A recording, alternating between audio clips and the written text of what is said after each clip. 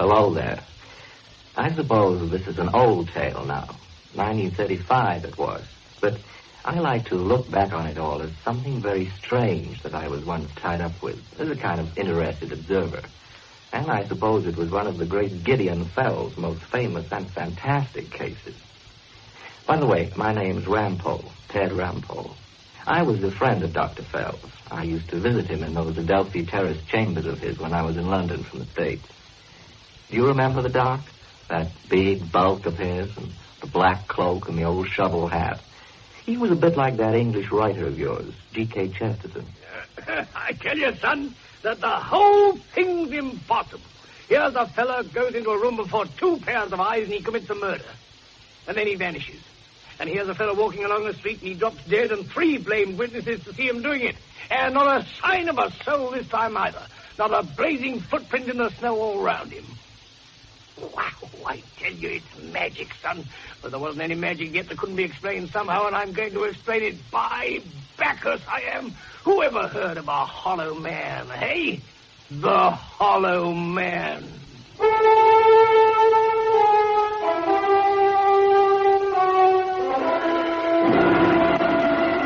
Yes, the Hollow Man. That was what we came to call that invisible murderer in that old winter of long ago. And the first of us to die from him was a queer kind of guy called Professor Grimo. Now, you'll have to forgive me if I make quite a spiel at the start here, because to begin with, this is sort of prologue to the story. 3 nights before the professor's actual death itself, and it needs a bit of explaining. He was a wealthy old bird, this Grimo, pretty big and strong for all his age. He lived in England for about 30 years, and his academic subject was low magic, old legends and such, vampires and werewolves, the works. About 5 or 6 nights a week, he and some of his cronies would meet in one of your old London pubs, the Warwick, just around the corner from Russell Square. The professor used to hold forth there on those macabre subjects of his, and his cronies were a pretty mixed bunch. Young Mangan, the newspaper man, who was a friend of my own, and Burnaby, the artist, and young Stuart Mills, the professor's secretary, with 1 or 2 other general bohemians of the day. So, there they were this particular winter's night when the stranger came in. He was someone none of them had ever seen before. Though Boyd Mangan told me there was something kind of familiar about him, too. It was Mangan himself who was holding forth at the time, egging the professor on a bit. But, Professor Grimo, what puzzles me, frankly, is your own attitude to the whole business of magic. So there, Mangan, in what way, pray? Well, I've dabbled a bit in ghost stories.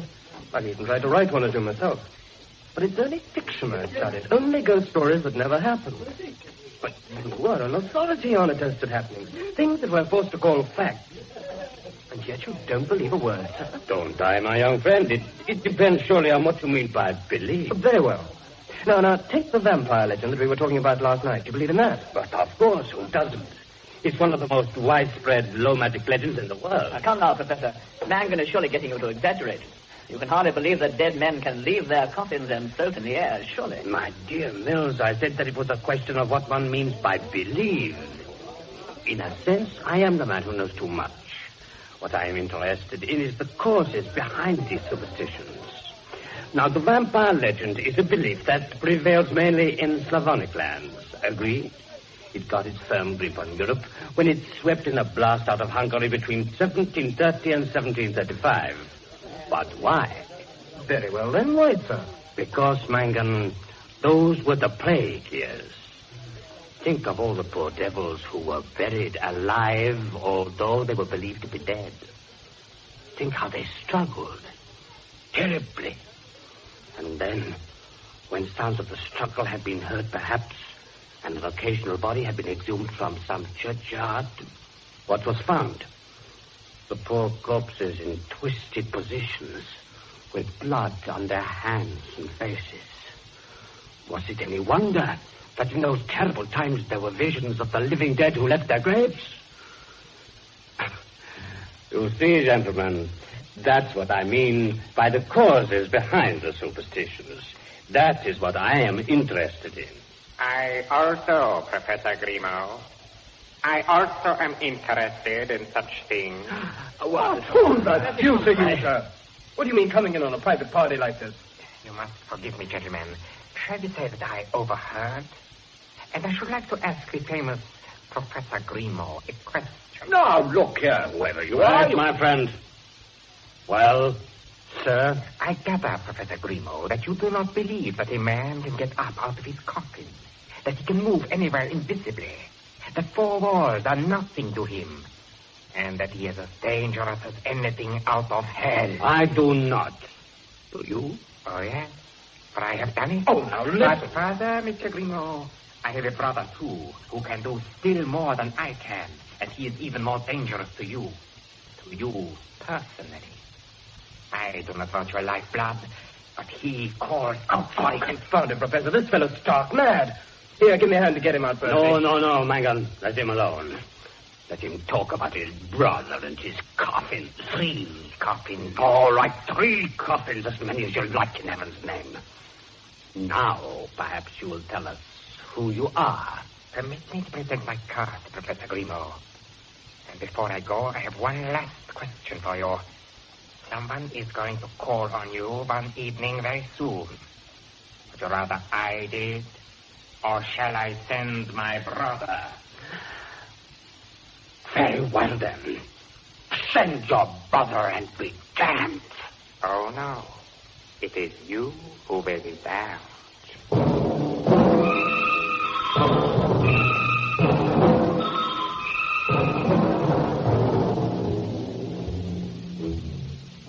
Well, the prologue. I got an account of that queer business in the pub from young Mangan, whom I happen to know, as I said. And it was the kind of thing I knew would interest Dr. Fell. So it seemed natural to tell him about it a few wintry evenings later when he and I were having a glass of his celebrated punch. His old friend, Superintendent Hadley of the CID, was with us, too. Good life, Rampole. The thing's ridiculous. The fellow was some crank, some loony. Now, was he, Headley, eh? And even if he was, it might still make him dangerous, maybe even more dangerous. Rats, Phil. It's Bloomsbury all over. A bunch of so-called bohemians talking witchcraft in an old pub, led by somebody with a scary old womanish mind. Wait now, that's the point. He isn't.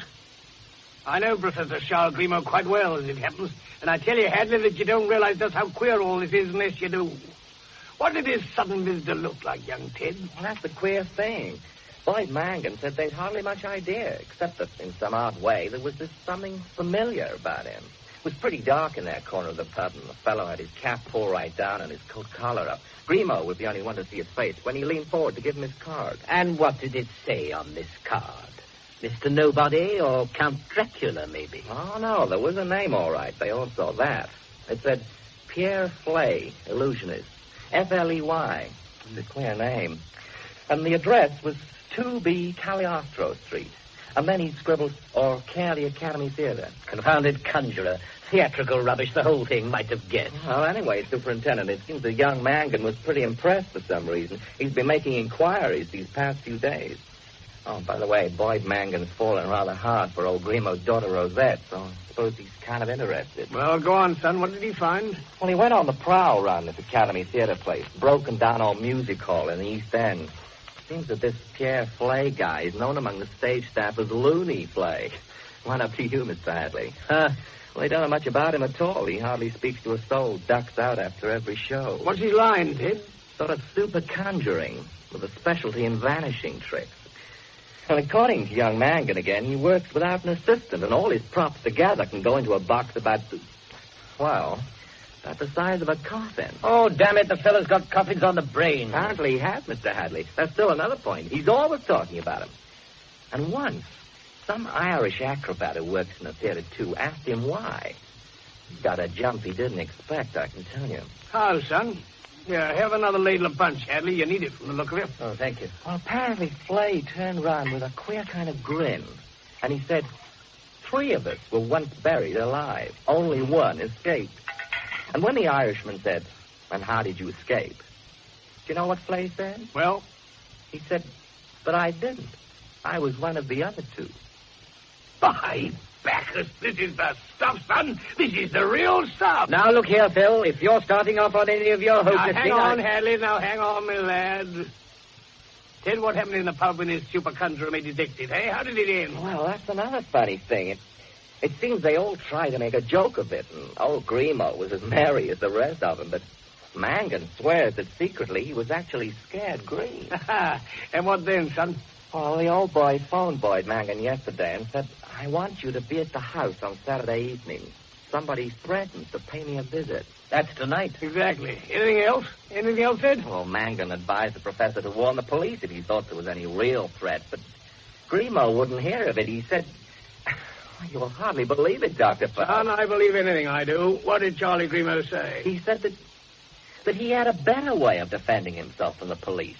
He was going to buy a painting. Oh, what? A painting to hang on the wall of his study.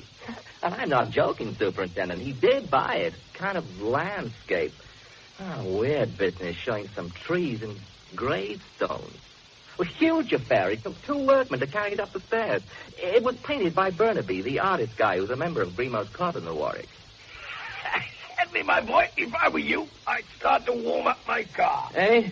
Yeah. Do you know Charlie Grimo's address, son? Russell Square somewhere, huh? Yeah, one of those big houses on the west side. Right. Come on, Hadley. But confound it, Phil. It's a devil of a night out there. It's been snowing steadily all evening. Yeah, it stopped a few minutes ago. But you're right. Maybe it is a devil of a night. A real devil.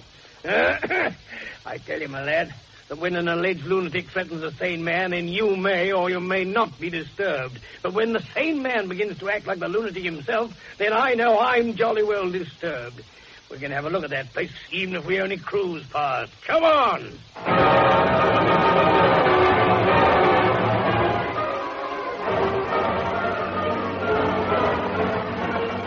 But the hollow man had been, and he'd gone again before we ever reached that old house in the square. And all we found of Professor Grimo was something all red that was trying to drag itself on its hands and knees across the black carpet of his study. And then choked and rolled over on its side and lay still. Look out! Peter, look out, damn you! That was when we first reached the house itself. We were just cruising past, as Fell had suggested, and suddenly a blind was torn aside at one of the ground floor windows, and the window flew open, and somebody leapt out right over the spiked area rails, slipped over the pavement in the snow, and as near as damn it was under the car wheels before Hadley braked and jumped out to cover him. What the deuce did you mean by that, you young idiot? You might have killed us all. Let go of me! Let me go, confound you! Wait a minute, Mr. Hadley. It's young Mangan. Ted Rampo. How did you get here? Quick, Ted, in heaven's name, get somebody. Come along yourself. He's still up there. Who is? What are you talking about, Mangan? We heard a shot. Upstairs, the professor's study. Just this minute. He'd locked us in, you see. Now, steady on, son, steady now. Who locked you in? He did, the visitor. And he's still up there. He must be. In heaven's name, come on. Right, John, we're with you. You better switch off your engine, Hadley. I have a feeling we're going to be here for some time.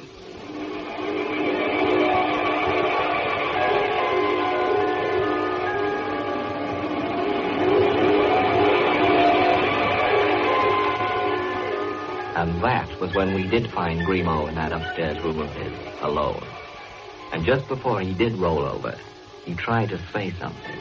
All 3 of us, Dr. Fell and Hadley and I, all of us heard him. And yet, later on, we all had different versions of what we heard.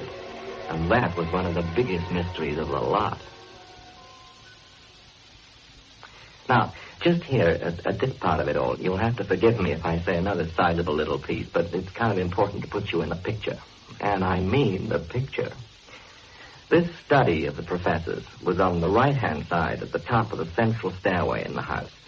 There was a kind of hallway facing the door of it, and at the opposite side of that, there was another room, a workroom for Grimo's secretary. When we got out to the study, there were 2 people facing the locked door of it. I'll come back to them in a minute. They're important. Now, I said the study door was locked, and so it was, on the inside. We didn't get in to find the dying man until I'd run downstairs again for a pair of pliers from Hadley's toolbox in the car, and he'd manipulated a key on the inner side through the keyhole in some kind of professional way of his own. Right then, that's the first general outline. We didn't get the full story until the superintendent had arranged for an ambulance to get the unconscious Grimo to a nearby nursing home and then phone for some of his men. After that, we really got down to it in that fatal little room itself. And, Lord, it was a mess. It was impossible, the whole thing from start to finish. The only one who seemed to enjoy himself was old Doc Fell. It was Gideon Fell's big day, I reckon. Or his big night, rather. Before we got through with it all and learned next day of the second murder. And that was even more impossible. But in the meantime, in the study... Right, gents, so here we are. And me hunch was right, Hadley. All right, all right. I only wish you'd had it 5 minutes earlier, that's all. I ain't denying it. Now, look here, young Ted, me son. You're a kind of outside observer. How would you describe this room that we're in? Oh, for heaven's sake, Phil, we can see for ourselves. Now, wait, me boy. In a case like this, every blame thing is important. What we think we see as well as what we do see. And even what we don't see, too. Right, son, let's have it. The room. Well, now, about 15 feet square, maybe. Uh-huh. Thick black carpet running right out to paneled hallway. Paneled walls with bookshelves. One door that we broke in by. One window over there, partly open, and with heavy brown drapes. Big desk, not much on it. Don't forget the decorations, too, son. They may be important as well. All right. Some kind of carved ornament on the desk. Sort of buffalo, I'd say. Yellow jays. With a little inlaid looking glass. The only glass in the room, by the way. Big sofa near the fireplace with blood on it. Though we found Grimo on the floor. That's the only place where there seems to have been any kind of struggle, by the way, in front of the fireplace. Right, son, you're doing fine. And the fireplace itself? Pretty massive. Heavy stone. With some kind of coat of arms above it. What? Don't know. Kind of eagle. And a silver moon. Does it matter? I tell you, everything does. More about the fireplace. Oh, somebody's been burning a deuce of a lot of papers in it. The fire smothered out. Fine. And now the famous painting that Grimo bought to defend himself. Wheel it out, Hadley, so we can have a better look. Confound it, Phil. What do you think you're driving Never at? you mind. Just pop it up, my lad. See how space has been cleared to hang it, Ted? Yeah. And then nobody's got round to doing it yet. Well, what do you make of it, son? Pretty big to begin with. About 7 feet by 4. A pretty solid frame. And the subject itself? Hardly very pleasant, I'd say. Kind of bleak and eerie. Kind of country that you'd hardly imagine that it even existed somehow. Ha! Confound you, Phil. What do you mean, ha? Ah, just what I say, my boy. Ha! And those 3 gravestones in the foreground. Ted, what do you say about them? Well, you kind of get the impression that they're, kind of toppling. And if you get in a certain light... Well, then, you could almost swear that the graves are, beginning to heave and crack across almost. Or at least one is. Good boy. I can put it back against the wall, Hadley. Oh, thank you, I'm sure. So much for what we can see, then. Now for what we can't see. And to begin with, where's the gun that Grimo was shot with? I was beginning to wonder when you'd get round to that. Ordinary routine police work is a bit beneath you, I suppose. Judging by the wound in Grimo's chest, what we're looking for, my son, is a high-caliber revolver with something like a .38 bullet. We'll know definitely when they dig it out round in the nursing home. Now, a gun like that's a fair size, so where is it, hey? Up the chimney? Aha, I've already had a look up that chimney. The flues are pretty widened, I'll admit that. But it's so shallow you can hardly get your flat hand in, let alone a fat revolver. Oh. By the way, that rules out the chimney as a way of escape for the murderer, too, if you were thinking about it. Secret panel, man. Oh, come off it, son. This is a real murder story we're in. Is it, Phil? Is it, though? All that talk, jabbering away while I was getting the ambulance. Folks saying that they'd seen a man actually walking in here, and old Grimo talking to him. So where the deuce is he, then? Where's any sign of him? All over the place. Ah, hocus. I'm beginning to think it was suicide after all. Now, you just come off it too, my boy. You know better well it wasn't suicide. There were no powder marks round the wound. Judging from the look of it again, I'd say the shot was fired from a good 10 feet. And another thing, what about Grimo's last words when we found him, eh? Well, maybe not agreed on all of them, but the one thing I'll swear to myself is that he did say not suicide. All right, have it your own way. I suppose I did hear that, too. Yeah, so did I. But the rest of what he said was pretty queer, I must say. Now, hold on, son. I'm just coming round to what Grimo said. No, I'm scuppered if you are, Phil. I've had enough of this. I'm going back to good old sane police routine, I am. My men will be here in a minute, and I can't see Sergeant Betts falling for any vanishing murderer buffoonery. Meantime, I've got the constable in from the beat, seeing that nobody leaves the house. I'm going to question everybody in the confounded place. And I'm going to begin with Grimo's secretary. He's been waiting outside there all this time. Wheel him in, my lad. Sit down, Ted. Make yourself at home, son. You'll like this. Okay. Will you come in, sir? Thank you. I've been waiting. I'm sorry to have kept you. You're Professor Grimaud's secretary, I believe. I am. And your name? Mills. George Mills. Now, Mr. Mills, how many people live in this house?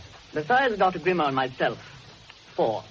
Rosette Grimaud, his daughter, Madame Ernestine Dumont, the professor's housekeeper, an elderly friend of Dr. Grimaud's called Draymond, and Annie, the general maid. Thank you. Now, about what happened here tonight. Where exactly were you yourself at the time of the accident? I was in my workroom across the hallway out there, sitting at my desk. For any special reason? Yes, the professor himself had asked me to do so. Indeed. May I ask why? He told me earlier this evening that he was expecting a visitor. At about 9:30, he said. He asked me to sit in my workroom with the door open so that I could watch this door in case... Well, in case? He was not specific. I gathered that he felt there might be trouble from this visitor and that he might need help, perhaps.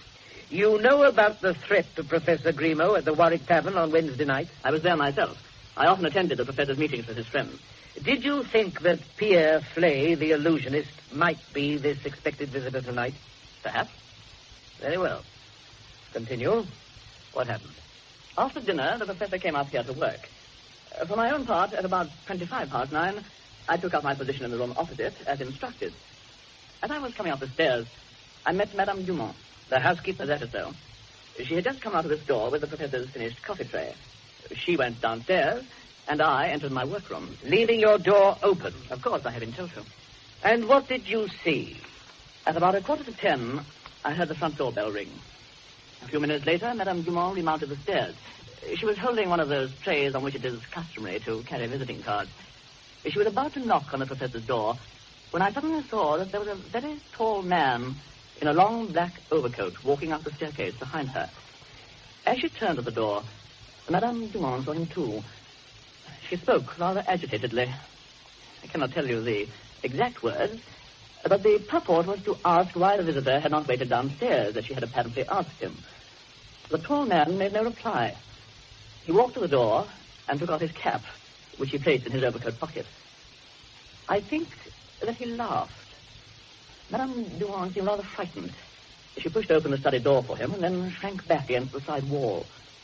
Professor Grimaud appeared on the threshold from within in some evident annoyance. I heard his exact words. They were, "What the devil is all this row about?" Then he stood stock still, looking up at the tall man facing him. And his exact words again were, "In heaven's name, who are you?" Thank you, Mr. Mills. You're an excellent witness. Now, did you get a really good look at this tall man? Now, think carefully. It's vitally important. I think so. A fairly good look. Just as he mounted the last step and crossed the hallway to the professor's door. Did you see his face? No. Why not? From the angle of your workroom, I should have thought it was inevitable.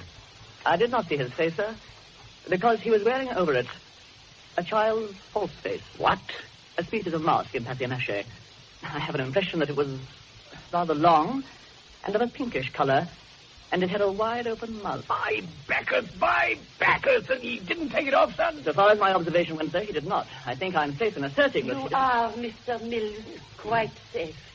It was a false face. And unfortunately, he did not remove it. What the deuce? Hang on now, Hadley, my boy.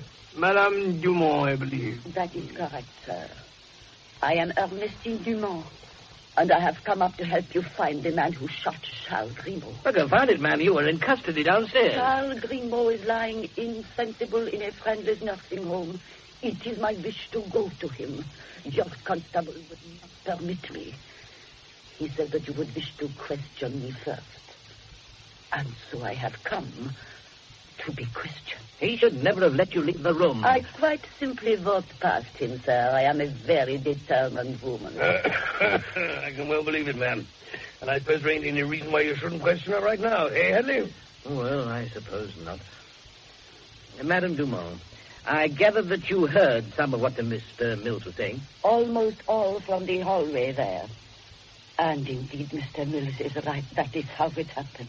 You let this fellow with a false face in downstairs? I did not know of his false face down there in the entrance hall. It is very dark. I saw only his outline after I had opened the door to him. What exactly did happen down there, ma'am? This man handed me a visiting card and said that Charles was expecting him. I asked him to wait in the hall while I came up to inquire. Did you look at the card? I did, sir. As I mounted, it was blank. Blank? On both sides. Good life, what next? And yet you still came on? Charles Grimaud was a man of some eccentricity, sir. This visitor had said he was expected. I thought that Charles would know what the card meant. And then you realized the fellow hadn't waited in the hall at all, eh? He'd come up the stairs after you. It is, as Mr. Mills has said. It was then that I saw the mask and was frightened. But you still opened the study door for him. Precisely. Because I was frightened. Because I knew that Charles Grimaud was a very brave and strong man and that he could deal with this intruder better than I. And after Professor Grimaud asked False-Face who he was, what then? You, Mills. I got the impression that the professor jumped forward, as if to intercept the man. But he was too quick. I mean, the man was. He pushed forward inside, and the door slammed behind him. And I heard the key turning in the lock. I also. And you mean to say that neither of you did anything? You just stood there? You did not know our employer, sir. Madame Dumont stayed listening at the door for a moment.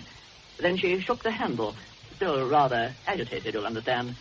And the professor called out from inside, "Go away, you fool. I can handle this."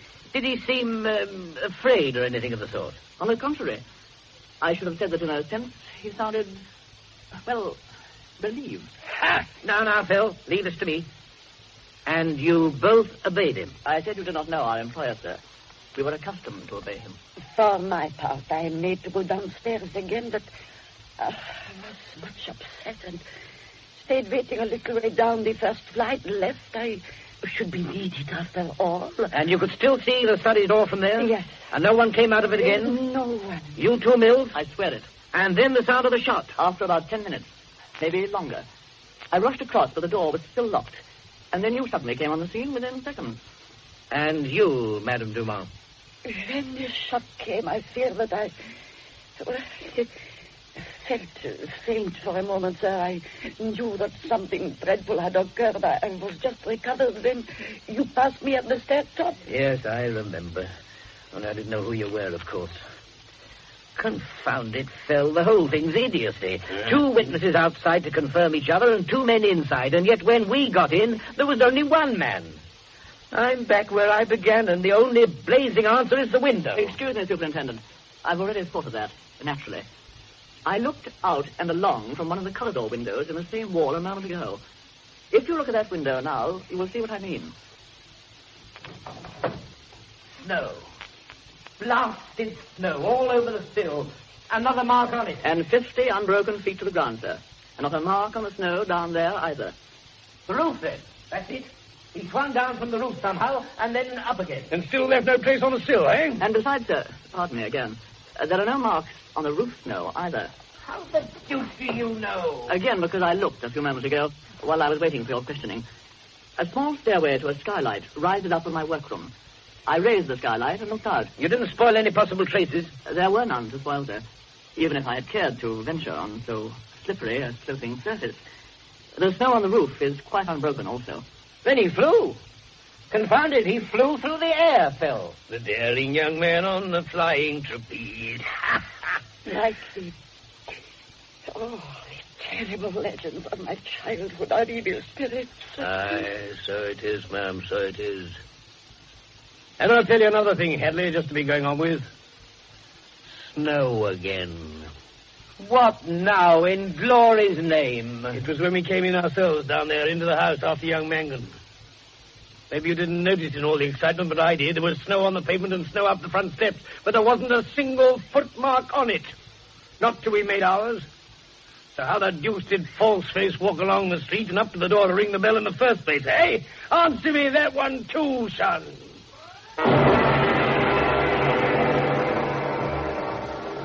Okay, so there you have it, the main outline. Of course, there were all kinds of other bits and pieces, too, by the time we questioned the others in the house. Young Boyd Mangan, for instance, and old Grimaud's pretty daughter, Rosette. They'd been in the downstairs room at the front, you'll remember. And it seems that Falseface simply locked him in as he passed through the hall. That was why Mangan jumped out of the window for help in that spectacular way when he heard the shot. Then there was the queer old fellow Draymond, a Scotsman who lived with Grimo. It seems the professor had taken him in out of charity or something. Nobody knew quite why, though there was a rumor that Draymond had saved the professor's life once.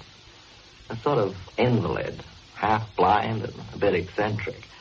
It seems he'd been asleep in his room through the whole thing, and he wasn't much help at all.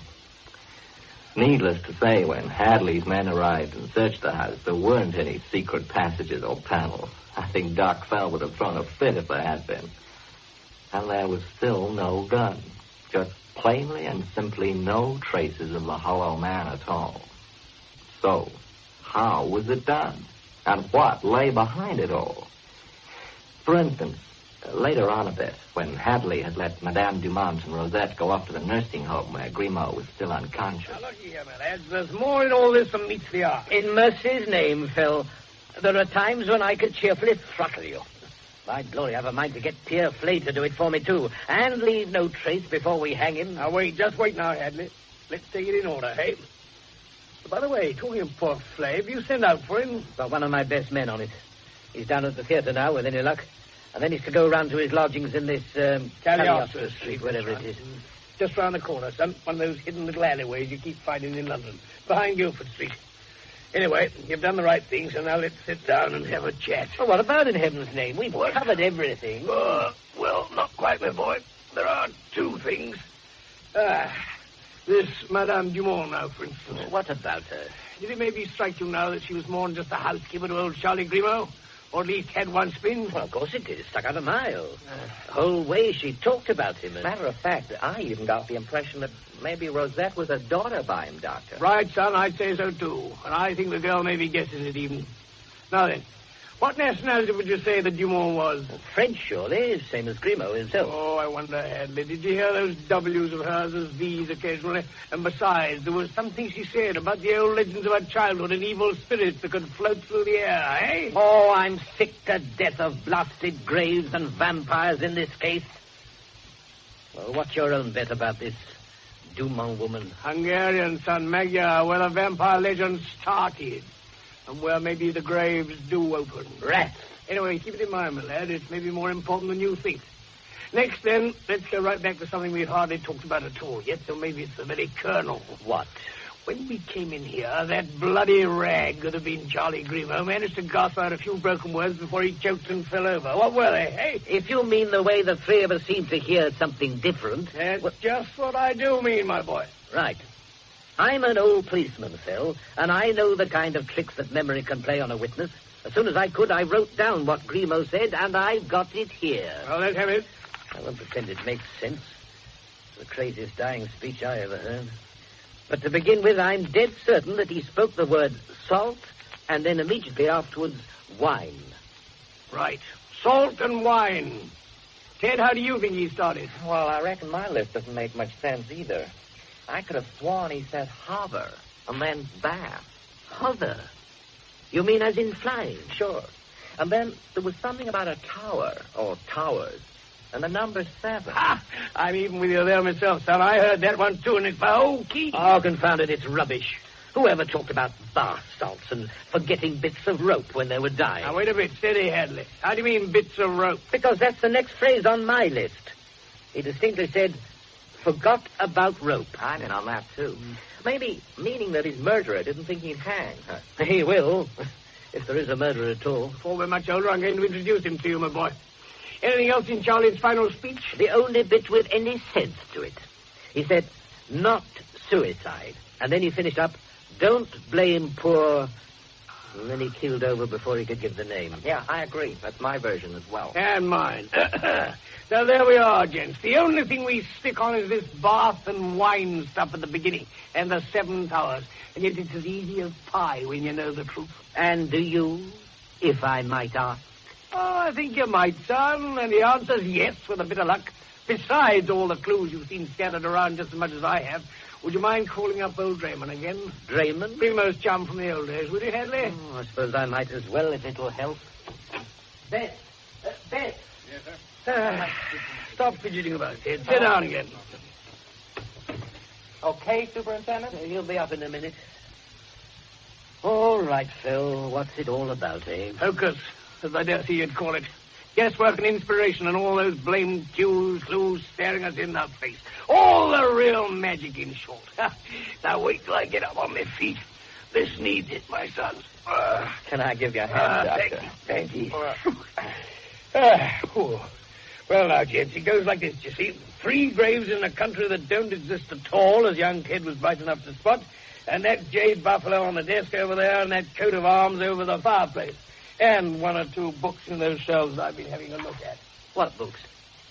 Look at this lot, for example. Listen here, see, Ted? Shakespeare, Minden, Munkai. Well, what does that mean when it's at home? Except that Shakespeare's obviously in it somewhere. It means the old master's complete works, untranslated into Hungarian. Oh. And on the flyleaf of Volume 1, there's a name, and that's Hungarian, too. Ernestine Dumont. No, my lad. Charlie Grimaud's his real name. Karoy or Charles Grimaud Horvat. Horvat? Wait a minute. You've got it, Hadley. Hover, bath, you see.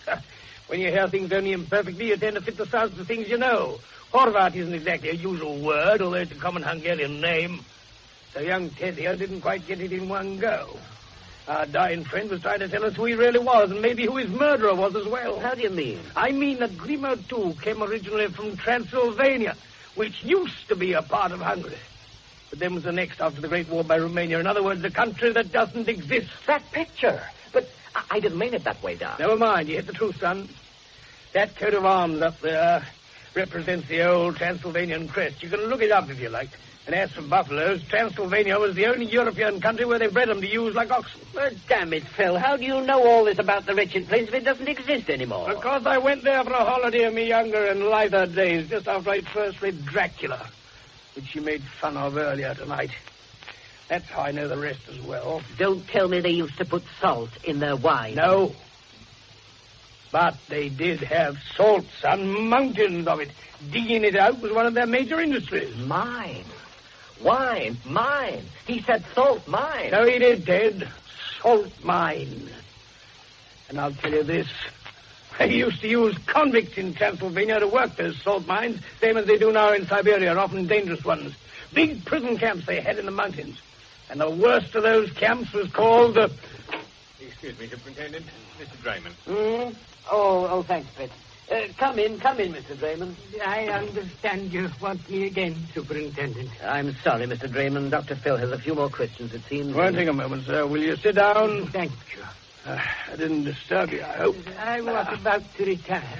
I was playing with my toys for a few last moments to take my mind from this dreadful thing that has befallen poor Grimaud. Your toys, Mr. Draymond? Oh, yes, Superintendent. I fear that I am looked on as something of an eccentric, perhaps, but, well, it gives me much pleasure to entertain the little ones. You mean children's toys, sir? Certainly, young man. I make them, you know, as a hobby. I'm very fond of children. I lost my own in a dreadful accident many years ago. And my dear wife.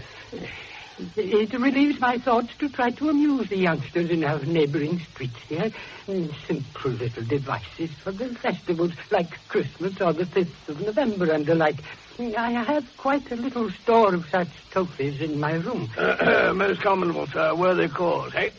If you'll forgive me, I'd like to talk about something else for a moment. If it is anything that will help my poor old friend, I am at your service, Doctor. Thank you. Now, you've known Professor Grimaud for a long time, eh? Oh, since I was a young man.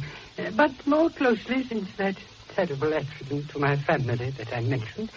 I fear it disturbed me a great deal mentally. I was unable to work. Grimaud took me in and most kindly looked after me for old time's sake. Because you saved his life once, eh? Perhaps, sir. Now, I want you to listen to a story, Mr. Draymond.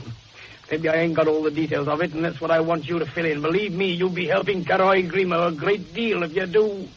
Karoy, Doctor? Just so, sir. Karoy Horvat, to be precise. And one of 3 brothers who were at one time in the early years of this century incarcerated in the notorious Transylvanian salt mine prison camp known as the 7 Towers. Mr. Hadley, I I don't know what your friend is talking about. Oh, yes, you do, sir. And you'll be wise to admit it for your friend's sake, because I submit that he was a convict in that damnable hell on earth, buried alive, you might say. And he somehow escaped, and it's my guess that you helped him. Hey, sir? Very well, Doctor. If you assure me that it will truly help Charles Grimaud, I shall speak at last. I don't know how you have found out all this. Never you mind, sir. Just you tell us the story. Ted, there's some brandy over. Sure. When you said buried alive, Dr. Fell, you spoke more truly than you knew. I fear that this is a very strange story. Quite fantastic and almost unbelievable, but it did happen. And perhaps it only could have happened in that old Hungary I used to know. Thank you, young man. There were 3 brothers, eh? Let me come to it in my own way, Doctor. Very well. In those days, very early in the century, gentlemen, I had to do much traveling on the continent, especially in Transylvania, as it was then called. Most of the roads were mere mountain tracks, and I had to go much on horseback. But I rather fancied the romantic figure that I must have cut as a cavalier in those picturesque territories. Not so picturesque near those damn salt mines, Mr. Draymond. No, perhaps not, sir. And indeed, I was very near the Salt Hills on this particular day. I was in a great hurry to reach the town of Trags, for there were rumors of the bubonic plague in the Seven Towers district. Suddenly, gentlemen, at dusk, I came on a small, gloomy clearing in a wood, and in it there were 3 new gravestones. The picture. That picture. Yes, young man, the very scene itself. Charles once described it to his friend Burnaby, the artist who painted it, although Burnaby never realized its personal significance, of course. What do you mean by personal significance? You can perhaps judge of my horror all those years ago, Mr. Hadley, when, as I approached those 3 lonely graves, I suddenly saw that on one of them the earth was upheaving and sliding, and there was a cracking noise, and something began to twist and wriggle. And out of the earth there came a groping human hand with writhing fingers. My God. In another moment, gentlemen, a whole human personage came into view, and I was even more horrified to see that the face was swollen and disfigured, and covered with a scaly, pinkish spot. Plague marks. No, Doctor. Although I at first thought so myself, of course. I told you that this adventure of mine was fantastic, but the truth behind it is even more so. That figure from the grave became my best friend. He threw himself on my mercy that day, and in my romantic youth I agreed to help him. And so I did. I got him out of the country and to Paris, where he changed his name from Caroy Horvat to Charles Grimaud. I managed that escape with the help of a devoted Hungarian girl he had once known, who came with us and looked after him in the long illness that ensued. Madame Dumont? I did not say so, young man. Superintendent, you will perhaps be good enough to respect these old confidences of mine? Well, what the devil had happened, Draymond? What's all this talk of plague spots that weren't? There were indeed 3 brothers named Horvat, Mr. Hadley. They were prisoners in the terrible camp of the Seven Towers. 2 of them died of the plague, and the 3rd, Charles, saw a wild, impossible chance of freedom. With the help of the prison doctor, who was a fellow convict and sympathetic, he marked his face with pigment and feigned to have died, too. He knew that in their terror from the infection, the warders would simply bundle the corpses into crude coffins and bury them hastily and shallowly. He was a very strong young man, and he had managed to conceal a pair of wire nail cutters in his clothes. All the same, he often said that the experience was hideous. When he heard the earth fall on his coffin lid. Oh, by glory, he had a nerve. At any rate, he achieved it, young man. He managed to force up the lid sufficiently to jam the nail cutters in the crack, and by sheer desperate force, he broke through at the very moment of my chance approach. In heaven's name, what crime was it that these fellows were in for? That was what finally decided me to help poor Caroy that day. A mere political offense, The brothers had been no more than hot-headed students involved in some harmless continental insurrection. Were they, by George, by Bacchus, Draymond, were they? What do you mean, Doctor?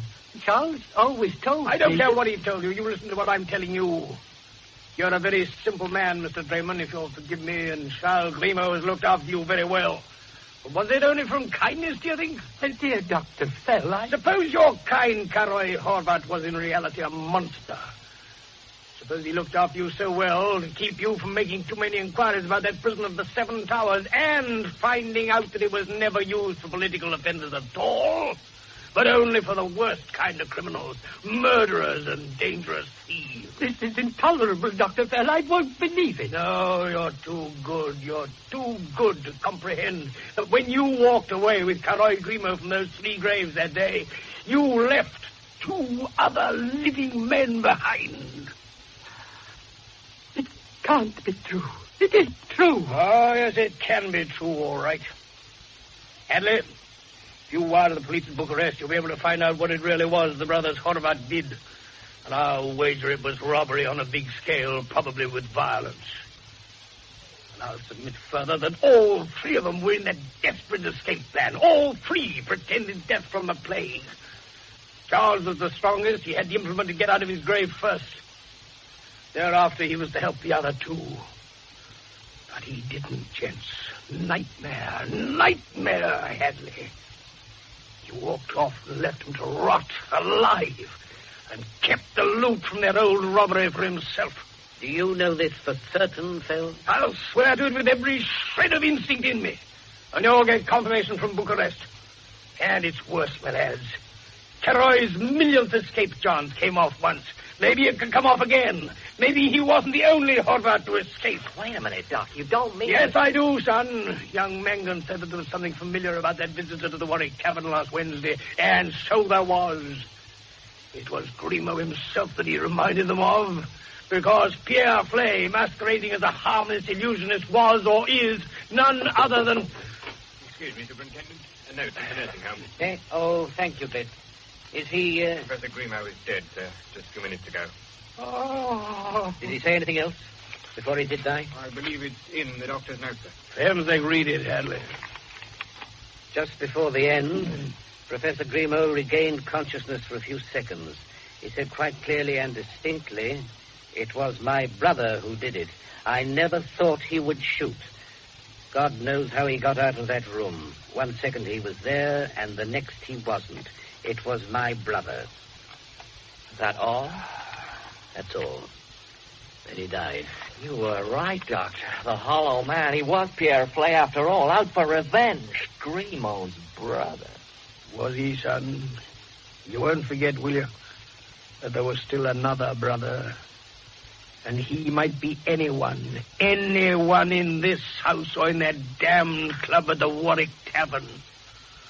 Oh, yes, gents. The Hollow Man might be anyone.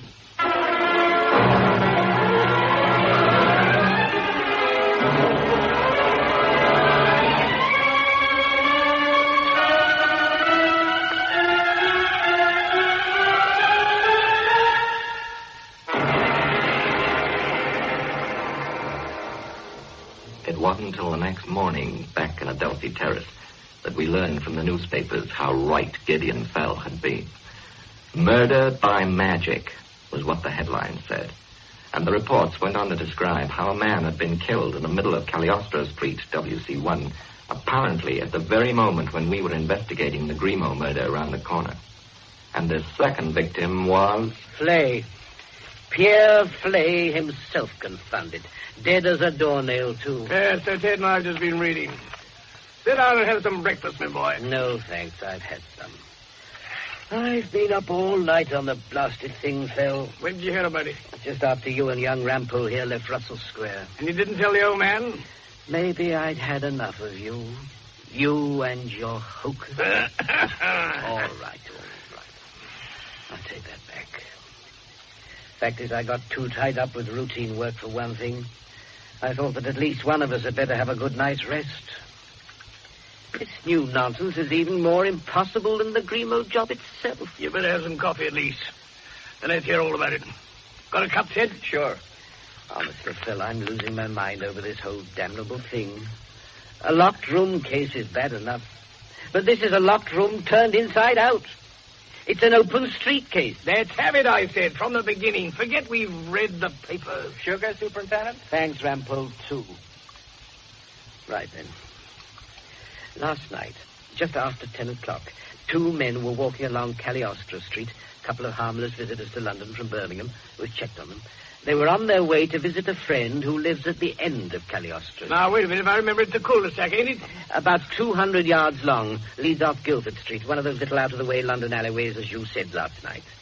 There's a high blank wall right across the far end, and 1 or 2 shops on either side, and the rest are ordinary flat-roof terrace houses. Right. So there are your 2 harmless Birmingham men walking along it.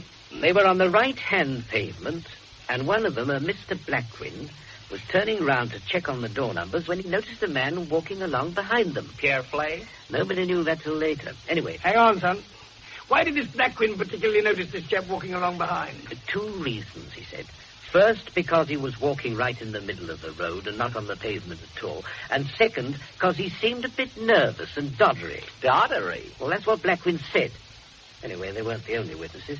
It so happened that one of our chaps, the constable on the beat, he was just crossing the entrance end of the street, and he noticed this figure walking in the middle of the road, too. How did everybody see so deuced well? Because, Phil, there was a lighted jeweller's shop window about a third of the way along, and Flay was just passing it. I wish you'd let me tell it my own way. Carry on, son. Well, the 2 Birmingham men went on, and suddenly, in that empty street, they heard a voice distinctly say... Another cup, Mr. Hadley? It's a... Oh, confound you, Rampole, no. Why the deuce don't you listen? Sorry. All right, son. You're doing your best, I know. So it said, Hadley, this mysterious voice? It said, the second bullet is for you. And it laughed. And there was the sound of a shot, and when Blackwind and his friend whirled round, the man behind them screamed and staggered and then fell. And the constable confirmed this? As soon as he heard the shot, he ran into Cagliostro Street himself, and he was in time to see Flay collapse. Dead? Not quite. Withers, that's the constable, got the 2 Birmingham chaps to carry him along to a doctor who's got a place right at the far end. And then he looked around for footprints. Snow, eh? Yes, that damnable snow. Been the curse right through the whole business. Maybe you're right, my boy, and you didn't find any footprints according to the newspaper. Not one. There were Flay's marks right along the middle of the road, all alone, and not another single trace. The only thing that Withers did find was the gun, about 10 feet behind where Flay had fallen. It was a heavy pattern .38 revolver with 2 empty cartridges in it, the same kind of gun that killed Grimo, with not a single fingerprint on it. It was the same gun itself, and never mind just the same kind. But wait a minute, Superintendent. It's easy, surely. It could have been thrown down from one of the flat roofs. Flay could have been shot from there. Could he, Rampole? Then just you listen. Because this time, when they examined Flay at the doctor's, there were powder marks round the wound. Whoever shot him stood right against him in that damned empty street. And you can rule out suicide again because the wound was in his back. And the doctor's report says that no mortal man could have reached round far enough. I tell you, Phil, that I almost am beginning to believe in magic. I've got visions of damnable faceless things that can fly. Now, steady, son. You just haven't had enough sleep. That's what's wrong with you. I gather Flay died without coming round. Within half an hour. He wasn't identified until about 2 o'clock. Well, how was that, Superintendent? You'll remember that I sent off one of my men to look for Flay last night, young Sergeant Summers.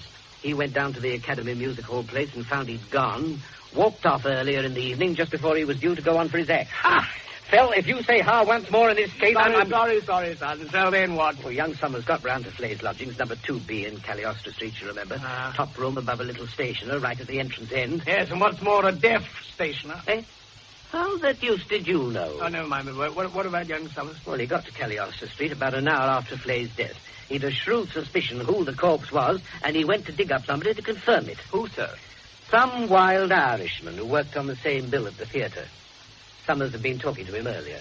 He's an acrobat, name of O'Rourke, except that for some blasted reason he calls himself the Great Pagliacci.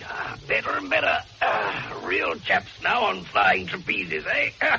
Right, my son.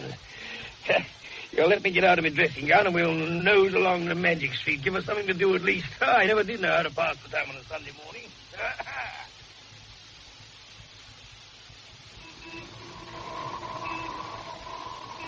Well, there it is, Phil. There's the layout. Cagliostro Street. Oh, deuced cold street, too, even if there is a thaw. There's still enough snow left to see Flay's tracks over there. Of course, the place is a bit messed up from our chaps and the Birmingham men when they picked up the body, but we've kept the rest as clear as we could. And this is the doctor's house just behind us, huh? Flay's still in there, in fact. Didn't want to move him till we got everything cleared up. If we ever do. Quite right, son, and we will. Let's go over to the jewelers. By the way, Hadley, did you wire to Bucharest about that old business of the Horvat brothers? Hours ago. Last night, in fact. Good. Should have word back today sometime. Looks as if you were right, Doc. Now that Flay's dead, too, it only could have been the third brother. All three must have escaped after all that day. I wonder who he is. Oh, look. Hey? Now, look here, Hadley. In heaven's name, Phil. I didn't mean that. Huh? I meant over there, just coming in from Guildford Street with young Summers. The Irish acrobat from the music hall. I told Summers to bring him along again for more questions. I see, and yet maybe... Wait a minute, sir. I just thought of something. Oh, what now, in heaven's name? This empty house just here. Did you notice it, Doc? Now, listen, young Rampo. It was just about the first thing that we did notice. Yeah, and we've been over it with one of those blasted fine tooth combs that people in books keep talking about. But, Mr. Hadley, I mean, suppose the hollow man got into it last night, and if he had a long pole, maybe, and suppose he had the gun rigged up at the end of it somehow, and a long string. Son, to begin with, let's get into this shop opening. I'm deuced chilly. Oh, and let me tell you something. I said last night, when you muttered something about a secret panel, this is a real murder story within. You never mind about long blazing poles and deadly poisons that nobody's ever heard about, and bodies inside grandfather clocks and such. You have Hadley right off his nuts, you. I'm sorry. It was just an idea. But I'll tell you one thing that might be real. About old Mr. Drayman last night and those toys of his. Yeah, 5th of November. Hey, all right, son. We'll keep it in mind. By the way, though, Hadley, talking of clocks, this old one in the jeweler's window, I suppose that's how everybody was so darn sure of the time last night. Well, as a matter of fact, it was. Withers made a note as soon as he got on the scene. I wondered about that. Just after 11 now, eh? So it was just over 12 hours ago when poor old Flay got it. And there were we round the corner in Russell Square, and by backers, if I'd only followed out that blazing hunch of mine a bit sooner. Morning, Superintendent. Morning, Summers. Morning. Brought O'Rourke, I see. Yeah, got your message round at Bloomsbury Street Station. Mr. O'Rourke's been making a general statement there. Good. I'm sorry to trouble you again, O'Rourke. One or two more questions. Not at all. And the top of the morning to you, Mr. Superintendent, as we're supposed to say in Ireland. This is my colleague, Dr. Fell, and a friend, Mr. Rampo. Pleased to meet you, gents. Sure. Haven't I heard of you before, Dr. Fell? If it's that deuced old nursery rhyme. You'll be meaning, I do not like the Dr. Fell. Different fellow altogether, you'll understand. I wonder. Well, now, O'Rourke, I want to go over some of our last night's ground again. What you told us when you'd identified Pierre Flay over there. Anything at all, Mr. Hadley. Say the word. Will you repeat to Dr. Fell exactly what happened at the Academy Theatre yesterday evening? Surely I will. The reason why I cannot tell, but this is just what did befell. Hola! Thank you, son. Most entertaining. Ted, you remind me to go and see Mr. O'Rourke's side-splitting act one day. No, don't get me wrong, Doc. No thanks. Besides, I'm no gag man. I never open my mouth on the boards. The old trapeze. And I'm the great Pagliacci, do you see? Of course, they don't want any Irishman with a shillelagh on the high wire. But by the time I've on me fine Italian whiskers, Doctor... The basis of all good illusion, Mr. O'Rourke. What the eye wants to see, it does see. Will you continue about poor old Looney Flay, as I'm told you call him? So he was, too. Played the same bill with him many a time and never could make him out. Kept pretty much to himself, eh? Hardly spoke to a soul, except when he had to. And even then, it was mostly about coffins and being buried alive and such. So we've heard. And last night? Well, Doc, there I was, you see, just off from my own act. And I thought I'd sneak down to the old theatre boiler room for a smoke. We're not allowed to backstage, you see. And there was old Looney Flay, right in front of the old furnace with a hatchet in his hand, knocking the big jabers out of his conjuring props and stuffing them in the fire. But what for? Well, that's what I asked him, because I knew he was on in another 5 minutes, you see. And as you see in that queer way of his, I am destroying me equipment, Signor Pagliacci. My work is finished. I shall no longer need it. Anything else? Well, naturally, I tried to stop him. I thought he'd gone right off his rocker at last, but he burnt the lot all right. And then off he goes. And he turns at the door, and he says, as pleasant as a streetcar man, he says, "Goodbye, senor. I am returning to my grave." And that was the last of him. You never saw him again? No, not until he was stretched out over the street there. That was poor Looney, all right. And he got what he wanted, gents. Yes, so it appears. Now tell me, Mr. O'Rourke, these props of his, as you call them, what do they consist of, eh? Oh, a few collapsible cabinets with false sides and so on, and a couple of so special ropes. Ropes? You know the kind of thing, Doc. Got a kind of suction cup at one end, so as when you throw them up in the air, they'll stick to the rope. Kind of Indian rope trick. Wait a minute. Doctor. Steady, son, hang on. Anything else, Mr. O'Rourke? No, I reckon that was about the lot. Oh, Looney was good, you know. I never did know how he managed half his vanishing tricks. Even if I did, I wouldn't want to tell much. You know, the trouble is, most folk are so damn disappointed when they know how a trick's done. It's a funny thing, but so they are. It's almost as if they really did expect magic. Maybe it's because the explanation is always so simple, do you see? They maybe feel they've been diddled somehow. Like the old disappearing horseman job, for instance. Well, thank you, O'Rourke. Maybe it's beside the point of it. Maybe it ain't. I told you last night that nothing was beside the point, Hadley. What disappearing horseman, son? Well, it's one of the most famous illusions of the lot. And you can work it in an open field. No trapdoors, no wires, nothing. Mm. You see, out rides the old illusionist, all in a grand blue uniform and on a big white horse. Mm.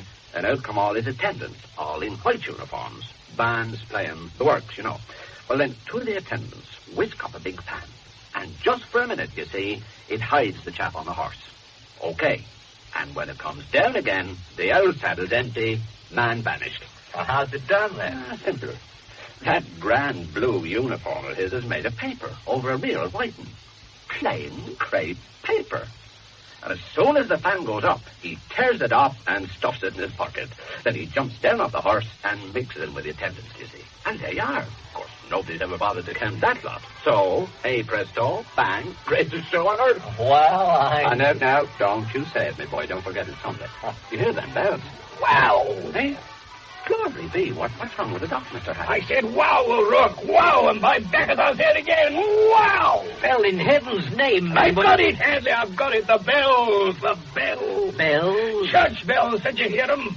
Light, Hadley, light at last in all me heathendom, and glorious messages in the belfry. You don't mean that? I mean the truth and nothing but the truth, and as soon as you get the answer to your cable from Hungary, I'll tell you it too, every mortal nightmare fragment of it. The Hollow Man, you know who he is? The Hollow Man never existed, son. That's what those bells are telling me. He never existed. This is idiocy, Phil. Are you trying to tell me that Grimo wasn't murdered after all? Grimo was murdered. And Flay? Yeah, Flay was murdered. Then who the devil did it? Someone who has spoken to us and even told us that he'd done it. Stuart Mills, that secretary. His evidence was false. His evidence was true and exact to the last dotted I, and I mean I, E-Y-E. Then it was Brayman, the old Scotsman. It must have been. What about me in Glory's name? Don't I get any limelight? Trapeze and all. Be quiet, O'Rourke. And yet... Oh, no, it's absurd. Phil, who is this damnable third brother? A man long dead and really in his grave. Don't you see, Hadley, even now? The evidence is before your eyes this very minute in Cagliostro Street. Look, man, and listen. Ring out, wild bells! Ring out!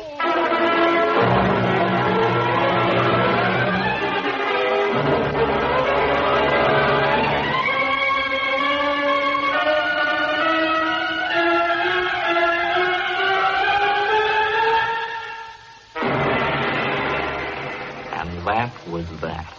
As far as Gideon Fell was concerned, that moment, long ago, when the bells rang out in Cagliostro Street, was the true end of the case of the Hollow Man. For the rest of the day, until Hadley's cablegram arrived from Bucharest, he shut up like a clam, and even a gloomy clam at that. And then, at last, the cablegram did come, and we went round to Russell Square to meet the superintendent again, and the murderer. Can I confess, toward the end here, that when it was all over and I knew what had really happened, there was just a trace of that disappointment that our queer friend O'Rourke had mentioned. I don't know what I expected that winter's evening when I tried to piece all the fragments together. Maybe real magic after all. Maybe you'll feel a little bit that you've been tricked, too. And yet you haven't been, believe me. You've got all the evidence fairly and squarely, as much as any of us have. It's just inevitable, I suppose, in every locked room case. And don't forget that here, in a way, there were two. Anyway, we reached the house and climbed up to Grimaud's fatal study. And there he even lay before us in his open coffin, brought round from the nursing home. The last silent witness to the truth himself.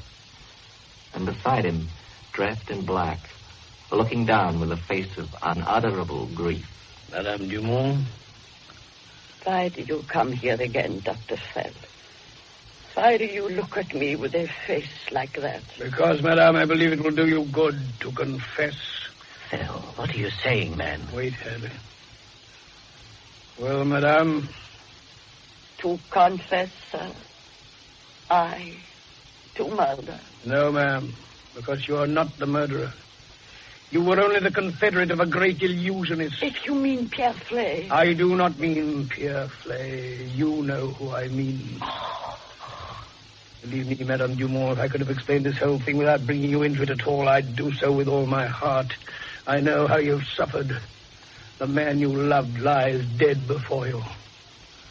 Our only problem, yours and mine, is to hush things up so the living may not be hurt. Among others, your innocent daughter by that man. What? Will you not help me to persuade Superintendent Hadley to do that? As I'm certain I can. Do you know the truth, then? Do you really know? Yes, I really know. Very well. Will you give me a moment in my room? Perhaps I cannot face you now. Before him. I must think. But then I will tell you. Madame. Please, Superintendent, be assured. I will not run away. Leave her, Helen. Your servant, madame. What the devil does this mean, Fell? What monkey business are you up to now? It's all right, old friend, believe me. She'll confirm everything I'm going to tell you later. Besides, it may be just as well. Maybe it's right as the final irony for us to be alone with the murderer. All three of us. Dr. Fell. Oh, yes, my son. He's here in this room. There, Hadley, in that coffin, Professor Charles Grimaud. Phil, you're joking. Are you trying to tell me that Grimaud killed Flay? Yes, son, I am. While he was lying at death's door in a nursing home, before witnesses, reputable doctors, that he got up and went into Cagliostro Street? Before that, my boy, and before Flay killed him. You're mad. Maybe I am sometimes. Sit down, Hadley. You too, Ted. We'll take it in order, eh? It appears well, Doc. You don't mean... Now, wait, son. Hadley, you got that cablegram from Bucharest? I told you on the phone what it said. Never mind. Read it out for Ted's sake. Oh, all right, if I must. It says, for robbery of Kuna Bank, November 1898, 3 brothers Horvat, sentenced to 20 years penal servitude in salt mines, prison of the 7 Towers. All 3, with aid of prison doctor, during plague scare of 1901, made daring attempt at escape by being certified as dead. 2 warders, passing graves an hour later, saw disturbance had taken place at grave of Karoy Horvat, coffin open and empty. Digging in 2 other graves, found Pierre Horvat, insensible but still alive. Nicholas Horvat had already suffocated to death. Pierre returned to prison, scandal hushed up. No chase of fugitive. Pierre Flay Horvat, released after full term. Never mentally responsible after terrible experience. Last heard of as theatrical performer, illusionist for which he had early talent. Proceeds of robbery never recovered, believed hidden. Signed, Suzar, Police Director, Bucharest.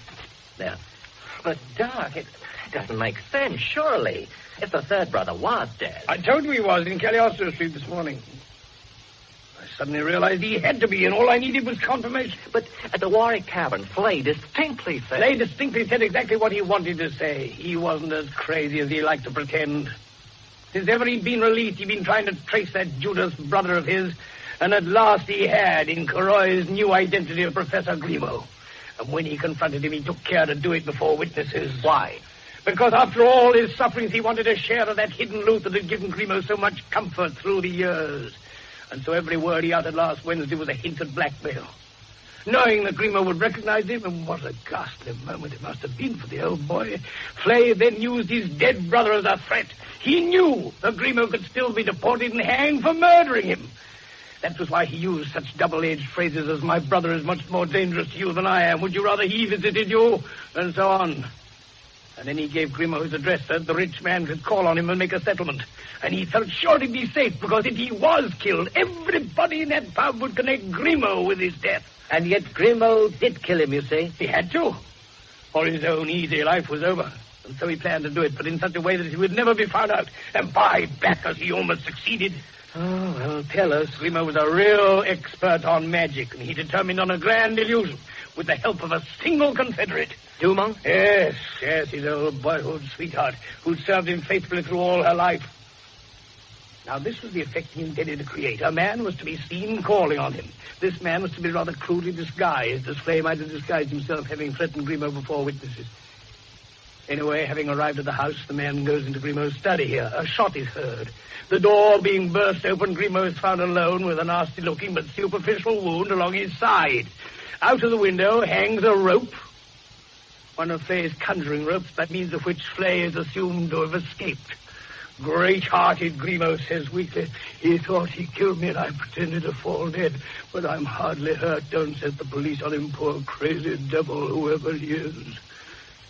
And then next morning, loony Flay is to be found dead in his lodgings, having shot himself through the heart. A remorseful suicide with the gun in his hand. Grimo recovers and lives happily ever afterward. Voila! But how did he propose to do all that? That means that famous picture over there, which he even said he'd bought to defend himself. However, I'll come back to that. The point is that everything went wrong with the golden plan. Obviously. Grimo had written to his brother Flay to say that on reflection he would meet his blackmail demands, and he'd call on him in his lodgings about 9:30 on Saturday night to make a settlement. Flea gleefully gives up his job at the theatre and burns his properties, telling O'Rourke, quite truthfully, that he was going back to his grave, although he only meant that he was never going to reveal his true identity. Then he hurries to his room in Cagliostro Street. Above the deaf stationers? Yes, I guess he must be deaf, by the way, or he'd have heard something of what happened.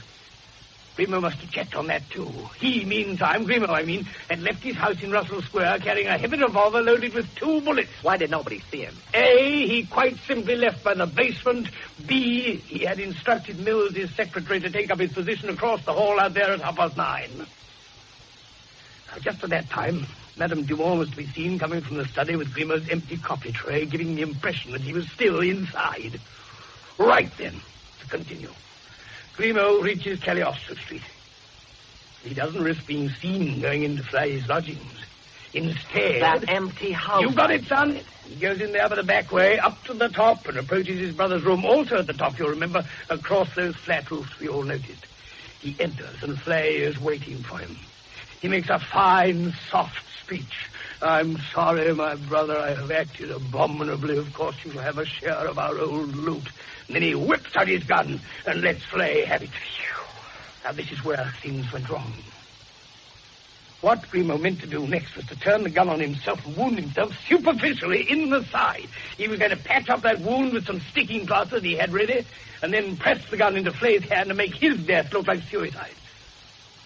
Then he was going to get back home, by way of the roof and the empty house again, to work his great illusion of Flay visiting him. In short, his perfect alibi. Which you haven't told us about yet. I said I was coming to it. We're still in Cagliostro Street. And what really happened there was, I think, that Flay was subconsciously on his guard. When Grimo raised the revolver, Flay turned to run. And instead of shooting him in the heart, Grimo shot him in the back, but still near enough to show powder burns. And then Grimo panicked. It's the only explanation. Maybe Flay had screamed out. Maybe Grimaud thought he heard sounds of pursuit. At any rate, he lost his nerve. He threw down the gun, hoping that he could still somehow establish an alibi back at home and that Flay's death would be attributed to somebody unknown. He turned and ran. And he even forgot to take one of the ropes Flay kept in his lodgings that was to have been part of his plan. He told us so in his dying speech. The only part of it we didn't explain before. I realized that this morning when O'Rourke mentioned ropes. Forgot about rope, Grimaud said. Well, go on. What next? Grimaud ran. And back in his room, Pierre Flay suddenly staggered to his feet. What? Oh, yes. Oh, yes. He was fatally wounded, but not immediately fatally. He picked up the gun for evidence and stumbled downstairs and into the street. He had only one thought, to get to the doctor's, which was at the far end of Cagliostro Street, you remember? And he walked nervously in the middle of the road because he was afraid that his murderer might still be near at hand and see him. And that is precisely what happened, my sons. His murderer did see him. How do you mean, in heaven's name? Remember Grimaud running across the roof to the empty house? By this time his panic was leaving him. Perhaps he had only imagined the sounds of pursuit to make sure he hesitated and opened the front door of the empty house to look out. And there, staggering towards him, was the man he had shot. It was what he meant in his last speech of all, you remember? God knows how he got out of that room. I.e. the room in Cagliostro Street, not this room at all. Why, darn. Flay saw Grimaud at the self-same moment. For the last time, those two doomed brothers confronted.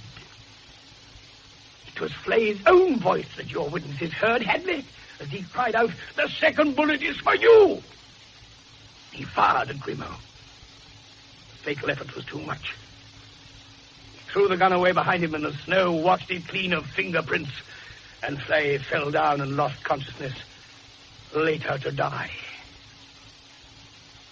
And that, my sons, is the answer to the murder by magic in Cagliostro Street. And if you expect any applause from me, you won't get it. Not till you tell us what happened back here. The Hollow Man. I'm coming to it right now, son. That bullet of Flay's got Grimaud in the chest. He staggered back into the empty house and so wasn't seen by your witnesses, incidentally. At first, he thought he was done for. Then he realized that the wound maybe wasn't so bad after all. In fact, by a miracle, everything was actually playing into his hands. He was back when he meant to start. He could even pull it off yet. His grand illusion. He must have had a nerve of iron. He did, son.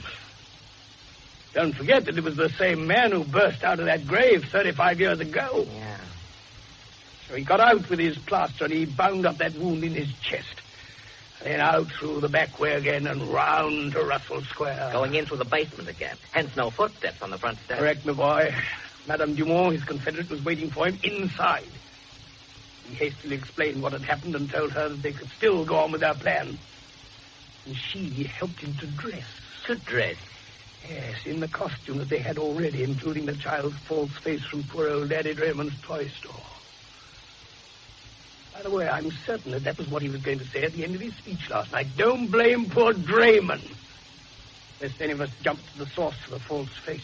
So he was the mysterious visitor himself. Yes, he'd arranged his witnesses in the hall, lest for any reason they should interfere.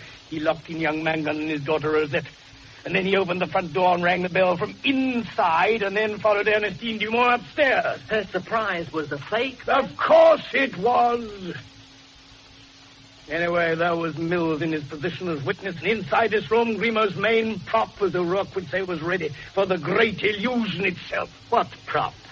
Last night, Hadley, when I asked you to show Ted and me that colossal picture there, you swung it round with ease. And yet earlier, we'd heard from young Ted himself that it took 2 men to cart it up the stairs out there. Well? Because it wasn't the subject of the picture that mattered. That was almost a coincidence. It was its sheer size. Because, hidden behind the canvas and smuggled in that way into this house, there was an object just as large as the picture, and yet thin enough not to be noticed behind it, and an enormously heavy object, a mirror. A mirror? Yes, A folding hinge at the back of it, so that it could be made to stand upright, just as Grimaud did make it stand before he left for Cagliostro Street to murder Flay. Go and open that door, son. Pull it just wide enough for a man to come in through. Like this? Just like that. And imagine the mirror propped diagonally across the opening, Hadley, facing out. And remember that the room is black carpeted, and so is the hallway outside the room, and both panelled in dark oak. Good life. Good life, Phil. Stuart Mills, that very precise young man, told you exactly what he saw from his room over there. Hadley, he told him what he was meant to see. He saw the Dumont push open the door for the man in the false face. He saw what he thought was the interior of the study, but in actual fact he was part of the reflected hallway outside. He saw the visitor take off his cap, to which, although he didn't know it, the false face was attached. And instantly, in his very word, Professor Grimaud appeared on the threshold looking out. And he heard the professor's voice as he spoke to himself. But, Phil... Wait, I've almost finished. Mills saw Grimaud leap forward as if to intercept his visitor. In reality, that was the reflection of the real Grimaud as he walked into the room. Then he locked the door behind him, and all was ready for the final master stroke. But the mirror, Doctor, and the hollow man's overcoat and the mask. Where were they when we broke in? And the sound of the shot? It was the mirror that killed him, son. As to his clothes, his visiting clothes, our friend O'Rourke told us the answer to that without realizing it. Wait a minute. All that burnt paper in the fireplace. Mask, cap, overcoat, and all paper. Right, son. And something else of paper, too, that was burnt. Something that he filched from Draymond's November the 5th toy store at the same time as the false face. A firecracker. Just so. An ordinary Guy Fawkes penny banger. The sound of the shot. By backers, he nearly did pull it off when you think of it. Maybe if he'd had time, he'd have flung the window wide open and marked the snow on the sill to make up for forgetting Flay's rope. But for all his cleverness, he'd forgotten something else, too. What, sir? His wound. He got the plaster off it and burned that as well. And that was his last mistake. It was worse than he thought, that wound. Madame Dumont realized that. That was why she was so agitated and shook the handle of the door. But in his arrogance, he cried out, "You remember, go away, you fool, I can handle this." And so he signed his own death warrant. You said the mirror had killed him. You'll find it up in the chimney there, Hadley, inside that very wide flue I drew attention to last night. Propped up on the inner shelf where the chimney turns. But that mirror was enormously heavy. And he ripped his own lung, already torn by the bullets like rotted rubber, in the very effort of pushing it up there. It was the fatal hemorrhage. He staggered back to spill his blood on the couch there. And then to try to make for the door. So we found him. And to do him justice, he tried at the last of all to tell us the truth. Even to saying, not suicide, but meaning not his own death, but that he had killed Flay and that his death wasn't suicide. And the church bells fell? I knew before the bells how the illusion itself had been worked. But like you, like everybody, I still thought that Flay had been shot after Grimaud. And I couldn't see how. When we reached Cagliostro Street this morning, the old clock in that jeweler's window pointed just after 11, the clock that your policeman used last night to check the time of Flay's death. We stood talking to O'Rourke for quite some while. And then the church bells rang. And church bells always begin to ring well before 11. Sooner or later, somebody would have noticed it, of course, at Flay's inquest, probably. It was enough to throw us out of reckoning in all the general excitement. That old clock was very fast, Hadley. Flay fell in Cagliostro Street long before 10 o'clock last night, not after it, as Withers naturally thought. Well, so it ends, then. So it ends, Doctor. Aye, so it ends, son. And there's a lot in it that I don't like to think about. I don't even like to think about Grimaud in those last few moments when he must have realized that he'd failed after all. After all the hates and the dodgings and the clever plans. And the blood was welling in his throat. The world was going black. And there he lies now. In his second coffin. And at rest, eh? Yes, Dr. Fay. That's right. Madame. You heard them? Almost all from the hallway there. When I came back from my room. More clearly when the door was opened. You are a very clever man, Dr. Fay. Do you confess then, ma'am, that I am right? In the best way I can. By joining him. It is all I ever wish. What is the knife, madame? Too late, Mr. Hadley. Charles.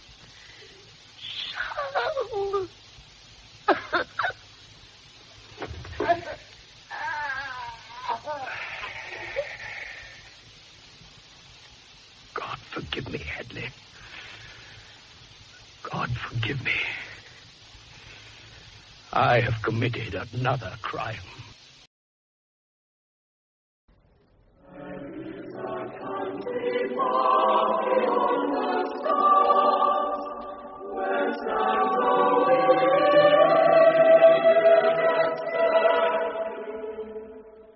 A Question of Proof by Nicholas Blake, dramatized for radio by Michael Bakewell.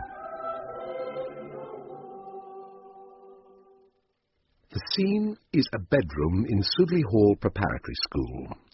Not one of the airy, green-washed, ostentatiously hygienic dormitories so reassuring to the science-ridden mind of modern parenthood, but one of those bedrooms resembling in its extreme draftiness nothing so much as a section of corridor in an express train which tradition assigns to dons, schoolmasters, and the lower ranks of domestic servant.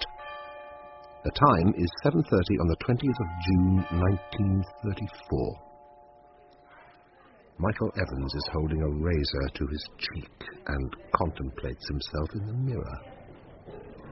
Really? Might have done a good deal worse. You're not Valentino, it's true. On the other hand, you're not a human mouse like poor Sims, or a battered Adonis like Gadsby. Be the plus face, on the whole. Still, Hero seems to like it. That's the main thing. What on earth is going to become of us? After all, what could be more ludicrous than to be in love with the headmaster's wife? What's the matter, Percy? Is there something wrong? The Farley Munsons aren't coming. I was counting on them for a subscription towards the new Fives Court. And I can't feel any guilt at all. Nor can Hero.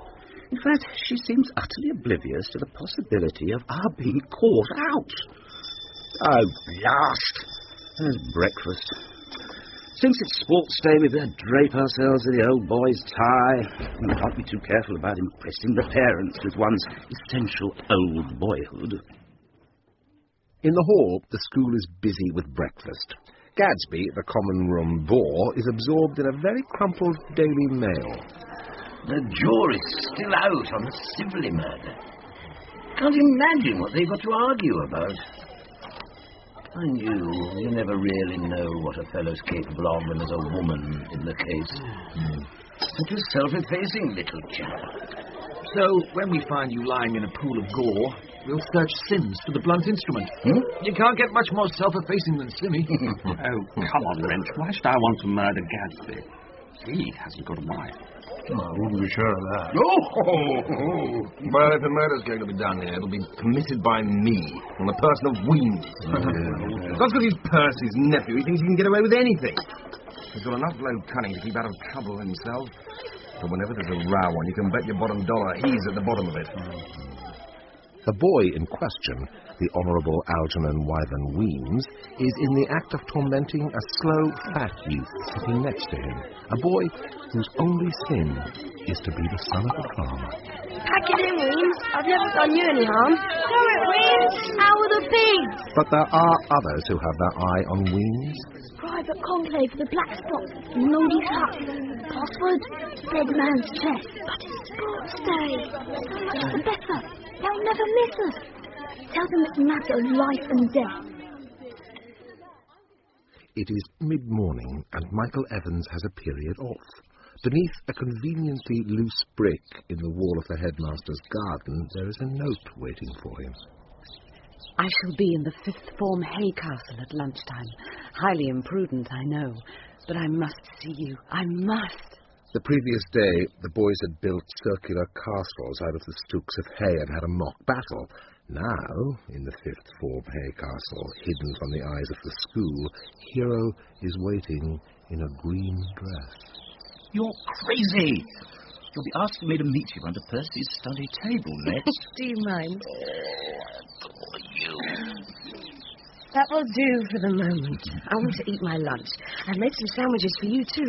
I honeyed you a fair. No one but you would try to get away with a remark like that. What explanation have you given to the authorities for this little picnic? I just told Percy I was going to have my lunch in the sun.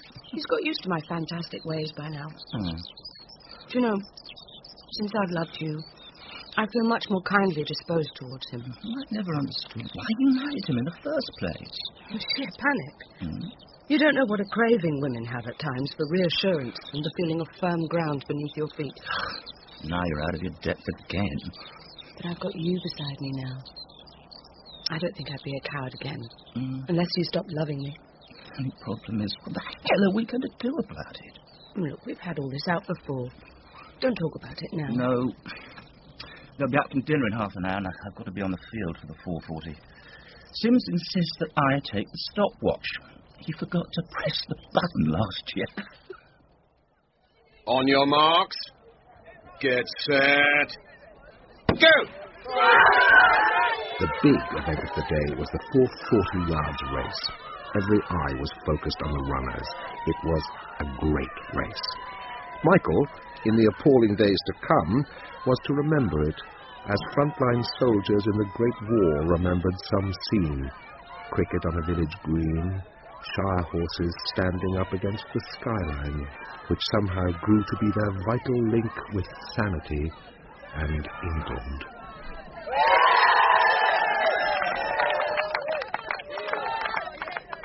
What a race! Did he beat the record? Yes!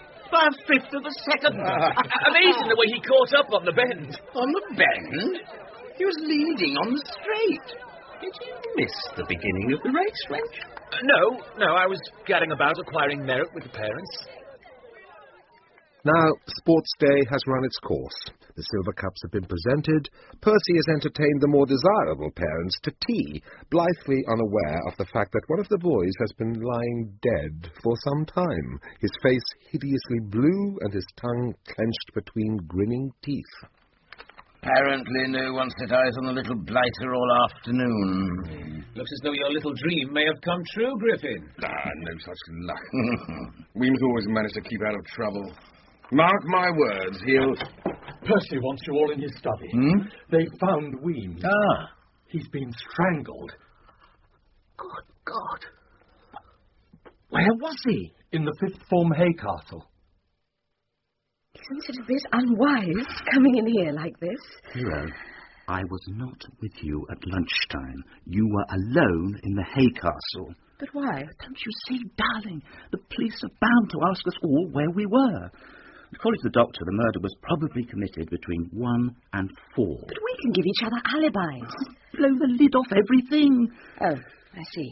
You're being chivalrous. Percy's coming. Promise. Very well. I'll look out something for you. Evans. The superintendent, his name is Armstrong, intends to interview all the staff individually. Will you hold yourself in readiness? Yes, of course. Good night, Mrs. Vale. Good night. What did he want? Some properties for a play he's doing with his form. This is a most unsuitable time to be thinking about play acting. Oh, it has all come as a terrible blow to me, Hero. I've given my whole life to the school, and now this happens. And to a boy to whom I stood in loco parentis, his only close relative. Nobody can say it was your fault. That is hardly the point. You know perfectly well that any suspicion of scandal is enough to ruin a place like this, and where shall we be then? Well, I suppose we shan't starve. We shall be coming into some money now, I take it. My dear, that was a most uncalled-for remark. I should have expected a little more sympathy from my wife on such an occasion as this. I'm sorry. I expect I'm a bit overwrought myself. Yes, it is a difficult time for us all. Especially since we're under suspicion. Huh?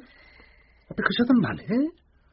Oh, but surely... Well, the police will certainly be looking for a motive, and they can hardly ignore the fact that you are Weems's heir. Now, sir, if you could give me an account of your movements between 1 and 4. I was in school till 1:45, and taking luncheon in hall till 1:30. All your staff at lunch, sir? Yes. No. Evans asked to be excused attendance. Did he give any reason? I do not consider it necessary for my staff. Exactly so, sir. Yes. And then? I went up to my dressing room to change. Then it was time to go and meet the parents. And when did they begin to arrive? About 2:15. You were in your dressing room from 1:45 till 2:15 changing. Yes. Well, I dare say I lay down and rested for a part of the time. And is there anyone who can confirm this? His servants, perhaps, or your wife? This is outrageous. I did not commit this murder, and I was in my room from 1:45 till 2:15. If you do not take my word for the one, you are hardly likely to take it for the other. No, sir. We can't afford to take people's words in murder cases. If I can't get the information from one person, I can get it from another. My wife came up to her bedroom a little before 2. It adjoins my dressing room. We spoke a few words through the door. Thank you, sir. And now I'd like to have a few words with Mrs. Vale. Oh, no, I wasn't in the hall for lunch. I took some sandwiches out into the hayfield. It seemed a pity to waste such a sunny day. I take it you didn't see anything of your nephew, Wyvern Weems, or anyone else while you were in the field? No, I couldn't. You see, I was in one of the hay castles. I'm afraid it was the one where they found him. Oh, how very distressing for you. Though lucky for us, in a way. What do you mean by that? It narrows down the time during which the murder could have been committed. And where did you go after your lunch? I went back to change. It must have been about 1:45. And did Mr. Vale go up with you? Oh, no. He was already in his dressing room. And now it is the turn of the staff. Tiverton is doing his best to maintain a rather world-weary manner. Well, really, I'm not my brother's keeper. Griffin had a cigarette in here with me before we went out to check the sports arrangements. I've no idea what Wrench got up to. He wasn't on the field when the first race was run. Gadsby is hearty and rather too confident. Matter of fact, I slipped into the village for a quick one. Have to get primed for these social riots. Quite so. And how quick was the one? Oh, very good. Well, to tell you the truth, it was quick, all right, but rather more than one. Yeah. They keep jolly good beer at the Cock and Feathers. And Mr. Sims is rather hesitant. An uncertain smile looks out coyly through his reedy moustache. Oh, dear, I have a hopeless memory for this sort of thing. I came into the common room for a bit. Tiverton was here, I think. And then I changed and went out for a smoke. Whereabouts did you go? Along by the hayfield. Griffin must have seen me. He was out on Bigfield. Wrench sits gripping the arms of his chair. There is a nervous tick in his right eyelid. Well, after lunch, I went up to my room. I lay on my bed for a bit. I was feeling rather seedy. I read for a while, changed, and then went down. I understand you missed the first race, sir. No, of course I didn't. I was there on the field talking to one of the parents. And which parent would that be, sir? To tell you the truth, I don't know. A tall, blue-eyed chap in a brown suit. He asked me how Tom was getting on. Hadn't an earthly who he was, but I told him Tom was doing fine. Griffin is ready to lose his temper on the least provocation. I believe you made a rather threatening remark about the deceased at breakfast, sir. Good God. If you're going to drag out that kind of rubbish, you'd better arrest every schoolmaster in England on suspicion of murder. You must realise we have to go into every detail, however trivial. Did you notice anything unusual when you got out onto the field after lunch? Well, our groundsman must be descended from a long line of village idiots. He put out an extra set of hurdles. And when I took him up on it, he actually had the gall to deny all knowledge of it. Last to be questioned is Michael Evans. He has had no chance to find out what Hero has said.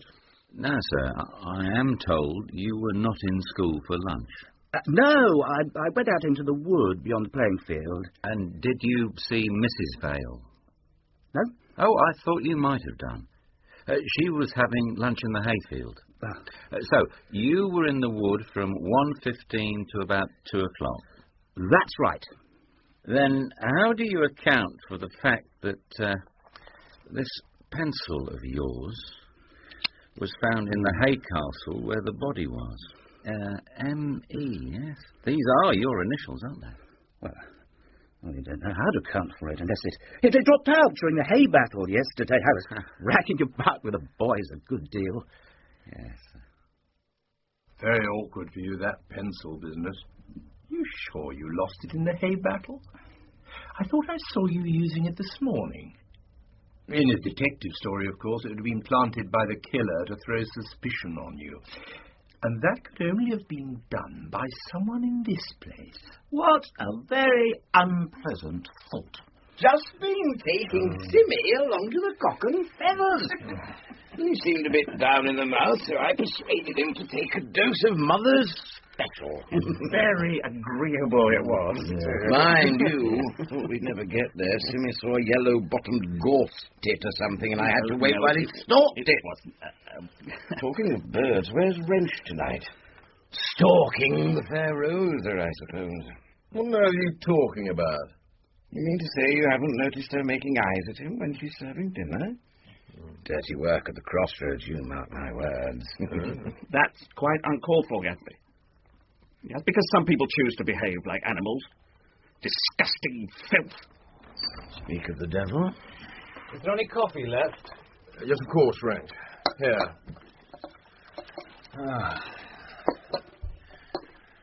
The boys are a bit worked up tonight. Small wonder. I've been putting them to bed. There you are, Gatsby. What do you mean, Sims? There you are. Well, Gadsby thought you were putting Rosa to bed. Steady on, old man. You filthy bastard! Oh! You dirty little... Oh! Leave him be, Gadsby. You've done enough damage for one night. Your presence is no longer required. Simmy, you've better help me get Wrench to his bedroom. Yeah, of course. Up you come. Come along. Now, what on earth made me say that about Rosa? Yes, we all seem a bit bedlamite tonight. Time to turn in, I think. Once again, the bell rings out to tell the school that another day is beginning. The shadow of death still hangs over Sudeley Hall, lying heavy as original darkness, darkness that emanates from one of the rooms of the school. But which? I had a visit from young Evans first thing this morning. Oh, yes? He suggested that he should invite a friend of his to investigate the mystery of poor Algernon's murder. A friend of his? He is what I believe is called a private inquiry agent. He also happens to be the nephew of the assistant commissioner at Scotland Yard. And what did you say? I asked him to telephone his friend without delay. I'm by no means happy with the course the inquiry is taking. Has the superintendent been bothering you about the will? He has not even touched on it. But I strongly resent members of my staff being held in suspicion. Whatever do you mean? He says he found Mr. Evans's pencil in the hay castle where Algernon was murdered. He dropped it there, of course, during the hay rag. But the police seem to be attaching considerable importance to it. I see. This friend, Nigel Strangeways, will be arriving by the 12:40. Evans has the last period off and intends to meet him at the station. I thought perhaps you might care to drive him there and bring Mr. Strangeways back. Yes, that's an excellent idea. It will be good to have somebody on our side. I don't much care for Superintendent Armstrong. Oh, Mr. Evans. I wonder if I could have a quiet word with you. The morning room is empty, I think. Of course. I have to ask you one or two questions which you may find rather distasteful. Well, you better go ahead. When you were in the woods, did you happen to look over in the direction of the hayfield? Once or twice. And did you notice Mrs. Vale there? No, she was in one of the hay castles, I believe.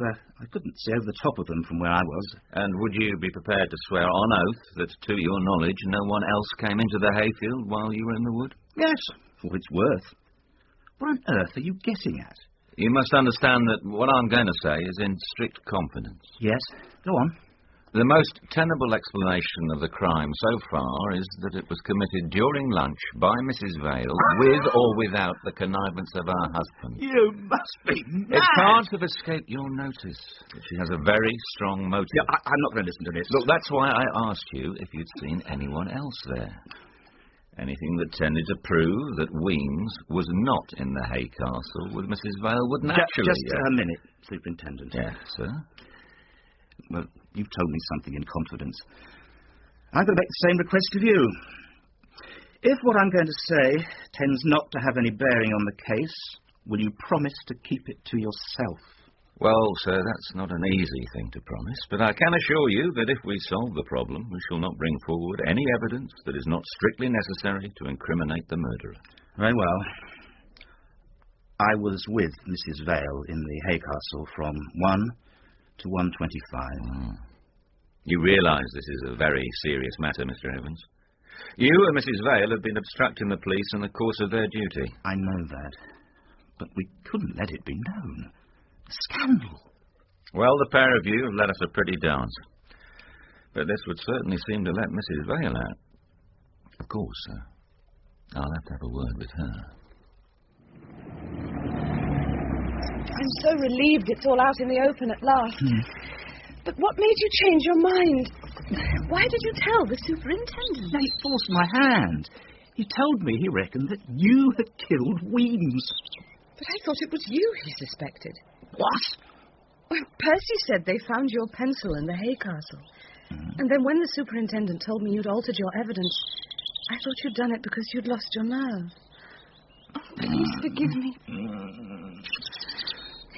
I feel as if I'd just been reprieved and let out of prison. But now I think we'd better tell Percy. Yes, you're right. Let's wait a few days, though, till he's got over the shock. Is he taking it badly? Rather what you'd expect. The school will be ruined and so on. But we'd better be on our way to the station. We mustn't keep your friend waiting. What's he like, Miss Nigel Strangeways? Oh, he's a very good stick indeed. We were up at Oxford together, but he couldn't stand the place, so he answered all his mods papers in limericks. Stones didn't have much taste for modern verse, and he was sent down. He travelled about a bit, settled down to investigate crime.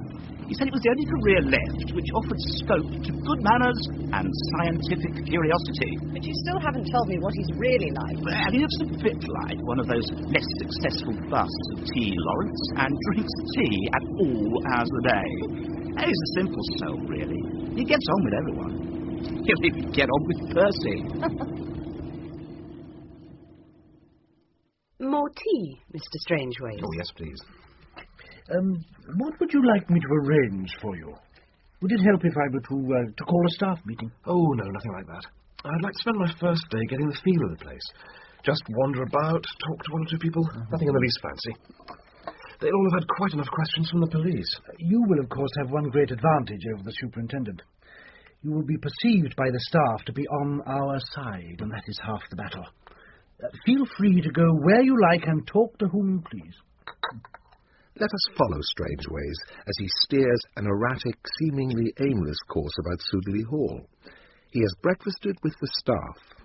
Work has begun. No, Anstruther. Habeor is not the passive subjunctive, it is the passive indicative. Habear is what I require.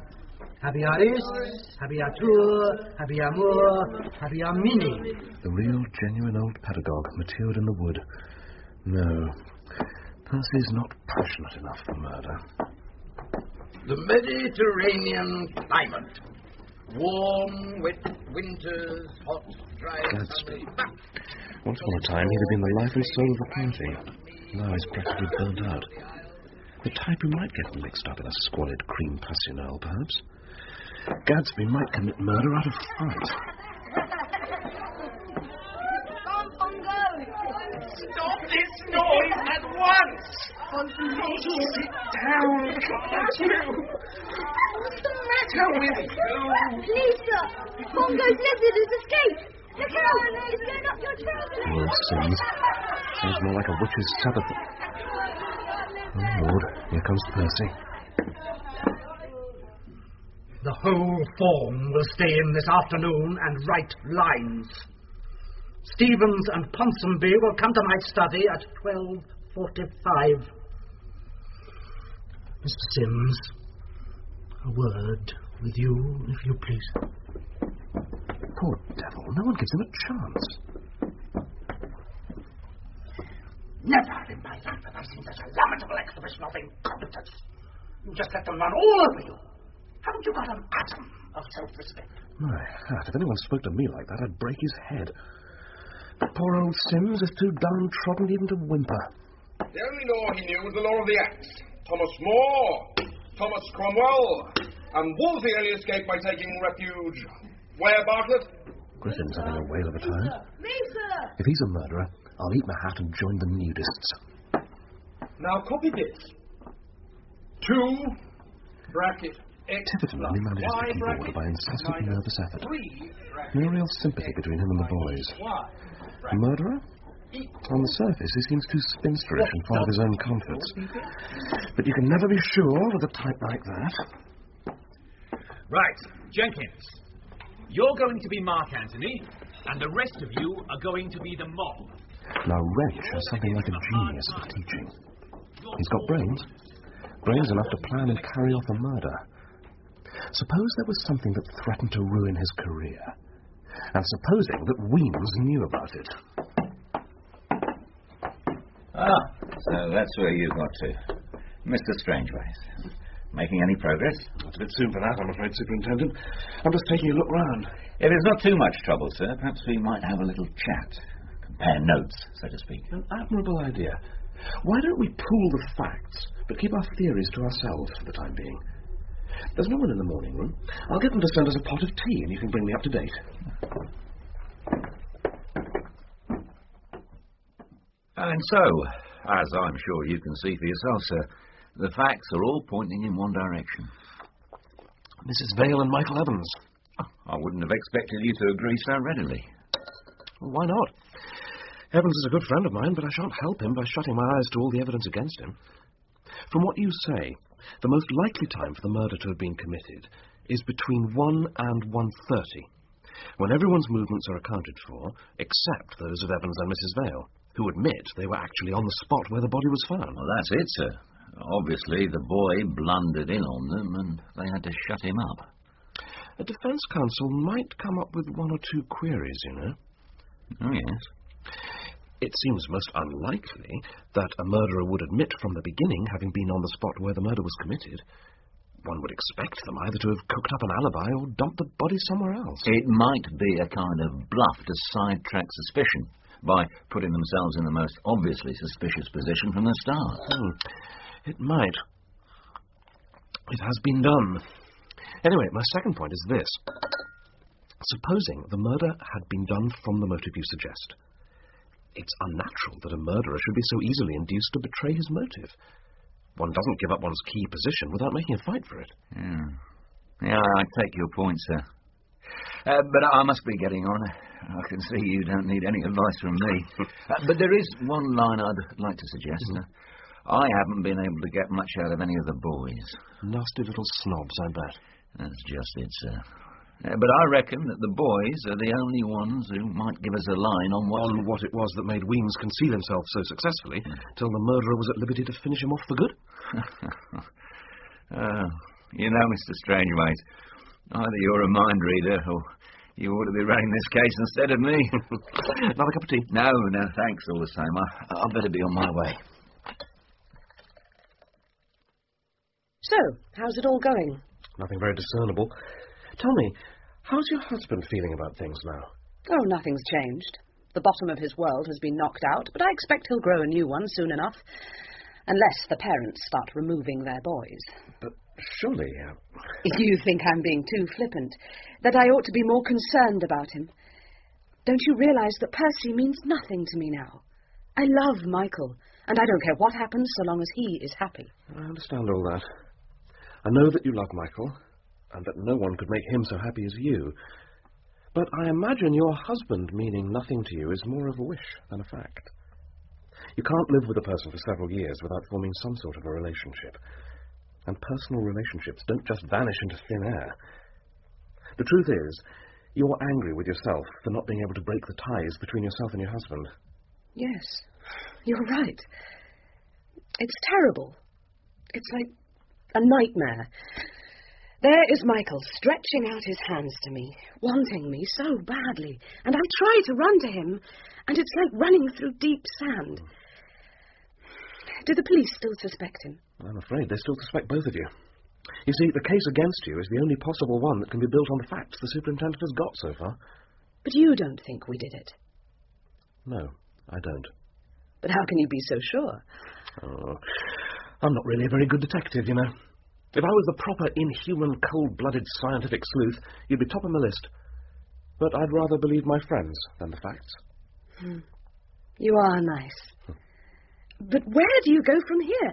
How are you going to find something that will get us off the hook? I'm not quite sure yet. Just at the moment, I'm trying to find the answer to a question that keeps on nagging at me.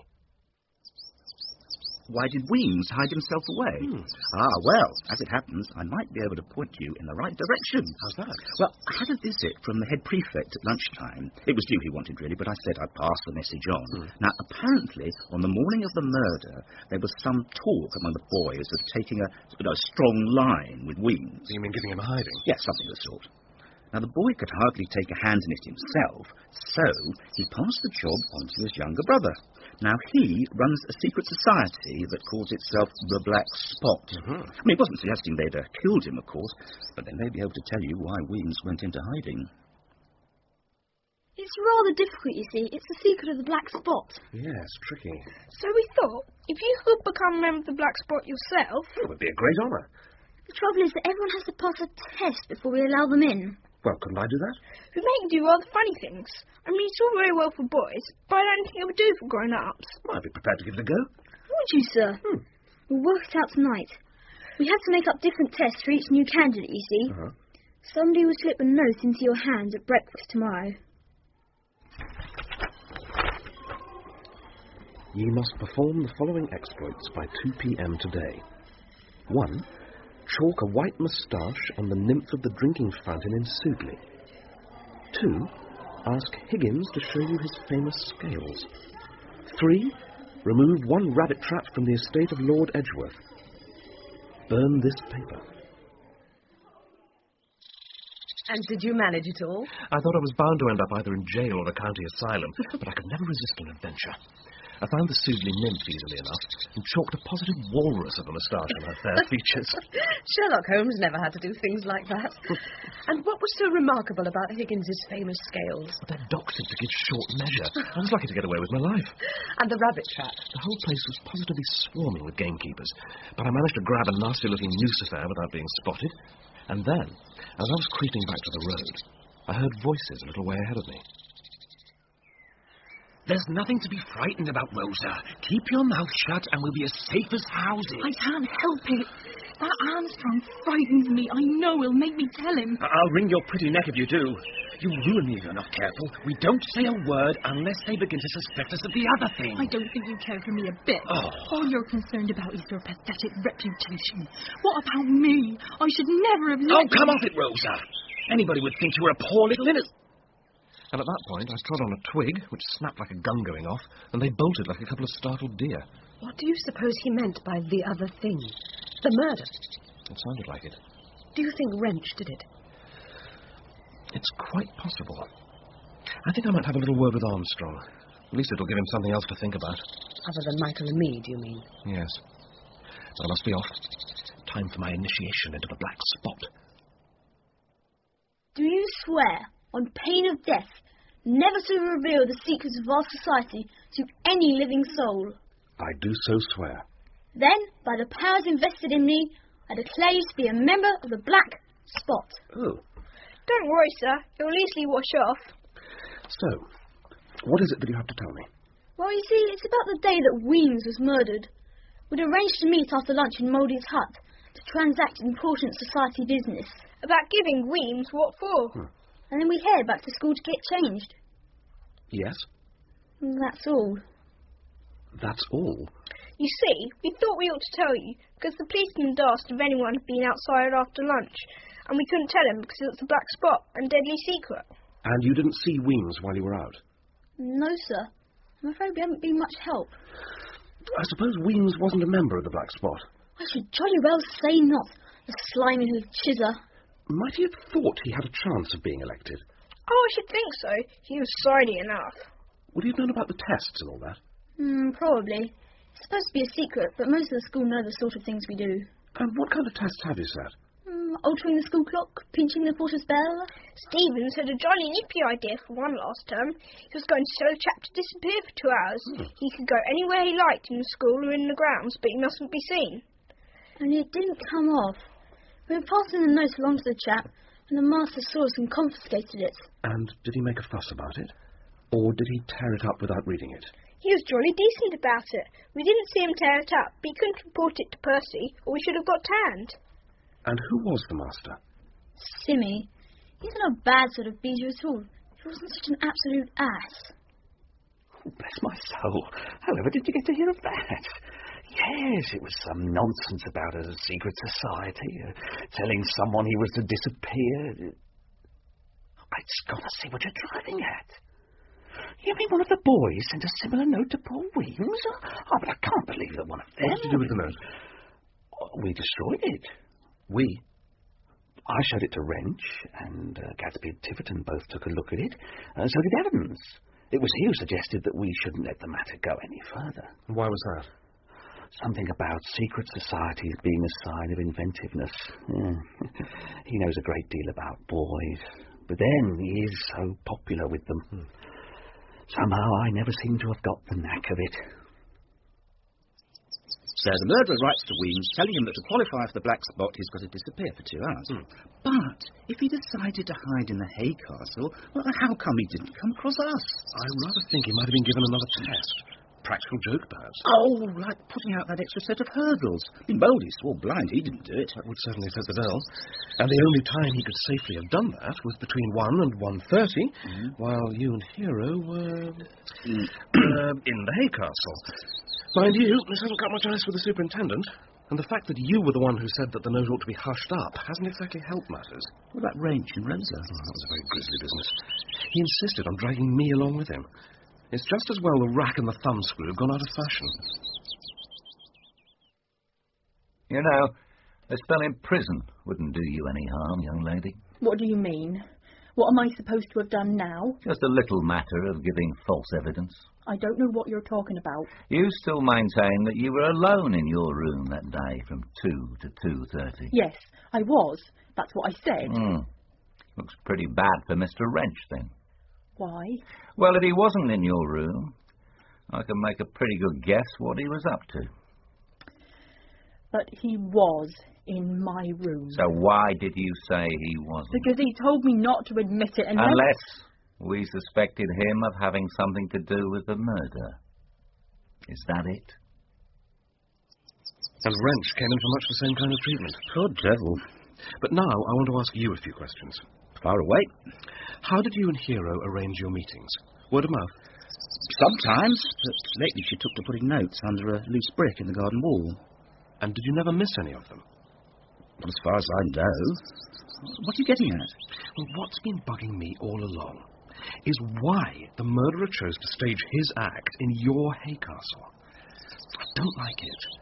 He's not just clever, You mean you know who he is? I think I do.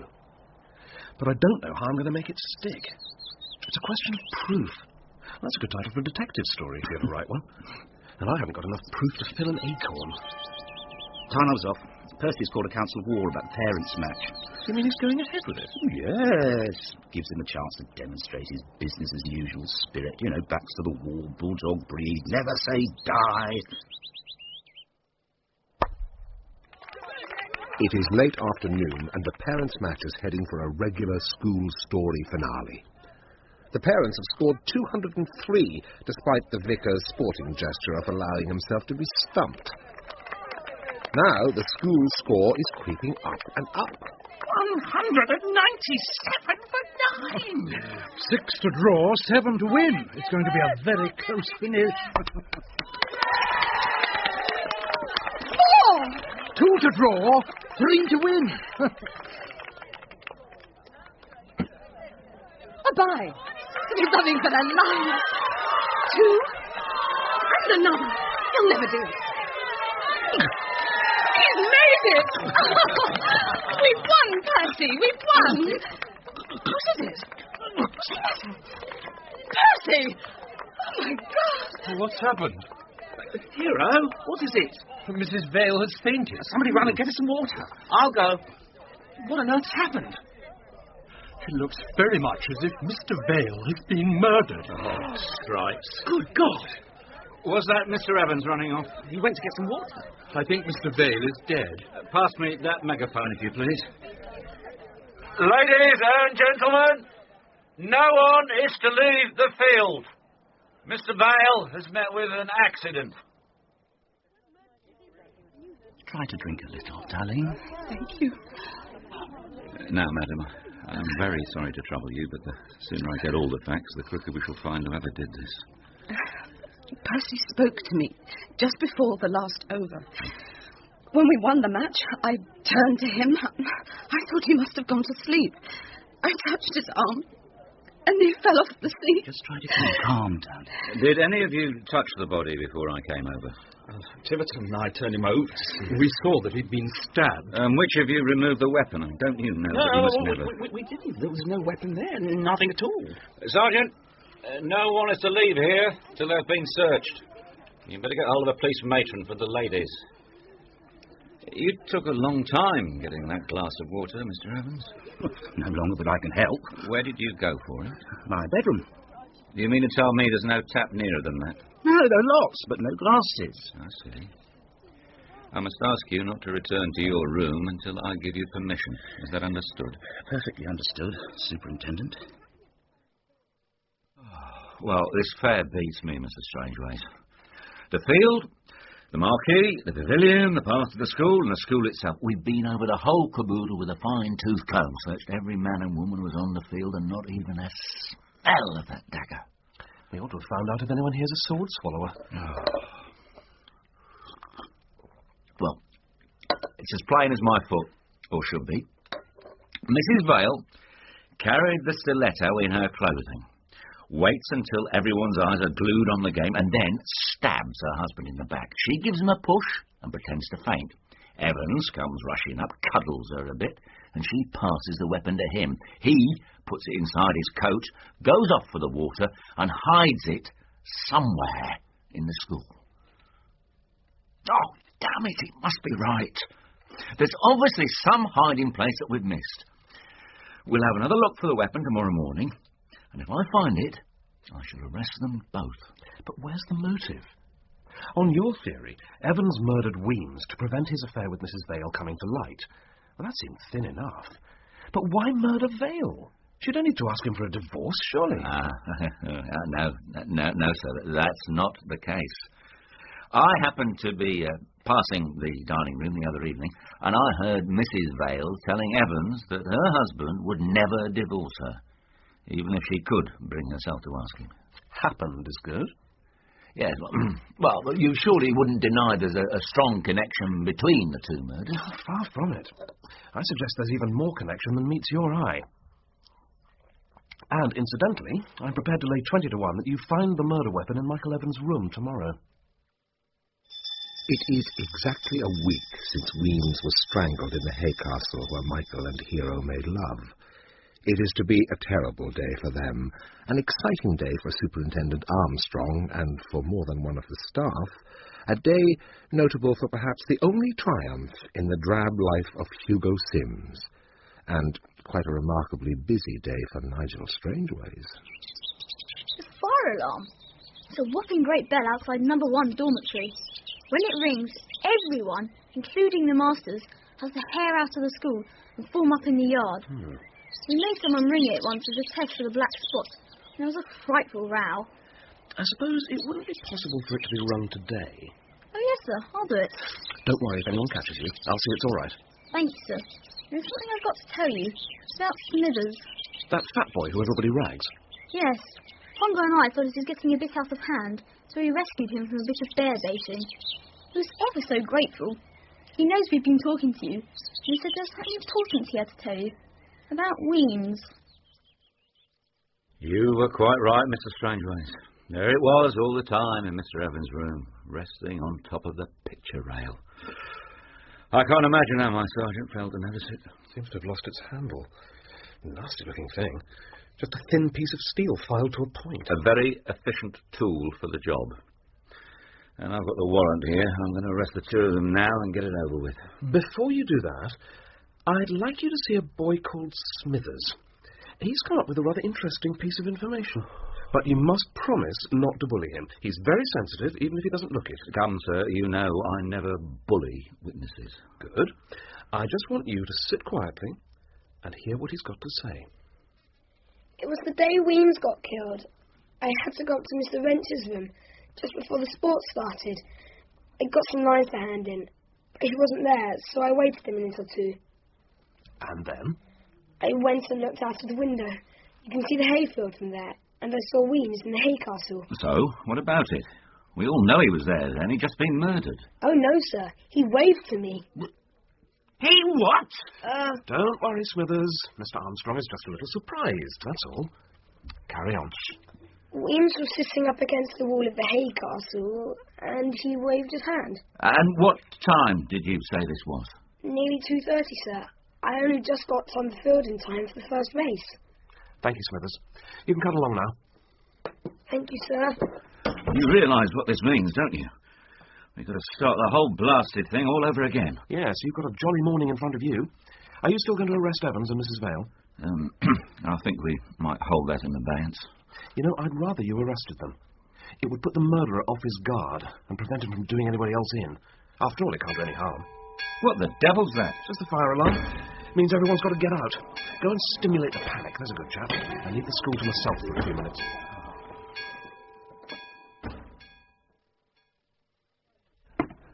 Well, sir, you've had your 5 minutes worth. Did you find what you were after? I don't know yet. I'll tell you when I've had a chance to look at it. I'm going to have another look for the handle of that stiletto. It can't just have vanished in the thin air.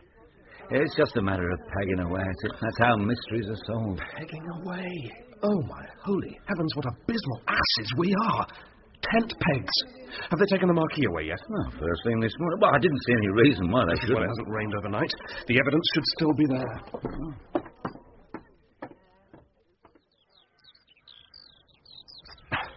What exactly is it you're looking for? I reckon this is it.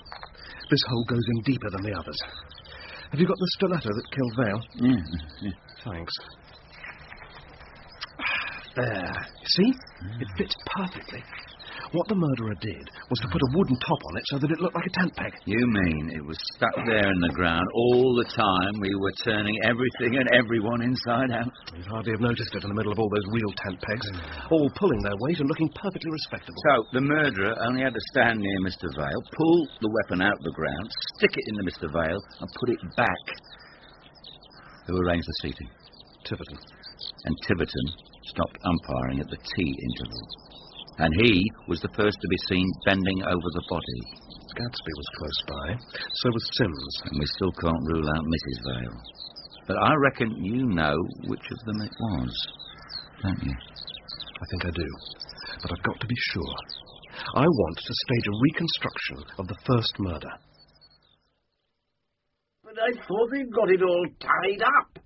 They've arrested Evans and Mrs. Vale. It's just a blind, is it? Their arrest? They couldn't possibly have done it. It's quite out of the question. The police have got a very strong case against them, I'm afraid. They never take action unless they have to, you know. But what do you hope to get out of this reconstruction? Is it going to be some kind of Hamlet stunt with the real murderer rushing off and calling for lights and so on? I just want to get everyone's position clear. There is a chance something may turn up we've overlooked. Are the boys going to take part? No, that won't be necessary. Which means that you suspect one of us in this room to be the murderer. There is no doubt that the murderer was fully cognizant of the workings of the school. I can't go further than that at present. Well, you're rather frightened of rubbing shoulders all day with a murderer. I wonder he doesn't have a go at you. I can't say I'm terribly frightened, though I must admit I keep a revolver under my pillow. 2 o'clock. Just about this time last week, one of us was getting ready to commit a murder. For God's sake, Wrench, try to behave like a normal human being and not a Greek chorus. Right. May I ask you to go through exactly the same actions as you did last Wednesday? Oh, could you let me have the stopwatch, Griffin? Oh, no, righto. And could I have a word with you, Sims? Of course. The scene is set. A group of deck chairs has been arranged to represent the hay castle. Griffin has called Mouldy to task about a row of imaginary hurdles. Nigel Strangeways, who seems to have only half his mind on the proceedings, is pulling a medium-sized exercise book out of his pocket. You're looking bored, Superintendent. Oh. How about a little light reading? You'll find a full account of both murders in here. Don't read it just yet. The full 40 yards race is about to start. On your marks. Get set. Go! The white oval on the turf, the runners falling into line at the first bend. They came back out of the past, those sunny images, holding in their spell the inward eye of the watchers. Then the spell was broken.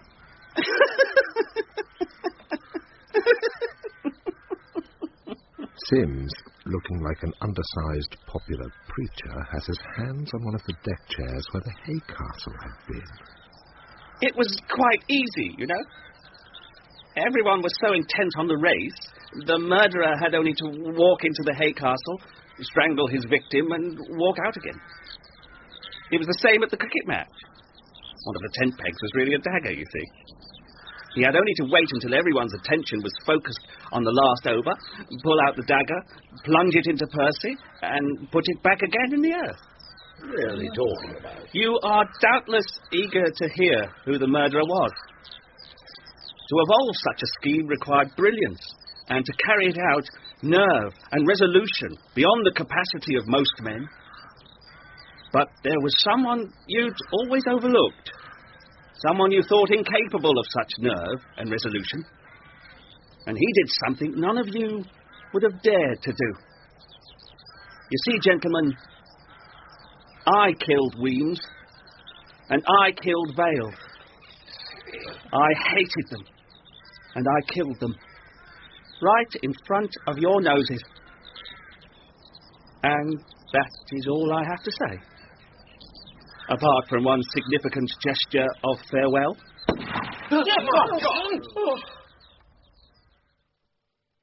Hate. Just as in the celebrated Cain Abel case. And not just hate of Weems and Vale. You mean of the two of us? Why? I may have thought he was pretty pathetic, but I was no worse than anyone else. Oh, no, it wasn't that. Well, then what? I suspect Sims may have been descended from a long line of hellfire preachers. You see, he happened to see you and Hero making love, and he took to watching the pair of you at every opportunity.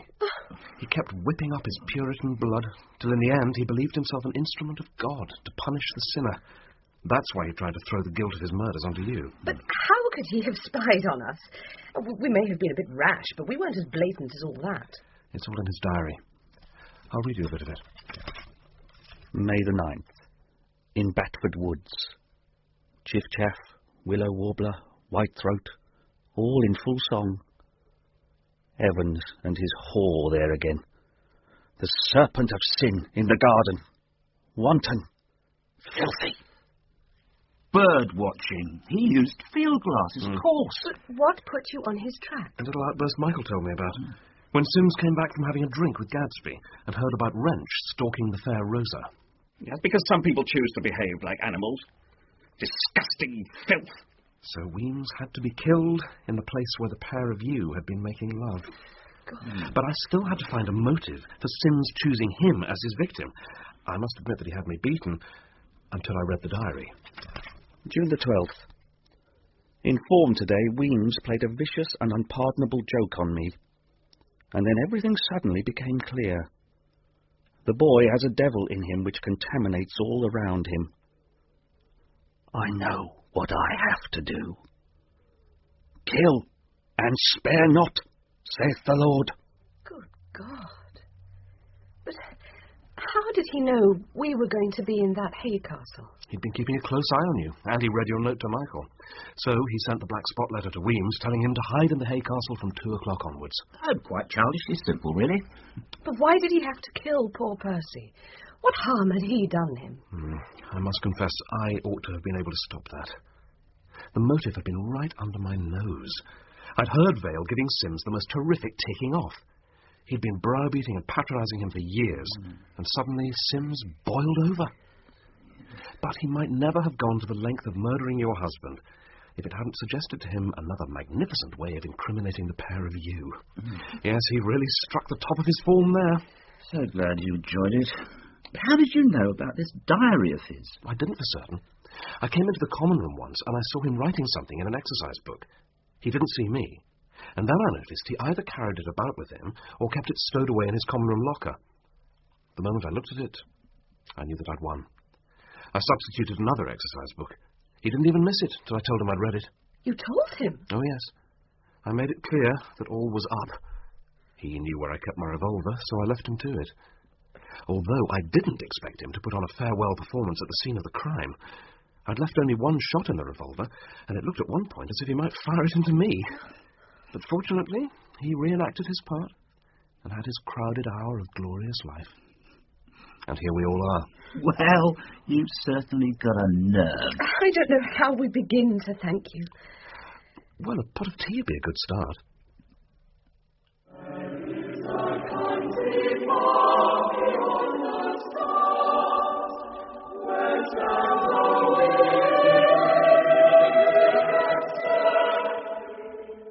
The part of Nigel Strangeways was played by Philip Franks, Michael Evans by Peter Aker, Hero by Emma Gregory, and Superintendent Armstrong by Struan Roger. Sims, Philip Fox. Percy Vale, David Collins. Tiverton, Geoffrey Beavers. Gadsby, Steve Hodson. Griffin, Jonathan Guy Lewis. Wrench, Colin Tierney. Rosa, Rosanna Mason. Stevens, Edmund Singer King-Smith. Ponsonby, Patrick Liddicote. Smithers, Daniel Draper, and boys from Hurstpierpoint College. The narrator was Gerard Murphy. Nicholas Blake's A Question of Proof, dramatised by Michael Bakewell and directed by Jane Morgan, was a peer production for BBC Radio 4.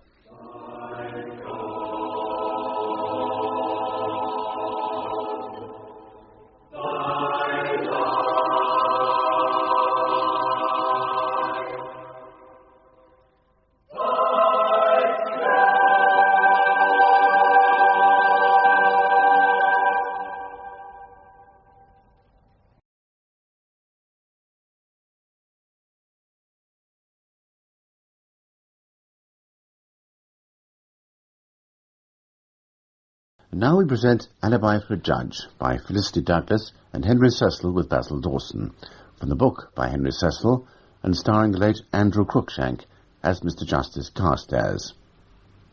Alibi for a Judge. Sorry, I'm late. I was held up in the court. Mrs. Burford? Yes. How do you do? How do you do? The prison waiting room is not the most inviting of places, but I'm anxious to clear up several points, and it did seem essential to talk to you and your husband before I defend the case in court. I imagine Mr. Hunt, your solicitor, explained that to you? Yes, I did. Unusual, but necessary under the circumstances. But why have you dragged Leslie along? I didn't want this. I don't mind, darling, if I can help. We must hope that you can, Mrs. Burford. Oh, sit down, please, Mr. Burford. It's not going to be easy, is it? Well, frankly, no. But William didn't rob the bank. He didn't steal the money. He didn't blow open the safe. It was... Leslie, darling, please let Mr. Empton speak. He's trying to help us. No. Let us look at this from the point of view of the prosecution. You, as a man with a previous conviction... Surely will the not... jury won't know that. But they might guess, because we will not be able to say your husband's a man of good character. Why not? Because of my conviction. My photographs are in the Rhodes Gallery, all right. But that was 15 years ago. What about his war record? William was a commando, and he got the MC. Do shut up, Leslie. That would only be helpful on sentence. Sentence? If it should come to that. I'd like to hear about it, Mr. Burford. Oh, it was one of those raids on the north coast of France. We had to raid a German GHQ, dispose of a couple of sentries, get past the guardroom and into the ops room. It wasn't much, really. Not much. Think of the danger. And they blew open the safe. Leslie.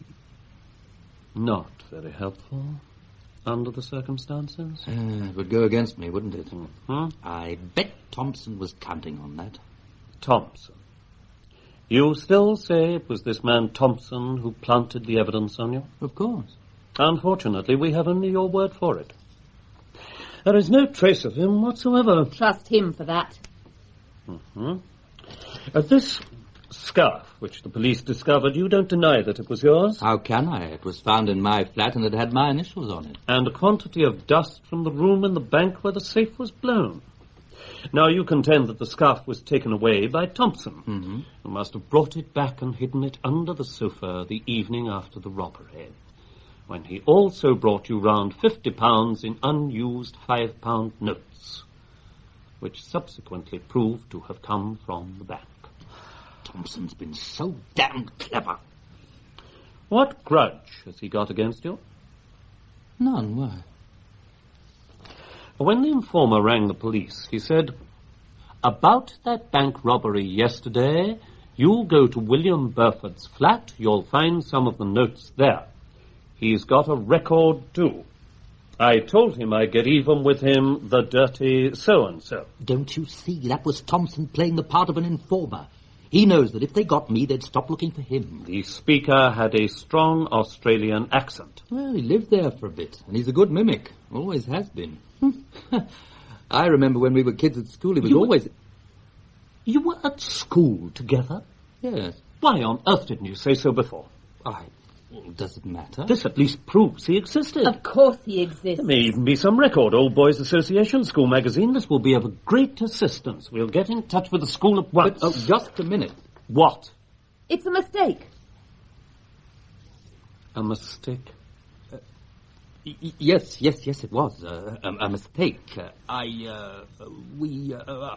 wasn't at school with Thompson. What I meant was that I'd known him since my school days. Rather an odd mistake. Oh, come on, this is important. I'm sorry. Please forget what I said about the school. Where were you at school? I forget. You forget. Really? I'm sorry, Mr. Hunt. I'm wasting my time. I quite understand. Don't go. Please don't go. I know you don't believe us, but you're our only hope. I'll tell you where he was at school. He was at Haworth. Oh, my God. I'm sorry, darling. I had to tell him. Mr. Empton, I don't want you to go to the school. Forget that I said anything about it. After all, I'm paying you. I can't force you to explain, as you say. You're the client. But I warn you, you're making a grave mistake. And you're not furthering your case at all. I know. Well, to continue this wild goose chase, you have known this character Thompson since you were boys? Yes. You've kept up with him off and on, and about 6 months ago you met him again on a race course. Yes. It was my birthday, and we'd gone to the Brighton races together. Mm-hmm. And after this you saw quite a lot of him. Yes. He used to drop in nearly every week. He never gave you his address? No, he didn't. He always rang us. Can you describe him to me? He's tall and fair with blue eyes. He looks rather like William. That's why the police identified him. Of course. It's true. Thompson and I have been taken for each other since we were boys together. Since you were boys together, but not schoolboys together, hmm? Yes. What does he do for a living? He's a crook. Is he? I suppose he told you that. It's obvious, isn't it? Those notes he gave to William were some of the stolen ones. Mr. Burford, you first told the police that he gave you the notes as a present. That isn't true, is it? Well, it is and it isn't. Either it is or it isn't. Were they a present or not? They were. William had been putting on bets for him, big ones. He'd had some good wins, and he said he'd like William to cash in. That's right, and I told the superintendent that the second time. Why didn't you tell him the first time? Well, I don't know. I should have, but when the police came round, I was scared. Now tell me about this previous conviction. I got a legacy from an aunt and went into the second-hand car racket. His partner turned out to be crooked. He got 5 years. William only got 6 months. I was a sucker. My conviction was for receiving stolen goods. Oh, the same could have applied to the notes, couldn't it? Only if you knew they were stolen. Well, I'd read about the bank robbery, and he gave them to me the night after. When I saw the copper, I lost my head. And lied. In a way, yes. You also lied about your whereabouts on the night of the robbery. You told the police you went out for a walk alone to meet a man who didn't turn up. That was Thompson. But the second time they called, you said you'd made a mistake and you were in bed with your wife. I was. Why not go and look for him? For whom? Thompson, of course. Mrs. Burford, I am talking about your husband's alibi. And I'm talking about Thompson. Why not go and look for him? Where, for goodness sake? On a racecourse. What a practical suggestion. Well, to revert to this alibi, if I may, are you sure you were in that night? Positive. If you're so positive, why did you lie the first time the police questioned you? I made a mistake the first time. I got muddled over the days. And you, Mrs. Burford, can you bear this out? I'll say whatever you want me to say. Mrs. Burford. Well, why not? William didn't do it. And all I want is to get him off. If saying he was in bed with me instead of out for a walk will do it, of course I'll say it. What wife wouldn't lie for her husband? You're prepared to commit perjury? Of course. I love William. But if you can think of a better story... Well, at least she's frank about it. Why? What have I said? Don't you understand? Tell me what to say. Anything you think will help. There will be no need for you to say anything. Why not? In view of what you have just said, I won't be able to call you. Not call me? As a witness, you mean? Well, who's going to give William an alibi if I don't? Don't you see, darling? They know you're lying. You told them so. They're only guessing that I am. That's it, isn't it? It doesn't make sense. Mrs. Burford, you must allow Mr. Empton to be the best judge of how to conduct the case. And what about Thompson? Aren't you going to do anything about him either? Certainly, if you will allow us to go to your husband's school and verify his existence. No. In that case, there is nothing more I can say. If you won't find him, I will. If you continue to interrupt me, I must ask you to leave. No need to ask. I'm going. This is a waste of my time and yours. I'll find him. Then they'll have to believe us. Goodbye, William, darling. It's going to be all right. Oh, lawyers!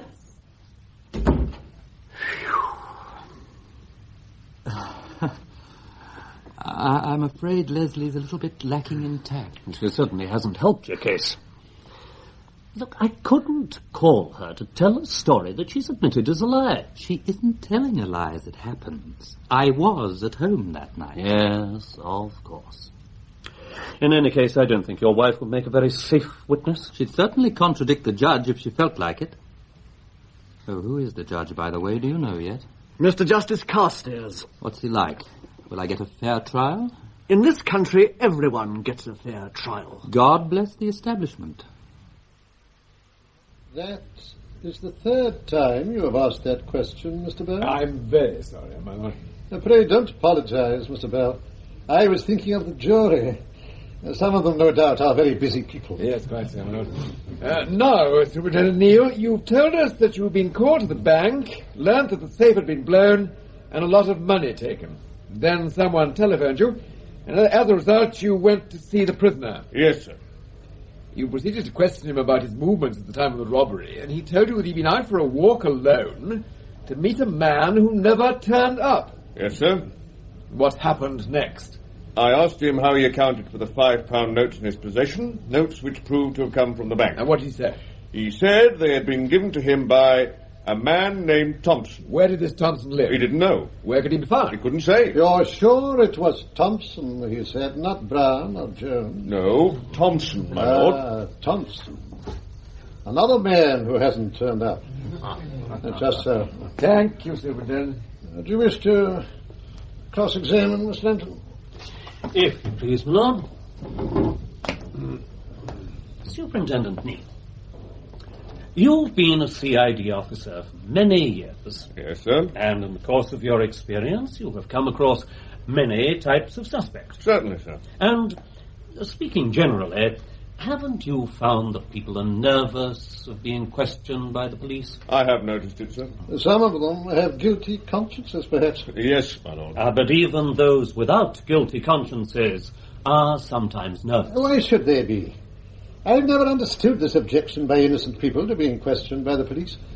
I shouldn't mind in the least being questioned by a police officer. I was referring to ordinary mortals, my lord.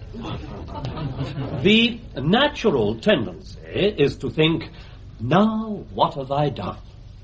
Speaking as a motorist, I know that's how I feel. Perhaps with good reason, Mr. Renton. Very kind of your lordship.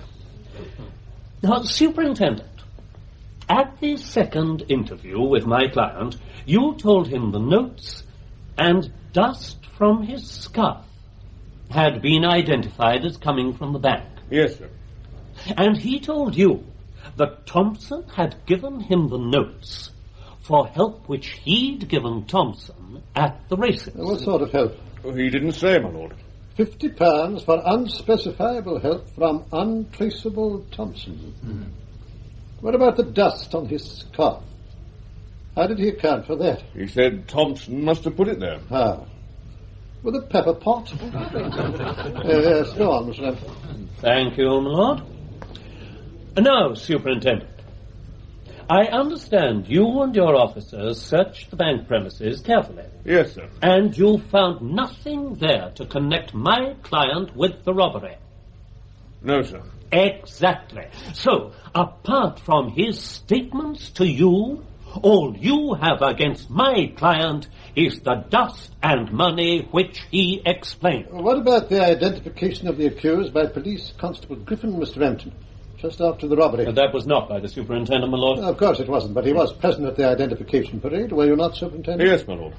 The jury may think that of some materiality. Oh, dear, oh, dear, oh, dear. Now, Superintendent, I want to ask you about the accused's statements.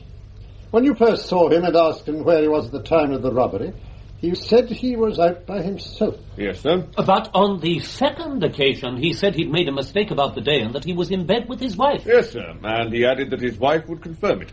The wife was present at the time? Yes, my lord. Did she seem fond of the accused? Very, my lord. Quite so. Superintendent, I take it your wife is very fond of you. Does that mean she would lie for you? You need not answer that question, Superintendent. No re-examination, my lord. I'll call Police Constable Griffin. This is my last witness, my lord. And that is the case for the prosecution, my lord. I'll call the prisoner, my lord. Go into the witness box, please, Mr. Burford. Silence. Take the book in your right hand and repeat the words on the card. I swear by Almighty God that the evidence I shall give shall be the truth, the whole truth, and nothing but the truth. You are William Burford of 15B Marcus Road, Northwest 6, and you are an insurance salesman. Yes. Does your wife work? Part-time in a boutique in Knightsbridge. And you are happily married, I believe. Very. Are you and your wife both content to live on your present income? Yes. Now, Mr. Burford, as you know, well, as we all know, £80,000 in unused £5 notes were stolen from the City and Counties Bank between 11 and 11:30 on the night of the 23rd of May. Where were you at the time? In bed with my wife. How do you remember that? Because I've thought it over. I made a mistake about the date the first time. But when the superintendent called again, I told him I was in bed with Leslie. Where did you get the £5 notes? They were given to me by Thompson. Ah, this mysterious fellow Thompson. Can you describe him? He's about my height and looks a little like me, my lord. I see. So the policeman Griffin may have mistaken him for you. I suppose so. But does anyone else in the world, except you and Mr. Thompson, think you are both alike? Certainly, my lord. When we were boys, people used to comment on it. Any of them here today? No, my lord. No one except you. You're sure Mr. Thompson isn't there too? In the box with you? Certainly not, my lord. He's disappeared. Most unfortunate. Yes, Mr. Rampton. Oh, I beg your pardon, my lord. I wasn't aware your lordship had finished your cross-examination. Mr. Rampton, behave yourself. What? Why did Thompson give you £50? I used to help him place bets at race meetings. Why couldn't he do it himself? Secrecy, my lord. There seems to be a good deal of secrecy about Mr. Thompson. I cannot for the life of me think why bets have to be placed in secret on a race course. There's nothing illegal about it. If I may say so, my lord, your lordship appears to know very little about racing. I am completely ignorant of the subject. Then, if I may say so, my lord, it seems a pity that you should appear to cast doubts on the truth of what my client is saying. I merely said I saw no reason for secrecy when placing bets on the race course, and I still see no reason. Now let's get on. May I explain, my lord? There are more important things for you to explain than the habits of the racing fraternity. I submit, my lord, that my client should be allowed to explain. Oh, very well. Tell the jury why bets have to be placed in secret if you think it will help.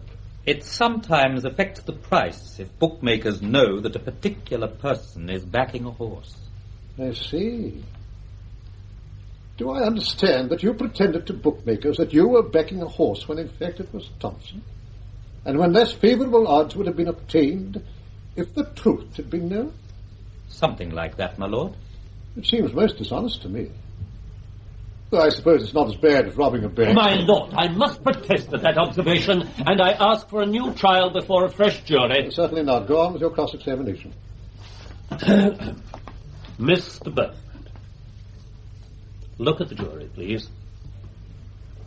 Did you or did you not participate in any way in the bank robbery on the night of May the 23rd? I did not. Thank you. Mr. Bell.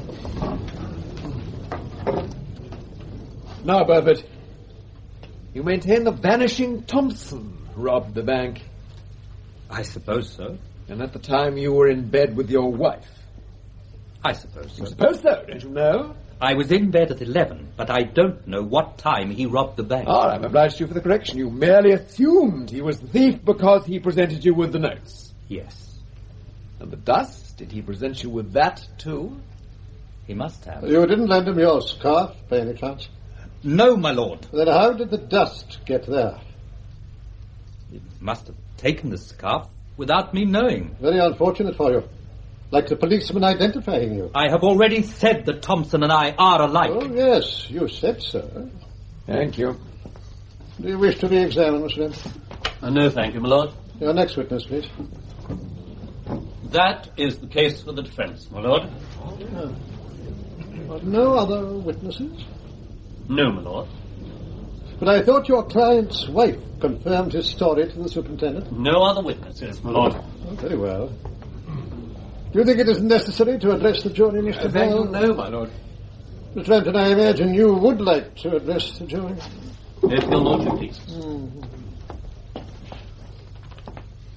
Members of the jury, I am not going to pretend that this is an easy case. But there is one important fact which I am sure you will not have overlooked. The alleged identification. 7 days before the identification parade at 11 o'clock at night, in the dark, at the scene of the crime, the witness P.C. Griffin saw a man running with his back to him. He submitted that he could not see what the man was wearing, and yet he claims to have recognized my client from one quick backward glance. Now, obviously, this witness could not have been sure of himself. Mr. Empton, you mustn't mislead the jury. It is for them to say whether the witness was sure of himself. And it will be my duty to tell them so in due course. Perhaps your lordship would prefer it if I sat down, and you can tell them at once. That is the most improper way to talk to me. I apologize, my lord, but it is rather difficult to address the jury if your lordship is addressing them at the same time. I shall not say another word, however much you may seek to mislead them. Pray continue. On the contrary, my lord, I pray you to continue. I shall rely entirely for the rest of my submission on the fairness of your lordship's summing up.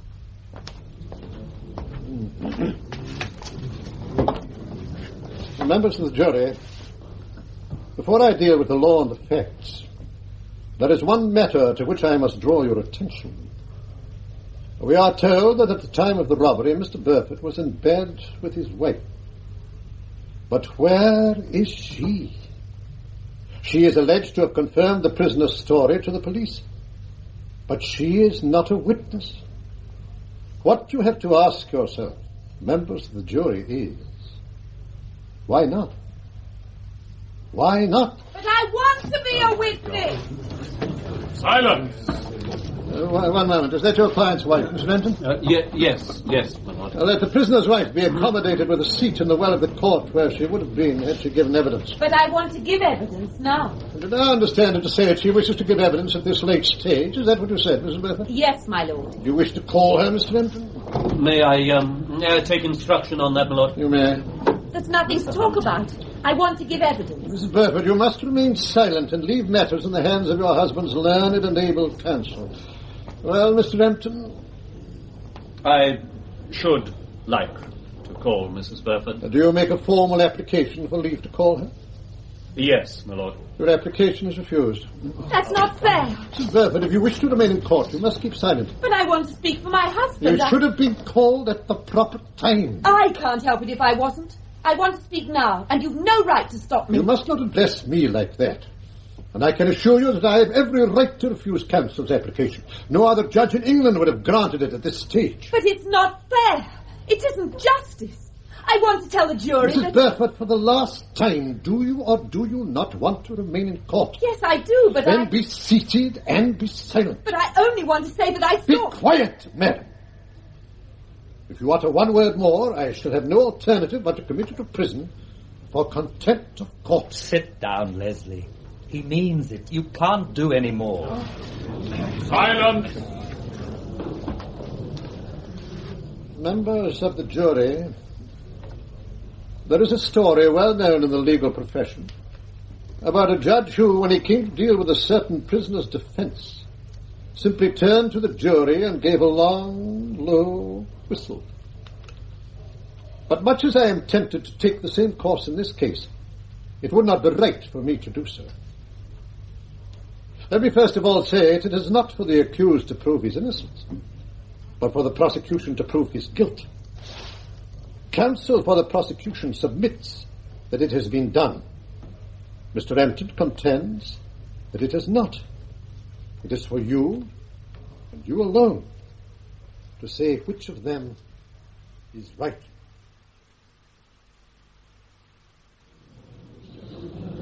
Members of the jury, are you agreed upon your verdict? We are.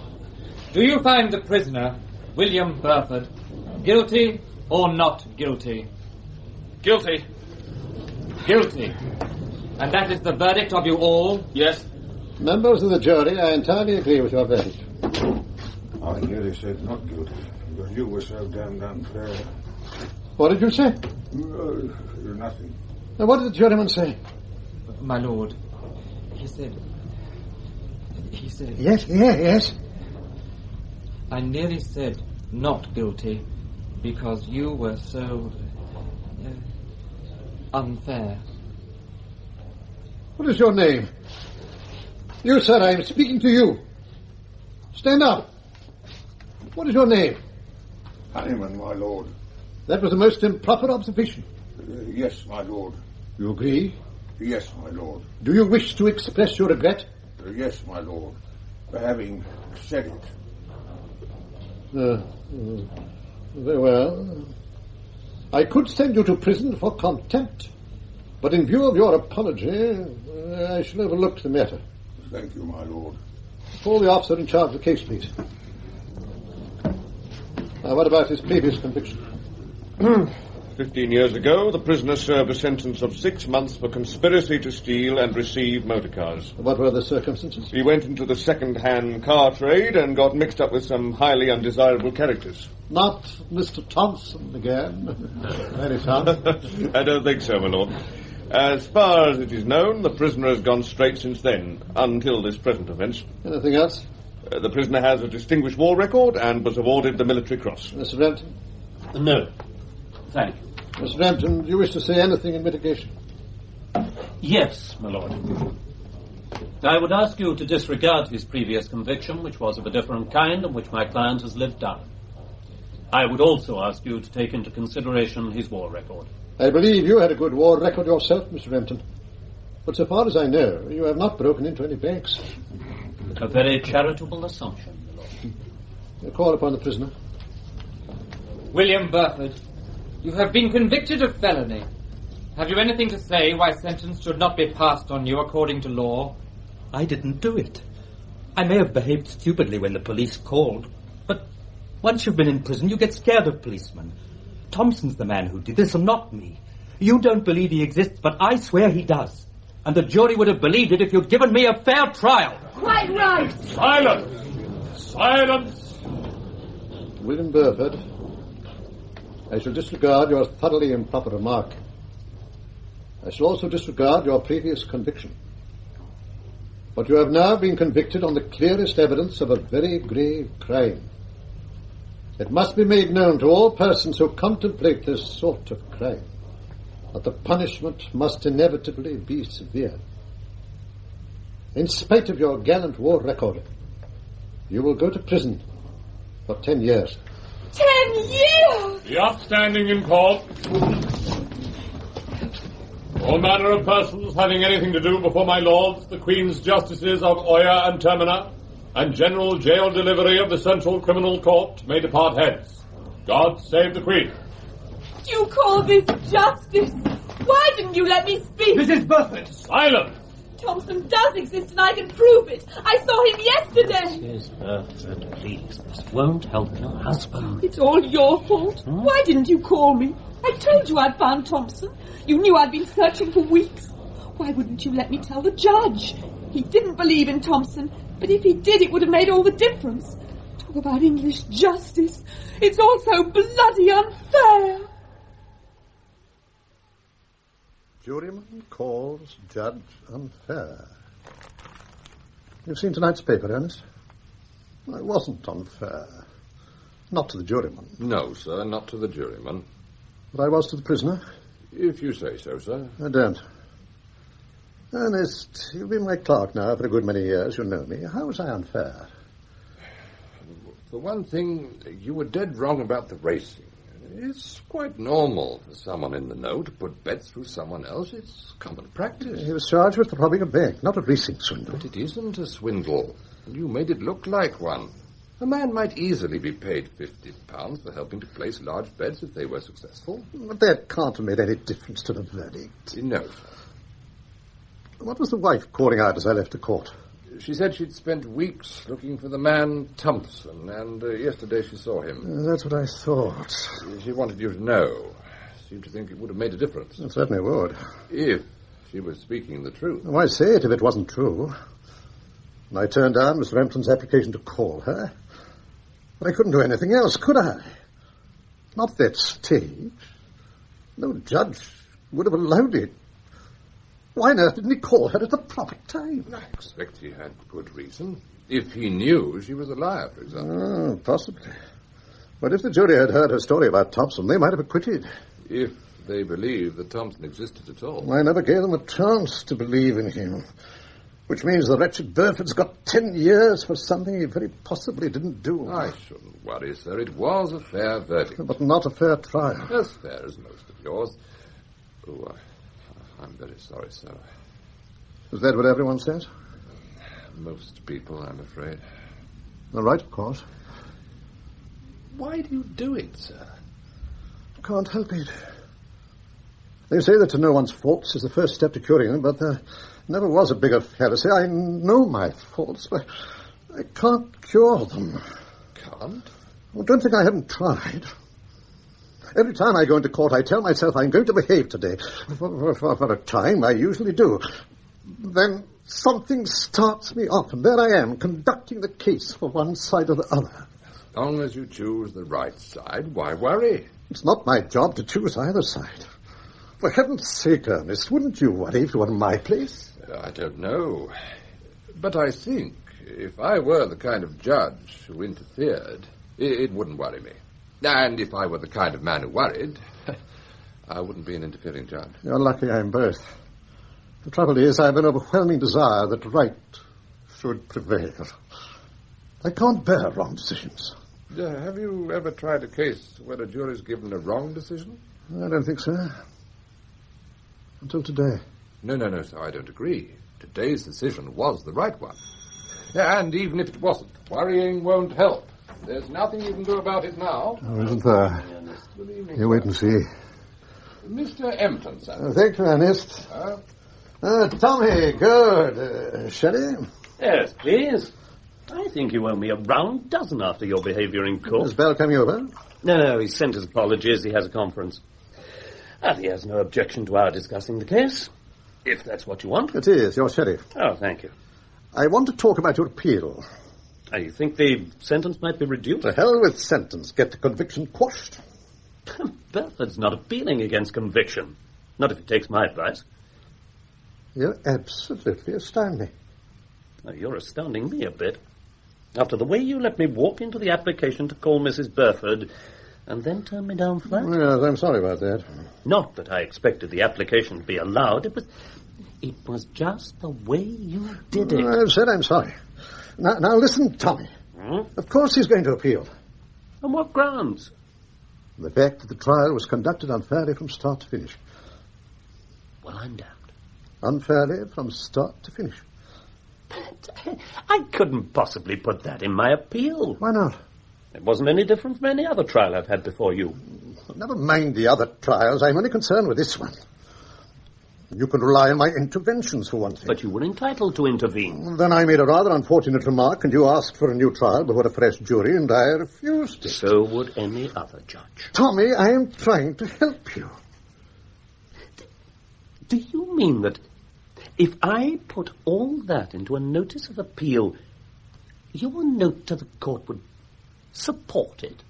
I mean exactly that. I'm serious, you know. Now, another point. It was right to refuse your leave to call the wife, but not without exercising my discretion. You did exercise your discretion. No, I didn't. I rejected your application out of hand. I didn't even let you argue about it. What on earth could I have said at that stage? It doesn't matter what you could have said. The point is, I didn't let you. Then Ernest tells me I was wrong about the racing. God heavens, that's entirely irrelevant. You're making me work very hard.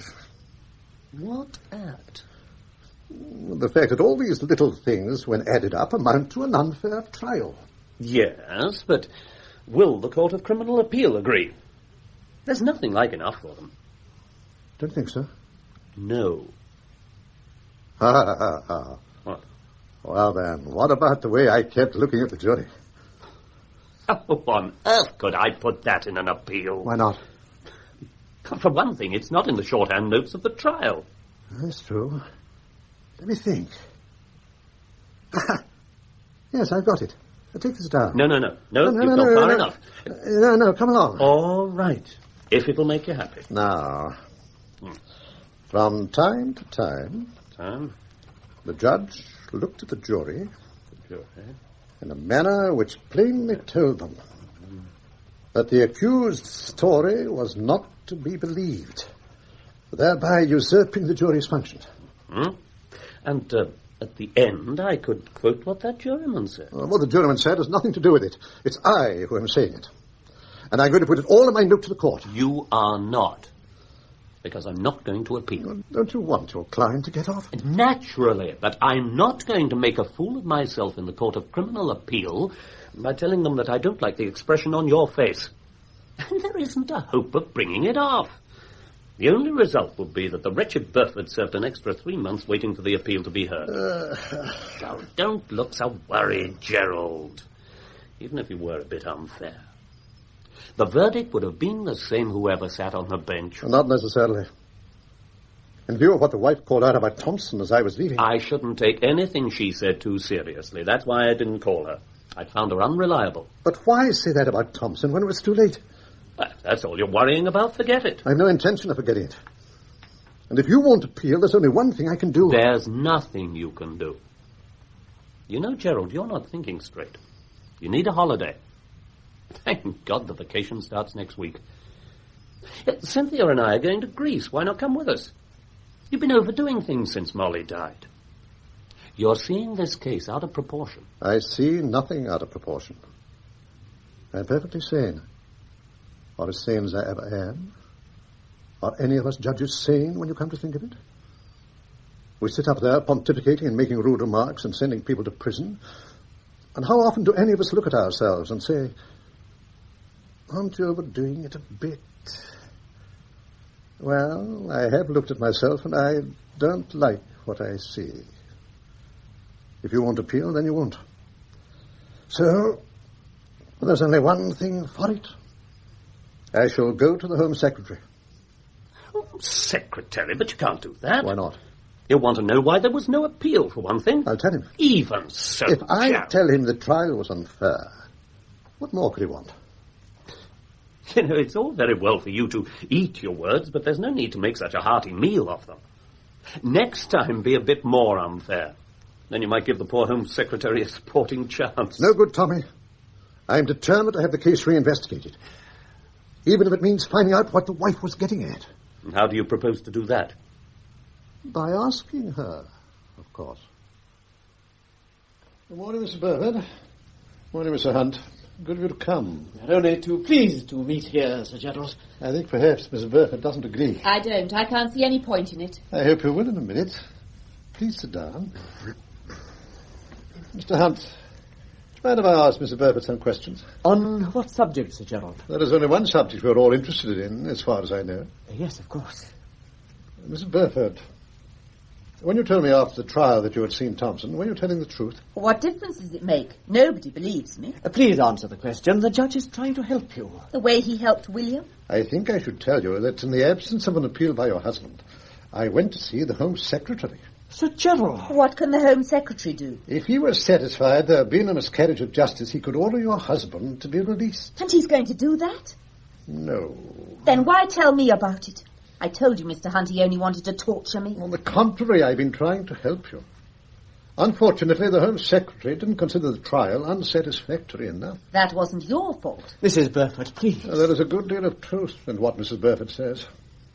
What did you say? The Home Secretary refuses to do anything without fresh evidence. What's the good of fresh evidence if nobody believes it? The jury might have believed it if they'd heard it. Are you trying to say you've changed your mind about William? I am trying to find out whether you are telling the truth about Thompson. If you could prove that Thompson does exist, that would, in my opinion, be enough to make the Home Secretary act. What do you want me to do? Answer some questions. And then? And then I shall try to decide whether you are telling the truth or not. All right. Where did you see Thompson? Kempton Park races. Are you in the habit of going to race meetings without your husband? No. Where did you go last week? To look for Thompson. No one else would. To look for one man among thousands? I knew exactly where he'd be. Where? By the tote paying out window in Tattersall's. Why? Whose side are you really on? If you can convince me that you saw Thompson, I shall tell the Home Secretary immediately. Why did you look for Thompson near the tote? Because he goes there to buy winning tickets. Presumably everybody wants to do that. No, I mean when the race is over. He buys uncashed winning tickets for more than they're worth and then sells them to shady businessmen. What on earth for? So that they can account for money paid into their bank accounts without having to pay tax on it. You see, they send up all the tickets and the tote people send them back a cheque. You don't pay tax on winning bets, do you? That's swindle, in fact. Only swindling the taxman. Everyone does that, don't they? No, perhaps not everyone. Mrs. Burford, How do you know about this? Because William helped him once or twice. You admit that your husband took part in this swindle? He didn't realise it was a swindle until afterwards. Are you now claiming that's why Thompson gave him £50? Yes. Why didn't your husband tell me this? Because he'd already told the police he got the money for placing bets. When the superintendent first called, William thought it was because they'd got onto the tote ticket racket. I know he lied about it. But what else could he do? He'd had a conviction already. You must see how bad it would have looked. You do believe me, don't you? It's an odd story to tell if it's not true. But don't you see she's just... Yes, Mr. Hunt. Nothing, Mr. Gerald. You say that you saw Thompson on a racecourse. I did see him. Didn't it occur to you that you need an independent witness to the identification? Of course. Then why didn't you fetch a policeman? I did. What happened? Nothing. By the time I'd found one and got back to the tote, Thompson had gone. Did you take the policeman's number? No. Why didn't you ask someone to watch Thompson while you looked for the policeman? Have you ever tried going up to a perfect stranger on a racecourse and saying, "Watch that man"? What is his full name? His full name? Yes. Why do you want to know? Because the police will need it. Police? They'll have to find the man. The Home Secretary will want proof of his existence apart from your word. But if I gave you a full description... Mrs. Burford, you may not know it, but a great deal of police information is derived from informers. I certainly do know it. Thompson informed on William. Very well, then it's no good the police questioning informers about a George Albert Thompson if the man we want is Geoffrey Arthur Thompson. I see. Why do you hesitate?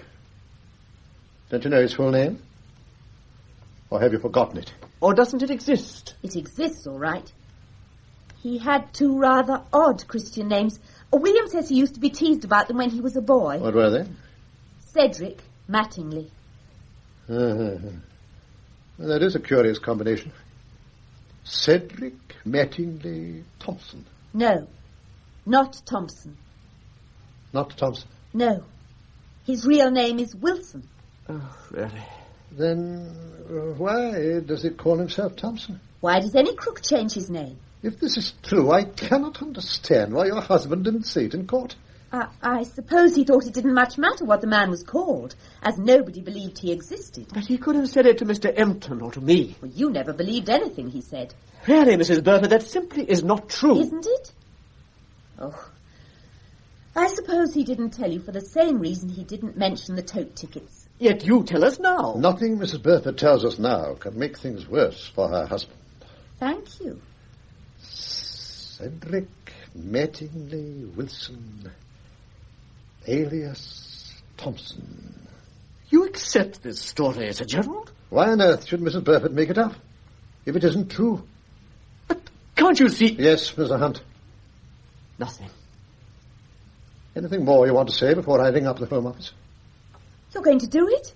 Now, what was the name of that racecourse? Kempton Park. Kempton Park. Yes, I'll ring from my study. Kempton Park. Kempton Park. Mr. Hunt, don't you want the judge to help me? If you're telling the truth. I know what you think, but everything I've said this morning was true. Including that business about the name? Why should I make up a story like that? That's what the judge said. What you hoped he'd say. You took a long time to answer a simple question. You needed a convincing explanation. It convinced the judge anyway. I ought to warn you, Mrs. Burford, that if you mislead the judge and expenses incurred as a result, you may get into serious trouble. What kind of trouble? It might amount to an offence. Might amount to an offence? What do I have to do to stop it being an offence? Go on, tell me. Surely you don't want me to break the law. As a matter of fact, subject to anything Sir Gerald might say, it's not at all an easy point, but I would be rather inclined to say that if a person tells lies to the police or someone like that, and in consequence public expenses incurred, then if that happens, and if it's done deliberately, or maliciously, or recklessly, I'm not quite sure about that, then, subject to anything Sir Gerald might say, in almost any of those cases, it might amount to an offence. Thank you. That's perfectly clear. What does the Home Office think the police are for?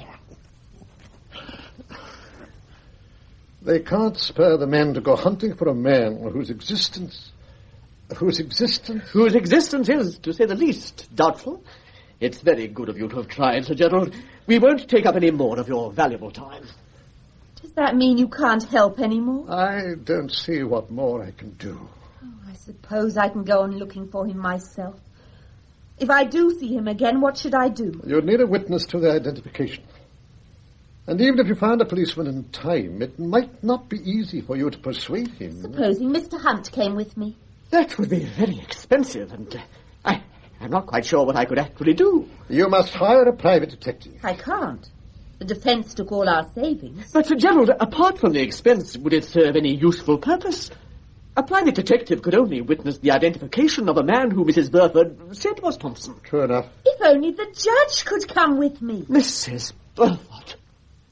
Me? Why not? Any policeman would do what a judge told him. But, my dear Mrs. Burford, I couldn't possibly... Why not? Who ever heard of a judge going racing with the wife of a man he had just sent to prison? Can't judges ever do anything unexpected? The whole idea is out of the question. Mr. Hunt, are you married? Married? Oh, yes, I am. Supposing the judge had sent you to prison for cooking one of your client's books. That is a most improper suggestion. And supposing you were really innocent, and the only way to prove it was for the judge to go racing with your wife, would you still object? In that particular hypothetical case, I really could not say, but I suppose... You see? Oh, I wish I understood lawyers. You seem to think that justice can only be done by dressing up in 18th century wigs in a courtroom. Here's a perfectly simple way of righting a wrong, and you won't even consider it, just because it's never been done before. Dr. Johnson expressed it rather neatly. The antiquity of abuse is no justification for its continuance. Mr. Hunt, I would like to take your client to Brighton races tomorrow. Have you any objection? But I warn you, Mrs. Burford, I know nothing whatever about racing.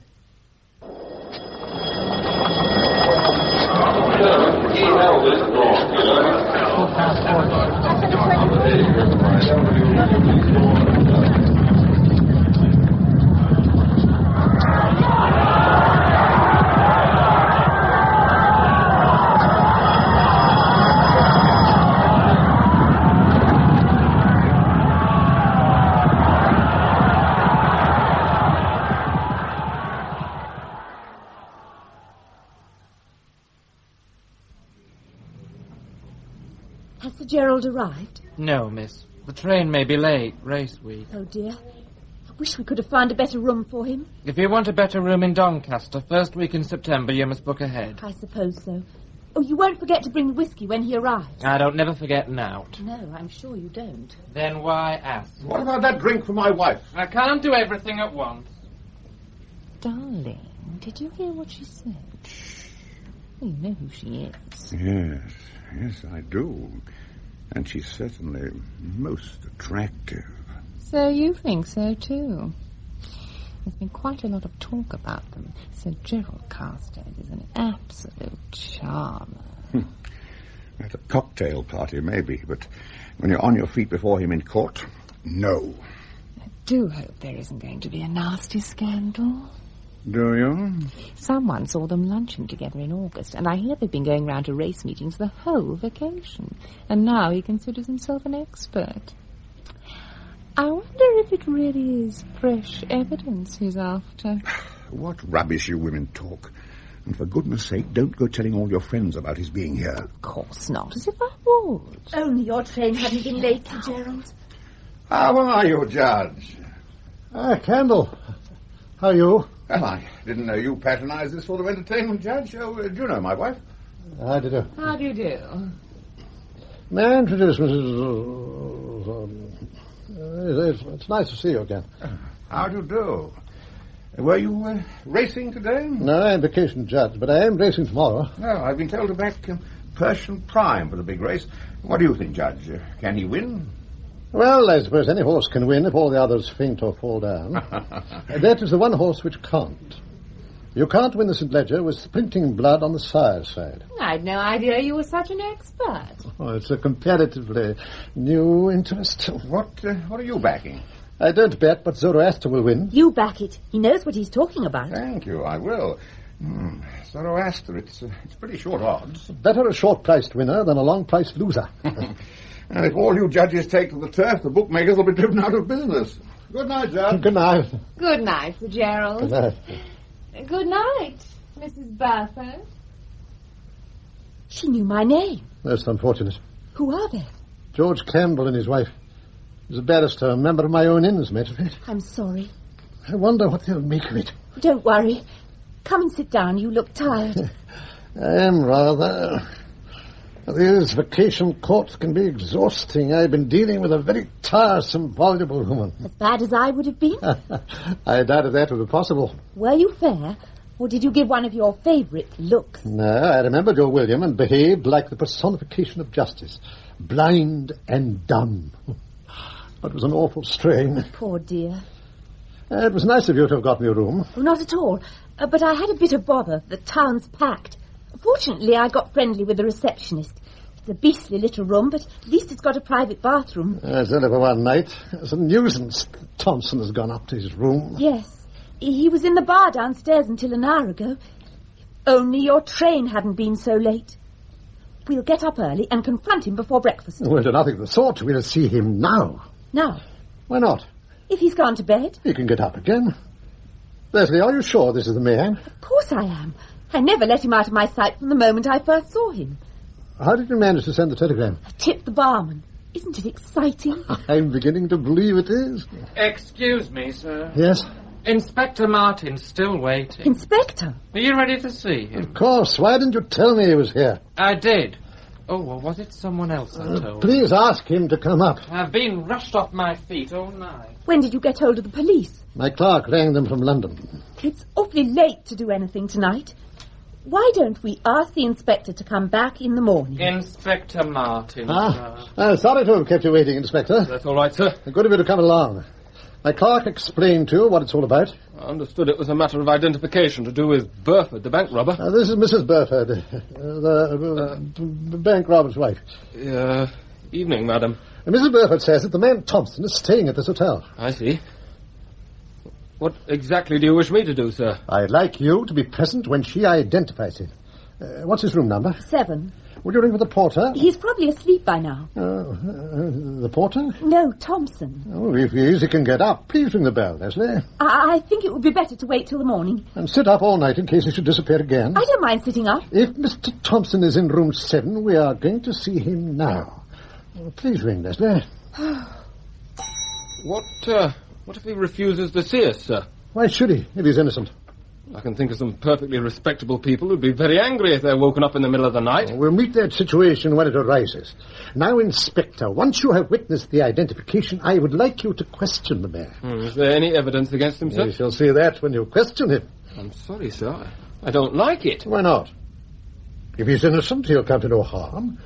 If he was a party to the robbery, you are perfectly entitled to question him. But he's not bound to answer. Inspector, you don't appear to be particularly anxious to help. I don't know, sir. It could be very embarrassing. Here's a strange man in room 7. We have only Mrs. Burford's word for it that he's the so-called Thompson. I believe Mrs. Burford's telling the truth. You rang for me, sir. Tell Mr. Thompson in room 7 I wish to speak to him. Warren. Mr. Charles Warren is in room 7, sir. Mrs. Burford, it may interest you to know that the occupant of room 7 is a Mr. Charles Warren. I know. Not Wilson, not Thompson, but Warren. He probably uses all sorts of names. After the trial, he'd never call himself Thompson again. True enough. Porter, will you ask the gentleman in room 7 to join us? Say, I know it's an unusual request. Perhaps you'd better mention my name. I'd better go along too, sir. No need. What do you mean, no need? What I say. What do you say? There's nobody in room 7. Gentleman checked out at 9 o'clock. He can't have. He has, you know. I'd just come on. First job I did tonight. Called him a taxi and took out his bag. I see. What did he look like? Well... He was tall and fair with blue eyes, wasn't he? He might have been. But then again, he mightn't. Can't expect me to remember things like that. Rushed off my feet all night. You're sure you can remember this man leaving? I shouldn't have said I could if I couldn't, should I? Thank you, Inspector. I'm afraid I troubled you for nothing. I'm very sorry. No, that's all right, sir. It's been a pleasure. Good night. What time is the next train to London? 11:40. You've missed it. There's another at 1:45. Gets in at 5:30. You can't sit up in a train all night. I could, but I don't propose to. 8:23 in the morning's favourite. That'll do very well. I should like to be called at 7. Good night. Room 16, 7 o'clock call. You won't be wanting tea. Goodbye, Mrs. Burford. We shan't be meeting again. Please don't go. There's nothing more to be said. I presume you had an object in dragging me up here overnight. But I am not interested in hearing it. I tell you, Thompson was here. If only your train hadn't been so late. Mrs. Burford.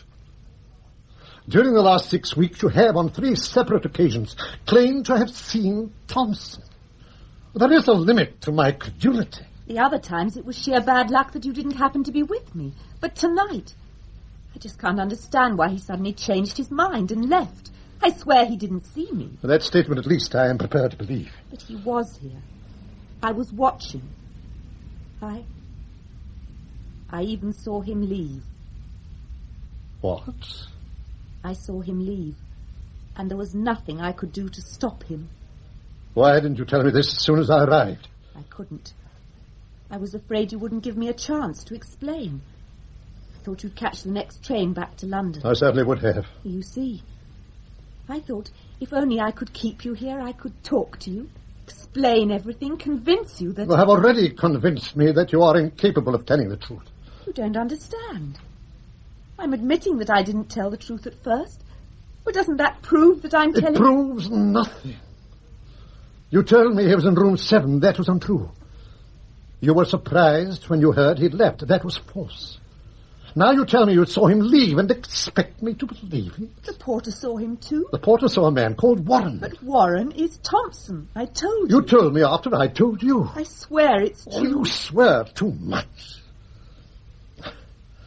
I can't altogether blame you for thinking you can take me in with almost any story. But I don't propose to listen to any more of them. Thompson does not exist. And never has existed. Then why should I pretend he does? What would I get out of it? About £100 of my money to begin with. That was for expenses. I can account for every penny. Can you? Good night, Miss Burford. Good night.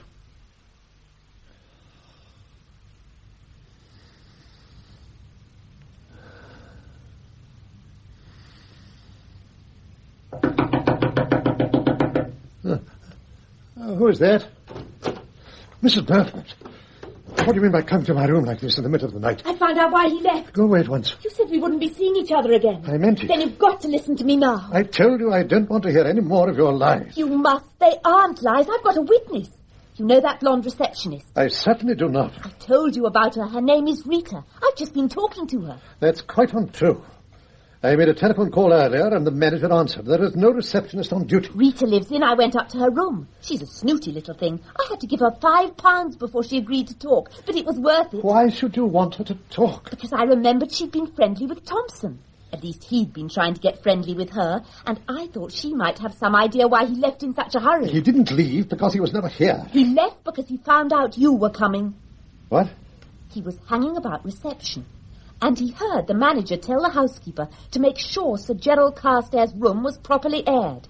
When he realised you were coming tonight, he asked for his bill and went straight up to Pat. Why on earth should he? I wouldn't have known him. I've never seen him before in my life. How do you know? He might have been up before you under some other name. And you couldn't have helped noticing how like William he is. Mrs. Burford, you are not only the most habitual liar I have ever met, you are also the most persistent.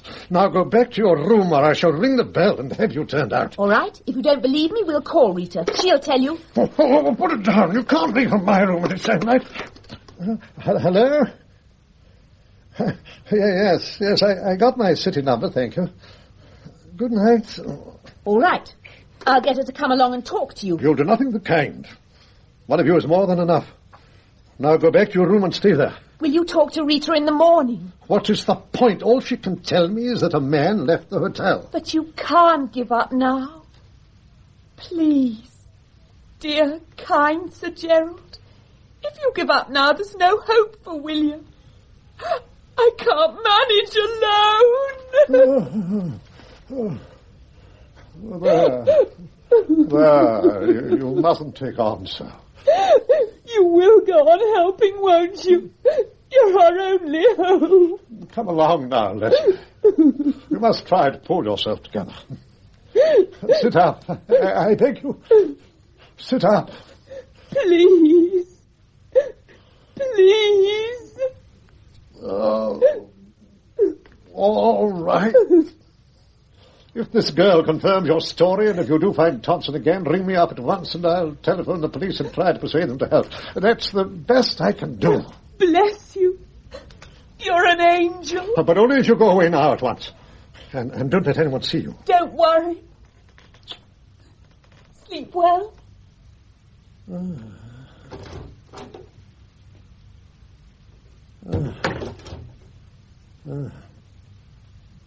Goodness gracious. Hello? No, I don't want to call. Have you got a girl on your staff called Rita? You have? Good. Ask her to come and see me, will you? No, not now. In the dining room in the morning. Thank you. Good night.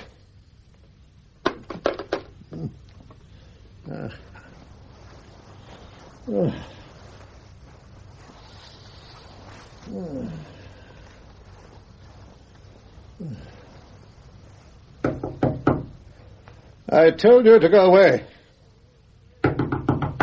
Go away, Mrs. Burford. I'll see you in the morning. Gerald! Who's that? It's me, Tommy Empton. Tommy? Good heavens, what are you doing here? When did you get back from Greece? This morning. I came up to try and stop you making a fool of yourself. What? If it's not too late. Ernest told me all about this little escapade. Well, then I presume he told you I came here because Thompson was here. Unfortunately, he left before I arrived. I bet he did. And you believe this story? Well, I admit that Leslie... Oh, so it's Leslie now, is it? Mrs. Burford doesn't always tell the truth. About this time, she has a witness, the receptionist. I wonder how much you paid her. £5. Oh, you mean she might have bribed the girl to support her story? Of course it's possible, but I don't think it's likely. Why not? Because none of her lies make sense unless Thompson really does exist. You mean Wilson? What do you know about Wilson? Ernest told me that, too. Does the name matter? It certainly does.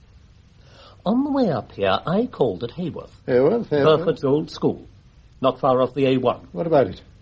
Burford once claimed that he and Thompson were at school together. You didn't mention it at the trial. Well, I couldn't. Burford wouldn't have it. Extraordinary. That's what I thought. Well, obviously, if Thompson or Wilson exists, his name will be in the school record. So, just to satisfy myself, I called in. And did you find anything? Yes. William Burford and Cedric Mattingly Wilson were in the same house. So he does exist. Wait a minute. I saw his name in the school records, all right. What did I tell you? But I also saw it on the Roll of Honor. Killed in action in 1944. Oh, no. Oh, yes. Oh, dear. But, Gerald, you can't prosecute a woman for blackmailing you before she's actually done so. Not blackmail. Obtaining money by false pretenses. By pretending to search for a man she knew to be dead. Have you thought of the publicity? I have. It'll be most unpleasant, but I can see no alternative. Well, I can. Let well alone. You were acting for the best possible motives. Why should you suffer for it? After all, she hasn't got away with much. The defence of, it was only a little one, has never appealed to me. And she should be prosecuted in the public interest. Gerald, is that the only reason you're doing this? No, damn it, it isn't. I really put myself out for that girl. At first I was only concerned with having been unfair at the trial, but gradually I grew to believe in her. I grew fond of her, too. Although not in the way you think. I'm sorry for her. And all the time she was laughing up her sleeve at me, lying and deceiving me. Next time she may get someone into real trouble.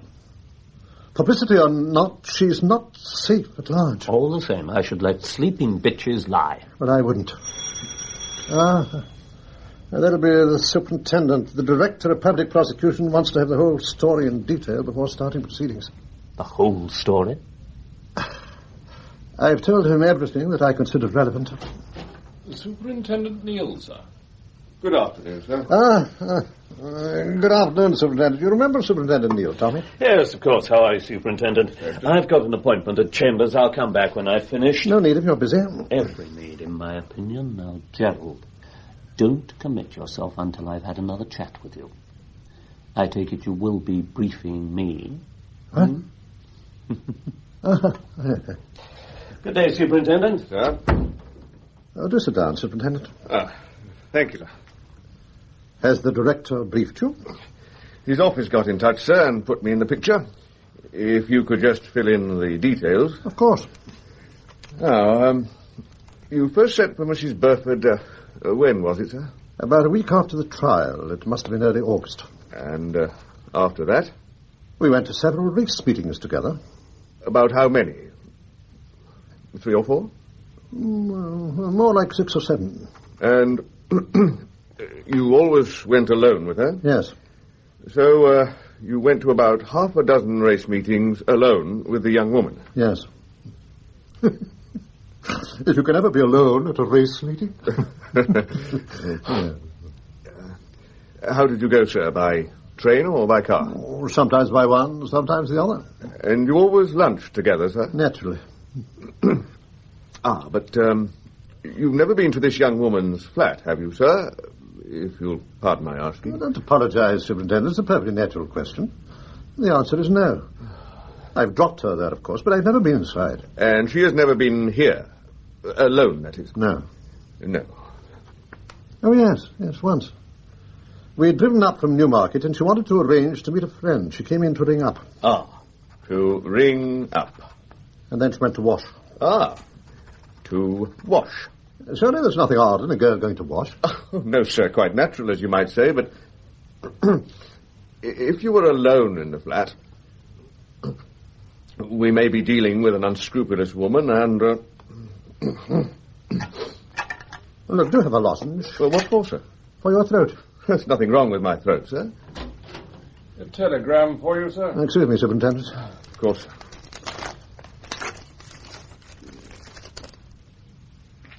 All right, Ernest, there's no answer. Sir? From Mrs. Burford.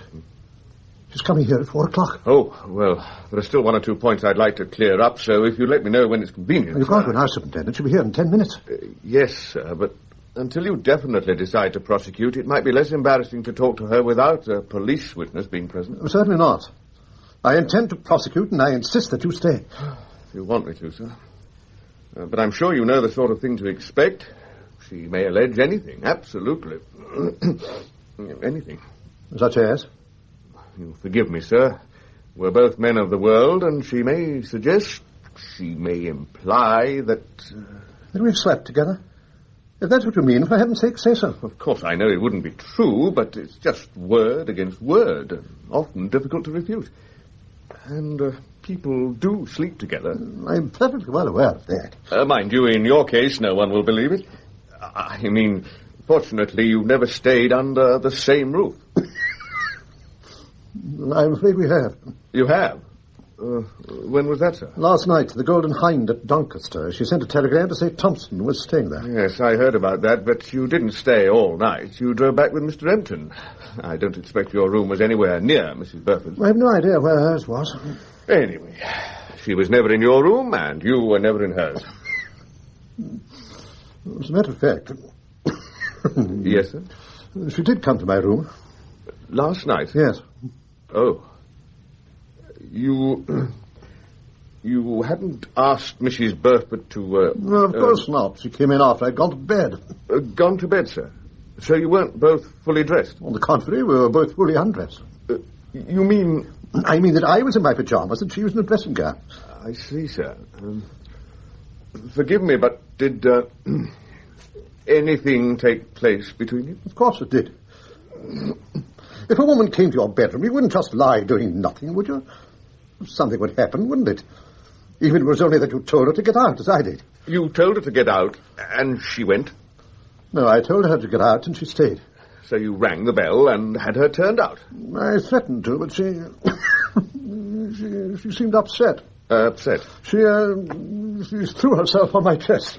Your chest, sir? You heard what I said, didn't you? If only she wasn't so good looking. This is most unfortunate. These women are the very devil. What are you getting at?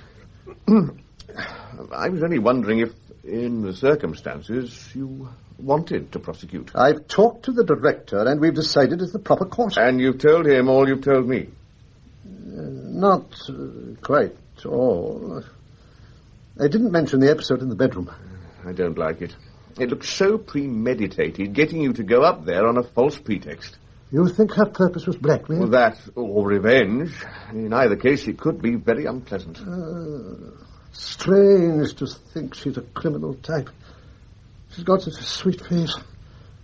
And in many ways, she's such a nice creature, such a kind, thoughtful... You won't go, Superintendent. Not on your life, sir. Mrs. Burford is here, sir. I know. Send her in earnest. It's not going to be easy, sir. If Mrs. Burford runs true to type, she will employ one of two methods. And if it's the hellcat no-holds-barred business, it may be embarrassing. And the alternative?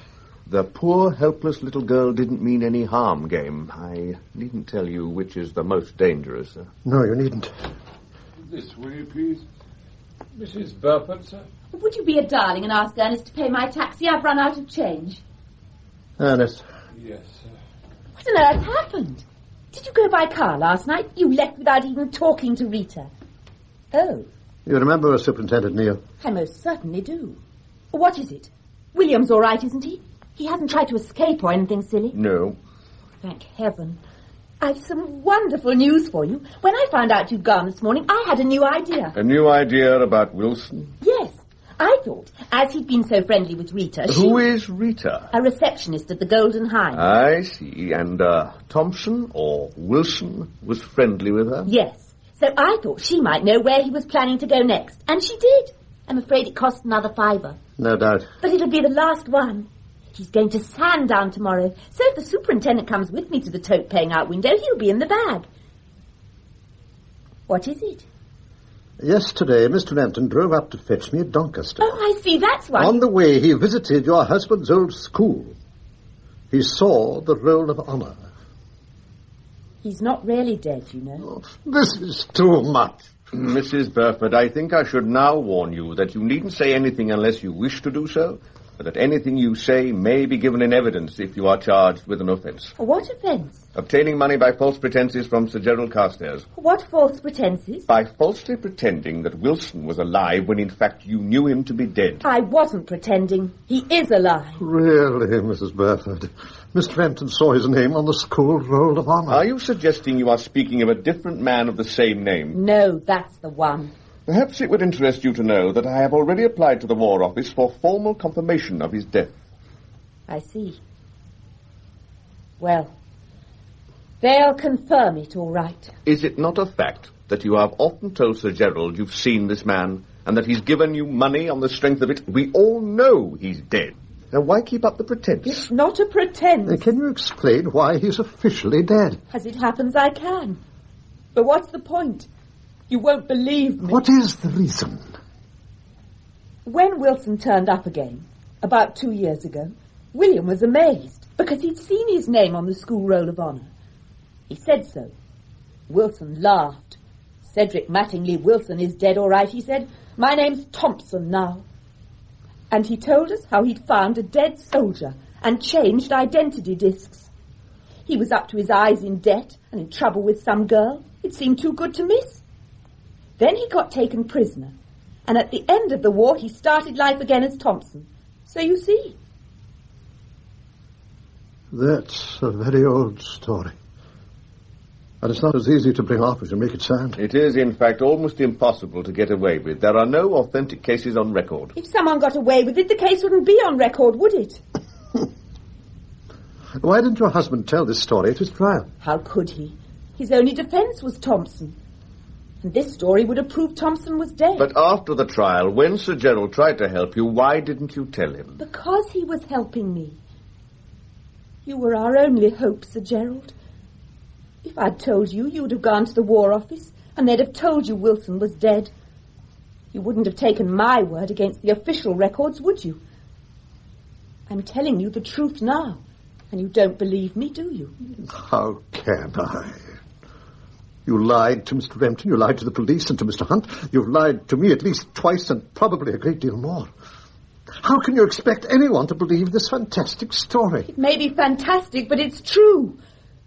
Oh, I know William and I were foolish. I know we told lies, but those aren't crimes, are they?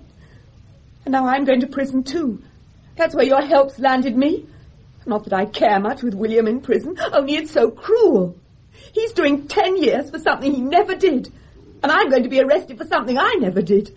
Can't you see how unjust it is? And you're supposed to represent justice. Were you ever on the stage, Mrs. Burford? Oh! I would like you to come with me and sign a statement to the effect of all you've just said. You needn't if you don't want to. Oh, what does it matter? I'll sign it. Can I go and do my face first? I don't want to go looking like this. Don't worry. I won't run away. I think we can say that was pretty satisfactory, sir. I suppose so. I can't help wondering why she sticks to her story. If you were a police officer, you wouldn't, sir. But what is she to gain from it? If you ask me, she knows just what she's doing. That was a very pretty exhibition that she put on just now. I suppose it couldn't have been genuine. That old identity disc from a dead soldier yarn. I only hope she'll have the sense to tell the truth when she's at time and to think it over. I shouldn't count on it, sir. That young woman's no fool. She can still make a lot of that bedroom business if she wants to. Oh, no, you're wrong there. If she had wanted to use that as a piece of blackmail, she would have mentioned it by now. I hope you're right, sir.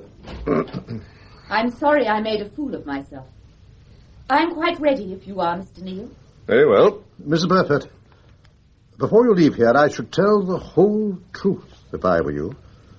If you bring out some further bombshell later on, you mustn't be surprised if people don't believe you. No, there's nothing else. Thompson planted it on William, and he isn't dead. That's all there is to it. Let's get going. I'm sorry it's all gone wrong.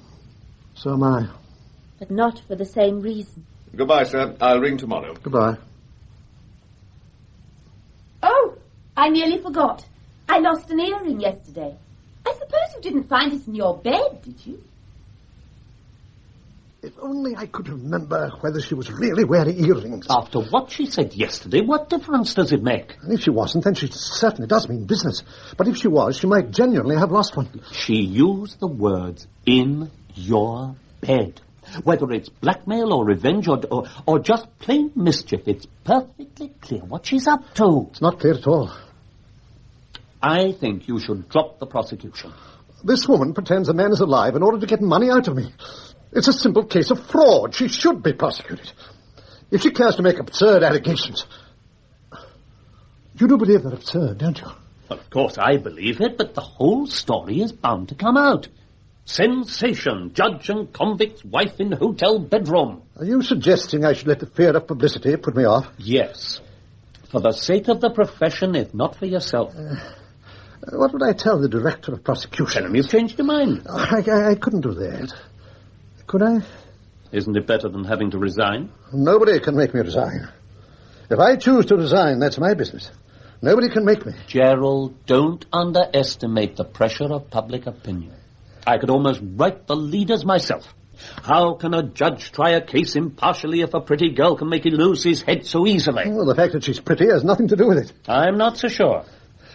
Would you have found her so convincing if she'd been plain? Suppose I do drop the prosecution. Yes?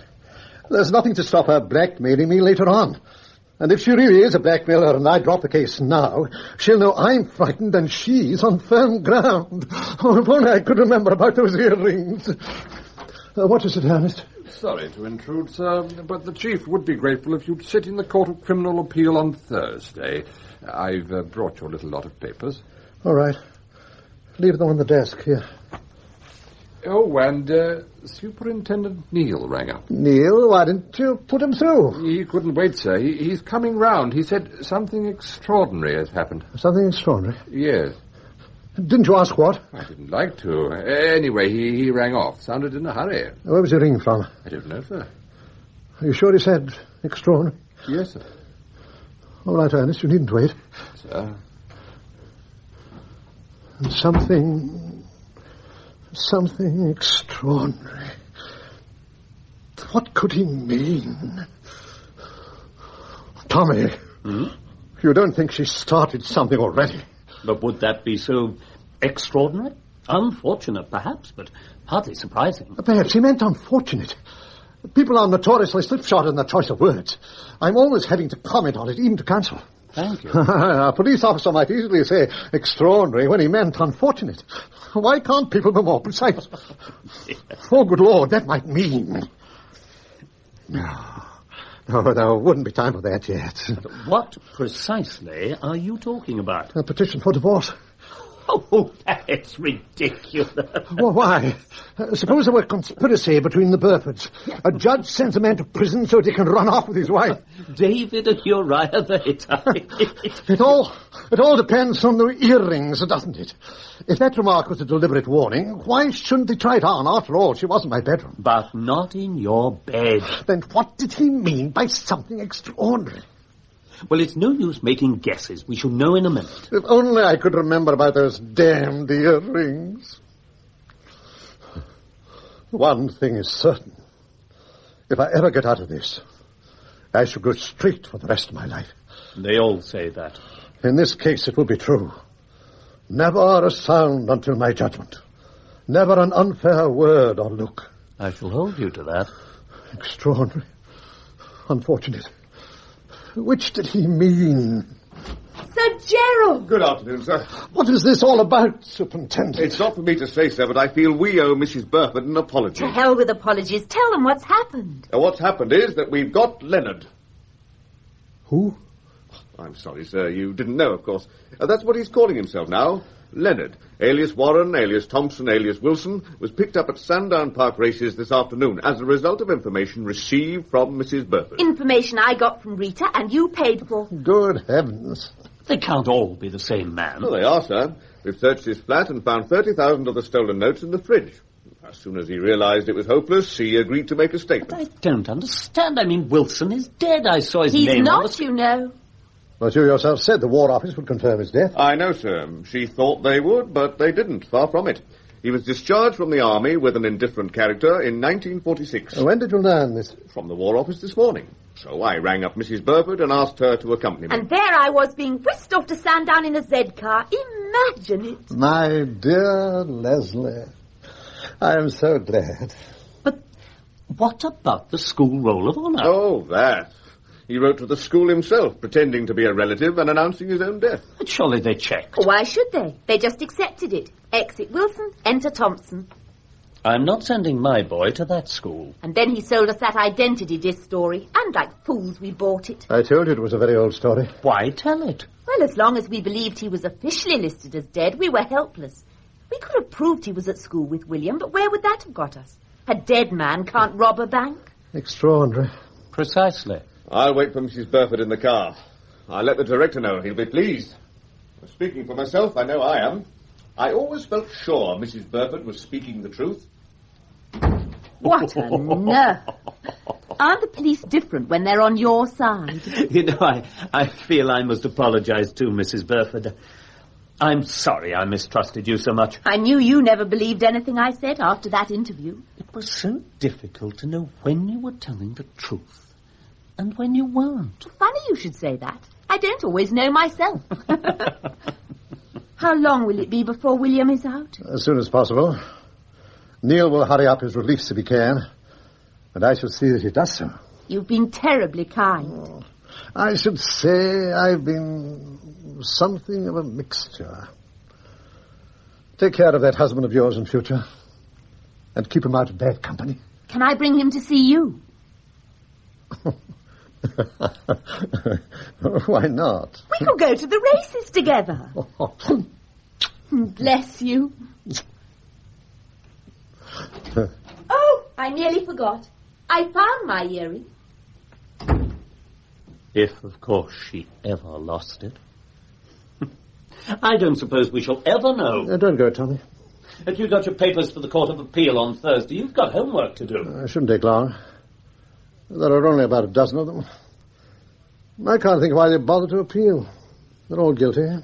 Gerald? Oh, my God. Go away, Tommy. I have work to do.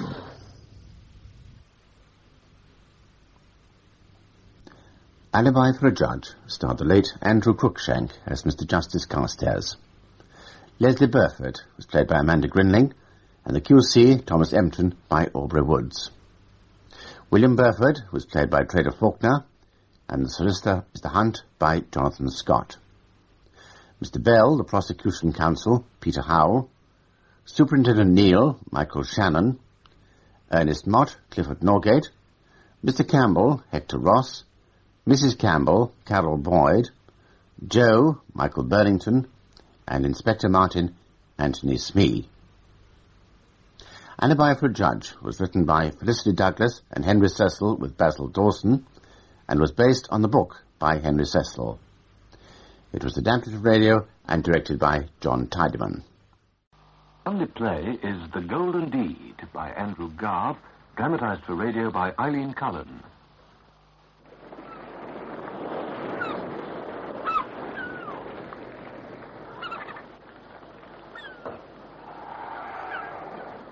Crumbs.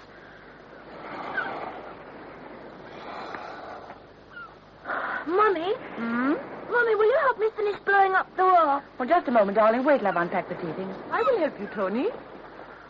We'll have to get him a real raft someday. The old airbed's looking pretty tired. It's a nice raft. There you are. Is that enough? Uh-huh. Oh, so thank you, darling. Thank you, Kira. Look, Mummy, over there. There's a man here today. Oh, so there is. Well, never mind. There's plenty of room. May I go in now, please? Yes, but be careful. I'm going to sunbathe first. You'll go with him, won't you, Kira? Of course, Mrs. Mellenby. Come along, Tony. Race you, Kira. All right. Ready? Mm-hmm. 1, 2, 3. Keep close to the edge, Tony.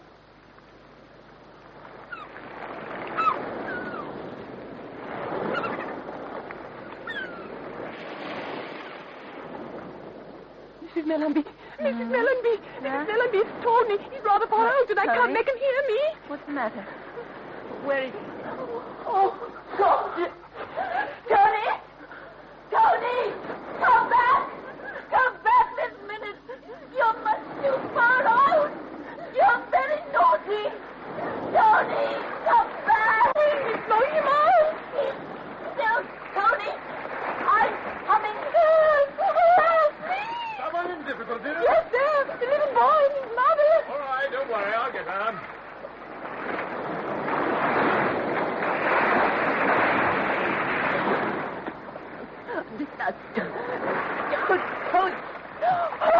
Tony! God, help me. Don't struggle. I'll soon get you in. Right. Come on. Help him. I'll come back for him in a minute now. Down on your back. Relax. That's right.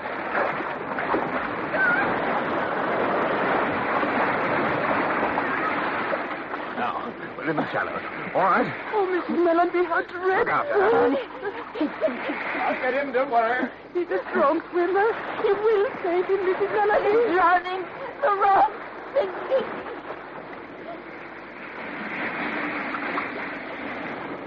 It's all right, Mrs. Mellenby. He's there.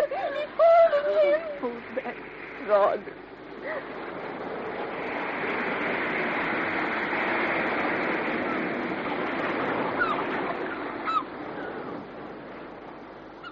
There you are, young man. Don't go frightening your mother again like that. Tony, haven't I told you over and over again to stay near the edge? But, Mummy! Well, he's learned his lesson. It was the wind, Mummy. Have some tea, Mrs. Miller. That's just the thing. Just what you need. And you too. You must be absolutely worn out. I take a lot of wearing out. I simply don't know how I can ever begin to thank you. Really, it was nothing. I'm glad I happened to be around, that's all. I'm afraid I panicked. You see, I'm not a strong swimmer, and Kira doesn't swim at all. I simply don't know what we should have done without you. Here's the tea. Thank you.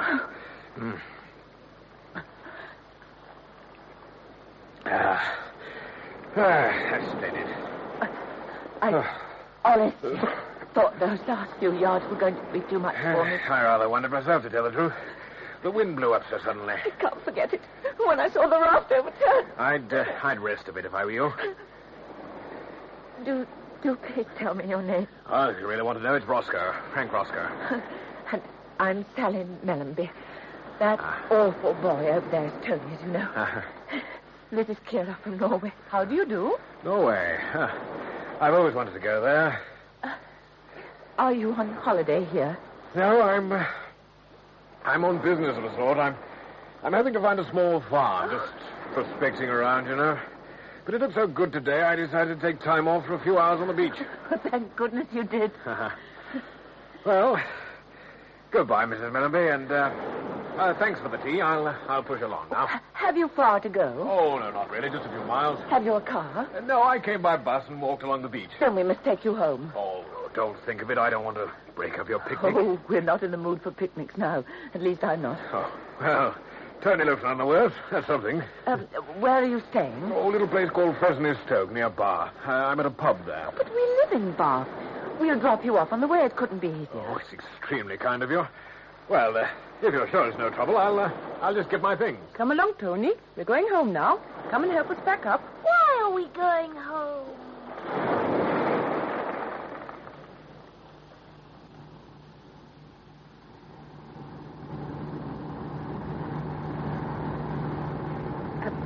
What sort of a farm are you looking for, Mr. Roscoe?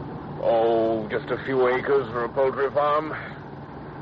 I'm one of those, redundant army chaps, you know. Too old at 40. It must be difficult starting all over again. Have you always been in the army? Yeah, that's the trouble. I don't know anything else. Still, I expect I can learn. Do you know this part of the country? No, hardly at all. But a friend of mine recommended it. He said he'd heard the land here was comparatively cheap. I hope he's right. Well, he may be. Mummy, can I have a new raft? Oh, I should think not. And that's what I call bad timing. We're coming into Fresney Stoke now. Which is your pub? The Plough. Oh. There it is, just on the left. Yes. Very modest, but I'm going carefully.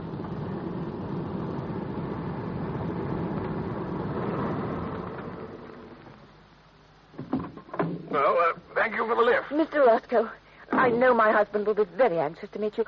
Would you come and have dinner with us tomorrow evening? Oh, it's very kind of you, Mrs. Mellenby, but it really isn't necessary, you know. Please, Mr. Roscoe, you saved our lives, and you could have lost your own. All the same. My husband would never forgive me if he didn't have a chance to thank you himself. Well, if you put it like that, I'll be very happy to come, of course. Where exactly do you live? Oh, don't worry about that. I'll come and pick you up in the car. I'll be here at 6:30. Will that do? It'll be fine. I shall look forward to it. Till tomorrow, then. Right. Goodbye. Goodbye. Bye. Bye.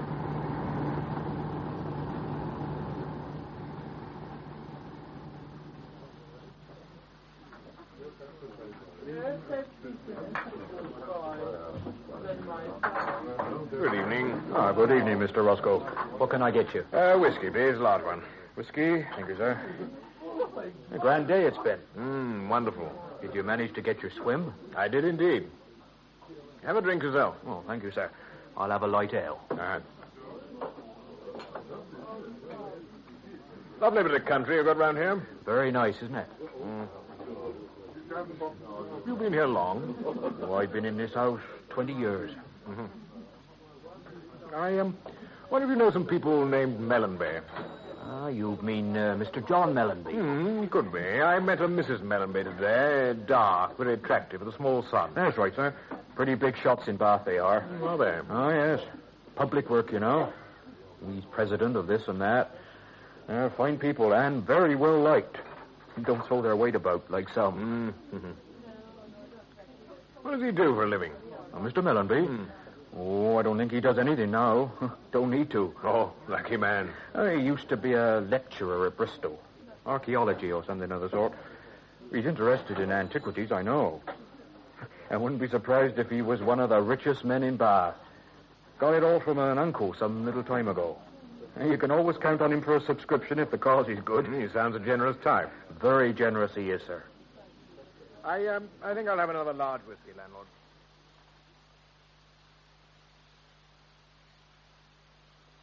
In here, Mr. Roscoe. John, darling, this is Mr. Frank Roscoe. How do you do, sir? Mr. Roscoe, my wife has told me all about what happened yesterday. I can only say thank you from the bottom of my heart. There was nothing to it, Mr. Mellenby. Well, you must allow me to thank you. I owe you more than I can ever repay. I'd really be happier if you forgot all about it. No, I'm not likely to do that.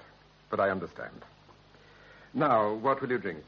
Gin and something or sherry? Oh, gin and French for me, if that's all right. Yes, of course. Sally? A sherry, darling. You have a beautiful house. It is attractive, isn't it? It's a design they're never likely to improve on. Perhaps you'd like to look round later. There are some lovely fireplaces. I would indeed. Well, this is quite an occasion. Your very good health, Roscoe. Happy days. Do sit down. I can't imagine why we're all standing. A cigarette, Mr. Roscoe. Oh, thank you. My wife tells me you've just left the army. Yes, I was a major in the Gloucesters when they axed me. And now you're planning to become a chicken farmer. Yeah, that's the general idea. Does it sound crazy to you? Oh, I wouldn't say that. People make fortunes out of it. The thing is, I've been used to an open-air life, and I don't think I could stand a desk. I suppose you've been into the economics of it. Well, I've been browsing in the books a bit. You ought to talk to someone who's actually running a poultry farm. Yes, that'd be a great help. I can't think of anyone offhand, but I'm sure we can find someone. Yeah, I've been abroad so long. I've been almost a stranger here. But I expect I shall soon make some friends. Well, you've made some already. Oh, jolly nice of you. You're not married, are you? No, I'm not. But perhaps when I get more settled. Must have someone to collect the eggs, what? What size of a place had you in mind? Well, the gratuity won't run to anything ambitious. About 3 acres, I thought. Oh, as little as that? Oh, I'll be working on the battery system. You don't need a lot of ground for that. Oh. What about a house? Shack. Small bungalow do to start with. You know, John, Eleanor's been talking about selling her cottage and field. Eleanor Bright is a friend of ours, Mr. Roscoe. It's a charming little cottage full of possibilities. You're worrying too much about me. Oh, we just want to help. Well, would you like me to ask her about it? That's very decent of you. You know, it's going to be quite an undertaking, starting from scratch. Yes, I'll be all right if the money holds out. Yes. Forgive me if this sounds impertinent, but if an interest-free loan would help over the early stages, you've only to tell me. Oh, that's most generous of you. But I'd like to stand on my own feet as much as possible. Well, bear it in mind. And talking of standing on your own feet, Sally tells me you haven't a car. No, I passed the test and got a license, but I guess the car will have to wait till I can see my way more clearly. You'll find public transport here very thin once you get off the main roads.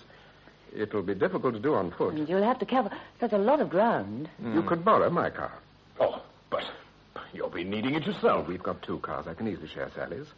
What do you say, darling? But of course, it's perfectly simple. You're very kind, but I'm sure you'll find it inconvenient. There's no reason at all why you shouldn't borrow one. It's very tempting. Certainly saved me hours of foot slogging. You can take mine with you tonight. You're the most generous people I've ever met.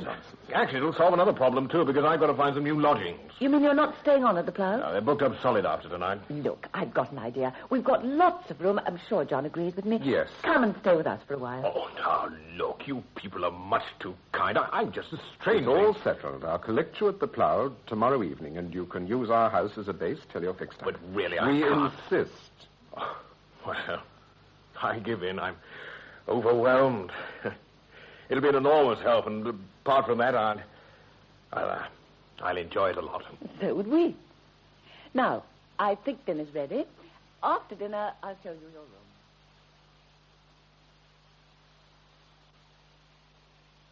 How's the day gone, Sally? Has Roscoe been out exploring? Yes, he's been out all day. John, I hope he's a good driver. He went down the drive at a speed that would have alarmed you. Well, I'm considered a cautious driver, you know that.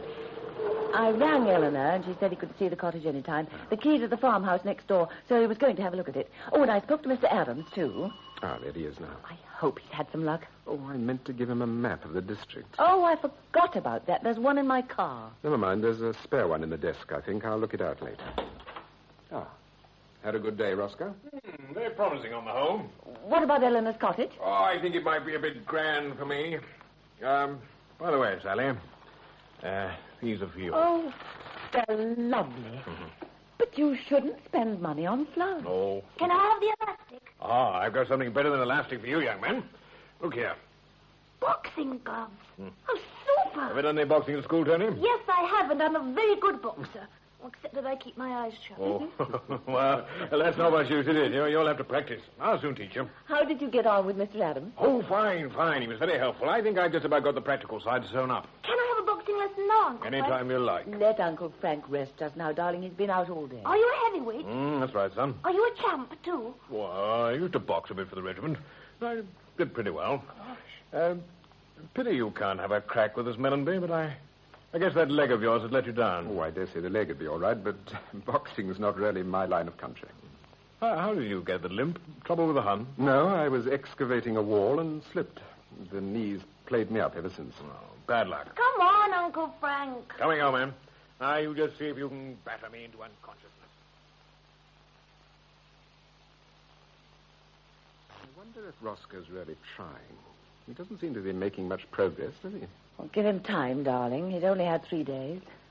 Don't make him too comfortable. You might regret it.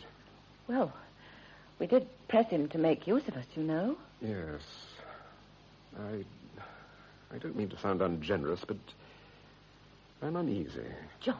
Let's have a drink. Yes. All right. John, I hope you're going to like him. I'm having a darn good try. It was rather awful last night. I can't imagine what got into him. The answer's simple. Gin. I don't feel it could have been only that. He didn't have so much. But he seemed like a different person. I don't understand him at all. Well, we don't really know him very well. He suddenly seemed such an exhibitionist. I think he was trying to impress Kira. I don't like talking about him like this. It seems dreadful after what he did. Yes, I'm not forgetting that. But actually, I think I'm a bit afraid of him. Oh, nonsense. But it's true, I feel quite terrible about it. Surely it should be easy to like someone who saved Tony's life. Not to mention yours. I do admire him enormously for what he did. But... Of course, it's a forced relationship being so obliged to anyone. And he doesn't have to turn out compatible just because he's physically brave. Anyhow, Sally, we'll do everything we can to help him. We must do that. I wish you weren't going to this dinner tomorrow. Well, I can't very well get out of it, darling. And if I leave early, I should be back by 10.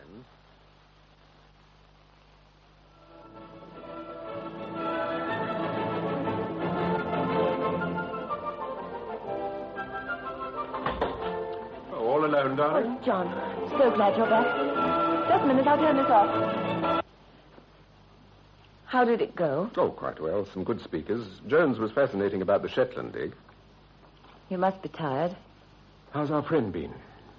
He was quite all right at dinner, except... Where is he now? Walking round the garden with Kira. Oh. I hope he's not going to turn out to be a wolf. Oh, I don't think Kira's likely to come to much harm in the garden. Haven't you noticed how he looks at her? I've noticed how he looks at you. No, John, be serious. I'm really very worried. About Kira? She's only 18 and rather impressionable. I didn't at all like his manner to her this evening. I wish you'd do something about it. Speak to him, you mean? Yes, I think you should. I could talk to Kira, but I don't want to upset her.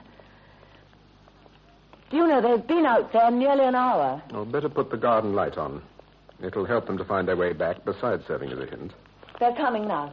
Oh, hello. You're back, Mellenby. Yes, and very glad to be home. I'm sorry, Mrs. Mellenby. I didn't know it was so late. I could take that as a compliment, eh, Kira? I think I'll go up. Good night, Mrs. Mellenby. I'm coming too, Kira. Don't stay too long, John. No, darling, I won't. I think I'll turn in, too. Have you a big program tomorrow? 4 places. One of them sounds quite promising. Oh, good. Just switch that lamp off, will you? Right. Thanks. Oh, by the way, Roscoe, just a word of warning. I'm sure you'll understand. The fact is... What are you driving at? Sally's a bit worried about young Kira. Don't let her get too fond of you. What's the idea? She's very young, you know, and we're responsible to her parents. She obviously admires you, and we don't want her upset, so watch out. Come off it. A man in my position has to take his fun when he can get it. Don't try to take it here. That's all. Oh, don't be so damned censorious. Okay, old man. I certainly don't want to abuse your hospitality. I'll lay off her. No more walks in the garden, eh? I promise. Thank you.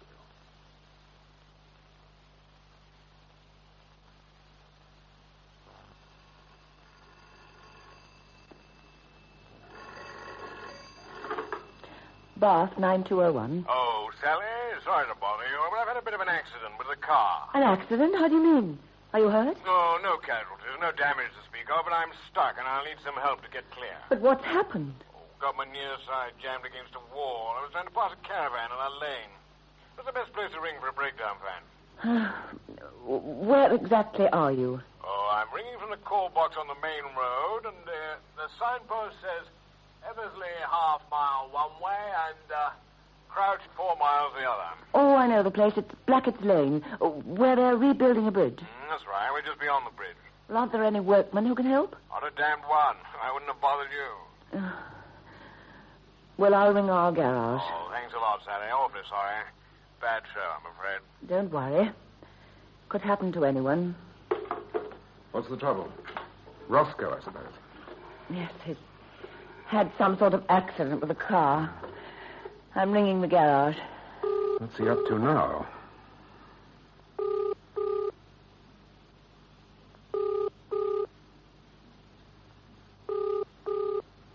What a nuisance. I think I ought to run over there, John. Doesn't seem to be a reply. I wonder what's happened if no one turns up. Well, I'd better come along with you. We might be able to lend a hand.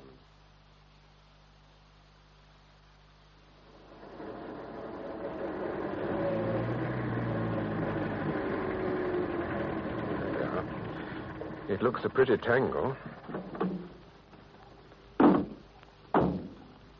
Hello, you two. We thought we'd better come ourselves. Oh, sorry to bring you out, John. But I've put up a bit of a black. So it's your car, is it? This is John Mellenby and Mrs. Mellenby. I'm staying with them. How do you do? Well, Mr. Mellenby, if you don't mind my saying so, this fellow's not fit to drive a... I'm sorry, I didn't mean to bawl at you. My name's Sherston, by the way. How did it happen? Well, he was going a heck of a lot too fast. He's talking through his hat. I'd have been all right if it hadn't been for the bridge. It's an accident black spot, as a matter of fact. There's been talk of widening the lane. In any case, it was ridiculous trying to bring a caravan through. We wouldn't have thought of it if someone hadn't told us there was an old quarry which would make a good stopping place. I know the quarry. It would make a good stopping place. Oh, this is my wife, Eve. Oh, hello. And I'm Sally Mellenby. How do you do? Anyhow, there doesn't seem to be much harm done. Do you think the three of us could lift it? No, we've tried already. We're both pretty hefty. I doubt if you'd make much difference, old man. Well, I'll try the garage again from the call box. Oh, thanks very much. Well, what about you folks joining my wife and me in a glass of sherry while we wait, eh? That's a very nice suggestion. Well, we might as well make the best of it. Yes, come in and see the homestead. That is, if we can get in. I'll go ahead. Can you squeeze through? Yes, I think so. If George can manage, we ought to be able to. Oh, but what a marvelous caravan. It is nice, isn't it? Oh, we find it's better than staying in hotels if you want to see the country. You know, this way we're independent. It looks wonderfully compact. Yes, it is. It's got practically everything. Yes, life would suit me all right. Especially if I had a woman like Eve. What the hell are you insinuating? Insinuating nothing, old man. Keep your shirt on. Now, look here, I admit you... I love the big windows. Yes, it's almost like living out of doors without the discomforts. My little boy would love it. Oh, so you like our home, eh? It's wonderful. The breakdown van will be along shortly. Oh, good. Isn't it charming, John? Oh, yes, indeed. Sherry, Melanie? Thank you. Oh, this is very hospitable of you. You're on holiday, are you? In a way. Well, if it takes us years, so much the better. First England, then all round Europe with a bit of luck. Where are you from? Trinidad. I'm an oil man. At least I was. A mining engineer. Chap in my regiment, redundant like me, was thinking of going out there. Are you planning to go back there eventually? Well, we haven't really got around to deciding that, have we? We had a wonderful stroke of luck. Oh, yes, you see, I bought myself a small Crown concession in the bush, and it turned out that there was oil there. That was very smart of you. Oh, well, it's my line of course, and I had a hunch. But I had to act fast because there was another fellow after it. But I guess that's the way to make decisions quickly. Impulse, that's the thing, don't you think, Mr. Mellenby? I suppose it makes for an exciting life. Yeah, sure it does. Like the way we packed up and came over here. We even got married 2 days after we met. I guess we're talking too much about ourselves. More sherry, everyone. How long are you staying around here? Oh, it depends what there is to see. I've heard Bath's an interesting place. Oh, it's unique. My husband can tell you all you want to know about Bath. If you happen to be interested in architecture, it's a sheer delight. And what about those famous waters? Do you think they'd get this corporation of mine down, eh? Someone told George that a spa course was just the thing to tone one up. Oh, does he need toning up, Mrs. Shurston? Those repairmen should be here by now. Oh, there they are, I think. A bit of trouble, eh? You folks have fairly got yourselves wedged in. What have you been trying to do? All right, Mr. Mellenby, we'll soon have this straightened out. Heave away, lads.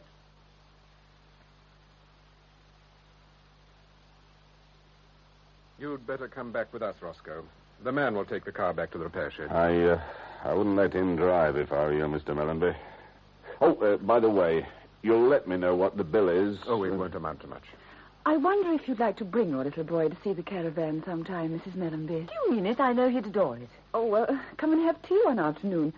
May I ring you? Yes, do. The number's Bath 9201. It's in the book. I shall look forward to it. So shall I. Ready, Sally? Yes, just coming. I'll be seeing you then. Goodbye.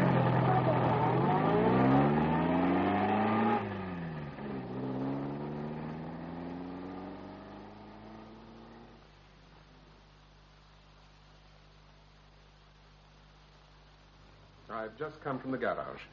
The car should be ready by tomorrow. Well, I suppose we should be thankful it's no worse. Are we going to let him go on using it? I'm a bit stumped. I don't know what to do. He may be more careful after this. For 2 pins, I'd ask the man to leave the house at once. I don't think it would be wise, darling. He could be terribly nasty. It may not be for much longer. It would really be better if his departure came about naturally. He's so unpredictable. His behavior to Mrs. Shurston yesterday. He just sat and leered at her. He's an unspeakable oaf where women are concerned. Is he in the house, by the way? Upstairs, I think.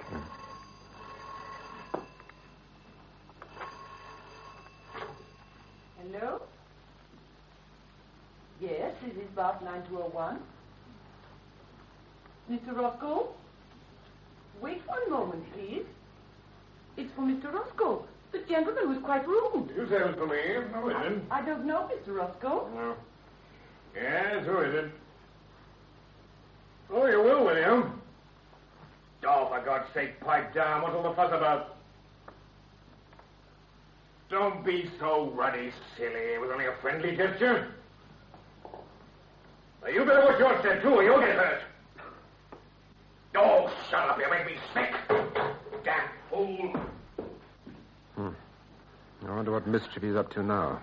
He sounded horrible. Darling, I don't think I can stand any more of it.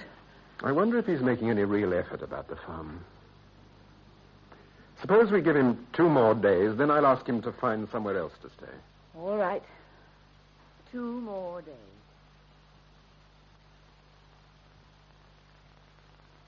Is Mrs. Mellenby in? Yes, I think so. Oh, I'm Mrs. Shurston. May I come in? Of course.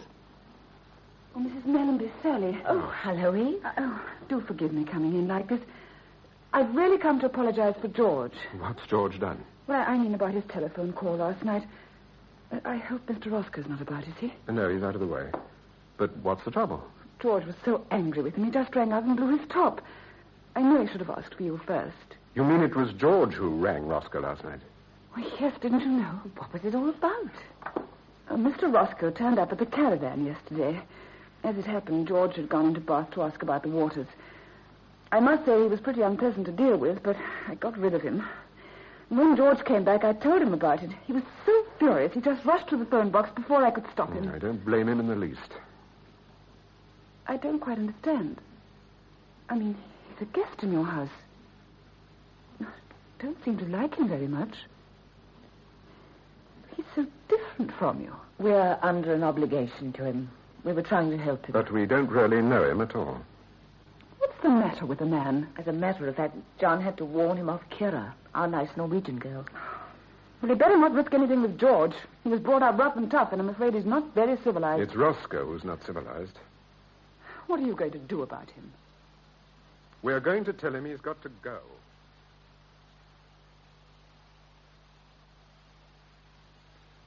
There's more coffee. Not for me, thanks, darling. No more for me. Mellenby, I wonder if we could have a word in private. In private? Well, I'm going up to say goodnight to Tony. I'll leave you alone with my husband, Mr. Roscoe.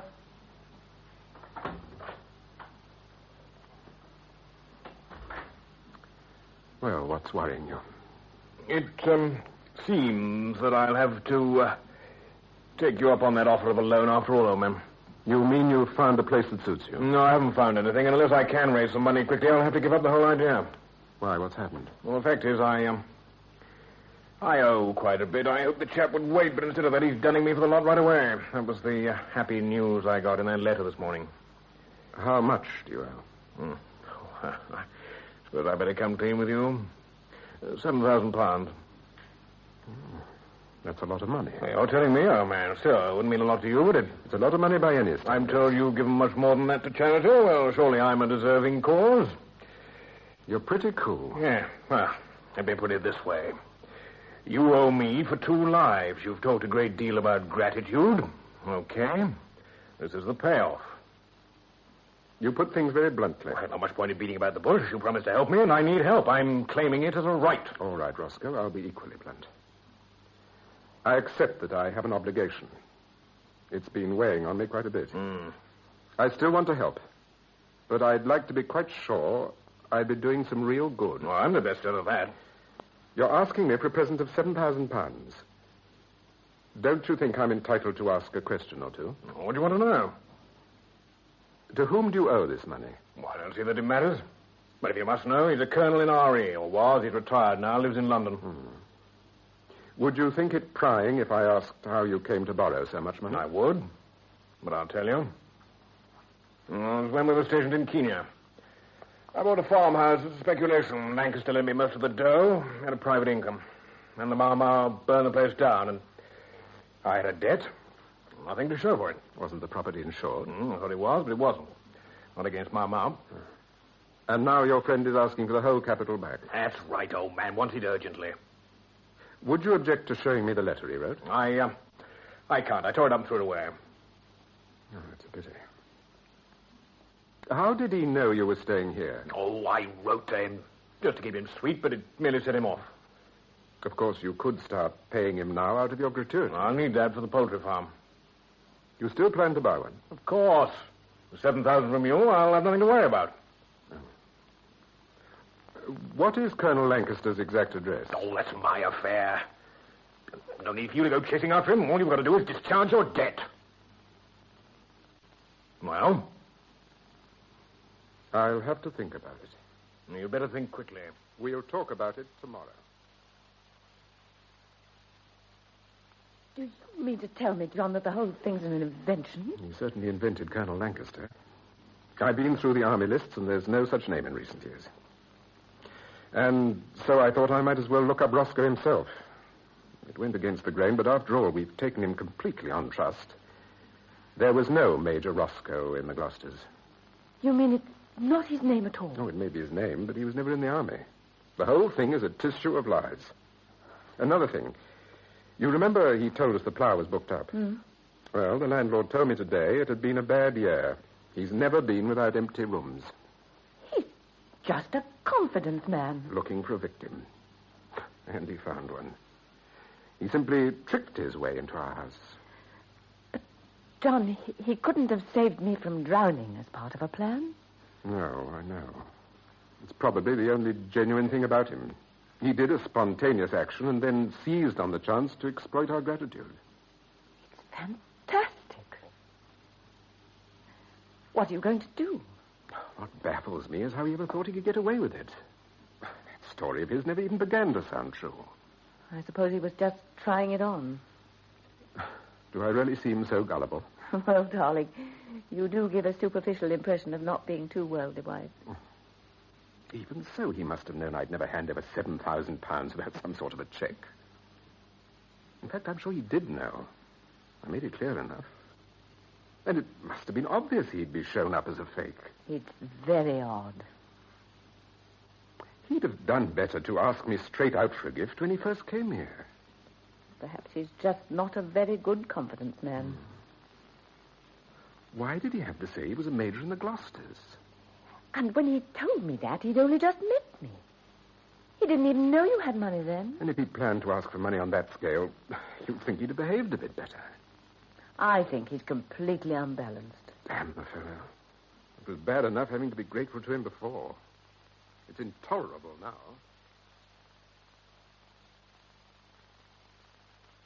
Mind if I have a drink? Yes, help yourself. Oh, thanks. Where's Kira? She's gone to the pictures. Perhaps it's just as well. No. Mellenby, let's get this over. What have you decided?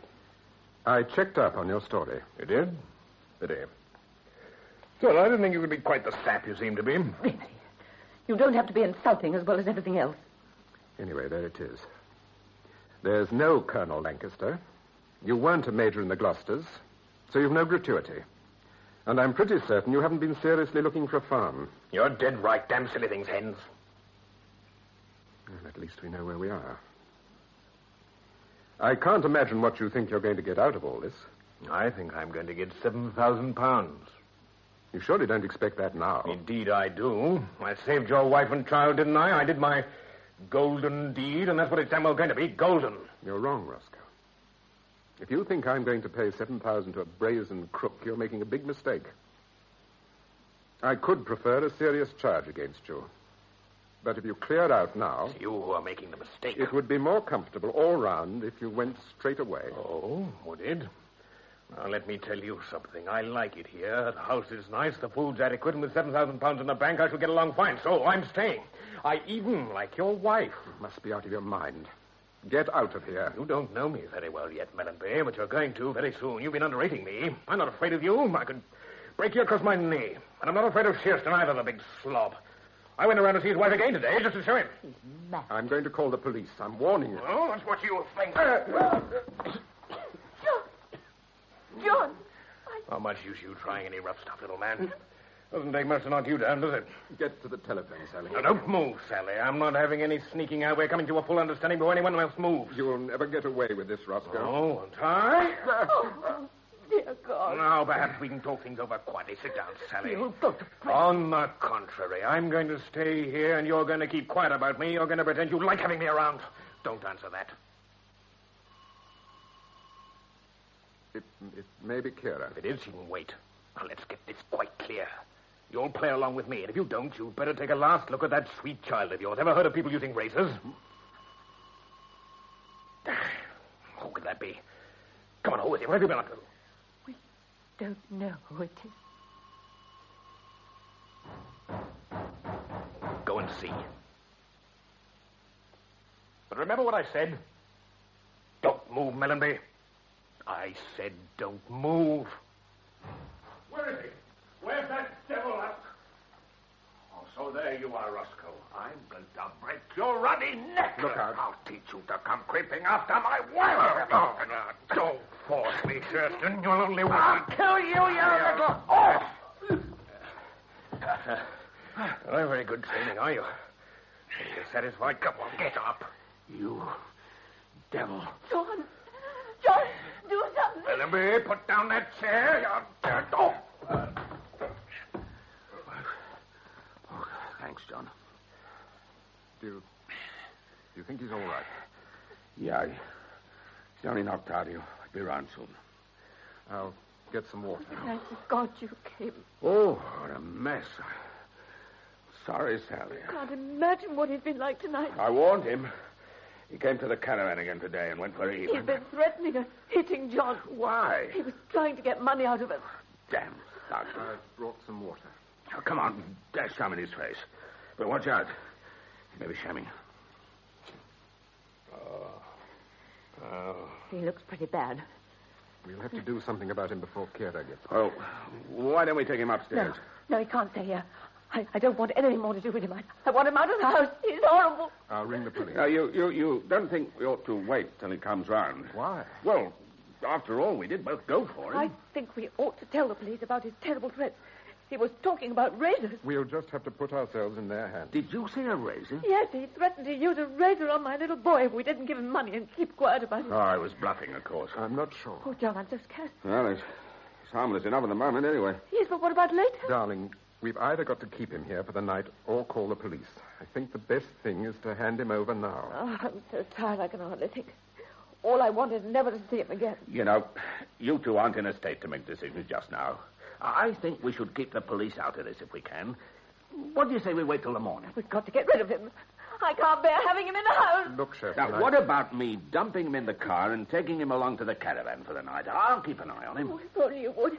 Well, what about Eve, then? Oh, he won't object if I sit over him with a spanner. Anyway, I don't think he's likely to give any more trouble. I'm surprised he's out so long. Well, what do you say, John? You'll be out of your way and... Please, John. I feel a bit worried. I think it's the best way, you know. No one will see him then. We'd better hurry. Kira's due back any minute. Well, you'll have to help me get him into the car, I think, John. I'll try and straighten up here. Perhaps I'd better come with you. No, I'll manage. You stay and look after Sally. It's very decent of you to take him off our hands. Don't worry. Come over in the morning, and between us, we'll fix up Mr. Roscoe's future. Come on, now. You take his feet, and I'll take his shoulders. Come on. I only hope I never see him again.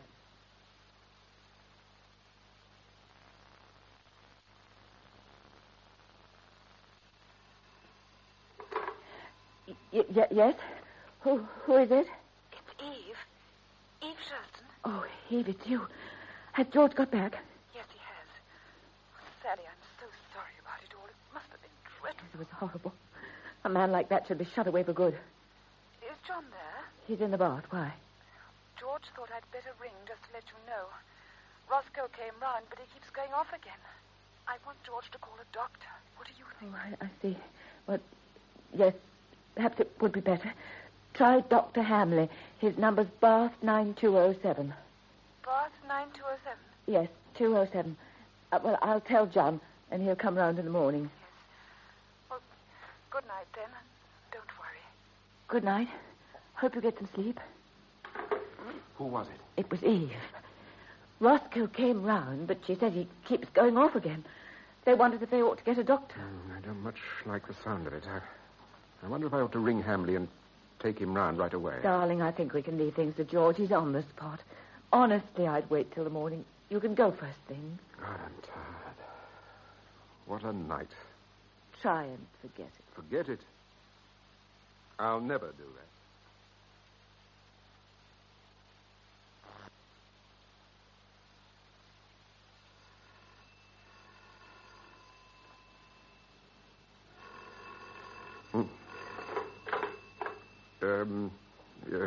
Yes? Willoughby here. John. Cheston. I'm sorry I had to ring. What's happened? I'm afraid I've got bad news. Roscoe? You better brace yourself. He's dead. No. I'm afraid so. Have you called a doctor? It's too late. There's no doubt about it. When did you find out? What happened? About half an hour ago. I'd been out for a stroll. Couldn't sleep. But when I came back, I had another look at him. He was gone. George, why didn't we get a doctor right away? Who the hell would have dreamt he'd go out like that? Now, listen. Does No, we didn't say anything. I'd like you to come round. We must talk. All right, I'll come straight away. Don't make any more noise than you can help when you leave. And keep your chin up.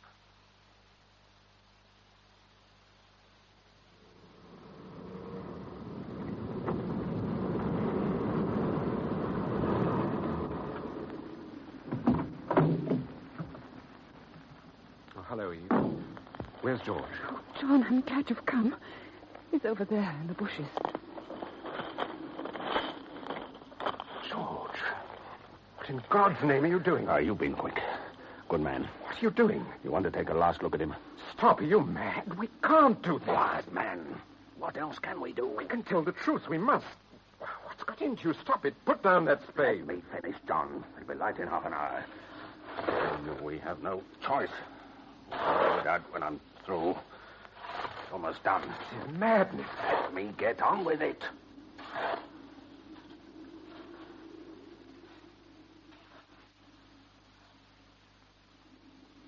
Can you give me a drink, Eve? Water, anything? Yes. Here you are. Thank you. You look awful. Sit down. George is mad. Do you know what he's doing? I tried to stop him. Truly I did, but he wouldn't listen to me. John, I'm terrified. You've good reason to be. We all have. If only I'd known. What's that? Who'll come along at this hour?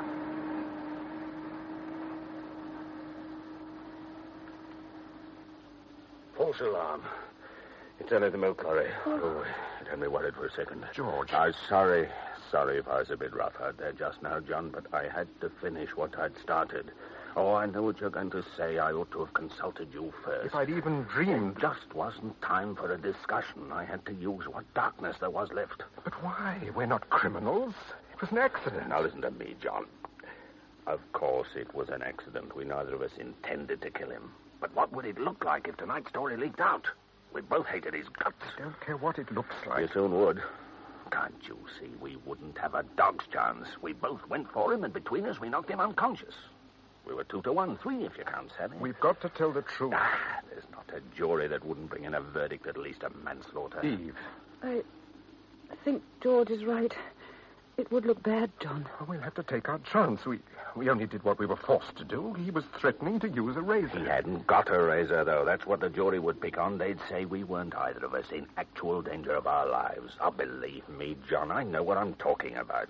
There was only one way to look after ourselves, and that was to put him in the ground. And I'm glad he's there. You're wrong. You've put us both in the wrong, hopelessly. Don't you see? What you've done now is criminal. Oh, maybe it is, technically. But not any other way, not morally. Anyhow, I did it on my own. I'm not asking you to take responsibility for it. You are. I know about it. That's enough. Oh, keep quiet about it, that's all. In any case, I don't see how you can do anything else. They'd never believe you hadn't had a hand in it. I can't keep quiet about it. Yes, you can. All you've got to do is to give out that Roscoe's pushed off somewhere else. You don't know where. Fortunately, he didn't speak as if it had any roots here, did he? He came out of the blue, and he's gone back into it. Everyone leaves traces. What about his things up at the house, his clothes? Oh, yes, you'll have to pack those up double quick. I'll get rid of them. Suppose someone found them. By the time I finish with the place, there won't be a sign. So miserably cold-blooded. Yes. I didn't enjoy it. Oh, John, I know how you feel. Don't imagine I don't understand. But the thing is, it was necessary. Eve doesn't think so. I didn't at first, John, but perhaps George is right. No one would believe you. I'll have to talk to Sally. Yes, you do that. Ask her if she wants her life ruined. All our lives. 4 lives ruined for that bastard. Now, I know you're a man of principle much more than I am. But I've only tried to do the best for all of us. I'll come back later anyway. Yes, and bring the clothes. And, John, for God's sake, be careful. Watch your step.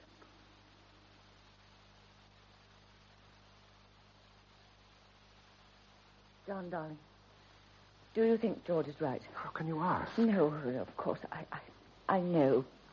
But I mean, right about what would happen if you told the truth. Would you be sent to prison? If only we'd done it right away. But now it would sound terribly bad in a court of law. I'm horribly afraid he may be right.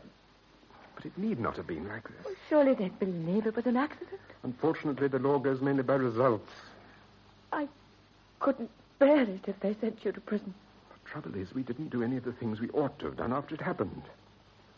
What sort of a figure would I cut in the witness box? Roscoe was a man who saved my wife and child from drowning. And even supposing we got over other things, actually burying him, we'd never get over that. I think we've got to face it. The verdict would be manslaughter. What would that mean? Anything up to 5 years. John, 5 years? But it would be so unjust. You've done absolutely nothing. It's unthinkable. You can't do it. I won't allow it. Suppose we keep quiet. What then? Oh, if we say he left here last night... But if inquiries ever did start, things would get very difficult. He said he had no relation. You never know. There's always something one hasn't provided for. It may be very wrong of me, but I think I'd rather take the risk. Do you think we could ever carry on as if it hadn't happened? I doubt it. But we can't bring Roscoe back to life. What good would you be doing by telling the truth? I believe in law and order. I have a very deep feeling about it. I know, but there must be some exception. I don't think so. Yet, when you found out Roscoe was a fraud, you were going to let him go free because you were grateful to him. You were making your own rules then. Yes, strictly speaking, I was wrong. But at least I wasn't doing it to shield myself, which is what I'd be doing now. You really want to confess, don't you? I hate the thought of living with a lie. More than the thought of prison. I think so. Listen, John, I think we should keep quiet. George has forced your hand. I know he's been terribly wrong, but you've done nothing. Please think of me and Tony. I simply hate the whole thing. John, it's nearly breakfast time. We've got to be prepared with a story for Kira and Tony. Roscoe left last night. Good morning, Kira. Good morning, Mrs. Mellanby. Tony, please run and ask Uncle Frank if I shall boil an egg for him. Oh, Uncle Frank's gone. Gone? Gone where, Mummy? He left last night. He had to make up his mind in rather a hurry. He asked me to say goodbye to you both. He has stopped looking for a farm? He heard of one in Sussex, Kira. That's south of London. And he thought he'd better look at it straight away. Is he coming back, Mummy? No, I don't think so, darling. But he's left his boxing gloves and punch ball. They were in the shed. I just saw them. Oh. Well, if he wants them, I expect he'll send for them. Perhaps he'll forget. It's a jolly good punch ball. Frank was sorry not to see you, Kira. I'd have told you last night, but I thought it might upset you a little. I am not upset. Well, I thought you rather liked him. At first, perhaps, but not later. He was not a nice man, I think. No, he wasn't a nice man.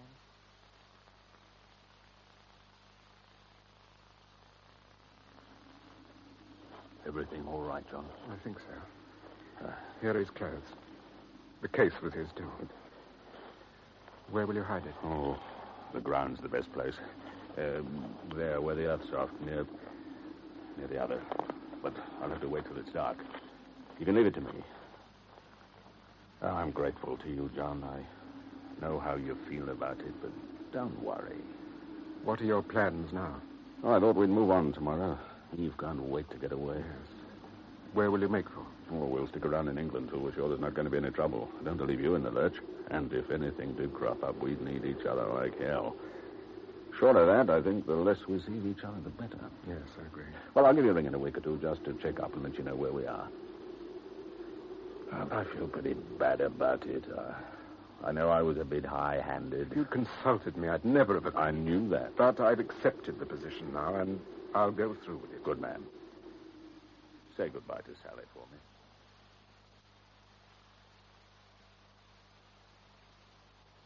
Daddy, come and watch me with the punch ball. Don't worry, Daddy, just now, Tony. He'll come out later. Do eat some breakfast, John. I'll just have some coffee, I think. And you simply can't go on like this. You look so ill. Oh, what's the matter? What's in that letter? It's addressed to Roscoe.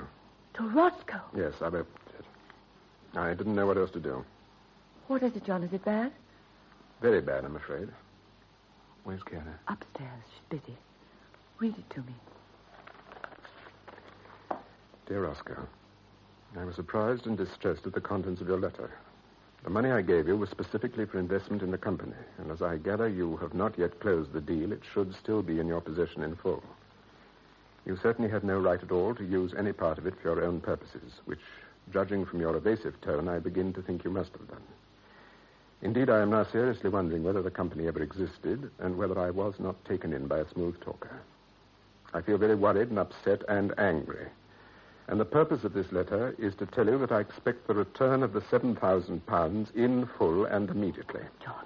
I can accept no excuses. If I do not receive your check by first post on Friday morning, I shall go at once to the police and ask for your apprehension on a charge of false pretenses and fraud. In view of our past relationship, I much regret this, but you have left me with no alternative. Charles E. Faulkner. So, he did owe money. That part was true. And if this man, Faulkner, tells the police about him, I suppose they'll come here. They're bound to. It was Roscoe's last known address. He says Friday, doesn't he? That's tomorrow. Yes, tomorrow. What can we do? Imagine the questions they'd ask. All of them awkward. All of them full of pitfalls. Surely we could make up a watertight story between us. He told us he was going to Sussex, but he didn't tell us where. After all, I don't see why they should suspect us of anything. It wouldn't be long before they did. They'd start to check up on his movements. They'd go to the station and find no one had seen him. Whatever story we told, they'd be able to disprove it. We'd be caught in a web in no time. We must plan They'd something. question the neighbors. Someone might have heard me drive off in the early hours. They'd find out about the caravan. The charge could easily be murder. Murder? We've got to stop the police coming here. I think I know how it might be done. I'll have to see this man Faulkner, and I'll have to see him today. His telephone number's on the letter. If he's a decent chap, it may work.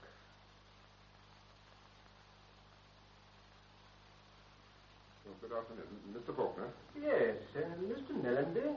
Oh, do come in, won't you? In here. Thank you. You'll find that chair quite comfortable. Thank you. I'm sorry I couldn't explain over the telephone. I felt I had to see you. So as I had other business in London, I thought it might as well be today. You said it was about Frank Roscoe. Is he a friend of yours? Roscoe has been staying at my house in Bath for a week or two as my guest. This morning he showed me a letter he just received from you. I gather he owes you £7,000. He does indeed. Well, I've come to settle his debt. What? You mean Roscoe has sent the money? No. I mean I should like to pay it for him. Forgive me, Mr. Mellenby, I don't understand.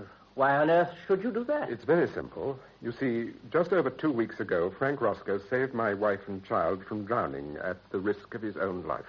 Really? It's put me under an enormous obligation to him. Now I feel I have a chance to discharge the debt. Oh, this is most surprising. I am bound to say I think it would be a most quixotic action. If you saw my letter to him, you must know my view of him. The truth is, the man's a complete rogue. Oh, he's a rogue, all right. That may be why I'm anxious to square my account with him. It isn't at all pleasant to be indebted to a rogue. Believe me, Mr. Mellenby, he doesn't deserve your consideration. He's a fraud. He's behaved abominably to me. How did you come to meet him? Well, oddly enough, it was through a kind deed that he got to know me. It was in connection with a cause with which I am closely associated. After a meeting, he offered me a generous contribution. I had never met him before, but we had a drink and a chat, and I must admit I took to him. I know. He can be charming and persuasive when he feels like it. We became quite friendly. And when he talked about a business he was interested in, a fleet of pleasure boats on the less active canals, I think it was I who first suggested investing some money in it. Damn it, I even pressed him. That was the £7,000. Yes. Shortly afterwards, he went to the West Country to buy some additional craft, he said. And nothing else happened, I suppose? Not for some time. He had promised to send me some share certificates, but nothing came. Then I had some financial troubles, and I badly needed that $7,000, or its equivalent. By now, I'd begun to think I'd been a simple fool. And I was about to make inquiries when he wrote to me from Bath, promising the certificate soon. But it was a very vague letter. He was playing for time, of course. Yes. Well, I'd begun to have real doubts now, and I wrote to him rather stiffly, asking him to return the money at once. Yes, it was a letter that worried him a good deal. Well, I had no acknowledgement, not even an excuse. I felt really angry by this time, and I wrote the letter you saw. I can't help feeling it would be best to put the matter in the hands of the police. The fact remains that he did me the greatest service one man can do another. It's odd.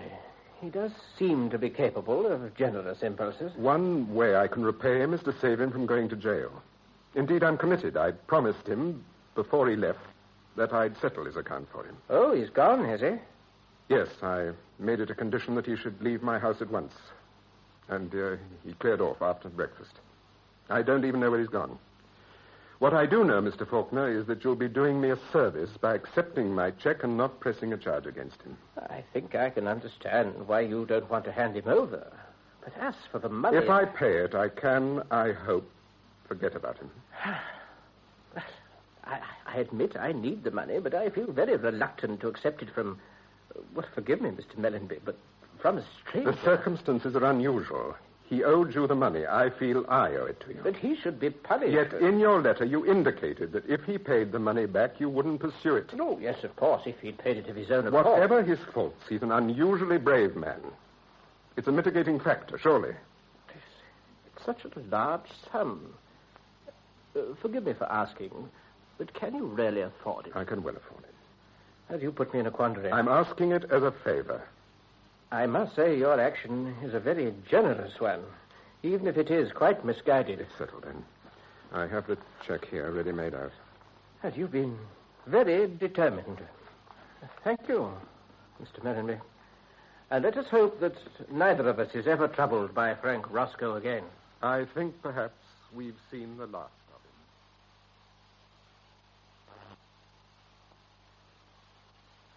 John, you look so dreadfully ill. I simply can't bear it. Kira's noticed it, too. I'm ashamed of myself, Sally. I try, but I can't get it out of my mind. I think it gets worse instead of better. Only I could help you. I'm quite certain George isn't making himself ill like this. He's tougher than I am. People are made differently. All you did was hit a man twice your size who was wrecking your home and threatening your child and actually beating George to a pulp. I feel I killed him. But that's nonsense. Anyhow, I'm sure it wasn't the chair that hit him. I think he struck his head on the fireplace as he fell. You're speaking now as if you meant to kill him. I lifted that chair out of sheer uncontrolled fear. I think I had murder in my heart. Well, it wouldn't be surprising at such a moment. Thought is gnawing at me day and night. I'm going mad with Darling, you're not being fair to yourself. It was all his He fault. started it, I know, but it doesn't alter the fact that I'm going to be haunted by this for the rest of my life.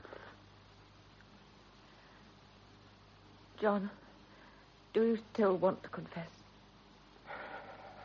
I feel it's too late. It's impossible now. Because if you do, darling, I won't try to stop you. Anything's better than seeing you like this. I'm committed. Apart from anything else, I gave George my word I'd see it through. I can't go back on it. You're sure?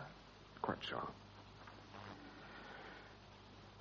Well, perhaps things will seem better now that I've got it off my chest. At least I've confessed to you.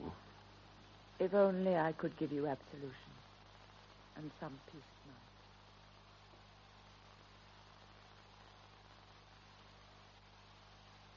Shall I turn the wireless on, John?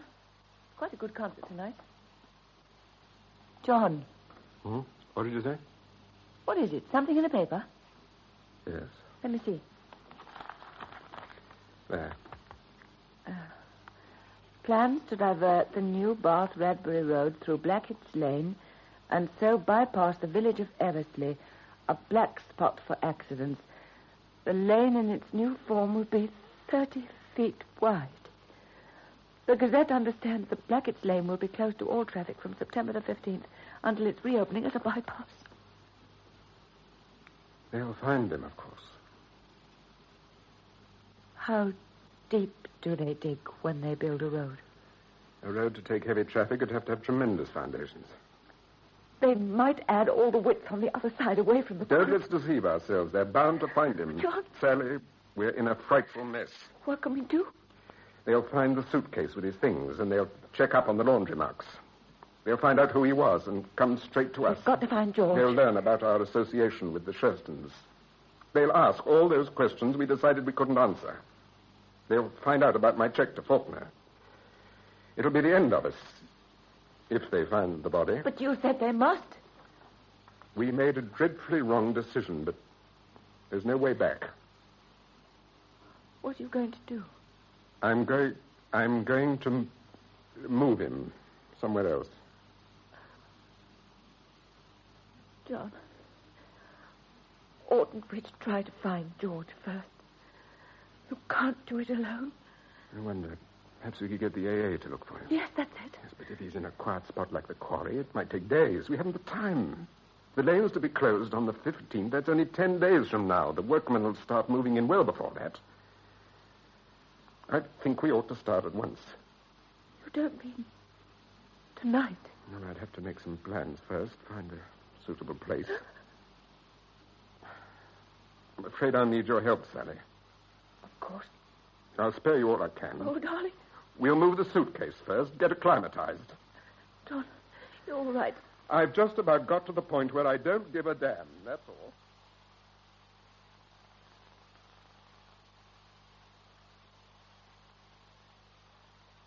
You know, you actually slept for 6 hours. Do you feel better? Oh, my back aches. Have you seen Kira? Yes, she didn't hear us coming. Oh, that's a relief. Did you get any sleep? No, not really. I'd no sooner closed my eyes than I had the most extraordinary thought. I almost wakened you to tell you about it. What was it? You remember when George rang you up that night to tell you Roscoe had died? Yes. What did he say exactly? Can you remember? What do you mean? I mean, did he say when it happened, finding him dead? Yes, he said about half an hour before he rang me. And how long after that was it before you reached the caravan? About 3/4 of an hour, perhaps less. John, do you realize how long it took you to dig that new hole last night? What is this leading up to, Sally? That's what kept me awake. If George was telling the truth, he had less than an hour and a half to dig much deeper, a full-size grave, and he had started filling in again before you got there. Could he have done it? I see. No, I don't think he could. He's very strong, of course. Yes, but he had to find a suitable place to dig, telephone me, and get back. And he was digging in a tougher spot. I'd say it was absolutely impossible. Sally, this is fantastic. If we're right, it means that Roscoe died sooner than George said he did. And he didn't tell you about the death until the grave was almost finished. It seems incredible. He went ahead on his own because he didn't think you would agree. Simply can't believe it. You mean he kept back the truth as a calculated policy? Unless you're prepared to consider an even worse alternative. What do you mean? Isn't it obvious? If Roscoe died when George said he did, then George started digging his grave while he was still alive. Well, that can be ruled out right away. Can it? If he had the slightest suspicion that Roscoe was going to die, he'd have called a doctor, not dug a grave. He's not a monster. We don't really know him very well. We know him well enough for that, I think. Why would it would have been deliberate murder, just as if he had hit him with a spanner. Perhaps he did just that. Sally. Darling, I've been thinking about this for hours. It seems to me that if he deliberately finished off Roscoe himself, that would account for his not phoning you and his haste to get rid of the body. There might have been marks he didn't want you to see. It is a point. But there's not a scrap of evidence to support it. Isn't there? Didn't George keep on saying that Roscoe wasn't fit to live? That's a very different thing from killing him. Well, his feeling about Eve was primitive, and he'd had a rough upbringing. He was just the sort who would take revenge, and there was almost no risk. He'd know you'd have to cooperate afterwards because you were in it, too. I was in it. It was my blow that knocked him out. Look, a strong, tough man like Roscoe, honestly, John, did he look as if he were going to die when George took him away? He was already beginning to come round. We were both absolutely staggered when we heard he was dead, and we had good reason to be, don't you see? I can see you're trying to take the load off me. You know, you've really thought all this up because you want it to be true. Surely you agree there's a case. I can't see him as a cold-blooded murderer deliberately finishing off a helpless man. Though there is one point you haven't even thought of. What's that? He was very willing to take Roscoe to the caravan. He actually suggested it. There you are, then. And he cleared out of the district pretty quickly. Well, that was natural. Sally, we must try to find the caravan. Yes, I'm sure it's the thing to do. Well, if you're right, he may be on the continent by now. The ferry boats are pretty well booked up at this time of the year. I don't think he'd get a place for a caravan at such short notice. No, perhaps not. Do you remember the number of George's car? Yes, I made a note of it when Roscoe got stuck in the lane with the caravan. What exactly will you say if we do find him? It could be very awkward. We'll just have to take a step at a time now. I'll begin by telling him about Faulkner's letter and then about the road widening. I'll tell him about my digging for the suitcase and the time it took me. Suppose you were convinced he'd done it. Would you tell the police? I suppose we face that problem when it arises. We've got to find him first. I'll get on to the AA now about the caravan.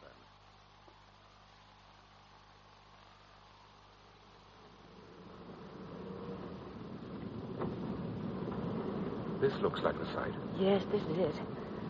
I'll drive slowly round in a moment, and you keep a lookout. Heavens, there are hundreds. I'm surprised at them coming to this sort of place. They wanted to lose themselves in a crowd there. Can you see them? Yes. I believe I can see the car and the caravan. Give me the glasses, will you? Here. Can you see George? No, but if the car's there, they must be. How do you feel? Pretty keyed up. Do you think we can go through with it? You're not expecting him to get violent. Oh, there are too many people about for that. We'll feel our way and go easy on accusations. We'll decide on the next step when we've compared notes afterwards. All right? All right, darling. Then here goes.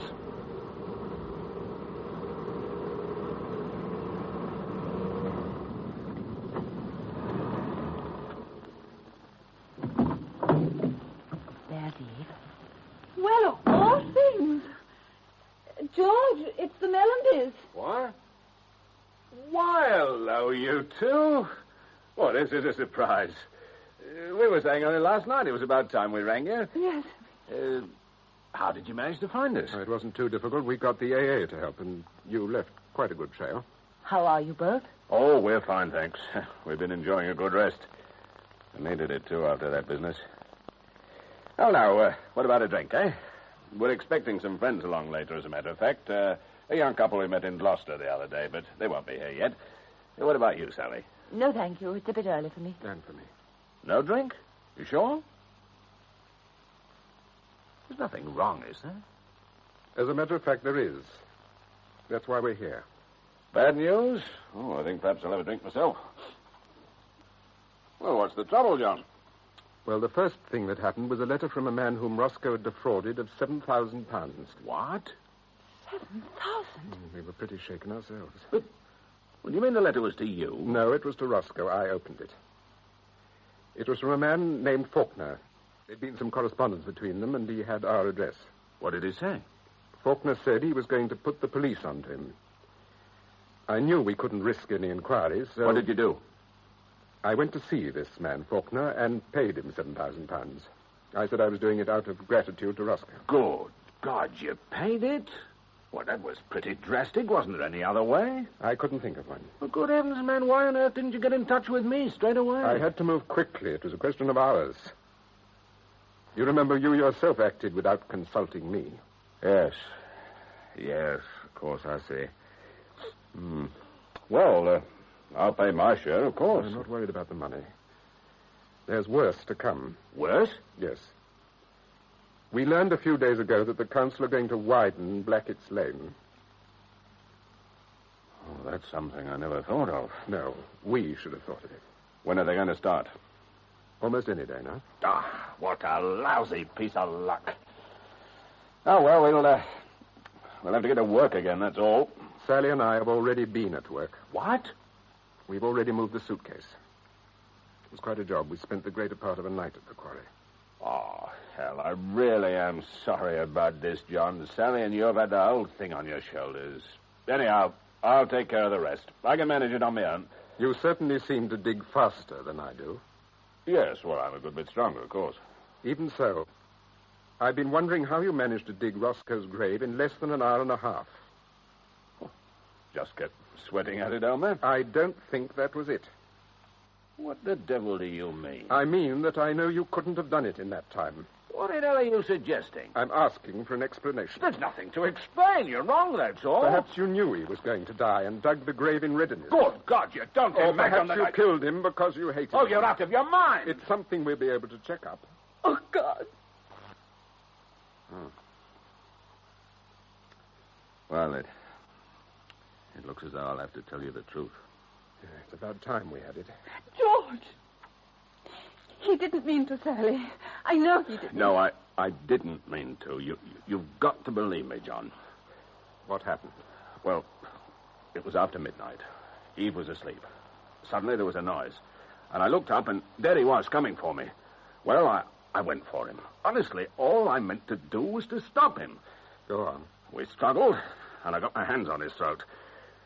And then suddenly he sagged back, and I realized that he was dead. But I was simply defending myself. I swear it. Why didn't you tell me? Well, I was afraid. I said over and over again that I hated his guts. I didn't know whether you'd believe me. I had no witness. He was still asleep. Yes, I had taken a sleeping pill. And so I decided, well, I thought I might just get away with it. So I dug the grave. Then I rang you. And let me believe that I was responsible when I hit him. It was a lousy trick, I know. It was unspeakable. How could you? John's been torturing himself, making himself ill. The way I saw it, I had no option. Anyway, there it is. If you give me away now, I'm finished. So, now we know. What are you going to do? I don't know. John, if you just leave it to me, I'll take care of everything. I don't really expect you to forgive me, but I can't believe you'll sacrifice Eve and me on account of Roscoe. Let's go, Sally. Let's go home.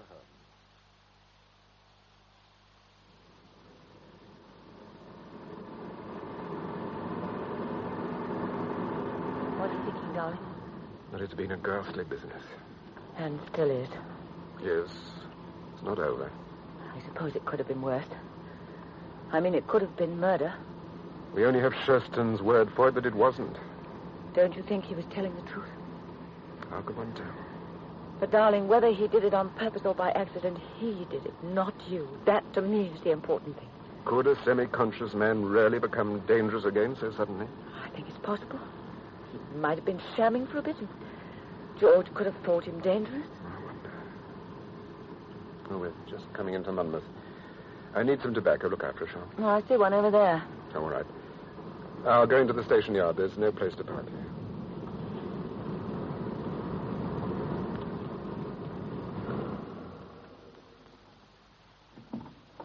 I won't be a minute. Heavens. What's the matter, John? What are you staring at? Sally, you see this man coming towards us? Do you know who he is? No. Mr. Mellanby.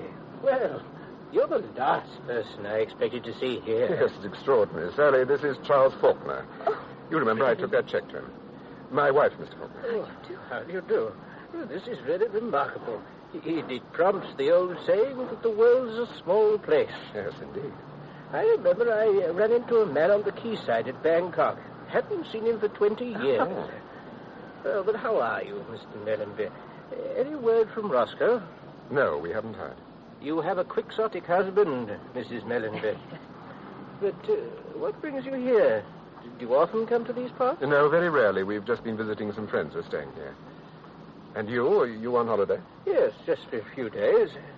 I've always been fond of the Forest of Dean, especially at this time of year. Are you staying in Monmouth? Yes, I make it my headquarters. You're not at the Crown, are you? We had an excellent lunch there. No, I'm at the King's Arms. It's also very good. If you're at the Crown, perhaps you'll join me in a glass or something after dinner. Oh, that's very kind of you, Mr. Faulkner, but actually we're on our way home now. Ah, well, in that case, I mustn't detain you. It's been very pleasant meeting you again, Mellanby. I shall always be grateful to you, but I know you don't like gratitude. Goodbye, Mrs. Mellenby. Goodbye. Goodbye.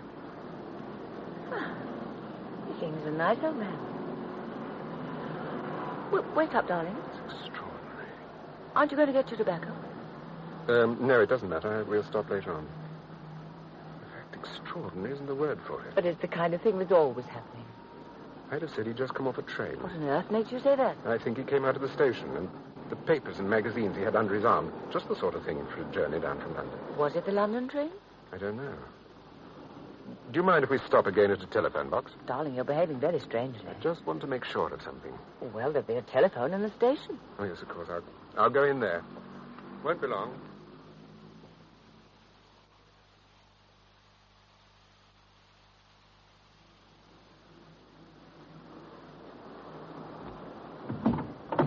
That was quick. Well, what was it you wanted to know? Faulkner isn't staying at the King's Arms. They don't know him there. I thought he hesitated. But why should he lie about it? Sally, I'll swear he'd just come off the train. But he didn't have to tell us. He was I saying don't believe meeting him here was just a coincidence. Think of it. We come to see the Shurstons about Roscoe. And we meet a man I've only seen once before who's also connected with Roscoe. And he told us a phony story. What are you driving at? Do you mean there may be some connection between Faulkner and the Shurstons? Yes, perhaps. Oh, I don't understand at all. Neither do I. All I know is I'm not satisfied. There's something very peculiar here. And I'm going to find out what it is. What are you going to do? We've got to do this, Sally. We've got to go back to the caravan. Now.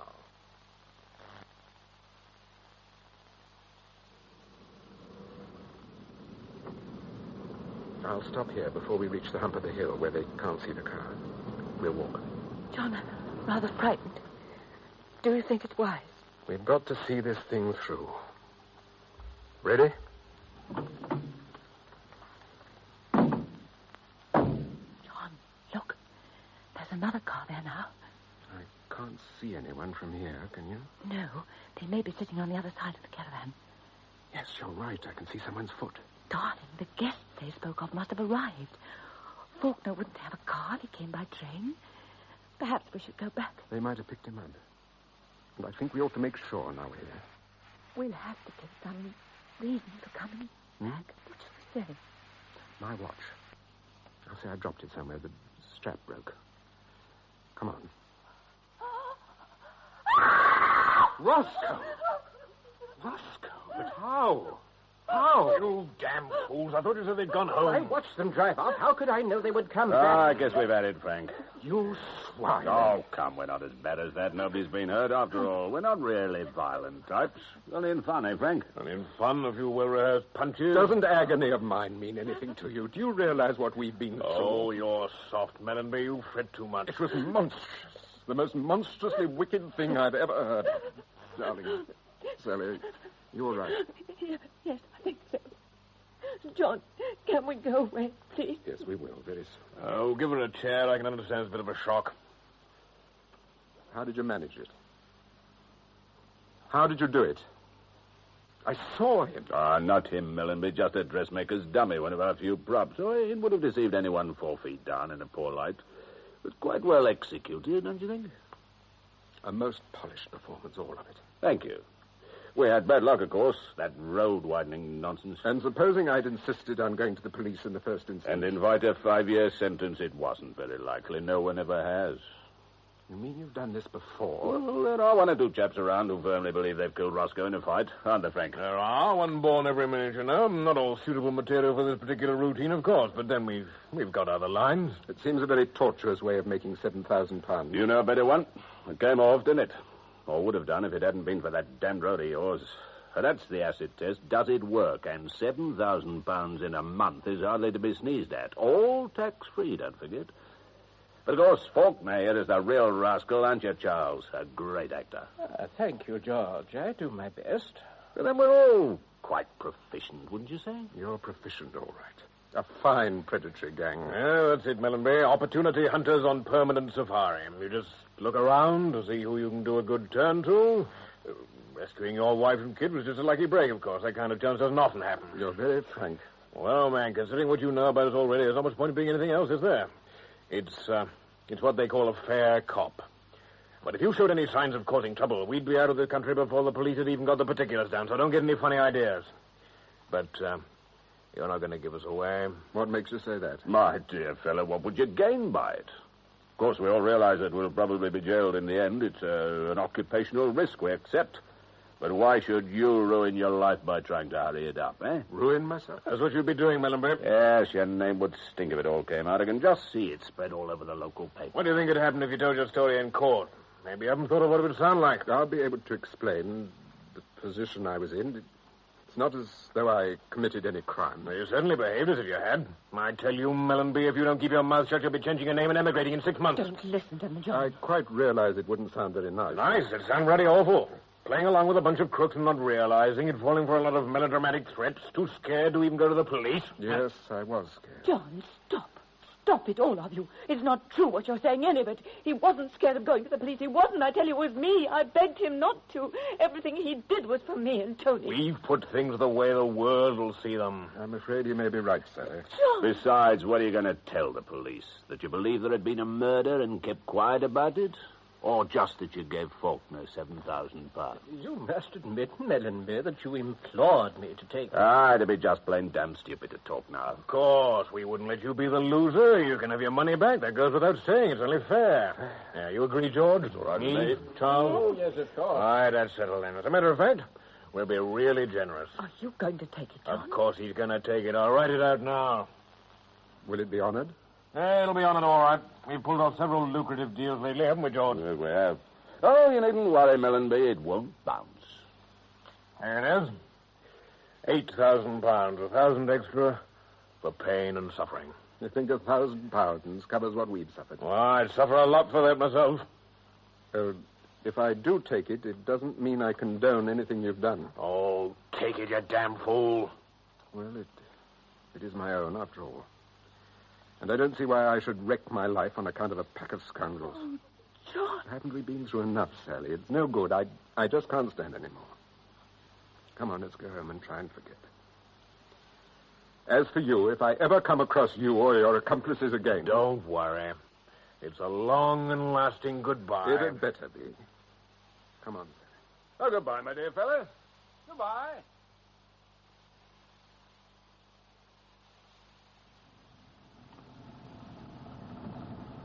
What a monstrous, diabolical plan. John, this time we've got to tell the police. You think so? We've got to, darling. We were wrong. It was all my fault, I know, but we were wrong. We can't do it again. We must.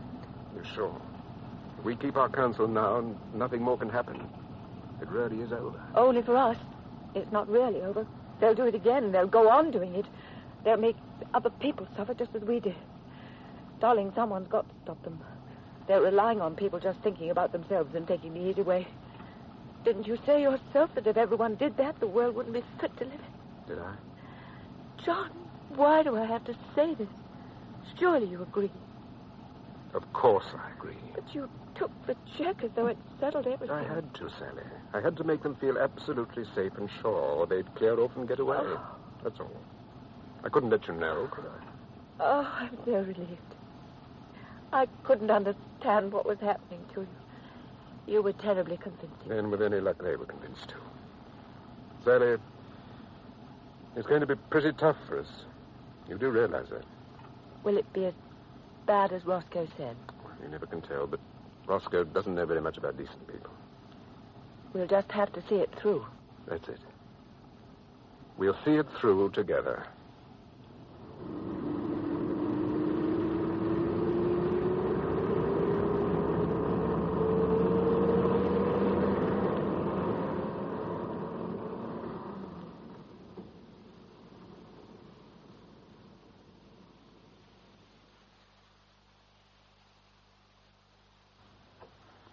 In The Golden Deed by Andrew Garve, dramatized by Eileen Cullen, the part of John Mellenby was played by Peter Cook.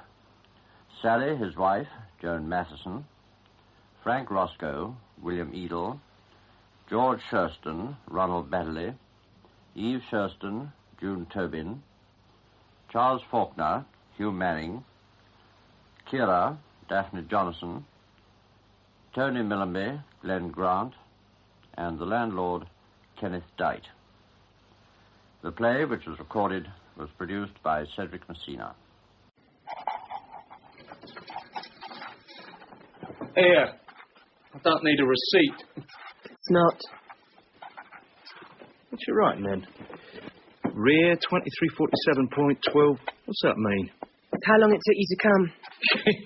Yeah, come on, what is it? Timing from first manual genital contact to ejaculation. Are you for real? I mean, I have to count out the seconds till I can turn this off, so it might be up to 10 seconds out. Wait, you can't. You need my permission. I don't even something. know your name. Yeah, well, you know, then, how did I do? It's too early in the study. I haven't established the mean parameters yet. What's that mean? Are you sending me up? There's nothing to be scared of. I'm just a scientist. Yeah, but I'm not a bleeding guinea pig. Guinea pigs eat each other after mating. Nice room. Yeah. I've stayed in intercontinentals all over the world. You like what you can rely on. We get a discount. I never give discounts. Oh, it's good, because I want 100% of you. What position? Oh, take it easy, honey. You'll find out soon enough. Clock's running, look. The seconds are going by. Huh? You're crazy. 8.23 seconds. Are we going for a world record or what? 10.41. What have I got to beat? I just like to know how long things take. Never long enough, is it, honey? So let's get on with it. Come on. Which position best expresses your personal identity? What? You. When are you really you?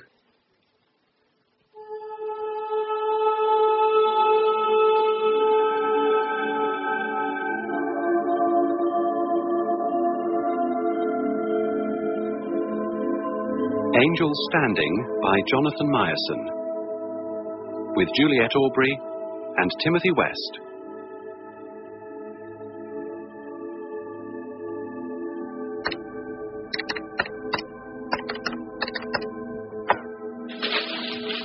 What do you like then? Sorry? Which position best expresses your personal identity? I've never thought about it. I don't do anything special, just positions. You want me to choose? I want to hear what you want. Normal, in between, you know. Missionary. Right. Is that okay? I mean, is that normal? Don't ask me. Maybe nothing's normal. I've got to find out.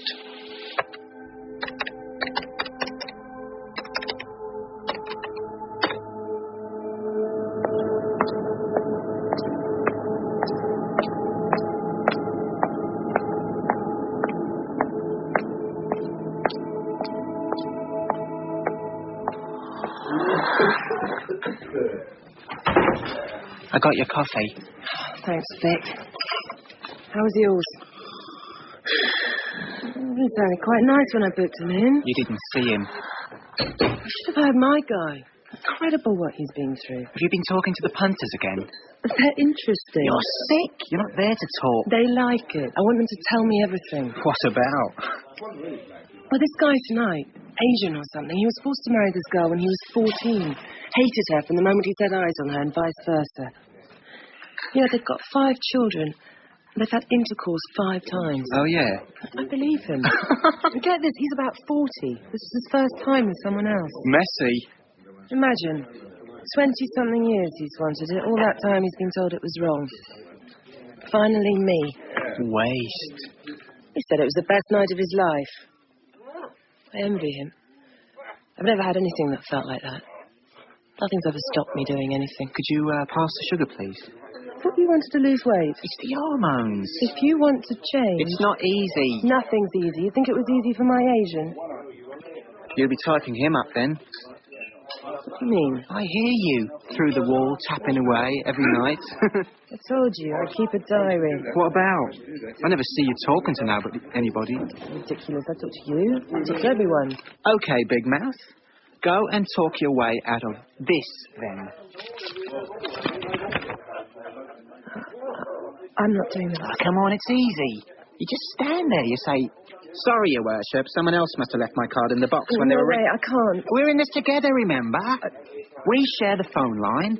We pay the man to get these cards printed. The judge is probably one of mine anyway. But what if someone sees me there? Who is going to see you there, Ange? I don't know, but there are people who might recognise me. You owe me.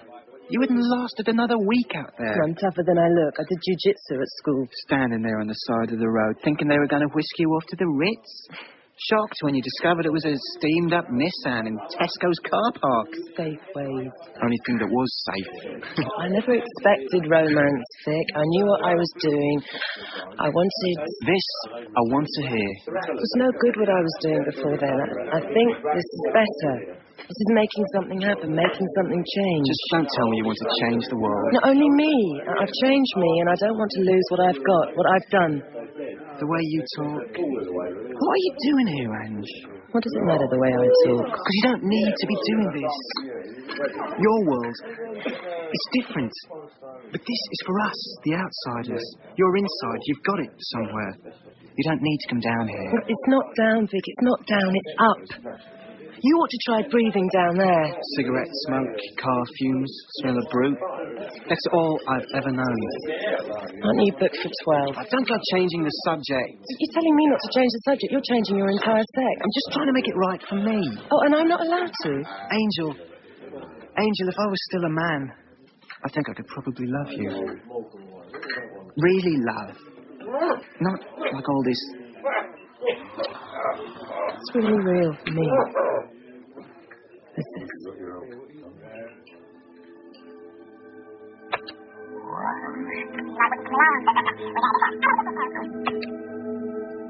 Where do you live? No, I mean, just roughly. Privacy. I'm not trying to... No, anything. Where do you live? I hate it there. Can't I stay here a bit longer? Do you want to pay for more? I don't want to be that man who goes home to his family. Be whoever you want. Wait, please. Can't I just talk to you? Will you listen properly? Let me talk. I just want a chance to say something about me. Just a chance to talk about who I am.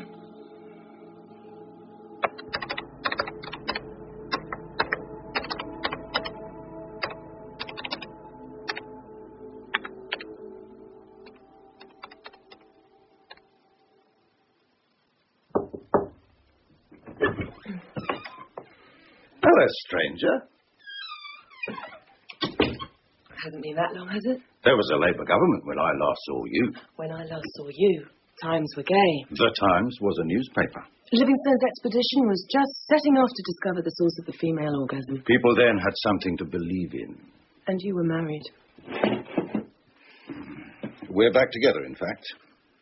Anonymous correspondence notwithstanding.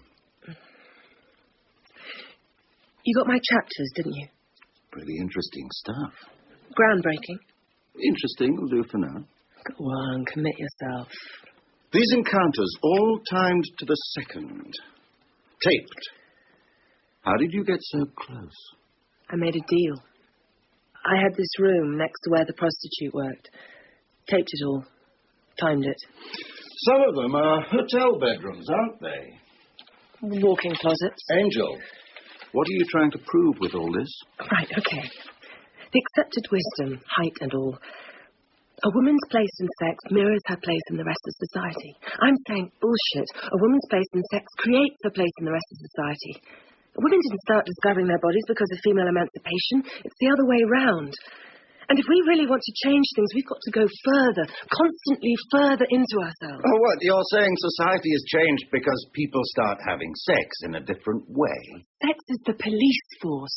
The rest of life falls in under its truncheon. In Western society, sex is used to keep women down, stop them developing personality. There's more to your sense of self-identity than your sexual identity. Sex, it's just a fraction. Of course. But sex is what makes people who they are. Don't you see? If we could just break free, we could decide who we really are. Instead, right now in the Judeo-Christian West, it's missionary position translates into I'll convert you to my way of thinking. Riding into you're my horse, my chattel. Bondage into straitjacket. Well, this is a complete dead end, Angel. Just exclusively logging the sexual persona. You're supposed to be studying the development of the individual. This is a sociology department, and you're off below the Masters and Johnson line. I can't just ignore it. Has nothing to do with anything. Ross, you're shutting your eyes to so many... All I want to talk about, Angel, is how you collected this material. This prostitute. I promised her anonymity. Total. Perhaps it's time you took a couple of months sabbatical, eh? Just a complete break from work. Ross, I haven't even done a tenth of the research. Perhaps you're becoming a bit obsessed with it. Woods for the trees time. You're saying I've made these up? I'm saying there is no prostitute. Angel. Angel, we have to work within reasonable means. Is that why you screw your students? You're prostituting yourself. Well, you've always said the grant's inadequate. Angel, think of yourself. You didn't think of me when you bought that sofa bed. You thought about your sexual release.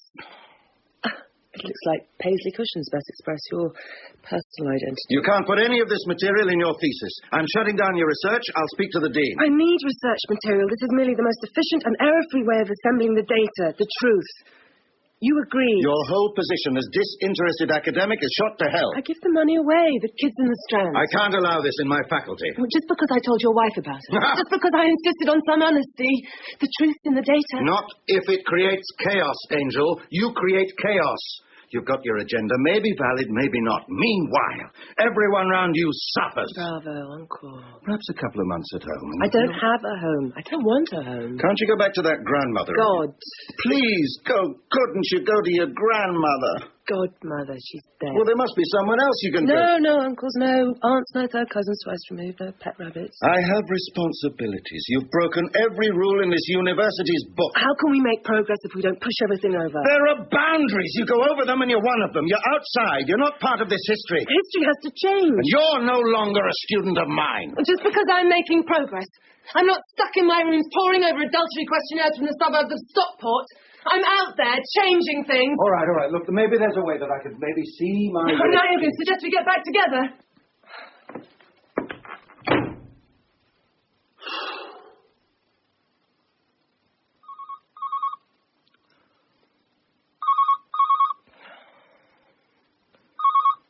Piss off. Don't tell me who to be. I can start again. I don't need anyone.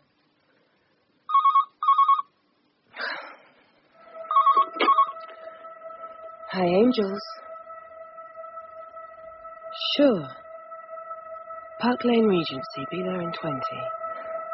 Just get a few special things on. Levy. It'll be a pleasure.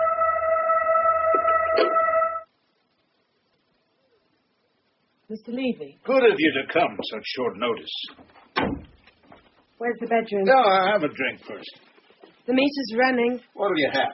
Nothing, really, thank you. You're a polite girl. Sit. I also do angry. I can do quiet and willing. I can dominate. I got the impression your type usually want polite. You misunderstand me. I'm nobody until you tell me what you want. I look at you. Go right ahead. The time's yours. Such a hurry always. My friends are usually pretty eager. You're beautiful. Your real name? Angel. No, of course you cannot tell me. Tell me then, which position would you say best expresses your own personal identity? I'm sorry. Sexual position. You choose. What is the sexual position of an angel? Why are you asking me this? I pay, do I not? Is this some No, I offend the whore. All right. It doesn't have to be that question. Talk to me about yourself. I'm not interesting. I'm no one. You just have me. That's best. Choose your position. Don't be scared. I don't talk about myself. I tell you about Levy, then. Do what you like. Let's go back to the start. My virginity. If that's what you like. I was 15, 1881. Not a good year to lose it. You don't mean 1881. Ask me why. Bad times to start my manhood. You're saying you were born in 1866. I am a man, 15, living in a shtetl with 4 women for every man. The men are gone to the army, to Eretz Israel, New World. You just sit back and relax. I can do trapped in the lift, mutiny in the harem. This is not your foreplay. This is a life. Okay. Where were we? 1881? That makes you 120... Women, all ages, all warmths, eager, needing. And the Torah telling me no. Where does it say in our Bible just one woman, eh? I've never really read much scripture. The Word of God. You think God wants this? I don't want to be born again. I don't want to believe in any God. I just want to be me. Who was that? What? Who are you, my angel? I didn't come for this. You pay me for sex. I can tell you who you are. What's that noise? Do you want to hear it? I want to know what that noise is coming from. That's it. Listen. For the first time in your life, listen. Your history starts here. It's like... It's the Cossacks, girl. The Cossacks. On the 12th floor of the Park Lane Regency. The Cossacks get closer every year. Shut your eyes, girl. Shut your eyes.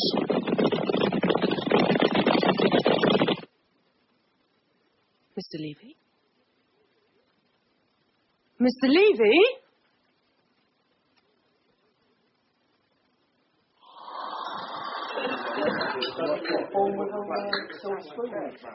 Look, I remember practically nothing. I've told you everything I remember. Christ, I was only 6 when the car crashed. You must remember something about your mother. A woman. You pricked her, she bled. Her voice. Do you remember her voice? She sang like a nightingale? All right, tell me about this, grandmother. Godmother. My godmother brought me up. It's just, we meet, we share a phone line. You do the straights, I do the rest. I don't know anything else about it. Oh, don't do this again. I've got to go. You can't deny yourself like this. I'm here. Now I'm going. You're rubbing yourself out. You have to start being angel someday. I've got to go. He's telling me the next part. Oh, not your Mr. Jeans again. Levy, not Levi.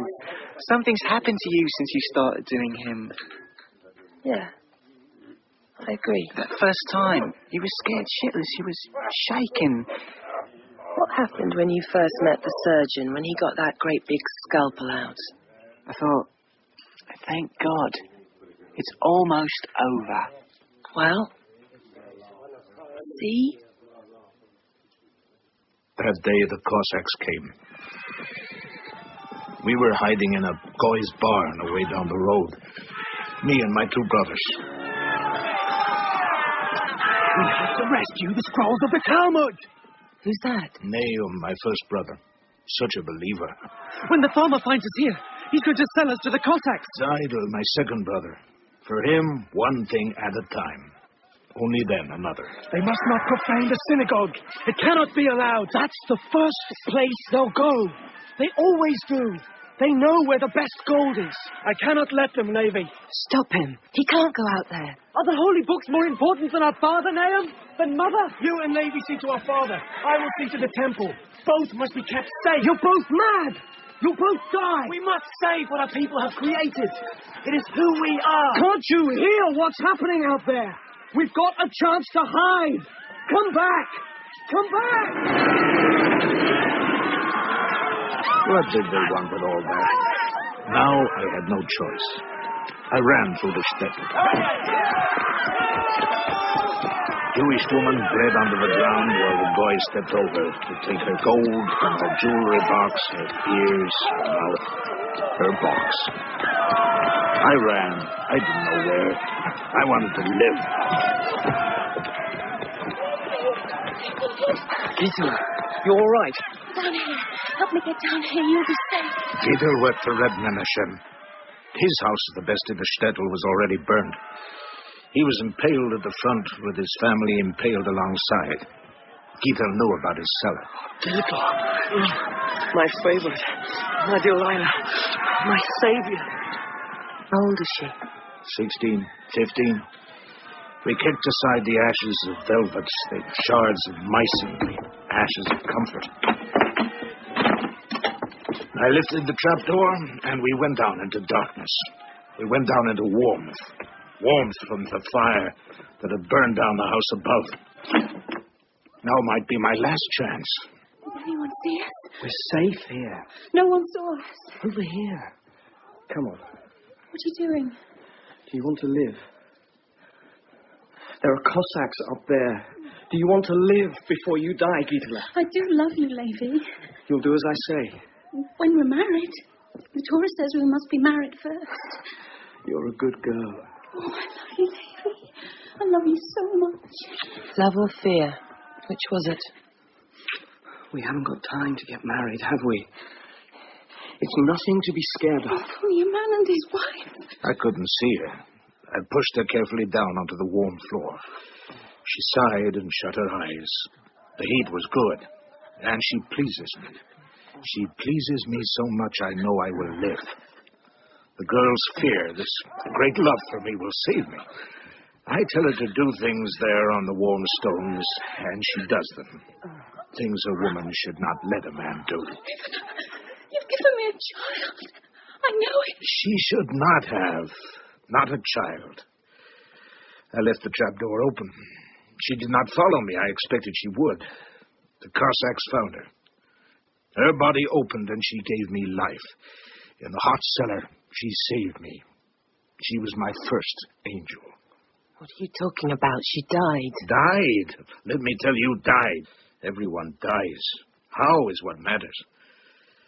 On the synagogue steps, I found rats sewn inside the belly of the rabbi's wife, eating their way out. I found the rabbi's prick stuffed in his mouth. Nahum, they wrapped him in his beloved scrolls and set fire to the parchment. Dry skin and dry skin. It's Nahum? Of course it is. Didn't you love him? I loved him like a brother. But he obeyed the rules, and look what happens if you don't change. At least you had rules. We'll say Kaddish. Bury them. We're going. What about respect for the dead? Why? He died for scribblings in a language he couldn't even speak. What he died for? The wisdom. Wisdom? Sit still until the goy kills you? Keep quiet until they shout you down? Wear a hat until they cut off your head? Knowing who you are, following your father and grandfather. A Zionist whore, wonderful. You were protected. Your whole world was defined. And no way I was staying in it. Where can we go? We're not allowed in the city. We're leaving the Ukraine. America? They say the women there are beautiful. They make you eat unclean flesh. Make you shave. Women make you safe. The rabbi says their liberty statue. It's hollow. Inside 100 Gentile barbers working day and night to cut off our locks. Look at the rabbi, Seidel. How do his locks suit him now? His prick in the middle of his face. Do you want to come to America or not? What do we use to buy passports? I've got jewels. Those are red Menashems. 2 days to Zhytomyr, then walk to Kiev, Rovno, Starokonstantinov, Lutsk, Kovel, Lublin, Radom, Piotrkov, Kalisz, Memel, Hamburg, Rotterdam, and pack it to Hull.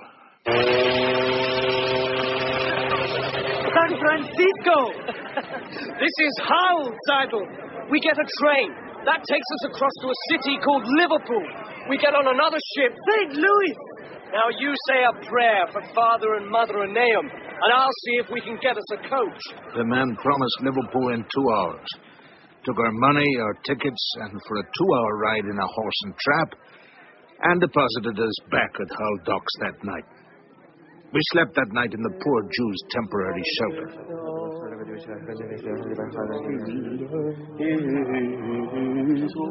So near to the Golden Gateway, and now we had nothing. Other poor Jews lay there in rows, sleeping, praying, and waiting. We had to be saved. In the shelter kitchen, the keeper's daughter. 17, fresh, grown strong on British food, and the eyes of lonely Jews. Oh, not so harsh. You're hurting my lips. I'll make you some coffee. Then I've got to get this place closed up. We're going to San Francisco. Why don't you come? The rush is over. The gold's gone. There's gold in your heart, Mima. We could take gold to San Francisco, the two of us. I'm warning you, my father's upset. You want it, don't you? Oh, you're a boy. How old are you? Women do what I tell them. Oh, lovey, not like this. Don't you see the size of me? Lie down. You think I'd do it on floor? Pull your skirt up and I'll take you to America. Why are you so scared? Tomorrow. My shift finishes at 2. come with us. Plenty of dark places on the train. Get us a room at the Metropole. I can't. Not a hotel.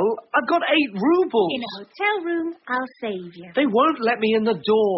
A room at the Metropole costs 17 shillings and 9 pence. Did you get the money? The farmers round there, they pay good money for labourers.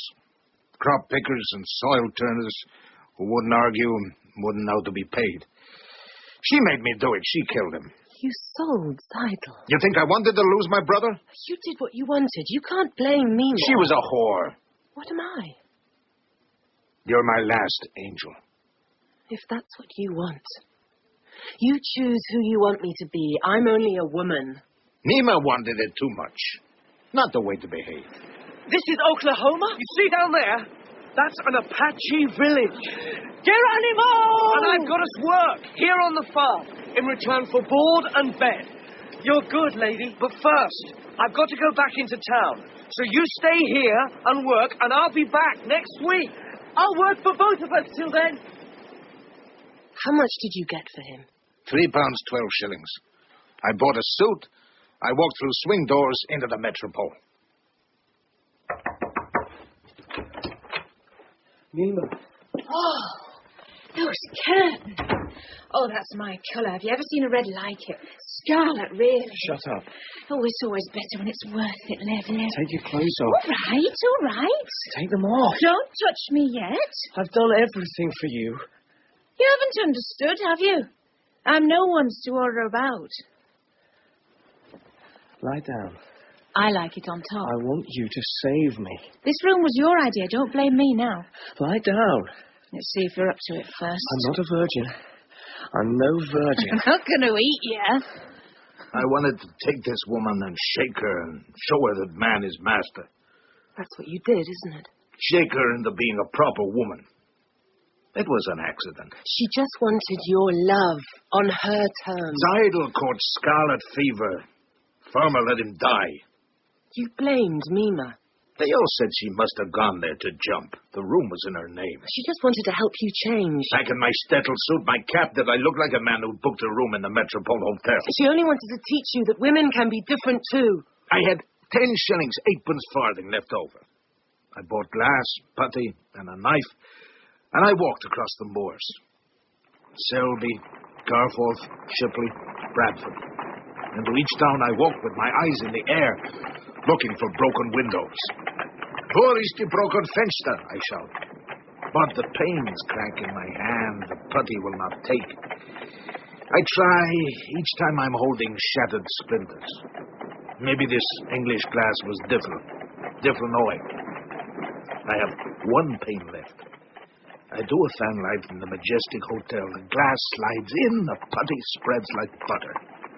It is good. I know now I must wait. Too late.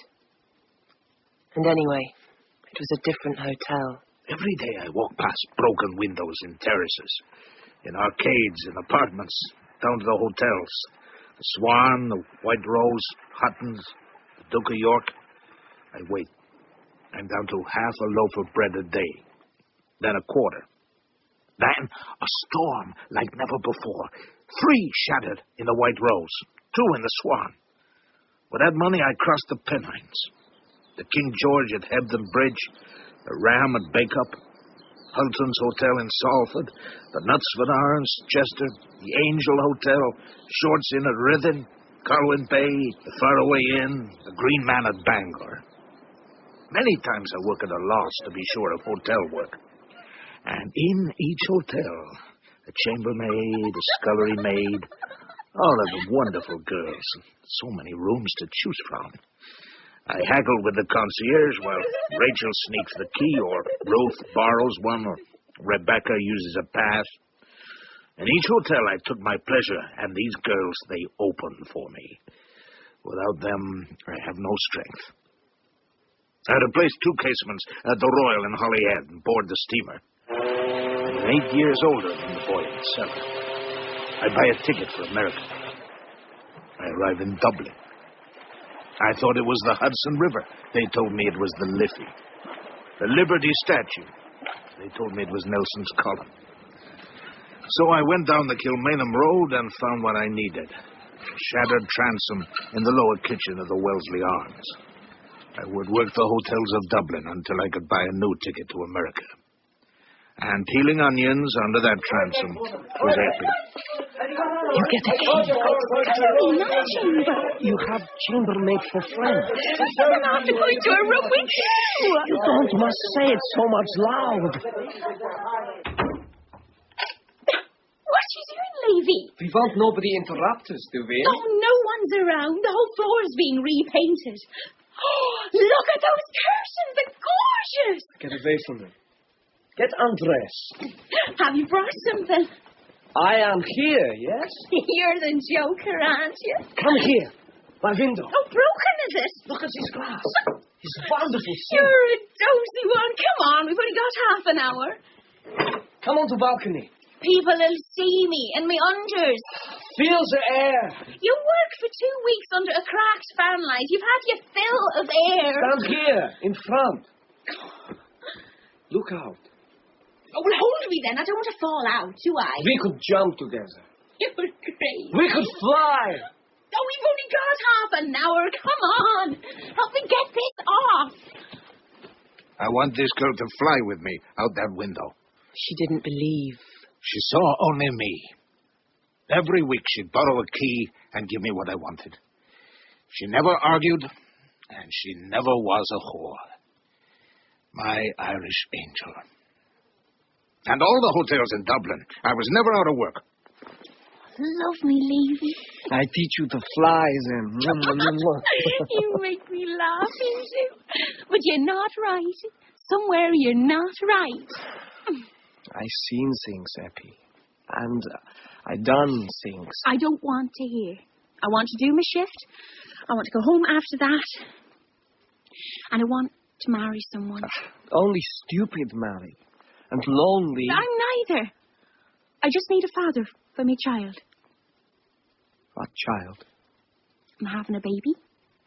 Needs a father. What you saying? I'm saying I've got you all to myself now, Lev. We could buy a little house. You're doing well. I might get promoted. Eppie, why? Oh, don't you? Lev. I sell my tools. I smash all my glass. I buy a ticket for Boston. Eppie! I'm going! Eppie! Stop that! You hear me? What's going on? I'm going!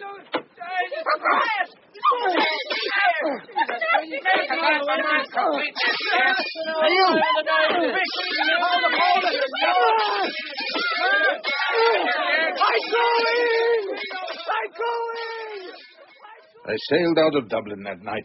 Eppie, the baby, I mean, what happened? The baby she called Hannah. Eppie died bringing her. I was not surprised. Hannah, she was adopted by a rabbi, they tell me. This is good. Did you go back for her? In every hotel in Boston, a broken window. She doesn't know you're her father. Well, how can she know who she is? She has to know. In every hotel in Massachusetts, cracked glass. You've got to tell her. Before long, I was employing people, contracting throughout New England. Hilton, Intercontinental, Hyatt, all of them.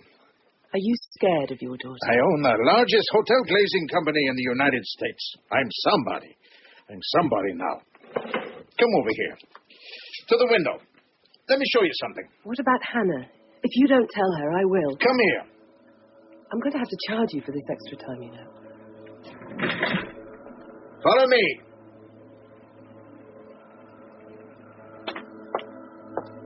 Mr. Levy.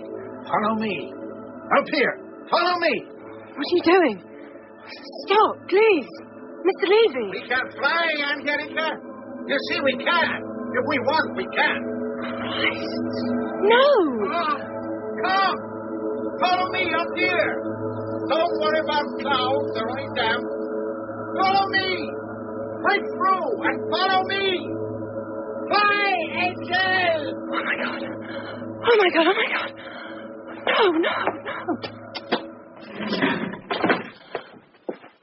Oh, my God. Ah, please. Thank you. Excuse me, What are you doing in here? Nothing. I want to know what you're doing in this room. I'm just going. I'm very sorry about this. You can stay right here. I'm calling reception. It's all right, I'm going. You don't move. Excuse me. Stop. Hey. You, stop! Stop now! And then he just flew out the window. How did you know? Somehow I felt it was coming. Anyhow, he didn't fly. He kind of just lifted off the ground. Off the balcony. Maybe a forklift truck caught him by the shirt He tail. rose. He wasn't flapping his arms or anything stupid. It was like he was still standing on the balcony, except he wasn't. Like in Peter Pan. That's right, and they go on talking as though they're still on the ground. He asked me to follow him. If I hadn't been... I'm going to have to tell his daughter. Find her. I mean, just to meet her. I mean, I didn't think what he was saying matters. It's not even on tape, Vic. I'm the only one who knows now about Hannah and Eppie and Mima and Zeidel and Gisela. He never told Hannah. He went to Boston. Someone's got to tell her. Maybe they're better off not knowing. That's the whole point, Vic. How can they know who they are unless I tell them? Why worry about them? He handed them on to me.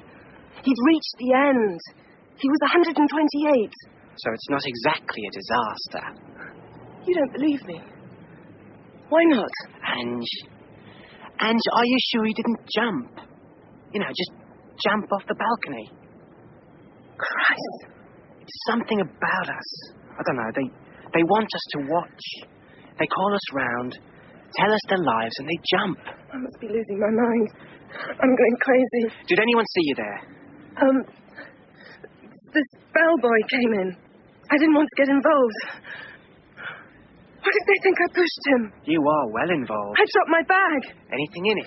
My stopwatch, my recorder. Anything with your name on? Oh, God.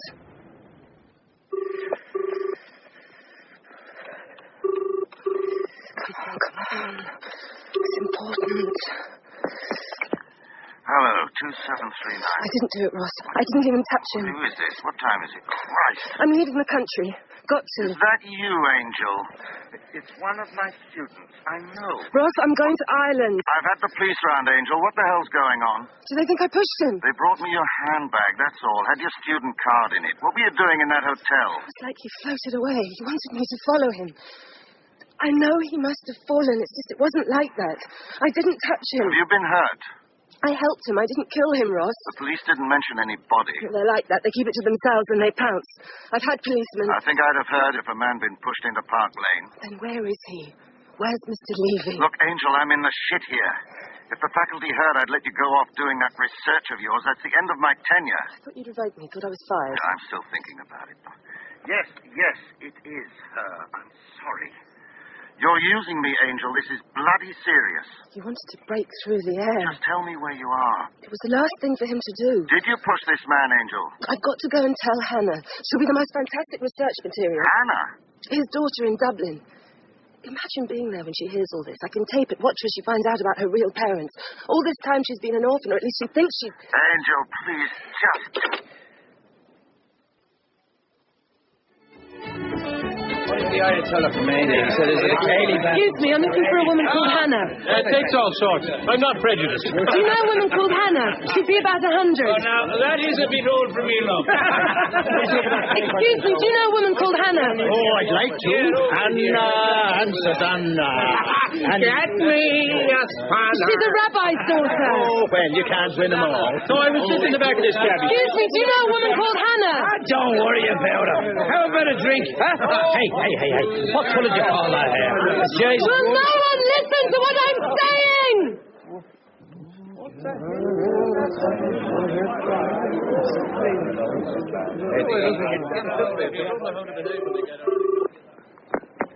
Hello, Angels. Hi.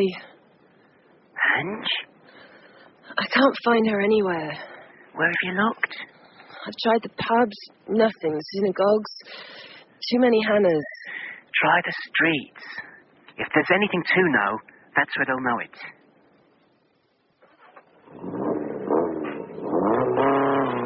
What do you think you're doing? This is my frigging corner. You frig right up out of it. No problem. Who do you think you are? I'm just looking for someone. Lives around here. Oh. Sorry, love. Thought you were working. You were working, weren't you? I'm looking for someone. I just need to talk to people, ask them. Someone must know her. Christ alive, look at the state of you. You won't get a punter looking like that. She's called Hannah, Rabbi's daughter. It doesn't sound like she'd be working the street. Her real name's Levy. That's her father's name. But she was adopted. Her mother died in childbirth about 100 years ago. Her father, I have to tell her about her father. How much for French? Oh, I'd rather blow Shergar. I've got 20. 25. All right. Get in. Have you got somewhere to kibble off? Yeah, I'll be okay. Down at the end, there's a shelter. Nuns. That's for the winos, but they'll give you a bed for the night. Come on. What's your friggin' rut? You know it'll only last 2 minutes.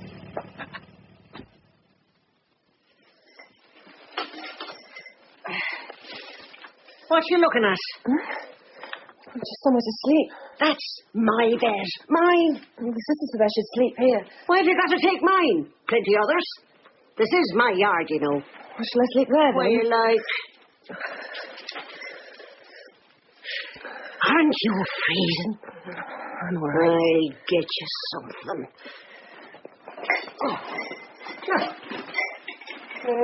You know what's here? Was the Mary Duchess. Sable. Beautiful condition it was.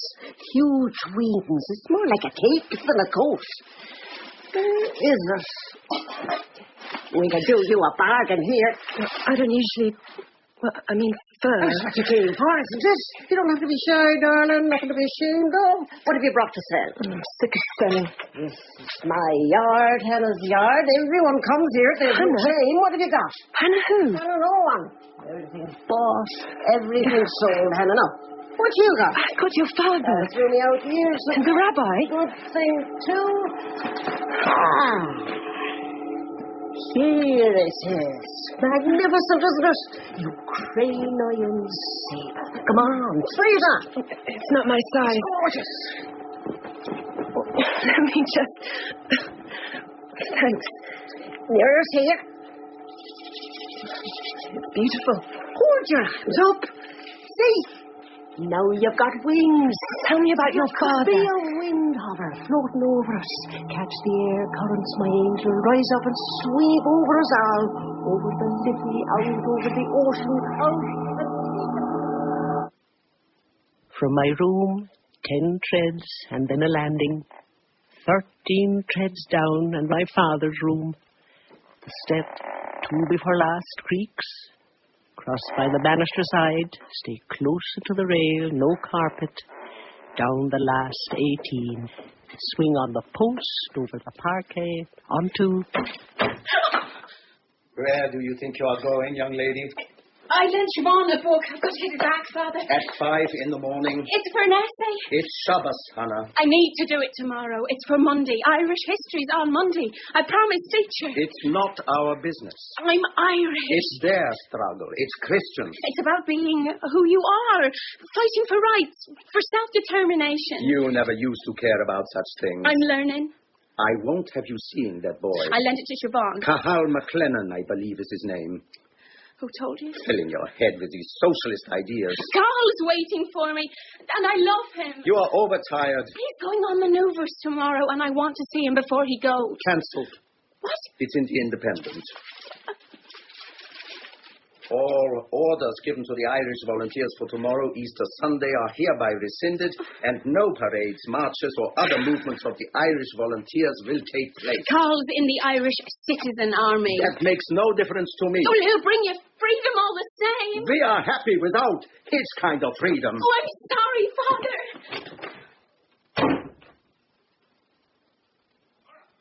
Your man, pantry duty. Forward. Lads. I'll be back by Wednesday, then. I'm not leaving now. Hanny! Well, you'll be needing nurses. Don't be daft. We're going on manoeuvres. There were men in uniforms rushing all round Liberty Hall, up O'Connell Street, down Church Street. And he wanted me to believe it was more games in the hills. He believed. That's what I loved. He knew who he was. He taught me so much. Tell me the truth, Carl. We're under arms now, and we won't be laying them down till we've struck a blow for the working men of Ireland. I'm proud of you, Carl. I love you, Hanny. My father knows about it. Oh, Christ alive, who told him? Oh, it's all going to be different tomorrow. What's it going to matter in the Free State? But I don't want to leave you. Not now, Hanny. We'll be together. All right, we need scouts, messengers. Oh, yes. You'll need a bike. You make bandages? I do love you. Oh, it's all right. I want to love you, you know, before. We don't have to prove anything. This hostelry is being seized in the name of the Irish Free State.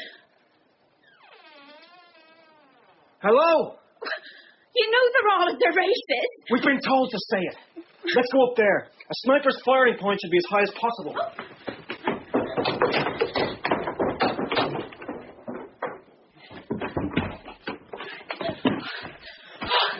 You never thought you'd be fighting for the Free State from a hotel bedroom, did you now? Stand back.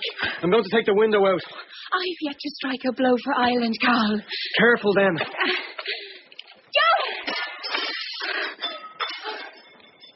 Now get a good look, Hanny. From here I can control the whole approach to the bridge. HQ's there, under the clock. You've got to keep them fully informed.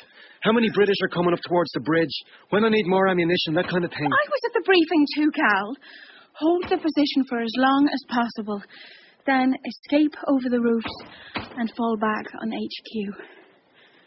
It's beginning then. It's nearly over. The Brits brought their regiments in slowly, strangling the city, ready to attack when they wanted.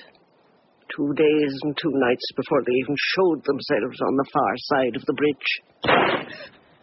I think I got him. Are you sure? Look, see that pub sign? Blue one. Now, down about an inch, left a bit, there. Oh, he's still alive. Come on, imperialists! Let's have the next! Oh, put him out of his misery, Carl. It's my duty to tempt his imperialist capitalist friends to come out and get him. Oh, he's bleeding to death. Not too fast, let's hope. They let us run messages. They let us bandage them. They even let us carry their ammunition and load their guns. But they wouldn't let you fight, would they? The bloodletting. They kept that for themselves. They guard it jealously, like something precious. And then they say they do it all for us. That day, they shot at each other across that bridge for as long as the light held.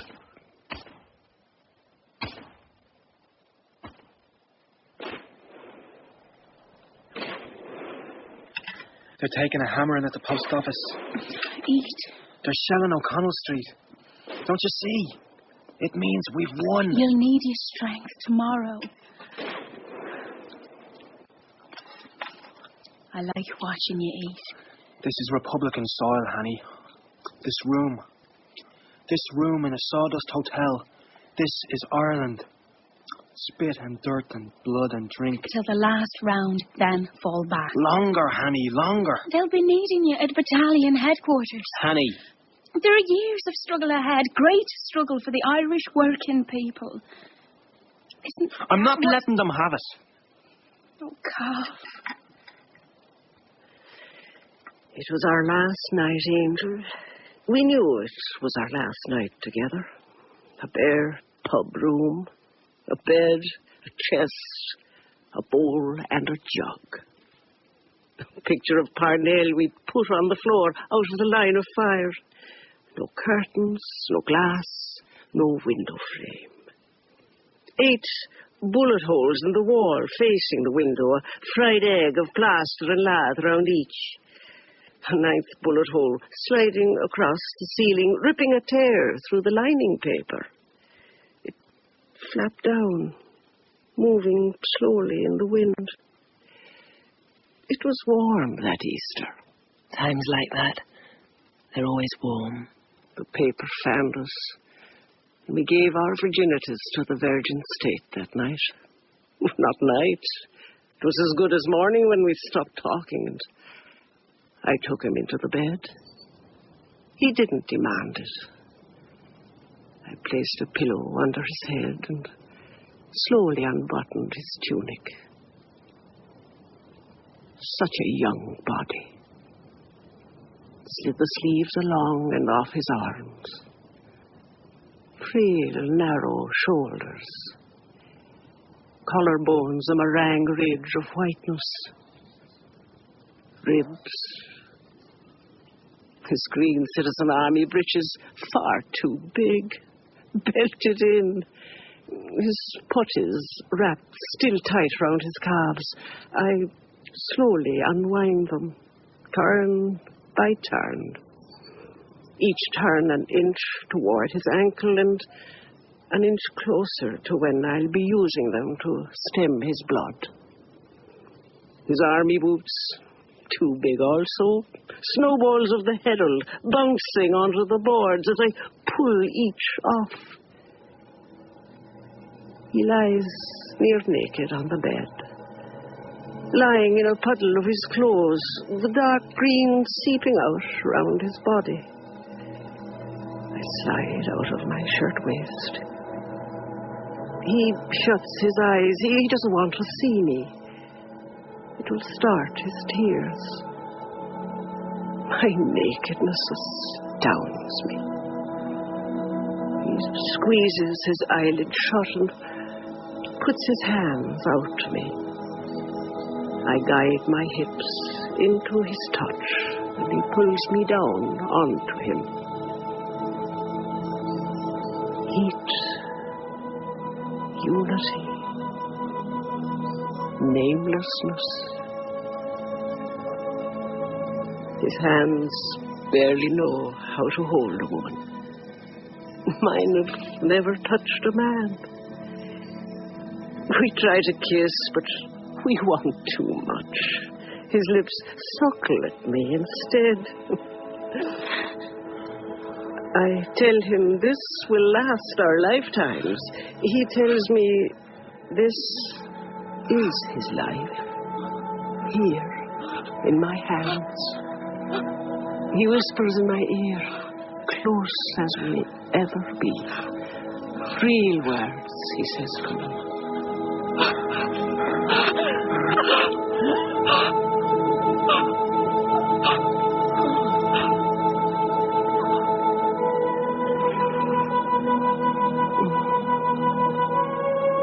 Sleep at last.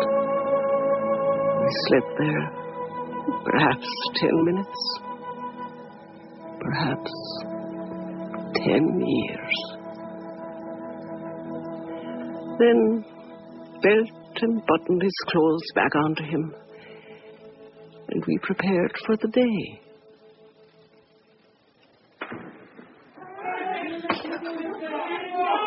Christ alive, they're coming for sure this time. Just stay, I'll pass you the bullets. Cahill could barely raise his rifle. The British snipers had the range on us. A bullet hit the water pipe and a spray like morning rain showered us. Showered the room. How many rounds left? 12. Come on, come on, come on! Ah! Christ! Oh, God! Keep down! Nothing for Christ's sake, just... Mary! Just wrap something around it! I can lean the rifle on this sill! You're halfway across the bridge! I've got to stop them! You won't stop blazing! That'll have to do then! Oh, your face is cut as wax! Just a splinter, that'll do! Damn it!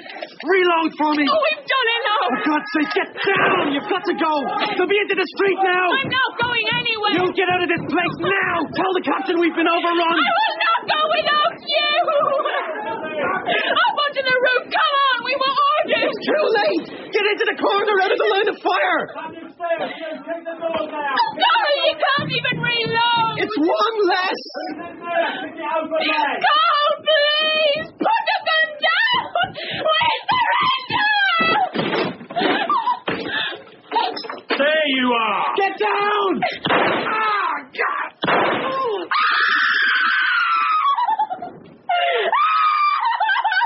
You bastard! You Irish bastard! You shut it and all! I said shut it! Right, on the bed! No! I said on the bed, or do we have to do it now? No, That's it, lovey. Much better that way, isn't it? Quiet now. It's going to happen either way. Well, that's it. Open up. Open!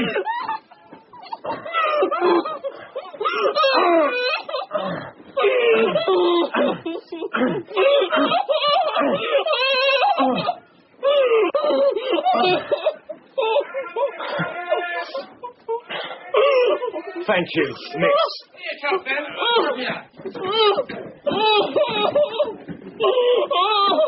Any prisoners here, Corporal? Last one of ours, eh? Corporal. And one Fenian dead, sir. And one prisoner, sir. What the hell's been going on here? A female prisoner, sir. Corporal Green? Anything to say? Sir, I found myself overwhelmed with anger following the death of my comrade in arms here. Unable to...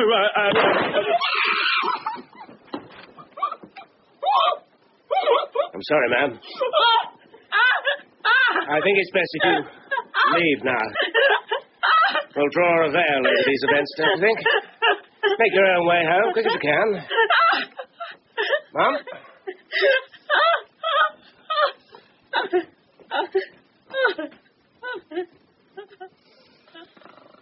A single shot, he fell straight back like a tree. They both? Both the men who'd loved me were dead on the floor. It's love of a kind, isn't it? I hope you didn't go home. The Brits owned Dublin again. I pulled my clothes back on. I searched the British soldier's body for his name, for something to know him by. I knew I'd need it. I kissed Cahill once more on the lips and went home. And your father?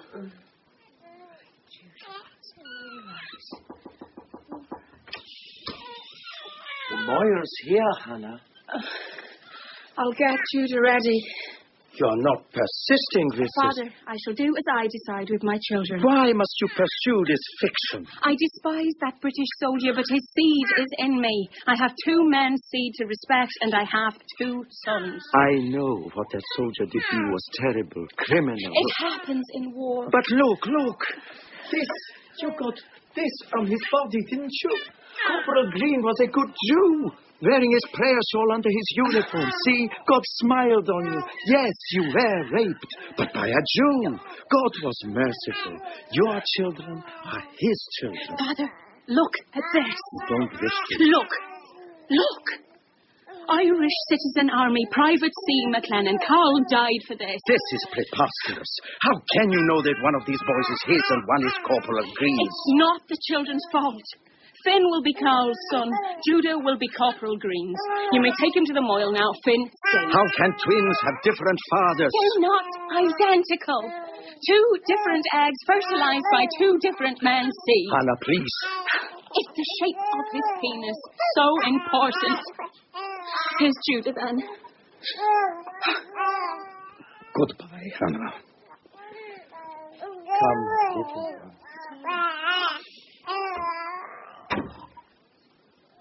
The Moyle brought Judah back upstairs, one of the tribe. I laid him back in the crib, next to his half-brother, and continued packing.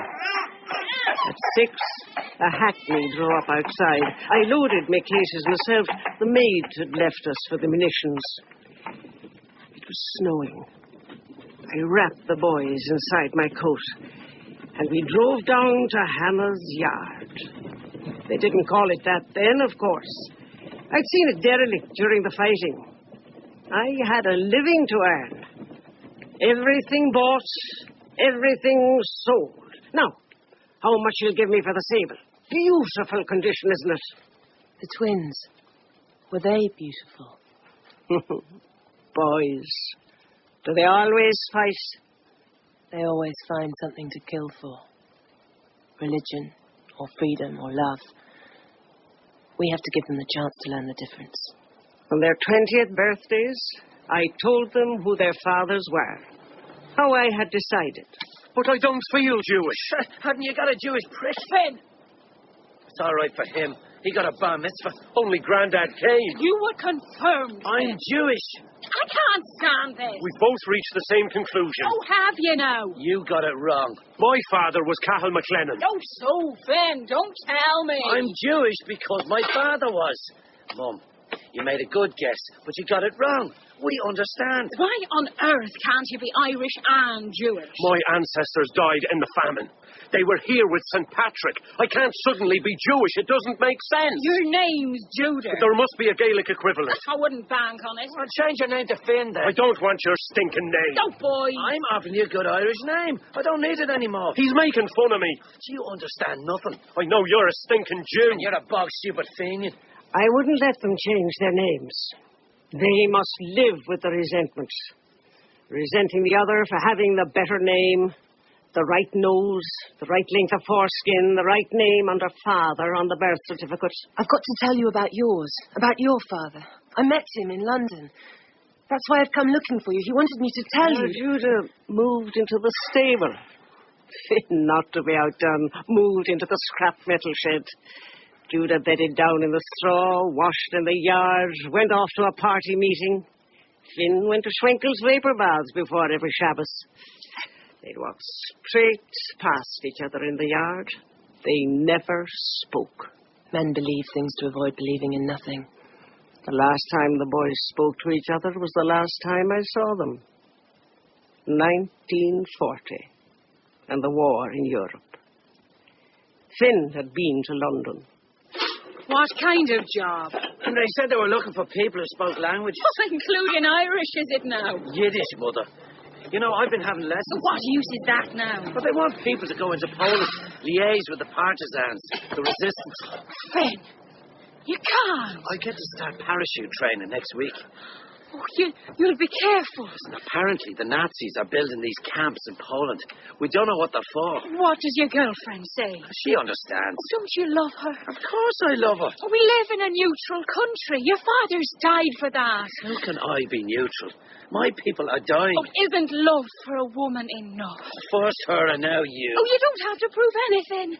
Just stay here and accept our love. I'm not even supposed to be telling you this. You wish you hadn't. You could have told me he was here. Oh, he's your brother, Finn. He's an ally of the Nazi enemy. Don't talk about your brother like that, Finn. He works for Stalin, Mother. Comrade Stalin and me both work for the party, Mother. We work for the overthrow of the capitalist state and the establishment of a working people's democracy. Well, that's just a few hour meetings, isn't it? I've been recalled to Moscow. What do you mean you've never been there? It's my spiritual home. So don't talk such rot. My father fought and died for the proletariat. He wouldn't have gone gallivanting off to Moscow. Mother, listen to me. There's a war. I've got a duty. Our people are dying in Poland. Kikes, you mean? Like your lousy father. You and your fiend. No, you're as bad as each other.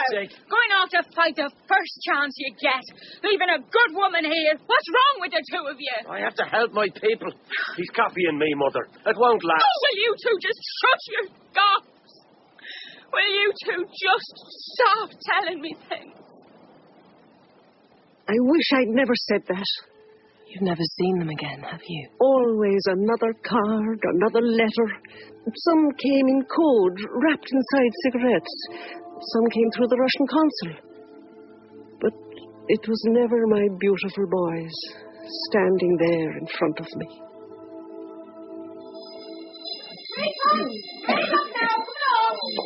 Wake up, the king constantly wants you out. Sister? Yes. The woman who was sleeping here. Where is she? God, love. Oh, she's a queer one for disappearing in the night. No one can stop that one when she decides to go. But I didn't tell her what I came to tell her. What else have you got there? Did you book in with that coat? It's mine. All right, all right. She gave it to me. She did. Now don't go tripping over it now. Come on, up again. Where you going? Hello, angels. Dick, I found her letters. Angel, thank God. Where have you been? I found them in a coat. Are you all right? A few bumps, that's all. Nothing else?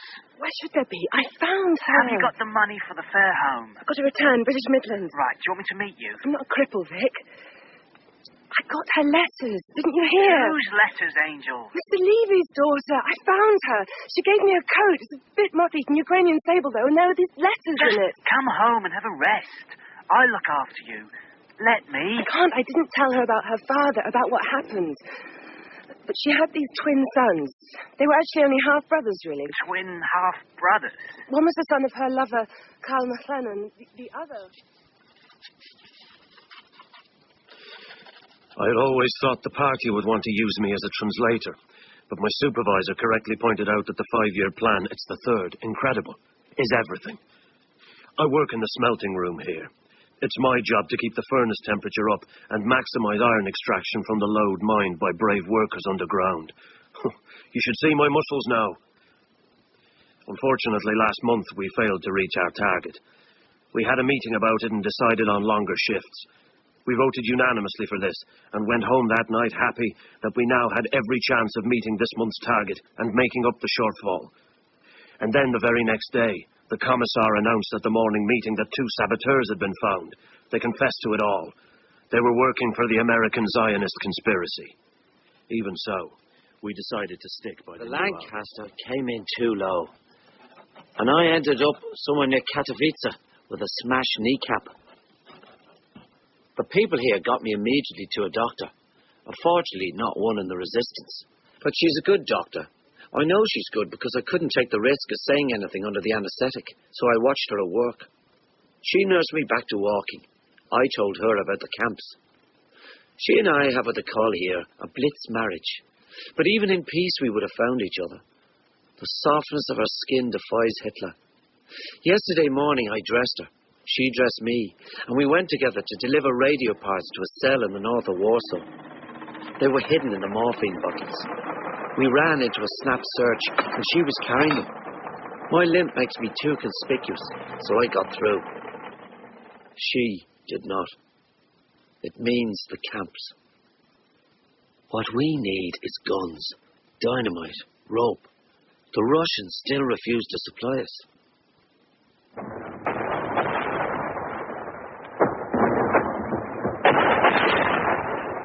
We were halfway across when the German 88 sighted us. The shells were blowing great fountains of water up around us.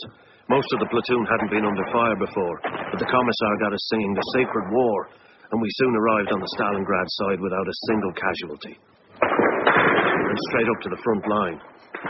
It's a street. No one knows what it's called. All the signs have been blown off. We hold the even-numbered side. The Germans hold the odd-numbered side. Our captain received orders for us to capture number 47. It's on a corner and controls the intersection. Comrade soldier Fletchikov got a grenade right into their machine gun nest.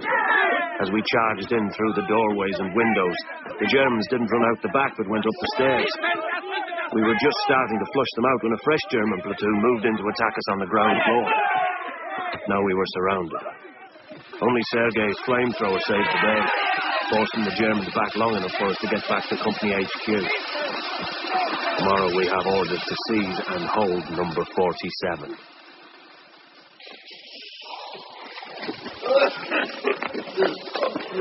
We've broken our march for a 2-hour rest, but no one can sleep. Someone suggested the letters. We each get half a piece of paper, share the pencil, and we bury them in a shell casing in the sewer wall. We've held the Germans for 52 days. The Russians are still sitting there, on the other side of the river, watching us. Why won't they attack? Warsaw is being destroyed, building by building. But, Mother, the men and women here in my platoon are the bravest I've ever met. Until the rising, we merely raided the Germans, irritated them. Now, here in the city, I've seen them fight until they fall. And all in vain.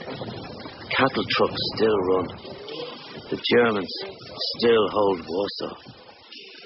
Until we start to regain our strength. We're at the very gates of Warsaw. We fought every inch of the way. We're quartered in a suburb called Praga, but we've had to stop to build up supplies. The whole army has deserved this rest. And anyhow, the Poles seem to be giving the Nazis a pretty good pounding over there in the centre of Warsaw. And it's our chance to let someone else do the work. And they just stopped right there? They were killed the same week. She said Kadesh for Finn. The service sheet's in here. A notice in the Daily Worker for Judah. Do you want me to look it up for you? I've got a copy here. A comrade lost fighting for world socialism. And then the next letters, they're dated 10 years later, 1956. By now, you'll have seen Same the pictures and believed them. I was only in the camp a couple of months. This time, the Reds didn't wait outside and watch us perish. They looked after it as well. Then, they questioned us. It was the best part of a year before I was able to discover where my new Labour camp was. Guards and inmates were shipped in from all over the Red Empire. So, we discovered we were in Hungary. I think I was there 8 years, and then the new regime opened the gates. I was released 2 months ago, knowing nothing. Now I know that Holy Israel exists. I have a visa. The Israeli embassy, a room and a flat in Buda, tells me they need soldiers. I've enrolled. I fly out on Wednesday, Mother. I'll send you a postcard of the Wailing Wall. It was an understandable mistake. It all started outside Warsaw when I mentioned to the commissar that we had my half-brother to thank for the rest we were getting, that he was fighting with the partisans. When they questioned me about it later, they got the idea I was passing them information. Well, of course, I wasn't, but I can easily see how you could get that idea. Anyhow, I can always say I helped build the Vladivostok Highway. My time in the Far East wasn't a waste. Communications are the lifeblood of the Union, and I'm proud that I've made my contribution to the effort. Now I've been re-enrolled in the army, this time with a commission. Your son's an officer at last. And I've been posted as an advisor to the brave forces of the Egyptian Republic. We may soon be called on to defend our canal against the imperialist Zionist powers. With my knowledge of English, I have been appointed to guide a British journalist. It's strange to be speaking English again. She is very interested in our training programs and our defenses and reports it all back to London. We have the world behind us. Sorry it's not Jerusalem, but I bet you've always wondered what Budapest Airport looks like. Now you know. In 2 hours we take off for Tel Aviv. I'm leaving Europe forever. I take up my new commission in the Israeli Armed Forces tomorrow. More postcards to follow. We expect the Zionists to attack us soon. This will test the mettle of my Egyptian fighters, but they will see them off without a moment's fear. If only my father was here to see this final disgrace for the British imperialists. Once victory is ours, I am promised some leave, and I hope then to pay a short visit to Dublin with my fiancée. That's if she accepts my proposal. She is that journalist I think I told you about last time. Oh, Mother. Why do you only ever get these quick scrawl letters from me? I turned back at the airport when we heard about the students fighting at Budapest radio. I couldn't ignore their struggle. I rushed back into the city to join in against the Russian tanks. And then, you must know this by now, we actually won. The tanks left the city and freedom was ours. What days they were. 7 free days. And then, this morning, that familiar sound again. Tank treads on asphalt. There are a few journalists here. If they manage to tell the world, surely they'll rescue us this time.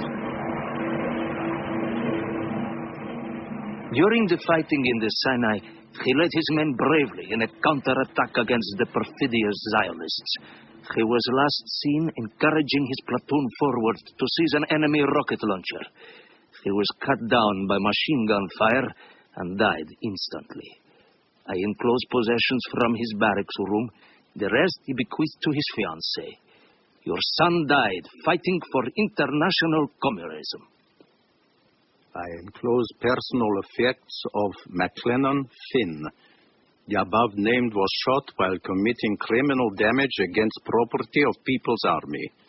Please find enclosed 1 watch, 1 badge, 1 passport, Israeli, 1 copy of The Working Man, dated October 1956, and 1 letter, 2nd page missing.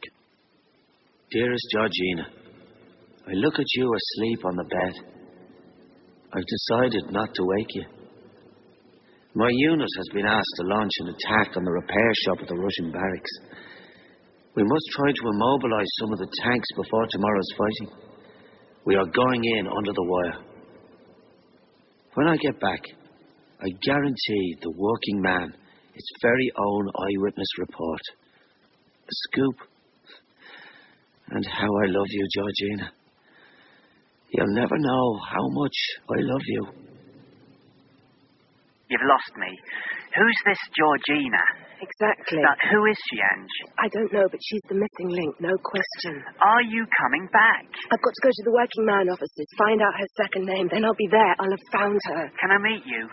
Heathrow or Gatwick? I'll be in soon. I'll get a cab, I don't mind. I'll see you soon, Vic. You're a sight for sore eyes. Sit down, love. Thanks. The lady in personnel said she thought you might have been on the working man in 56. Sorry, love. Just after. January 57 I joined. It was a good paper then. Now look at it. Adverts for BMWs and Emporio Armani. Did you know someone who wrote for the paper round about then? She wrote this article about Budapest here. Georgina Priest. Of course I do. It's her job I got. Right. She packed it in and off to Hungary. Lots did. Short-termists. Still, she made room for me. Did she go to another paper? Packed it in. You're not going to believe this. She got married. Do you happen to know who to? Oh, must be in here somewhere. Never lose a contact, even if they get married. Yeah. Here. She's now Mrs. Georgina Standing. You can see her, can't you? Pension plan, quilted sleeveless, BT shares. What did we fight for? Address?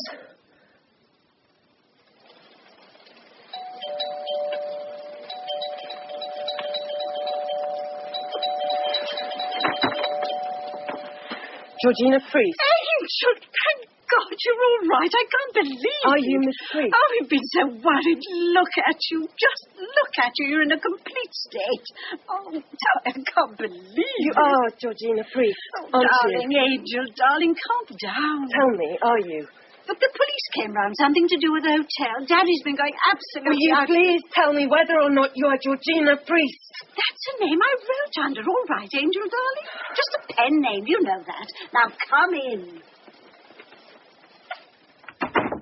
Why didn't you ever... This is no time to be raking all this up. I want you to come in, get you dry. Now, come on. I've been trying. Plenty of time later. Plenty for us both to catch up on. Upstairs now. Nice hot bath. Calm you down. Something to eat.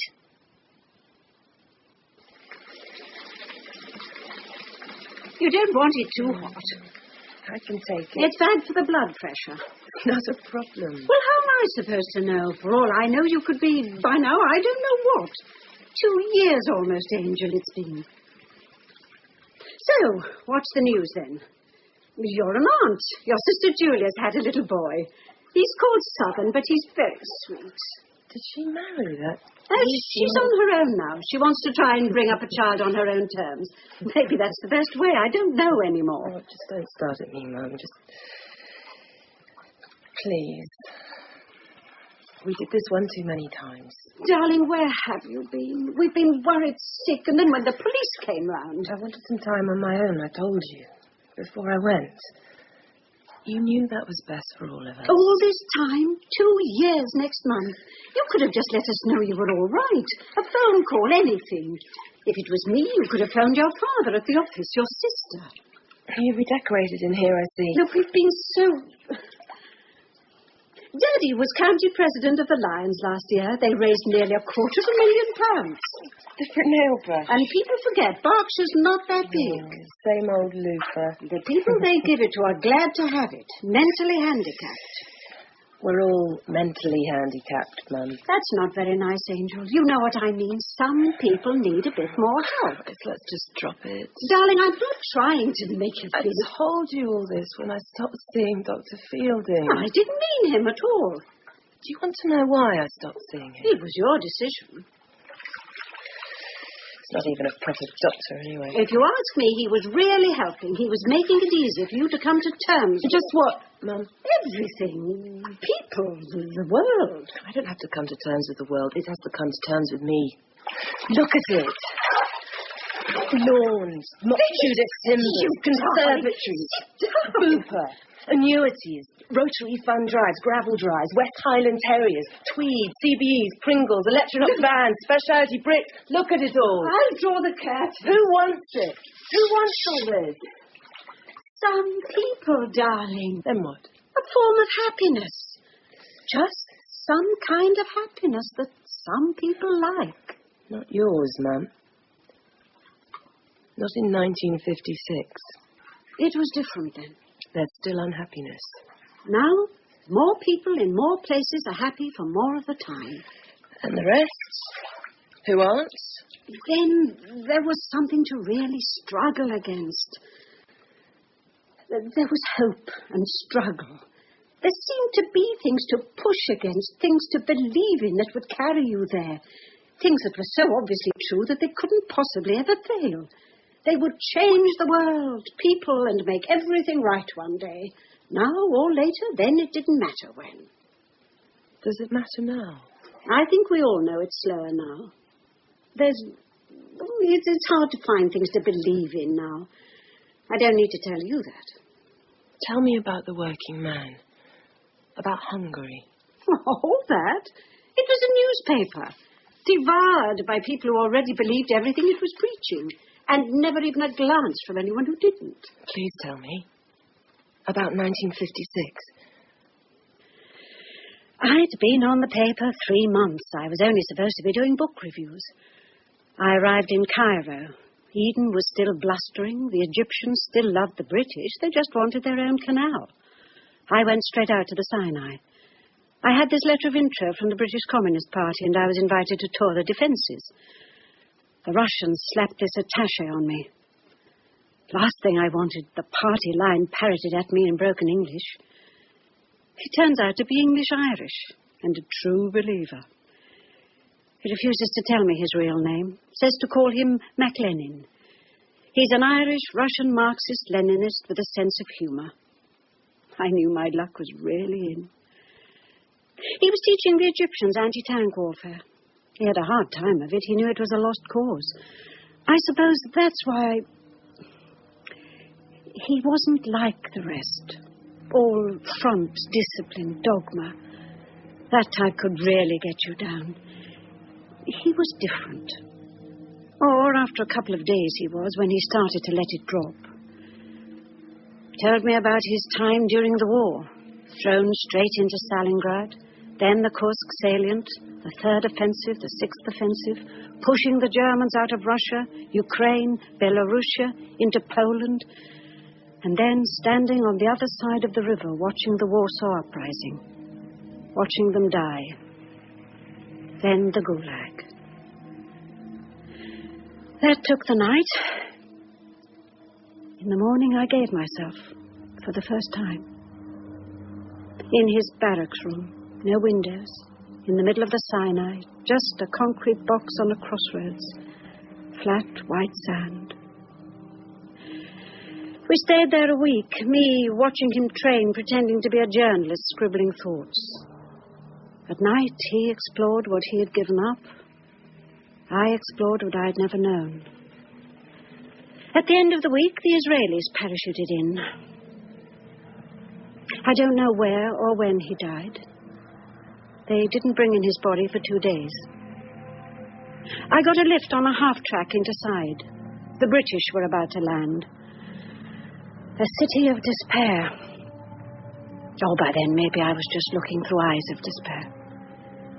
That's where I heard about Hungary. I got a lift in an Ilyushin and was in Budapest by Saturday. And by then, not a single Russian soldier in Budapest. They'd given it back to the Hungarians. Tanks all round the suburbs, but no one thought that meant anything. The hope was too good to let go. Their joy eased my grief. Egypt may be lost, my Russian lover may be dead, but Hungary was free. And then on Sunday morning, the Russian tanks rolled back in. It was awful. The Russian artillery shelling every few minutes. The boys in the trenches just stood and died. I moved along the line, looking for one who could speak English. He shouted out, "I can." A man in a greatcoat, grey for lack of sleep, but still, through all that, the double of my Russian lover. I think I screamed. The same eyes, looking at me the same way, believing. At that moment, he heard the whine of an incoming and threw me down, his body on top of me. I was still looking at him. "Are you English?" I said. "Irish once." And then I knew. When his commander asked him to recruit a sniping team, I went with him. He chose a hotel overlooking the Killian barracks. They broke into rooms, smashed the windows out, nagged the Russians in the street below. When the tanks rolled up and pumped their shells into the building, we retreated to the cellars, disappearing until the Russian tanks moved on. Then back to sniping. We were never going to win this way. Just a chance to die with the most inconvenience. At night, there were two. The firing would stop. This man and I together in a hotel room. Broken glass icing the four-posted bed. We shook it off and he made love to me. Not just because he looked like my Russian. Because he prolonged what I had loved in the desert. He never mentioned his brother, nor did I. We were lying there together, 3 a.m, an hour of silence. 1 hour till the silence ended, when he was asked to lead the raid on the tanks. He thought I was asleep. He wrote a quick note to me and left. Neither of us expected him to return, so why did we pretend he would? I got out through the American embassy. The paper wanted me to write it all up. The victory of Hungarian revolutionary worker peasant democracy. They hadn't seen what I had seen. I don't mean violence, guns, men's things. They hadn't seen the passion, the wanting, the fight. What did dialectics mean anymore? Their kind of talking into the night, the rights of this, the emancipation of that. I probably had some kind of breakdown.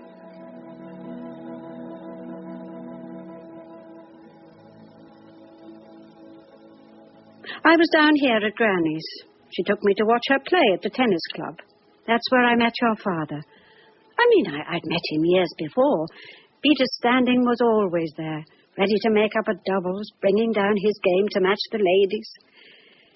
He was probably a little surprised when I accepted his proposal. I turned him down every time before. He didn't mind you? As far as your father was concerned, it was the act of a gentleman. Who is my father? It was all in the same cycle. What use were blood tests? They were brothers. Half-brothers? They were twins, darling. It's just I thought... That... What? No, nothing. Your father is both of them. I don't want us to try and separate them. Not now. Hurry! In the bathroom. Down soon. Angel's back here. Really? Oh, that's wonderful.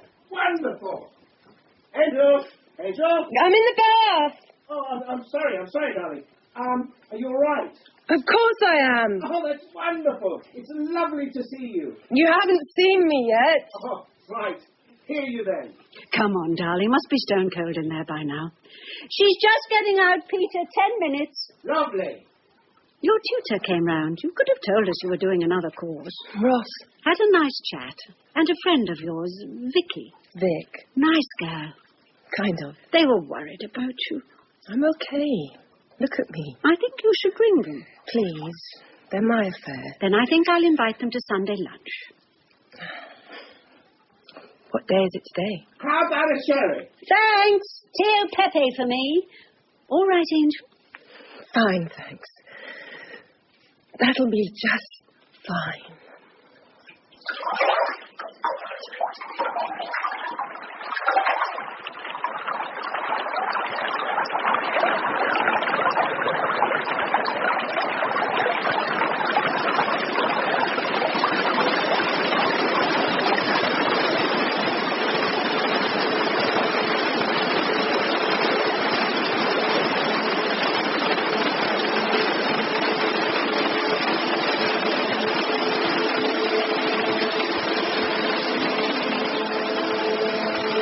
Angel Standing was written by Jonathan Meyerson.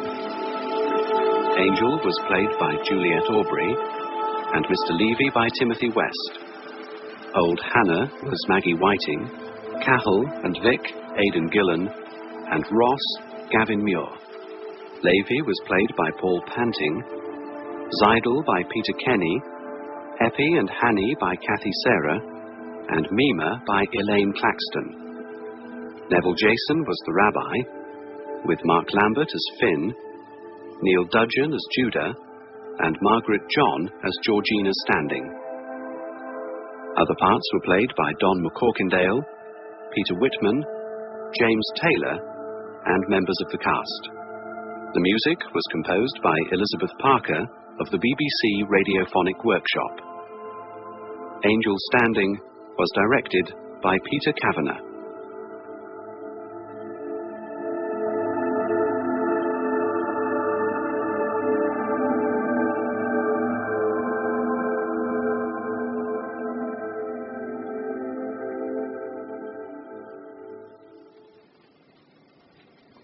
Saturday Night Theatre.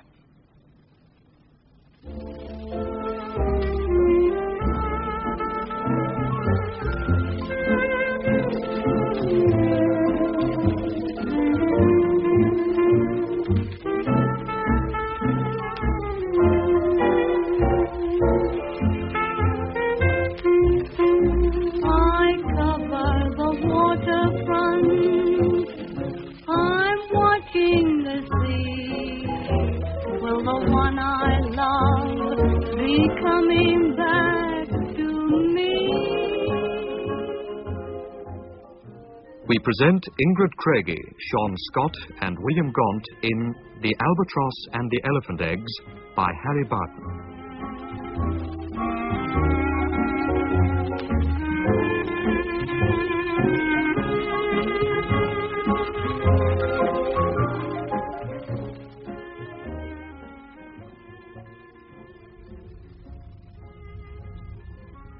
All these letters, neatly bundled in white office tape, numbered.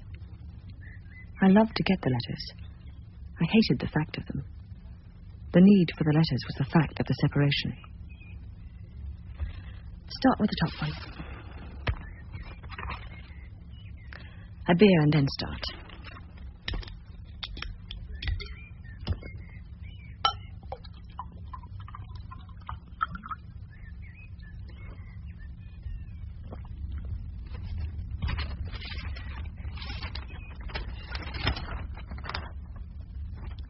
October 1944, letter number 1. Dearest Clementina, when I see my name in his handwriting, I know who I am. Dearest Clementina, I have made a decision. From now on, I shall write 2 sets of letters. The first set will be the ordinary letters that I post to you, numbered so that you will know if there are any missing, and so that when they arrive in a batch, you will be able to give yourself the tidy pleasure of opening them in the right order. The second set of letters will be the ones I cannot post to you, because they could give useful information to the Germans and Japanese, to the fury of whose war effort we are both of us exposed. This is the first of these. They will be safe on board this mighty aircraft carrier, this old flat top. If she sinks, they will go down with her, and neither you nor the enemy will ever read them, and it won't matter very much. The chances of anyone sinking us grow fewer as each day passes, as you will understand in your maritime headquarters, 60 feet below ground, your tricorn hat on its hook, your uniformed elbow on your desk, with its golden cufflinks in the white cuff and the pale blue stripe on the navy blue sleeve. I miss you so much that it's painful to remember and describe your sleeve, so don't expect me to do it again. I feel aimless. I am doing what I like to do best. I am a seagoing officer of the regular Royal Navy, with accounts to keep, stores to supply, and meals to provide, and 184 Englishmen, Irishmen, Scotsmen, and Welshmen, writers, stores assistants, and cooks to help me. Away from you, I always have aimlessness to fight, but the sensation is more marked than usual. I think it's because the war is over but won't stop. Like all wars, if you think about it. Here we are, 1,800 of us, confined to a tin box, 23,000 tons of aircraft carrier, about to sail eastwards from Gibraltar to Australia, and from Australia another 5,000 miles northwards to Japan. And there's the pipe. I must go.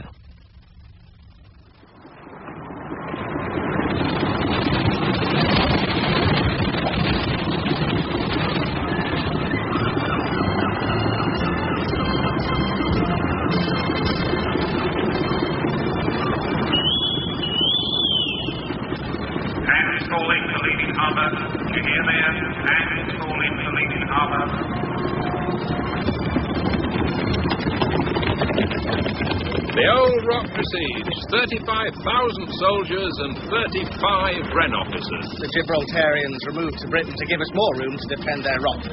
Franco will never let the Germans try it on now.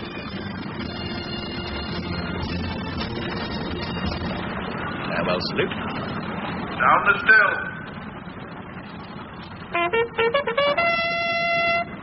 Supply division. Engine room division.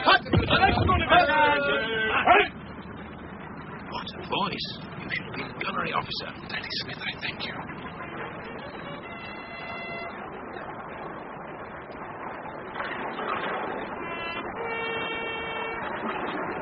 Down the carry-on. Supply division. Stand easy. Stand easy. When did the aircraft land on? 1,500, they say. They're waiting at North Front. Special sea duty men secure and fall out. Supply division.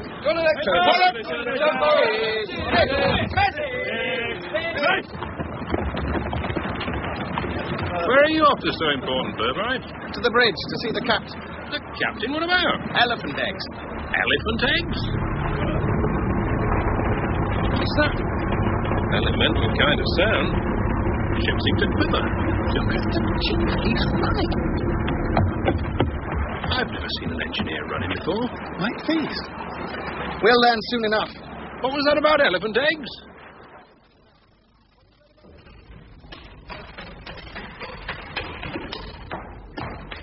Captain, sir. Burbrider. I'd like to see you for a moment, sir. I'm suddenly a little busy. Hang about if you like. Engine room? Captain speaking. What are you doing down there, making those noises? Where's the chief? Sir. Ah, chief. You sound breathless. It's serious, sir. It sounded serious. The center engine gear wheel has stripped, sir. Good God. You have the starboard propeller and the port propeller, but no center shaft, sir. Can they put us right here in jib? No, sir. The gear wheel weighs 45 tons and stands 12 feet 6 inches high, and there's only one spare. And that spare's home in Plymouth Dockyard? No, sir. It's in Barrow-in-Furness. Barrow-in-Furness. So you want me to return to harbour? There's nothing else for it, sir. I'm sorry. Officer of the watch. Sir? I'm returning to harbour. What we are left with are two engines, the port engine and the starboard engine. Round we go and round we go. Special sea duty men fall in. Burbright, you still here? It's about drop tanks, sir. The word from British Pacific Fleet is that we shall need many more than we've got. Many more, sir. Drop tanks? Jettisonable, sir. Auxiliary aircraft fuel tanks. They hold 176 gallons each, and they go one on each wing of a Corsair fighter. 50 more we should have, sir. They're bulky and awkward to stow, like elephant eggs, sir. Elephant eggs? Yes, sir. When they're empty, the pilot drops them into the sea and starts using his main tank. Burbright, you are a fine officer and should go far in the service. If I were to sit down now and write your report, I should be justifiably enthusiastic. Dedicated is the kind of adjective I should work myself up to. Sir. But you must learn to adjust yourself. This is no time to discuss aircraft spares. The aircraft won't be here. They'll be sending them on to Colombo to wait for us. They'll hop there, little flying hops. In the meantime, we'll have to dig a hole in the flight deck, abstract the old gear wheel and replace it. It'll take months for the new one to get here from Barrow. We'll be here till after Christmas, on our own, left to our own devices. We'll need to keep ourselves amused, entertain ourselves, train ourselves. Messenger, I need the commander sometime in the next half hour. I cover the waterfront. I'm watching the sea. Will the one I love be coming back to me? I cover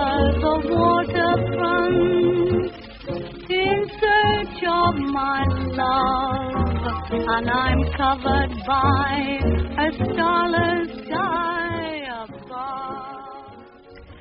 Letter number 2.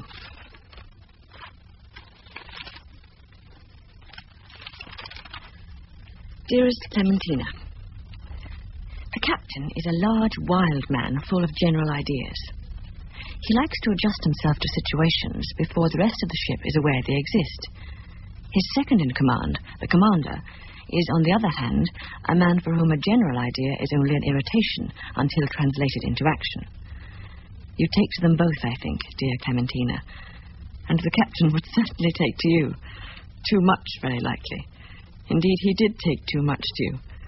I saw him at it that evening in the wardroom, the week of sailing. Sorry to bother you, Commander. No bother, sir. We don't want a mutiny. Mutiny? We have 1,800 intelligent men on board. We're taking them to the far side of the world just when they think the war is almost over and they can go home and start a real life. Well, this ship's real enough, sir, when you think about it. Not real. Christ is what the ship's company are saying. Christ, if my love were in my arms and I in my bed again. I say it myself. That's what real. I think we've got a happy ship, sir. As near as you can have it. We've broken down. We're stranded on the rock till January. 3 months and no one to entertain us but ourselves. Sir? We've got to train and we've got to entertain. And the people we've got to train and entertain are each other. We must start at once, or constipation will set in, followed by boredom, followed by bloody-mindedness, followed by mutiny. Aye, sir. I'll get started. Messenger, tell the engineer officer I'll meet him on the flight deck in 10 minutes. Aye, sir.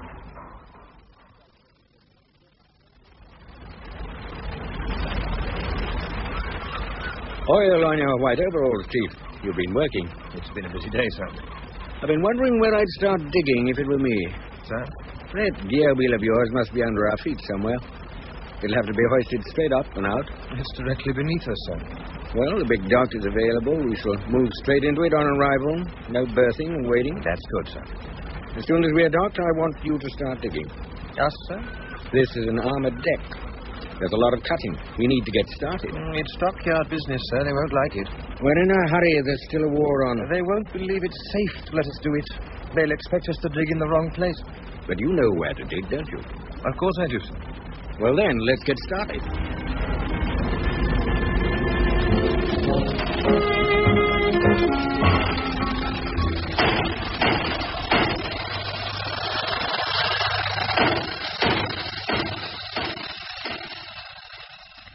Letter number 3.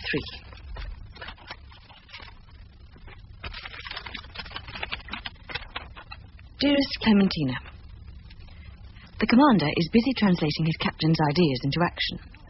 He really likes to do this. Daddy says that once, before I joined the ship this was, that one morning on the quarterdeck, the captain spoke to the commander. Commander, I've been thinking. Sir? Seems to me to be a long time since we exercised man overboard in this ship. It's a thing, after all, that we need to practice regularly. Exercise man overboard, sir. Aye, sir. Hold my cap a moment, sir.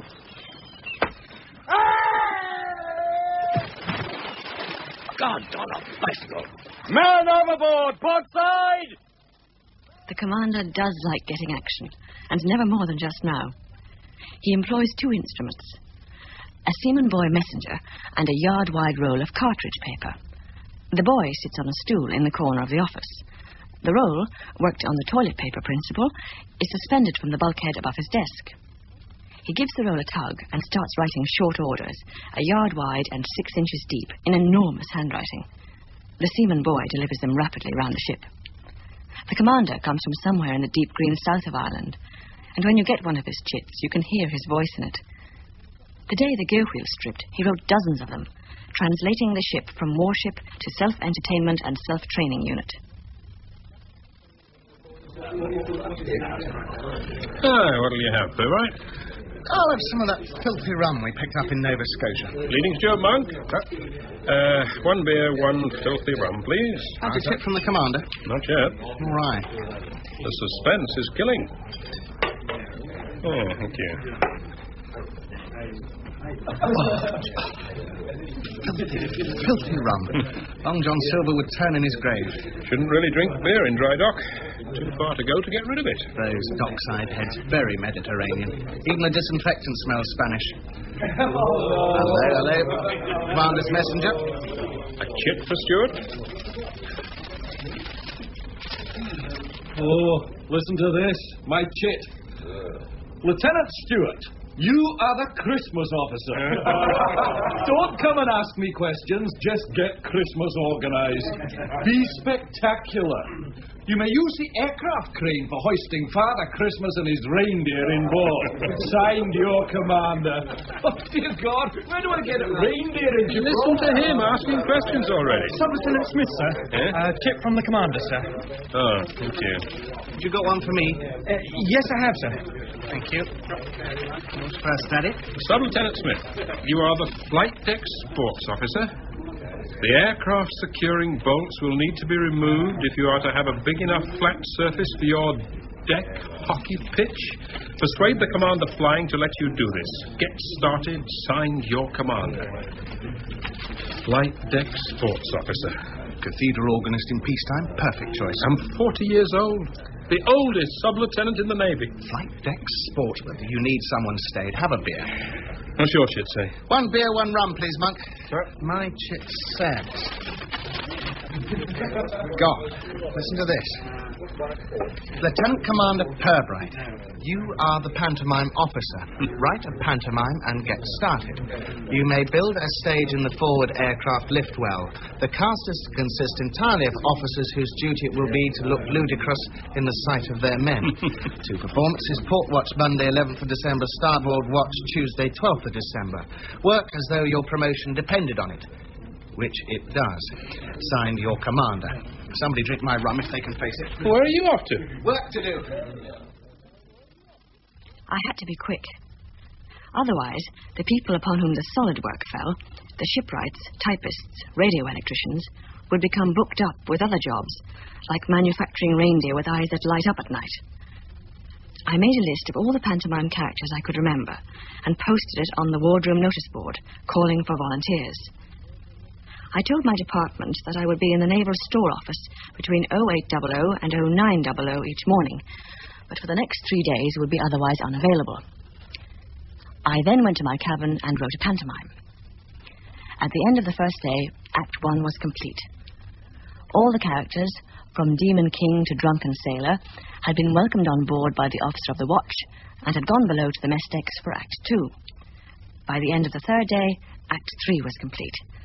All the characters, from the Fairy Queen to the Ugly Sisters, had come up from below, said goodbye to the officer of the watch, and had gone ashore. I was exhausted. It must be rugged to be a writer. And the noise they make digging that hole. It's reached the deck my cabin's on, only 100 feet forward of me.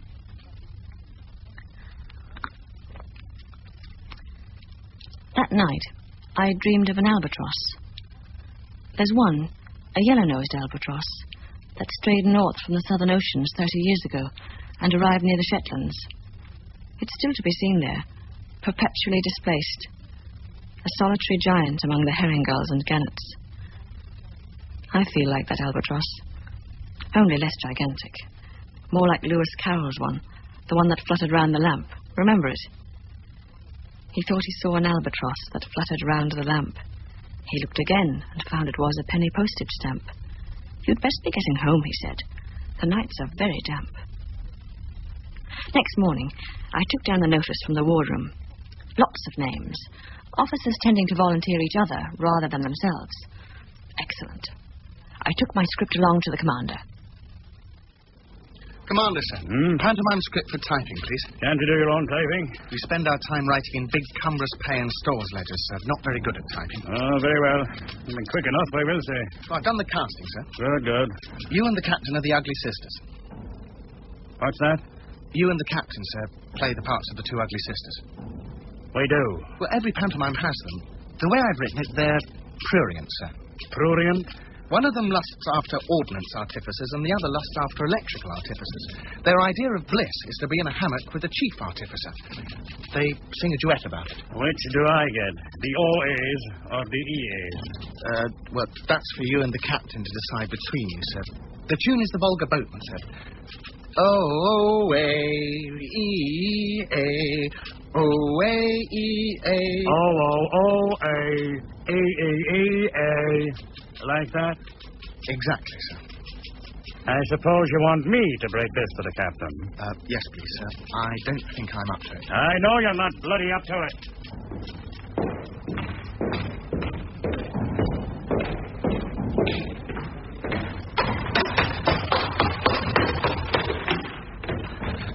Daddy Smith, I've been looking for you everywhere. Commander Flying says I can remove the aircraft ring bolts if I supervise the removal and keep the bolts safe for him. Well, I'll store them for you if you like. Oh, thank you. I've got a job for you. I have one already. Now, this is your copy of the pantomime script. I've written lyrics. All you have to do is provide the music. I'm not a composer. So I wrote the lyrics to familiar tunes. But you're tone deaf, right? Honestly, I've heard you. The tunes are inside my head. It's just I can't get them out. Look, here's the Bears song. We're bears because we're bears, because we're bears, because we're bears. 3 midshipmen will be doing them. They'll wear flying suits, furry side out. What's the tune? Old Lang Syne, of course. Look, they'll have a wheelbarrow for wheeling each other about in. Very mischievous. We're bears because we're bears, because we're bears, because we're bears, we're bears, because we're bears, because we're bears. That's it exactly. You're a genius, Daddy. I'll have to accompany this whole show single-handed. It's too much to ask of the Royal Marines Band. No, I'm truly grateful. One thing I must ask. Anything? It's got to be the wardroom piano, beer sodden as it is. That one forward in the recreation space hasn't been tuned since Halifax, Nova Scotia. We'll see to that. Who's going to produce it? I thought I'd ask Berry. Berry? Well, he once said he'd done this kind of thing. I can hear him say it. You're taking my name in vain. Berry, you want to produce a pantomime? Oh, yes, I'll do that. Well, I saw the notice. I've done a lot of that kind of thing. Malta, Amateur Dramatic Society. That's marvellous. Oh, it'll be a pleasure to help. You'll need someone with know-how, bit of energy. I'll leave a script in your cabin. Script? You've done a script, eh? You let me know when you call your first rehearsal. Mustache? You've done a script, eh? I've never done any work with him, over anything. Nor will you now. He doesn't do any. You sound almost sharp, Daddy. He lives in a dream world. So do I. Well, yours doesn't show. Who's calling the first rehearsal? You heard. He left it to me. Precisely.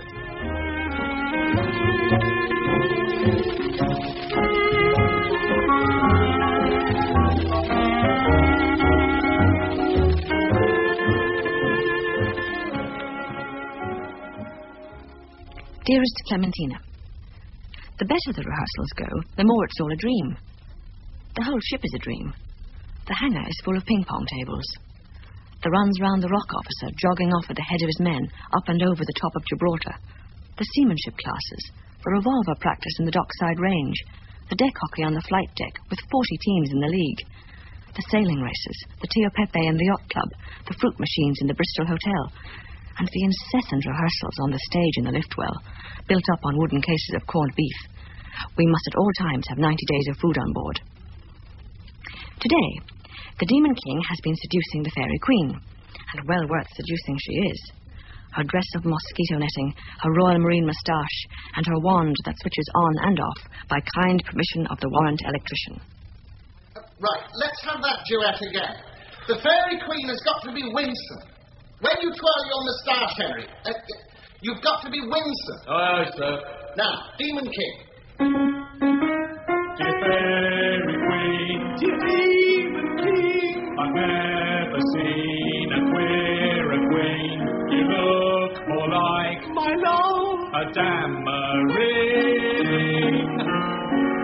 Dear Demon King, dear Fairy Queen, a nasty thing for you to sing.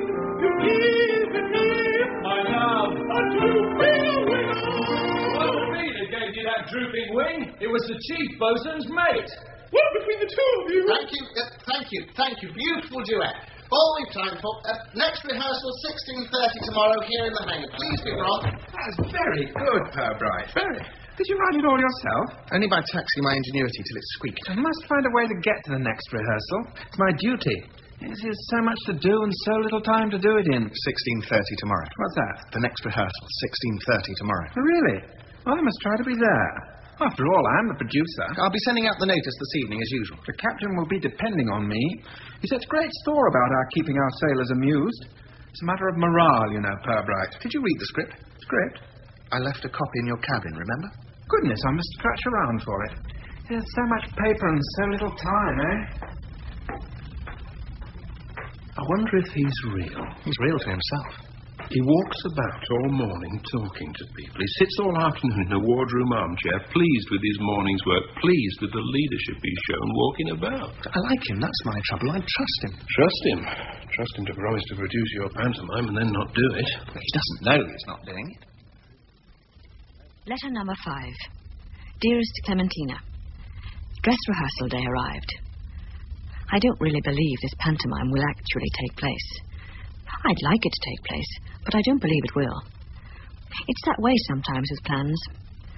I accept an invitation, but I fail to bring myself to believe it will happen. And sure enough, it doesn't happen. My host gets flu or breaks a leg, poor man. It's as though I'd always known. It's the same with the pantomime, you'll see. It's the same with everything on board.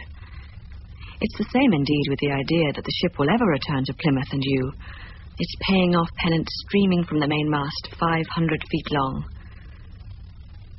It's the same with the yellow-nosed albatross. All memory of other yellow-nosed albatrosses, of the Southern Ocean itself, has faded. All belief in the existence of his fellow albatrosses has faded. I feel the same often about you and Plymouth. The dress rehearsal went well. Very funny, really. The Navy's a great place for funny messmates. We're a serious profession, and you can't be serious if you're solemn. The captain, everything's real to him. Perhaps that's why he's the captain. The captain and the commander sang their vulgar boatmen song. The sailmaker had made them garden party hats the size of quarter-deck awnings. Aladdin's lamp, I do believe. Rabbit. What do you wish for, sister? A bottle of Guinness, sister, a dozen oysters, and a nice, warm, cheap electrical artificer. I'd rather have a cheap ordnance artificer. Much riper, if you understand my meaning. EA for me. O-A. EA. O-O-O-A. E-A. O-A. E-A. O-O-O-A. I'd rather have a nice country. O-A. I'd rather have a nice country.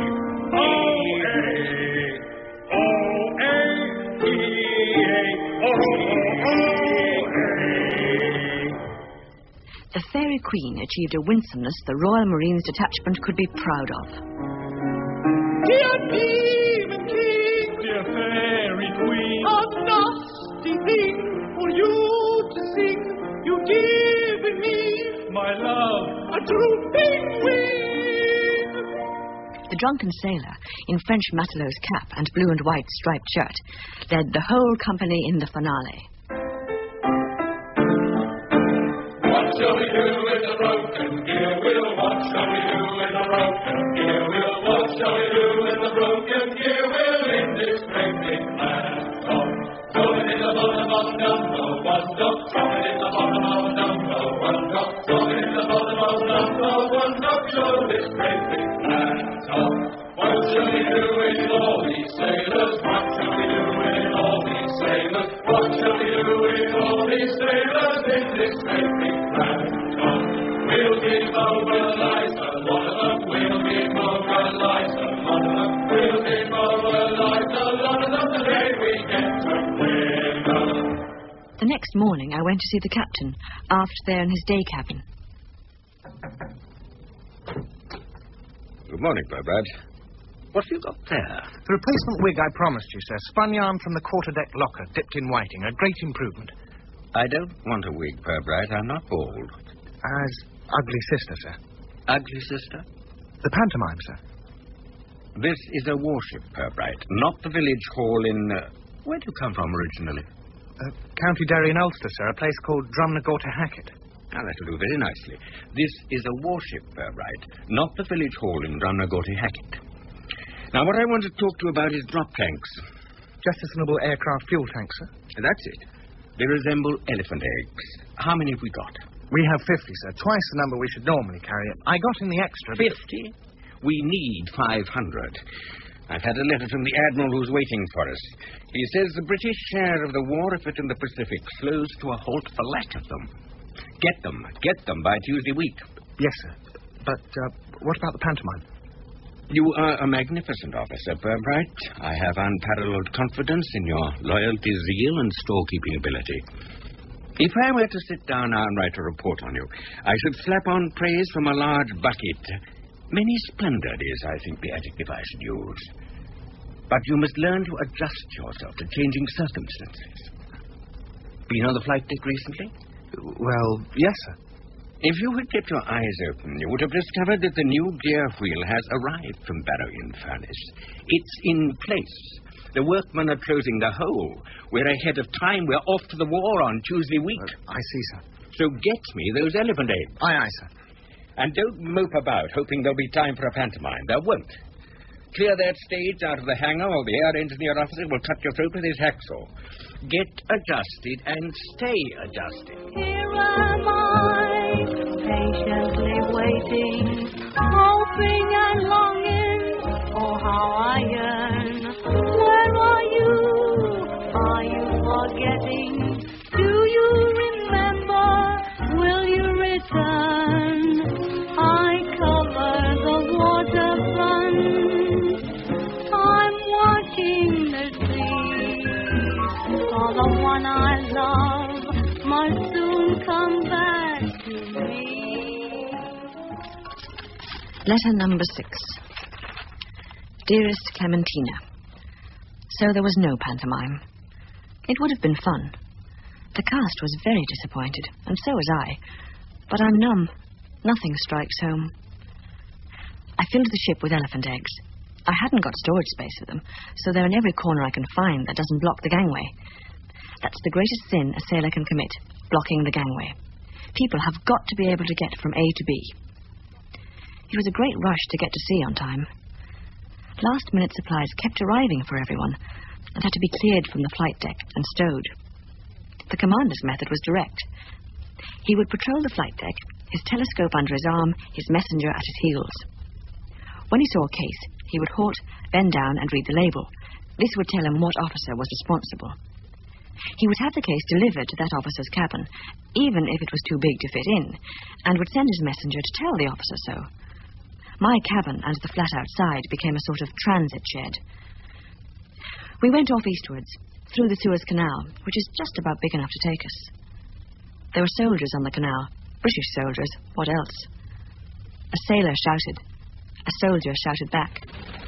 Don't you know there's a war on? Why don't you turn round and go home and join us then? At Colombo, the squadrons came back. The pilots flew their aircraft on board, the deck landing control officer guiding them in over the round down with his pair of big coloured bats. Each pilot lowered his hook to catch an arrestor wire. The aircraft pulled the hooked wire forward as though stretching the elastic of a catapult, and the wire halted the aircraft before it was halfway along the deck. South from Colombo, into the southern hemisphere. I sleep on deck now, a relief from that stuffy, humid cabin. Hundreds of us do it, all over the ship. Perth, the great Australian Bight, and Sydney. We had 12 days in Sydney, replenishing supplies and persuading the dockyard to deal with our defect list. All New South Wales was kind. I spent 2 days on the coast south of Sydney. My hosts had an oyster bed at the bottom of the garden. I sat on a rock, my feet in the warm water, prizing oysters off the rock and eating them. Poor little bastards. This was health-giving, but no more real than life on board. The captain rapidly convinced the dockyard admiral that our little Airlickin close-range anti-aircraft guns should be replaced by the larger Bofors. As soon as he'd done this, he went ashore and found a red-headed woman whose father owns 1 million sheep. He hasn't been seen since. This is called decentralization. I don't believe that man ever mopes. I don't believe he knows what it is to be glum. We sailed north. We reached the fleet's advanced base in the Philippines, recently retaken by the Americans. Leyte Gulf, where they'd had a mighty sea battle. Staff colleges will be discussing it for generations to come, was now full of supply ships. The fleet train, hundreds and hundreds of ships. We sent boats for supplies. Coxswain, you and your boat have been away for 17 hours. What happened to you? I got lost, sir. Lost? One supply ship's very like another, sir. And the distances you wouldn't believe. They were over the horizon, sir. Letter number 7. Dearest Clementina. Up off the coast of Japan itself, we joined the fleet. I'll never forget it. I still sleep on deck, of course. My present billet is on the quarterdeck, aft on the starboard side. As quarterdecks go, it's odd because it has a roof. It's open at the sides, but it's roofed over by the after end of the flight deck. The long Pacific swell rolls past just below my camp bed, just beyond the guardrail.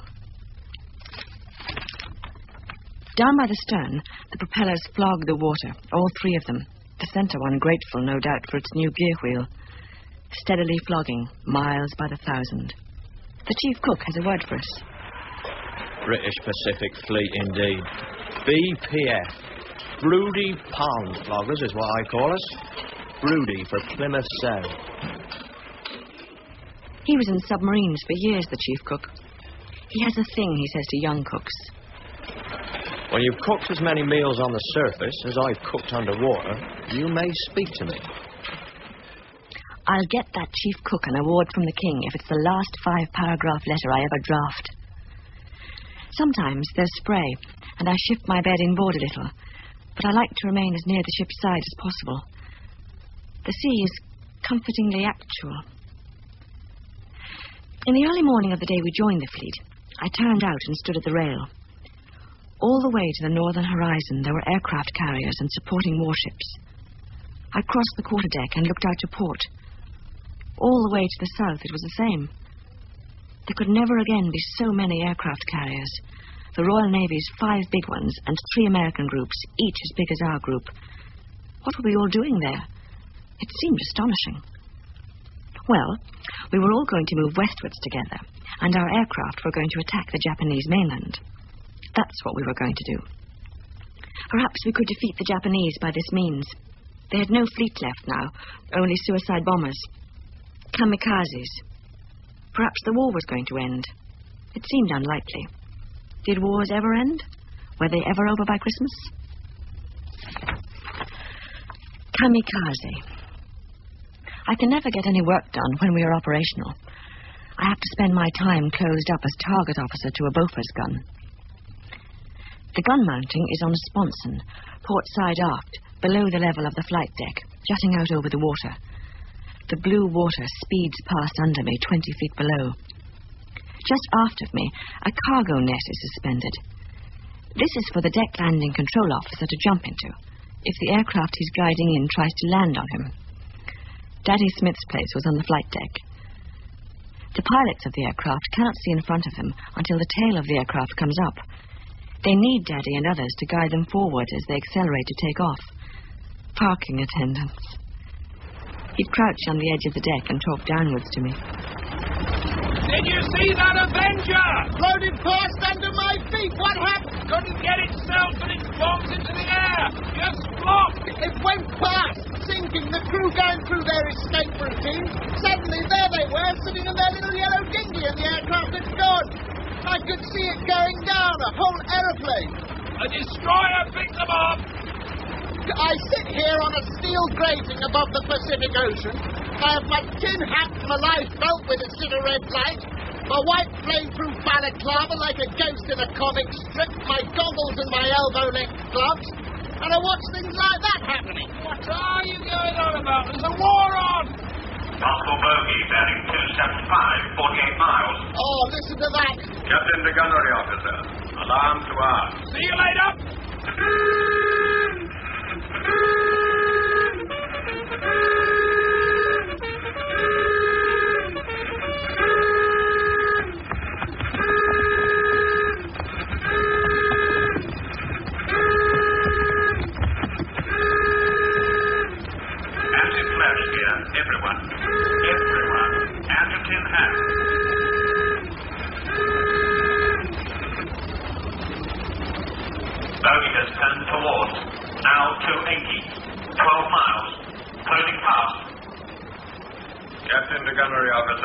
Action stations.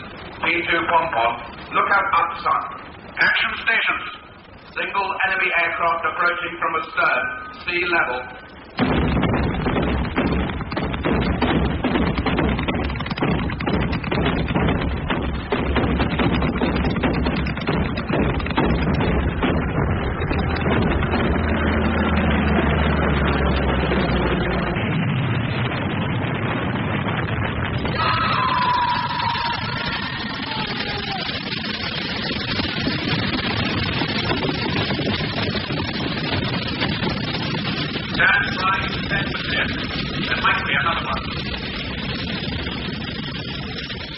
But there wasn't.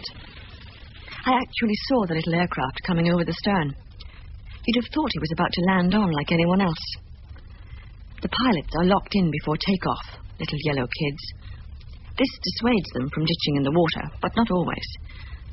There's a mother aircraft to watch over them and report back whether or not they died in proper fashion. If our aircraft manage to shoot down the mother aircraft, then the kids are more likely to ditch their aircraft, hoping to be saved before they sink inside their locked cockpits. Our brave young man scattered himself everywhere. His wristwatch reached me. His wristwatch, with a piece of wrist in it. I pushed it into the Pacific with my toe. We never fired at him. Our gun wouldn't bear. 2 officers and 6 men killed. 6 officers and 41 men wounded. 1 parked aircraft blew up, 7 others were burnt out. 11 Japanese aircraft were shot down in the course of the day. I remember the way the ship shook in the water when the bomb struck, all 23,000 tons of her. Like an earthquake, and the same insecurity. If the world won't stay still under my feet, what's left? I remember the warmth of the blast on my back through my overall, the smell of the firefighters' foam compound, and the surge of tribal affection I felt for hundreds of my shipmates, working away to get the flight deck operational again. Their sense of reality affected as much as mine, I expect, only making less fuss about it. Berry, the great non-producer of the pantomime, did a very brave thing. He got a pilot out of his aircraft just before it exploded. He's exploding there! Give me a leg up! Come me up that ass! Out you come, my dear fellow. No ceremony, I'm afraid. Get him away, quick! Quick! Oh! Something hit you, Berry, did it? He lost an eye. The operating theatre was the ship's laundry. Thence they moved him to a bed in the wardroom, up beside the bar. Handy if I want a drink, eh, Pirbright? You sound yourself, I'm glad to say. Oh, fortune of war, old lad. Fortune of war. You could hear in his voice he was pleased to be able to use the phrase fortune of war literally. The glamour was already more important than the eyeball. I admire brave men. I wish I really believed I'd ever see you again.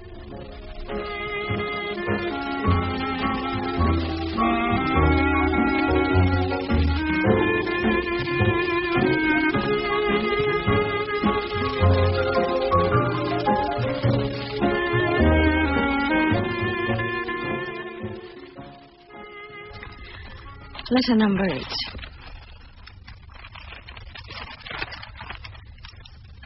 Dearest Clementina, what happened next, of course, was that the war ended.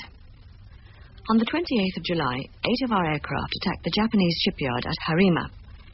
That afternoon, 5 of our aircraft sank a 6,000-ton freighter at Herarna. 2 of our pilots were forced to ditch inside a harbor.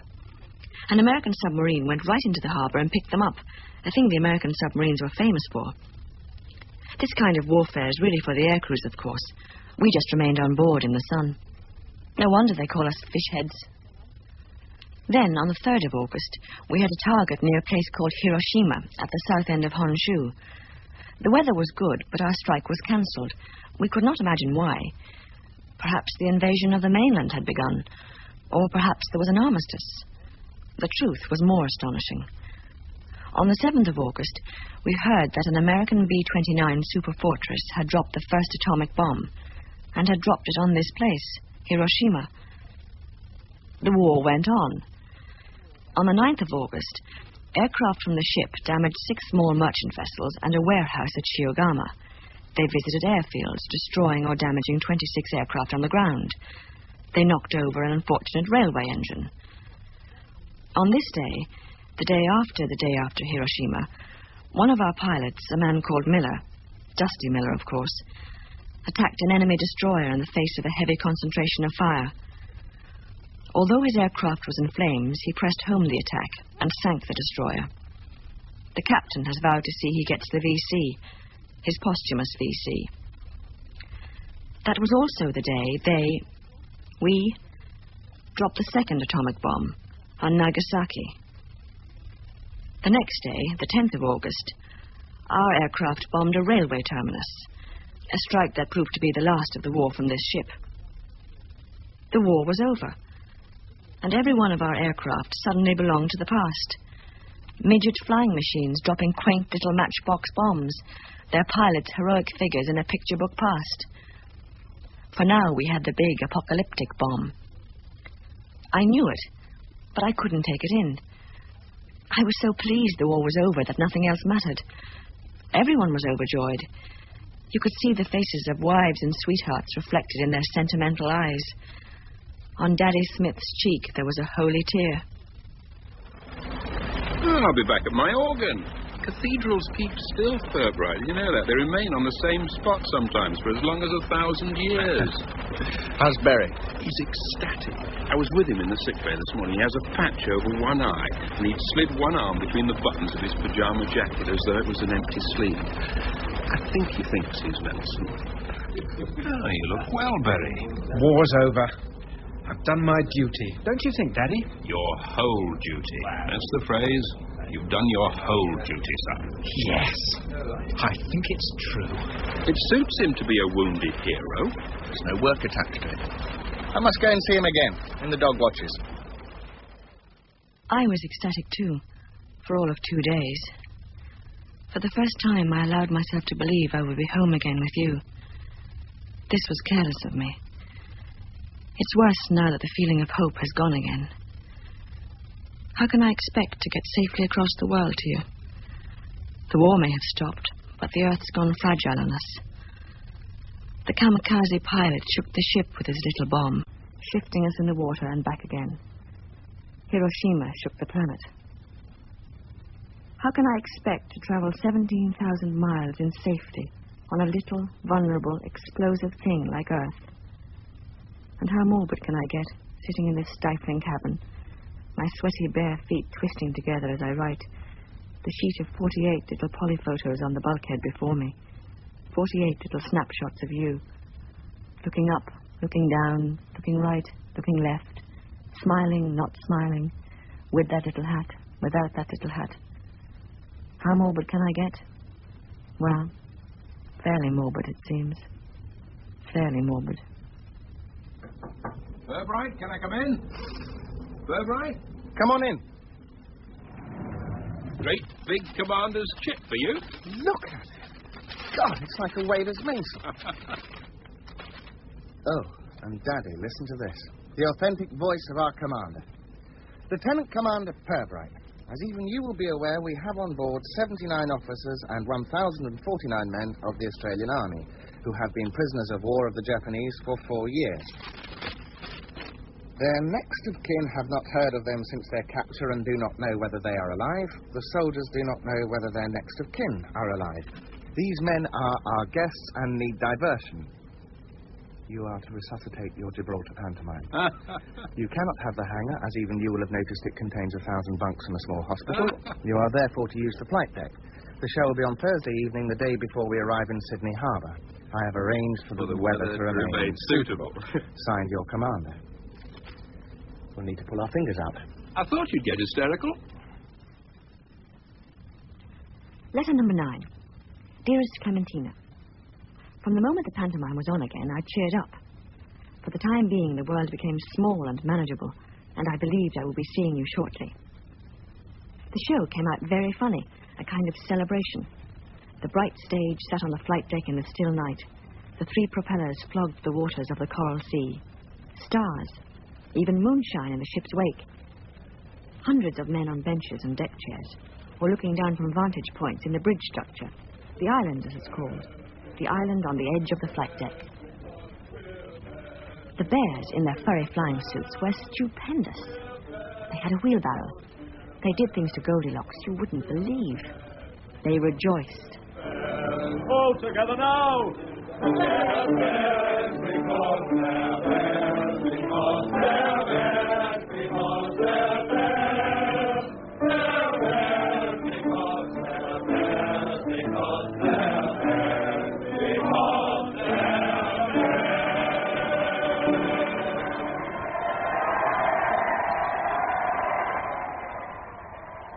I could see faces as well as hear laughter. Sailors who now knew they'd be demobilized and out of the Navy and home. Bemused Australian faces, the mad variety of freedom too much for them, laughing while their attention held, but they couldn't hold it for long at a time. What shall we do with all these soldiers? What shall we do with all these soldiers? What shall we do with all these soldiers in this great big land? We'll demobilize a lot of them. We'll demobilize a lot of them. We'll demobilize a lot of them the day we get to see. Barry was out of bed. I got him to come on now and take a bow. He was the producer. I don't know quite why I did it. I wasn't being malicious. He stood there, beaming, Nelson's eye patch on his eye. Perhaps because I admire and envy brave men. Or just a kind of affection. Letter number 10. Dearest Clementina, it's nearly a year, I see, since I wrote number 1, back there in Gibraltar of the broken gear wheel. We reached Sydney. Special sea duty men close up. Hands fall in for entering harbour.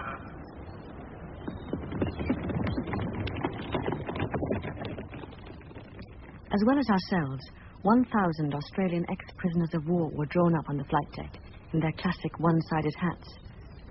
The entrance is now, the harbour itself, huge. On the port hand, the red roofs of Watson's Bay, Rose Bay, and Double Bay unfold. From the nearest starboard shore, we'd normally hear the insistent chirping of the cicadas. But not today.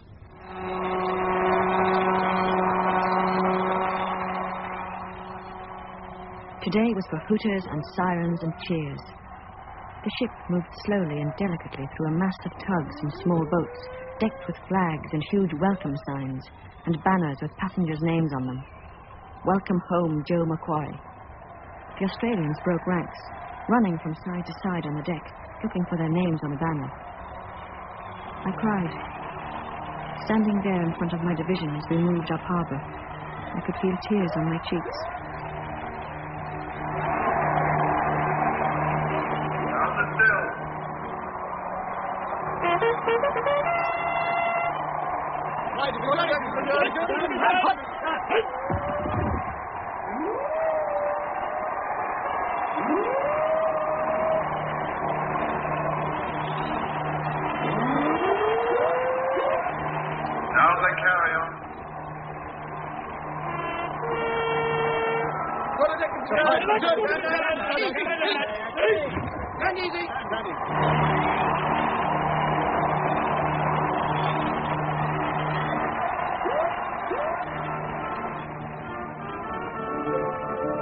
Letter number 11. Dearest Clementina, the need for secrecy has gone with the war, but I'm still not going to post a series of letters.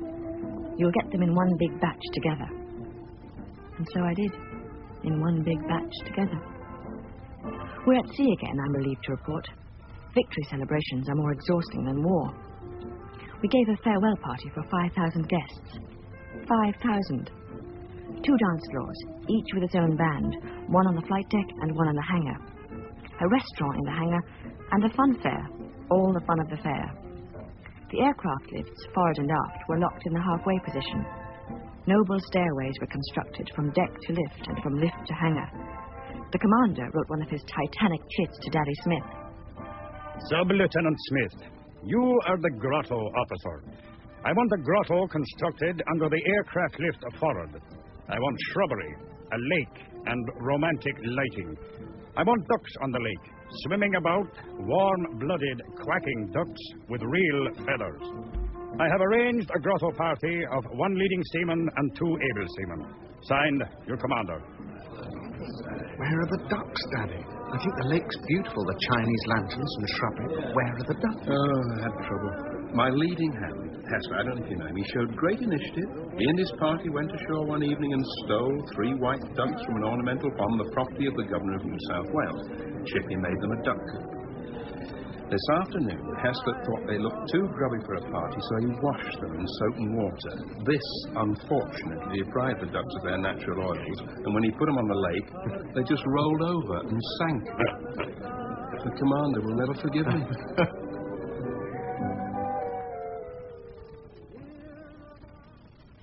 As for me, I was a cloakroom and lavatory officer. I had to decide which of the heads was to be labelled gents and which ladies. I had to obtain backup stocks of toilet paper, Admiralty Brown as we fighting sailors call it, together with 5,000 coat hangers and 50 rolls of cloakroom tickets. At 2 in the morning, when the party was over, I made my rounds. All our guests had left behind was a small handbag with pink rosebuds on it, and I shall never understand this. 1 black gumboot, ladies size 3. We have now left Sydney behind, and Melbourne, Adelaide and Fremantle. We're in the Southern Ocean with the albatrosses. The captain told the Admiralty he couldn't be bothered threading through the canal again, and that he was going via Cape Town. So here we are, flogging the Southern Ocean, making a straight line, or as straight a line as is possible on the surface of a globe of water, between Western Australia and the Cape of Good Hope. The albatrosses never move their wings. They let the wind do the work. Sometimes the tip of a 40-inch wing will cut the surface of the swell. They circumnavigate the globe at this latitude in one long, pensive, variable glide. I watch them from the quarterdeck, from under the flight deck. I still sleep out here, but the weather is colder and windier now, the long swell steeper. Spray comes inboard as the top of the wave passes along. There are fewer of us out here now, only 3 or 4. Daddy's one of them, his camp bed safely amidships. I wear 2 jerseys and a pair of heavy stockings. I don't want to go down to my cabin till I have to. I'm less broody when I know I'm still sleeping on deck. Everyone else is ecstatic. Home we go, peace and demobilization, a land fit for heroes. Berry, the captain, the commander. At Daddy's cathedral, the dean and chapter will clear lower deck and give him a hero's welcome. But I brood. I brood about my fragility. I brood about the new atomic fragility of the whole planet. I brood about the yellow-nosed albatross, exiled forever north of the Shetlands. As I go to sleep, the fresh salty air on my left cheek, in my left ear, I feel as though I was his replacement, exiled forever on the curve of the southern surface. This is nonsense, since I know that I am at last on my way to you, whom I love, and that you are on the curve of the northern surface. But it is what I feel, and so I write it down. I wouldn't write it down if I were planning to post it to you ahead of the ship. But I'm not, so I write it. A man should always deliver his love tokens by hand. Otherwise, how can he watch his love as she reads them? All right, wake up! Wake him up! The guard rail! Catch the guard rail! Third right! Throw that lifebelt! I can't see him! Right off! There he is! Right out off! I see him! Out! That's it! He'll never reach it! Quarterdeck to bridge! Quarterdeck to bridge! Man overboard! Starboard side! Man overboard! Starboard side!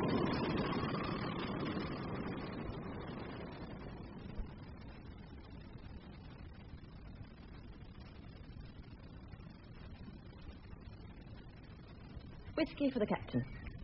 Thank you. I'm an admiral now, no less. Congratulations. Where was it you went to? Ceylon.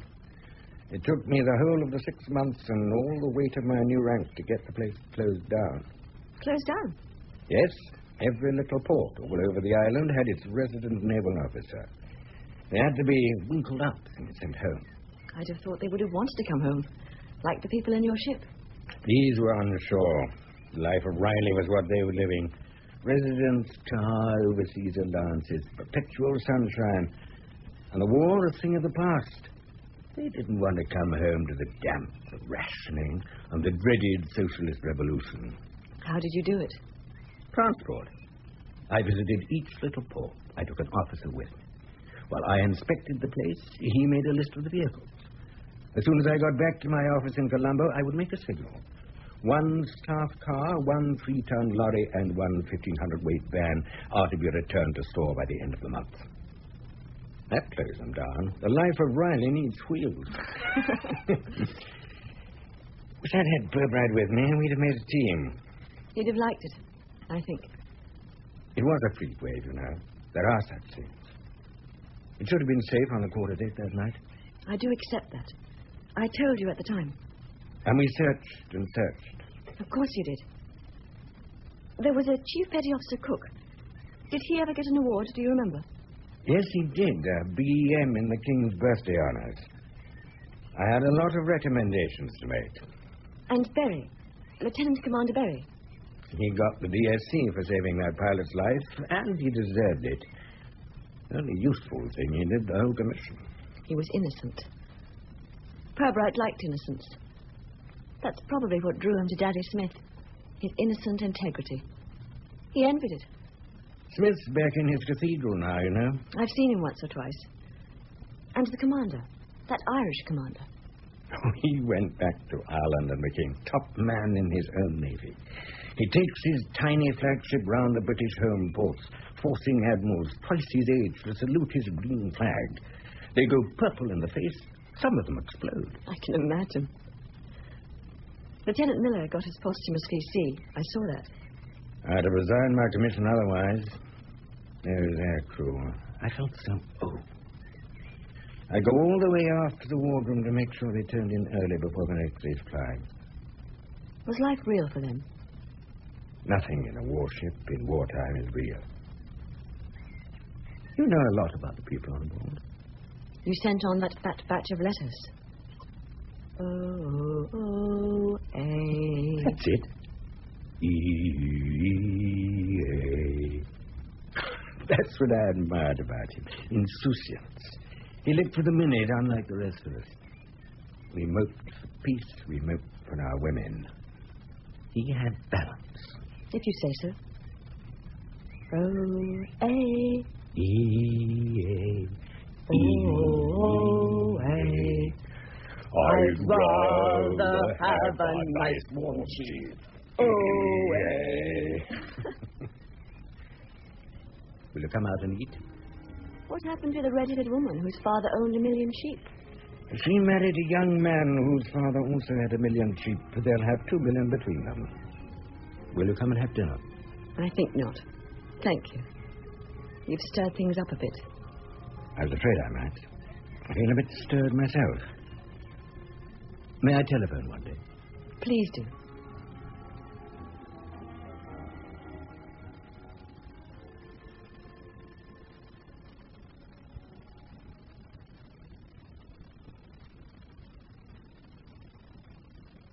He thought he saw an albatross that fluttered round the lamp.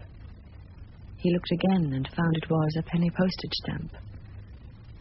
You'd best be getting home, he said. The nights are very damp.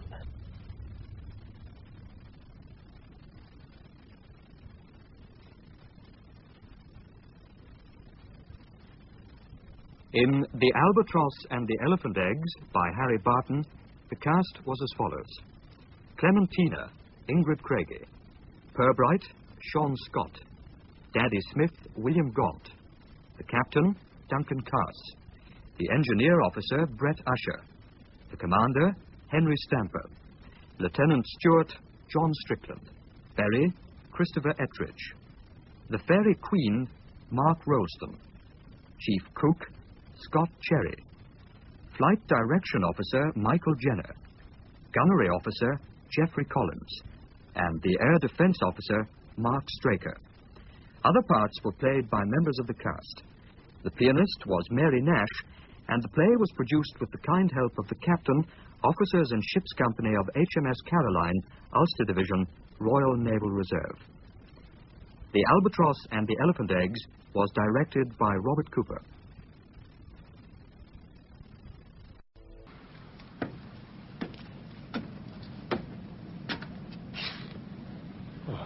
This must be it. Can't see any number. 24, 25, 26... Aye. This must be it. Oh. Come on. What's keeping you? It's a bit blooming parky.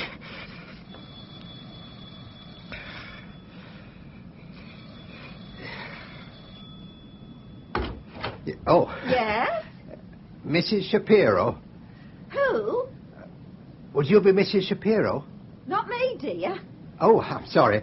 Have I got the right house? 28 Nadine Gardens. Yes? Well, there's a Mr. Shapiro lives here. Oh, sorry, dear. You must have got the wrong number.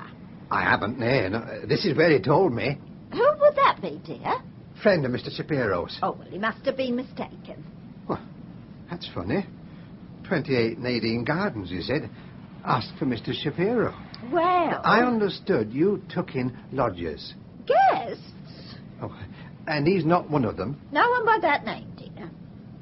Are you sure? Oh, yes. All my gentlemen are regulars, dear. Oh. I've had some of them coming to me for... Oh, wait a minute, dear. It was the gentleman. Huh? Oh, but he left here such a long time ago. Called Shapiro? Oh, I can't remember now, dear. It's so long ago. That might have been his name. Like that. Could have been. I don't suppose you'd have a forwarding address. Somewhere I can get hold of him. Oh, not now, dear. Not after so long. Was it important? Oh, got something I was asked to give him. Still, if he's not here... Not now, dear, no. He'll have to do without it then, won't he? Apologies for troubling you, Mrs... Just sorry I can't help, dear. Not to fret. Thanks, any road. Good night. Oh, just a thought. But if I did happen to come across it, the address, I mean, just by chance, and I knew where to get in touch with you. I'm at the Euphrates Hotel in Victoria. Yes. But just for tomorrow. After that, I'm back up north and he can stuff it. Righto then, dear.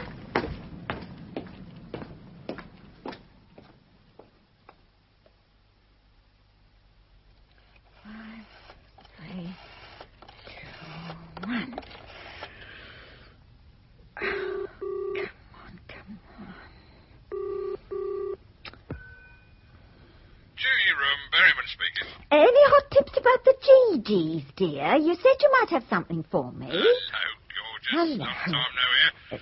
What can I do you for? Listen, dear, I think someone must have been a bit careless. I've just had to turn a gentleman away. He was asking for Mr. Shapiro, you see. Shapiro? Yes. Wait on, that's out of date, darling. Well, exactly. That's why I thought I'd better ring you, dear.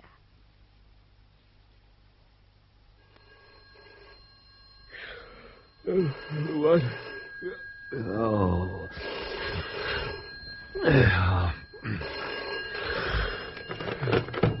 Carter. Use the office. Berryman here, sir. Oh, of course it is. Wouldn't be anywhere else at this time of night, would it? Oh, sorry if I wake you, sir. Ah, you hell. What's the panic? We've had a caller, but he's not family. When? About half an hour ago, in Islington, sir. The house in Nardine Gardens. Yeah, well, go on. Well, the thing is, we know he's not family because whoever it was asked for Mr. Shapiro, sir. Eh? No one else, just Mr. Shapiro. All right, Berryman. I'm coming in. Right, there you go. Hot and wet, and it'll trot 'em out.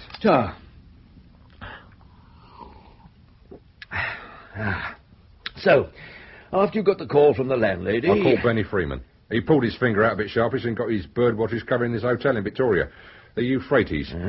We also got a tap on. Our man arrived back there 40 minutes ago. What's our caller been doing since? Well, sleeping, as far as we can tell. There's no light on in his room. He's not used the phone and he's not moving about. At least, not now, he ain't. What do we know about him? So far? Well, not much. According to the register, his name's Collier. Graham Collier. British national. Well, claims to be, anyway. Any more? My only guesses. The hotel's used a lot by airline transit passengers. Night clerk says Collier's booked in for one night only, so well, could be he's flying in or flying out. But you don't know which? No, not yet, sir. You don't know right lot then, do you? What have you been doing since you called me? Waiting for you to get here, sir. You haven't bothered to check the labels on his luggage, anything like that? The night clerk couldn't help. Collier booked in before he came on duty, and Benny's bird watchers didn't have time to get inside the room. What about airline passenger lists? Well, we're checking them now. Right. And after that, where he came from, what he was doing while he was there, what he does for a living, and what his wife likes to call him when they're in bed, right? We don't know whether he's married yet, sir. Then find out. That all, sir. Unless, off the top of your head, you can tell me what he was doing at one of our safe houses using an out-of-date password when nobody seems to know him from Adam, yes? Let's treat this joker a bit seriously, all right? Yes, sir. By when? By the time he leaves that hotel, 6 hours, 7, on my desk before we pick him up. Where will you be, sir? Right here. Right. Now, Berryman. Sir? Any idea where I'll find Toby Lismore? Oh, I thought he was on leave, sir. I thought so, too, and that's a pity, because I want him back here. Pig. Oh, you pig. What do you... No, Toby, no. Oh, you know what you are, don't you? A boring, predictable chauvinist. Oh, this isn't fair. What about me? What about you? No, shh. And be a good girl. Wow, that stopped you. Leave it. Why? No, Chrissy, no. Why not? Oh. Hello? I'd like to talk to Toby Lismore. Is he there? Who is it? Carter. Hang on, I'll find out. Toby, it's for you. No. Yes, he's here. It's Mr. Carter, darling. Carter? How in God's name? Give me that. Carter, do you know what time it is? Why? You in bed? Well, why aren't you? Because I've got no one to keep me cozy. How'd you find me? That's the business we're in, Toby boy. How soon can you get back here? Look, I'm on leave, Carter. You were on leave. Until just 2 minutes ago, you were on leave. Now, we want you back here. Oh, go to hell. Listen, Toby, I need you. Now, back here. Not next week. Now. Look, I don't know where you get your nerve. You should be flattered, Toby boy. It's your head I want. All those clever questions you know how to ask and I don't. We've got a mark, and he's stopped moving until morning. I want you to lift him because I daren't let him run, and I need you to be nice to him when I do, and to find out what in hell he's playing at. Well, that all? Except, I'm sorry, apologies to the wife as well.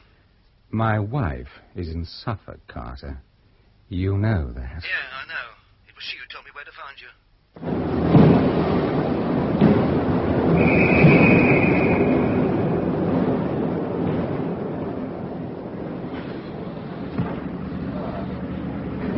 Cup of tea, please. And I'll have one of them sandwiches. What have you got? Beef. Oh, ham, is it? I'll have a ham sandwich.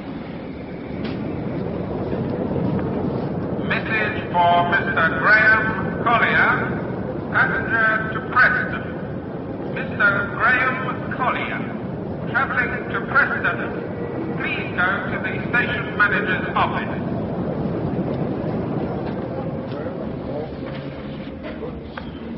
Would Mr. Graham Collier, passenger to Preston, please go to the station manager's office. Excuse me. That's 25, please. You what? Oh, sorry. No, I'll have to... Here. Now, can you tell me where I'll find the station master's office?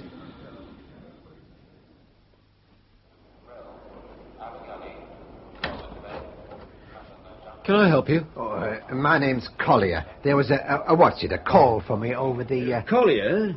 Mr. Graham Collier? Yes. Oh, glad we've managed to contact you, sir. Oh, who are you? A friend of Mr. Shapiro's, actually, sir. Asked me to say how much he's looking forward to meeting you.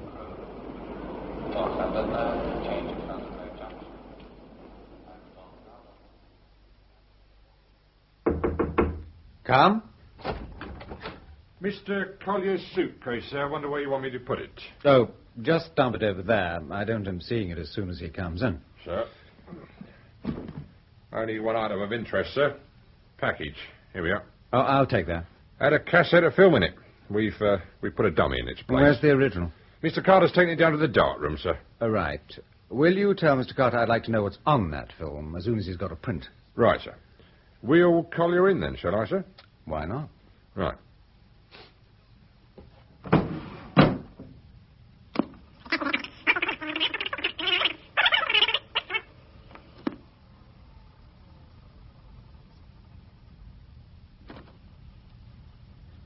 October the 23rd, subject Collier, Graham. File reference CG/TL/M587/S. First interrogation commences 9:57 a.m. Come. Mr. Collier, sir. Good morning, Mr. Collier. Are you Shapiro? No. My name is Lismore. Do come in, Mr. Collier. I was told he'd be here. Well, Mr. Shapiro is a colleague of mine.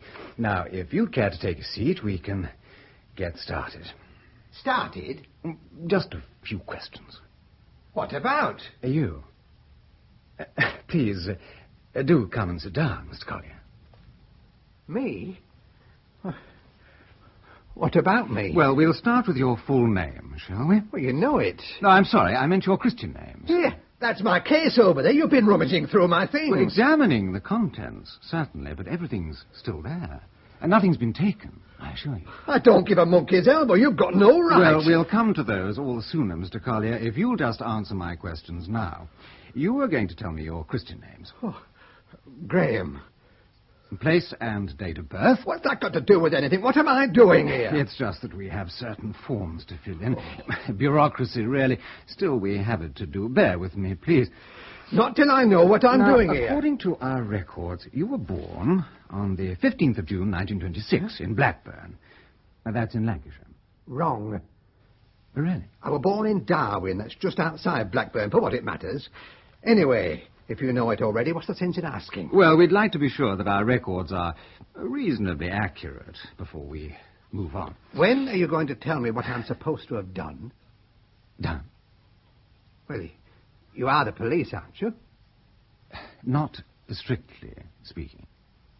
Then who the hell are you? Please, Mr. Collier, let me ask the questions, and then we'll be through all the sooner. Now, you paid a visit last night to a house in Nadine Gardens. So what? Where you asked to speak to Mr. Shapiro. Aye, and I was told he didn't live there. Not anymore. Why did you want to see him? I had something to give him. And would you like to tell me what? Not a right lot, no. Why should I? Because I've asked you. Oh, this is like some daft game. Well, I'm sorry if that's how it seems to you, Mr. Collier. Perhaps you'll appreciate it isn't a game if I tell you how much we know about you already. Born 1926 in Darwin, Lancashire. Married. No children. Present address, 17 Mosley Street, Preston, Lancashire again. Present employment of the firm of electronic engineers. You've been with them for 15 years Oh, now. very good, very good, very impressive. Mr. Collier, I travelled halfway through the night to be here this morning, especially to see you. Nay, don't try and make out you're doing me a favour. We have a cell downstairs, Mr. Collier, with a barred window and an iron door. If you like, you can rot in it. Who the bloody hell are you? A friend of Mr. Shapiro's. And therefore, a friend of yours. Well, I've never met the man. But you did have something that you wanted to give him. Now, why didn't you tell me what that was? Well, it was just a package. Would this be it? It looks like it, aye. You knew all along. We weren't absolutely sure. Do you know what's in it? No. Aren't you curious? I couldn't care less. It's a cassette of film. Actually, we're developing it now. Oh, good on you. Now, according to our information, you were in Germany until yesterday lunchtime, and then you took an afternoon flight back into this country, touching down just after 7. What were you doing there? Well, the wife's mother was there. Was your wife with you? Aye. And where is she now? She's still there. Oh, the old lady's not took that bad. We've been told she might be dying, but it was just a false alarm, so there weren't much point in me stopping on. But Hilda said she would. Her father's dead, so there's no one else. Your wife was born in Germany. Brilliant, aye. How did you meet her? Well, it was just after the war. I was stationed there in Berlin. And your mother-in-law still lives there? Aye. And that's where the film was given to you? That's right. Who by? Who by, Mr. Colley? A fella I met in a bar. His name? I don't know. You surely don't expect me to believe that. Believe what you like. It's the truth, whether or not. I met this fella in a bar and we got talking. He asked me to do him a favour, but he never told me his name. And I never thought to ask. A complete stranger walks up to you in a bar and asks you to smuggle a cassette of film into this country. And you agreed, just like that. Oh, aye, you can make it sound daft if you want to. Any road. I never thought of it as smuggling. Did you know what was in the package? Well, no, I've told you. So, you could have been carrying anything. Trucks, towns, even a bomb. Oh, give over. You say you met him in a bar and got talking. Tell me about it. Well, I was having a bit of an argument with the barman. I'd paid for my drink, but he kept saying I'd not given him enough. I couldn't catch it all, couldn't tell what he were on about. Then this other fella started translating and got it sorted. I see. How many times have you been to Germany, Mr. Collier, since the war? Oh, fair few. Well, for instance, how often does your wife go to visit her mother? Once a year? It'll be about that. And do you usually go with her? Often as not. What are you getting at now? It's just that I find it difficult to understand how it is that a man stationed in Germany during the war, married to a German, who revisits Germany as regularly as you do, doesn't understand the German language sufficiently to know what a barman is trying to tell him. The bar where you had this argument, what was it called? Well, how do I know? It was just a bar. Well, all right, then. The man who gave you the film, what did he look like? Well, he was a small chap, weedy. He wore glasses, had thin hair and a lot of lines on his face. How old? Oh, 40-odd. Yes? You alone? No. I've something here I think you ought to see. Oh, tell me. This film we've been developing, it's all good pucker gen, Toby. I mean pucker. Just one thing. When we got to the end of it, we found the last frame had been double exposed. Whoever took this went and slapped a shot of some bloke's face right over the last page of the documents he was copying. Careless of him. Can you still read any of the writing underneath? Why don't you come and have a look-see? Where, the dark room? I'll be in my office. On my way.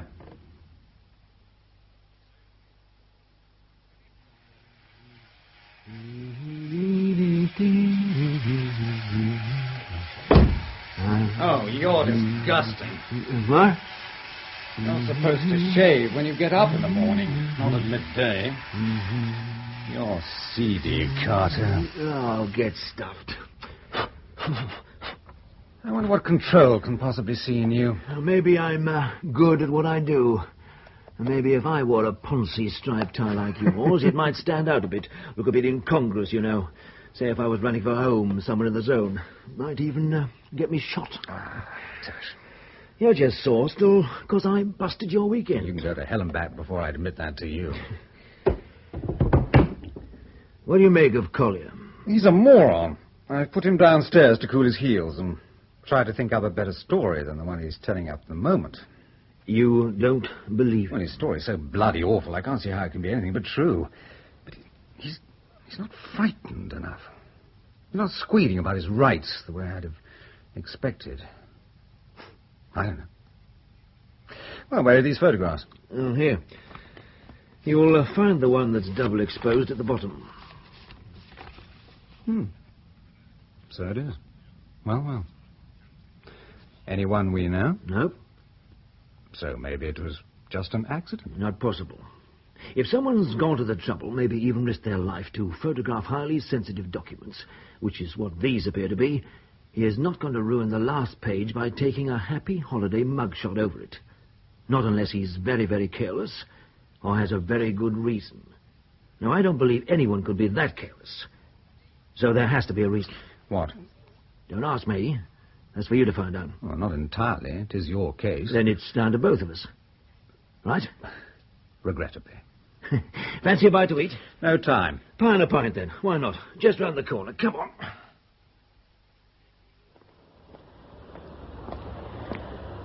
Know what that stuff was on those photographs? No.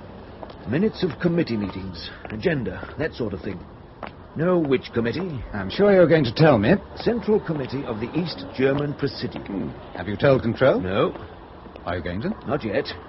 First, I want to know who's playing Santa Claus out of season. You're mad. You're going to help me? Why should I put my head in the news? There's no news. Well, there is if this backfires and the old man finds out. He won't. Let's cross.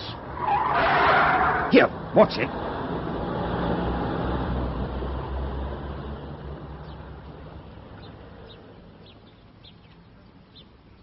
That's better. Safer in the park. Well, what do you say, Toby? You in or out? You mean I have the choice? Not really. No. Well, I'm going to need more than I've got so far. What else can you give me? Which areas? Well, let's start with Nadine Gardens. I thought you knew. Safe houses are your concern. Usually I try not to know. Maybe you didn't read the report I left on your desk this Well, morning. then what the hell do you think I spent 2 hours talking to Collier about? Now, I mean the details you forgot to mention, such as who runs it, who uses it, and who else knows about it. I am useless to you unless I know it all. 28 Nadine Gardens. It's been one of our addresses in London for about 2 years. It's run by a woman, widow of one of my team in Aden. She drinks gin and she plays the ponies, but she's all right. It covers as a boarding house, shifting population, and no one takes any notice. Useful if we want to hide someone, or if one of any section has to come in a hurry. Which section? Anyone in the zone. Which means anyone in any of the Iron Curtain stations, yes? Yeah, right. All right. Now, what about this code name? Shapiro. Well, each station has its own identifying code name to gain access to the house or to me. We change the code names every 3 months. Until 2 months ago, Shapiro was the code name for Berlin Station. Then it was changed. So, when Collier asked for Shapiro, he was using a dead code. That's right. It was out of date, so the landlady started the alarm bells ringing. So whoever gave Collier the Nadine Gardens address and told him the code name to use only knew what the code name was 2 months ago. Right again. And I'll lay you any odds you like it was the same bloke who took that film. Possibly. At least one thing's certain, whoever it is in Berlin. Which is where Collier was staying until yesterday lunchtime. Which part? Huh? Of Berlin, east or west? But you mean your men haven't checked? You mean you haven't asked him? Stop looking so smug, Carter. Thanks, Albert. How about one for yourself? Thank you, sir. Oh, there's a table coming for you. Right, here you go. Cheers. Yeah, cheers. Sorry it's not quite the Savile Club. Still, it does me. Remarks like that make me think you must be an inverted snob, Carter. Have you thought what your next move's going to be? I've already made it. I've recalled the head of Berlin Station. Bloke called Alec Fowler. Do you know him? No. Oh, he's been round a bit. Dates from way back. One of the original Cold War boys. Oh. He's been in Berlin since 65. And before that, he was running operations in Checo. 65 was the year I came in from Berlin and took over from Mathieu as operations director here. Fowler thought he was in line for the job, but I got it. And he got my old station as a consolation prize, so we don't talk much anymore. Have a lot to catch up on then, won't you? Where will you be? We're down at the old country place. Thought it might be better. Less hassle. More peaceful there.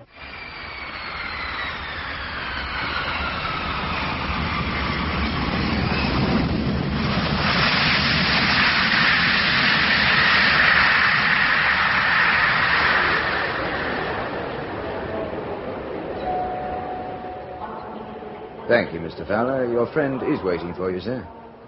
Friend? This way, sir.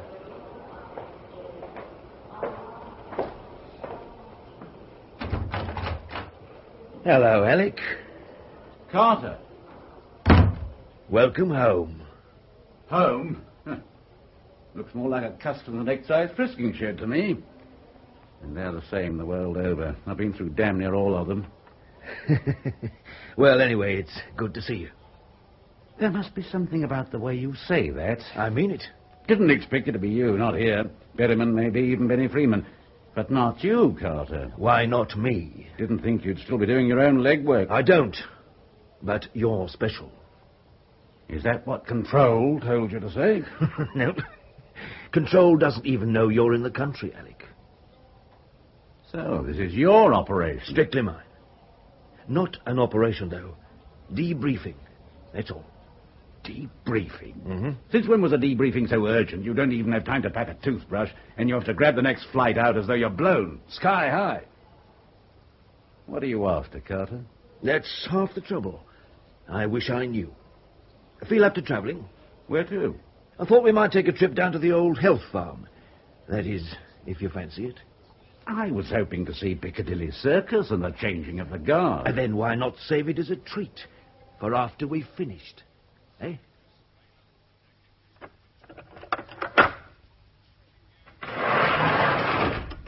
How are you feeling now, Mr. Collier? They've taken away my clothes. Oh, you'll get them back again in due course. It's cold. Well, if you wanted another blanket, why didn't you say so? The guard would have brought you one. I want my own clothes. And I want to see a solicitor. This isn't legal. Well, I'm afraid we can't allow that, Mr. Collier. No one knows you're here. And no one will ever know, unless you cooperate. Huh? To all intents and purposes, you've disappeared off the face of the earth. Thousands of people disappear every year. Tourists, housewives, husbands... If you want to scare me, you're succeeding. I'm scared, all right. But how's it going to help you, me being scared witless? Didn't think we had secret police in this country. Tell me again about the package containing the film. When was it given to you? When? The date. Day before I flew home. October 21st? Aye. Was your wife with you? She knows nothing about it. I was on my own. Where was your wife? With her mother. Where? God help me, I've just said. I mean the address. Well, Mr. Collier? Well, she lives in a community block. I can't remember the name of the street. It's behind the Friedensplatz. She's got a little flat. Well, it's a maisonette, really. Behind the Friedensplatz. Doesn't that mean P Square? So I'm told. Now, if my memory serves me right, that's in East Berlin. So what? And the bar where the package was given to you. Where was that, east or west? East. Well, does it matter?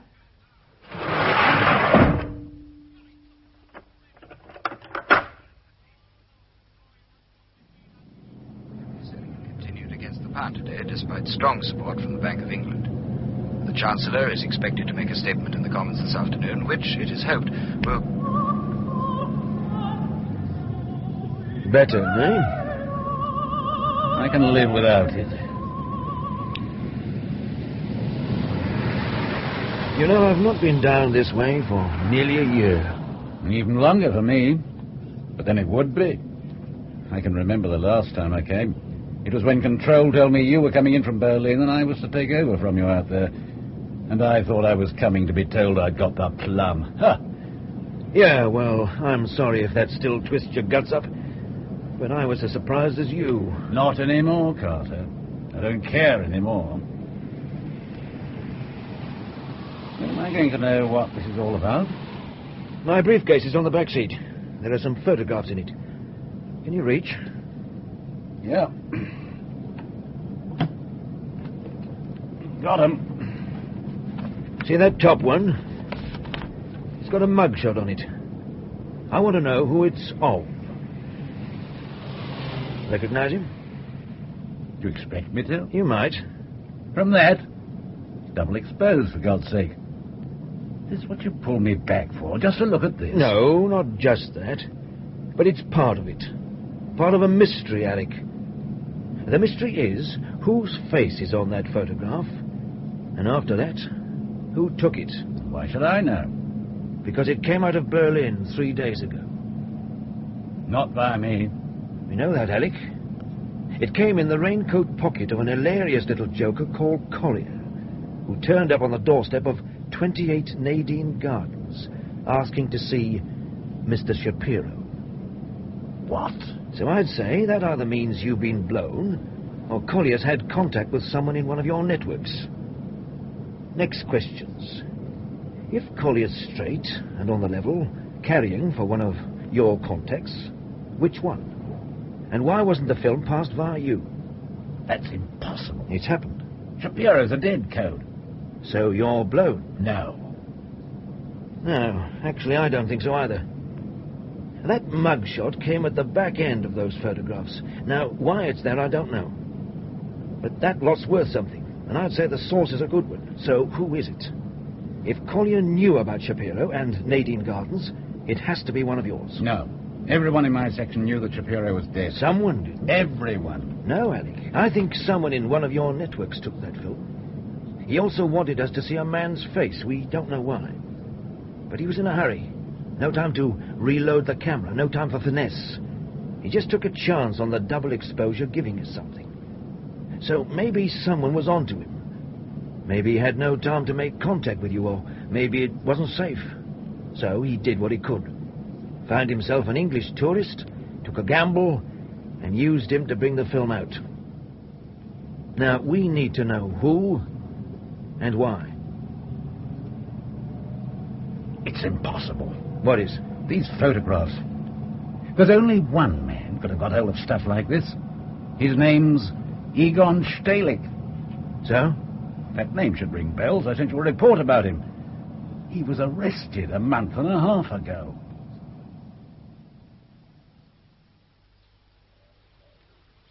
There's no way it can be him, Carter. You said it. Stalik, you said. Now you tell me why not. Same sort of stuff as he used to bring out. That's what I meant. This place has changed a lot. We don't use it much now. It's all changing, Alec. The weeds do better out of this place than we do nowadays. What happened to the perimeter fence? Used to be over there. They switched the electricity off. You know, saved juice and all that. Then one day some cows barged through it. I suppose there's a kind of justice in that. I wouldn't know. I was trained here. So was I. Now look at it. Like I said, it's all changing. This place, well, it's just not needed anymore. Are we? Of course we are. Do you know what was on those photographs, Annie? I caught the gist. Minutes of the Central Committee.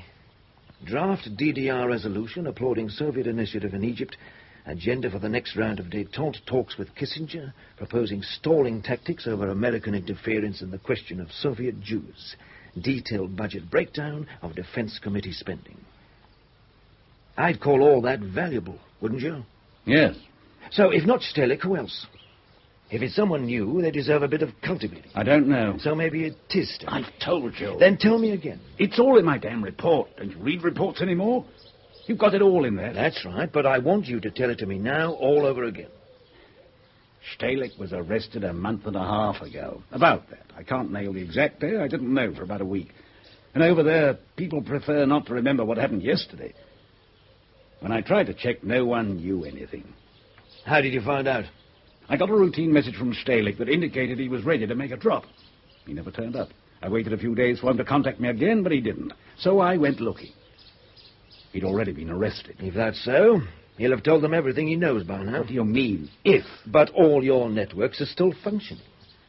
Right? Why shouldn't they be? Stalik never knew anything about them. But he did know you. No.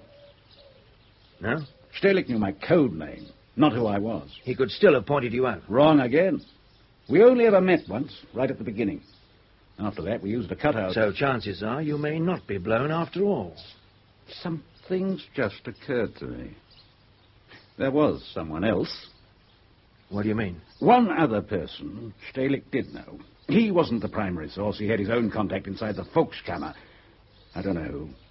Stalik was just the courier. So? Suppose they've not managed to break Stalik yet. Suppose he's not told them anything. Then his contact's still safe. He could be acting on his own, getting his stuff out some other way, like using an English tourist to carry it for him. Like our friend Collier. Yeah. Yeah, well, that's possible. It doesn't explain how Stelik's contacting you about Shapiro. Stelik told him, that's obvious. Yeah, well, maybe. Sir, Mr. Carter, sir. Oh, yeah? Signal from London, sir. Top priority. Ta. Take an answer for you, sir? We'll be heading back soon, anyway. Very good, sir.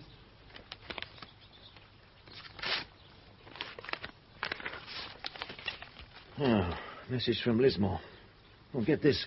Imperative check movements of Hilda Collier, née Brecker, East-West Berlin. Particular reference period, 20th of October onward.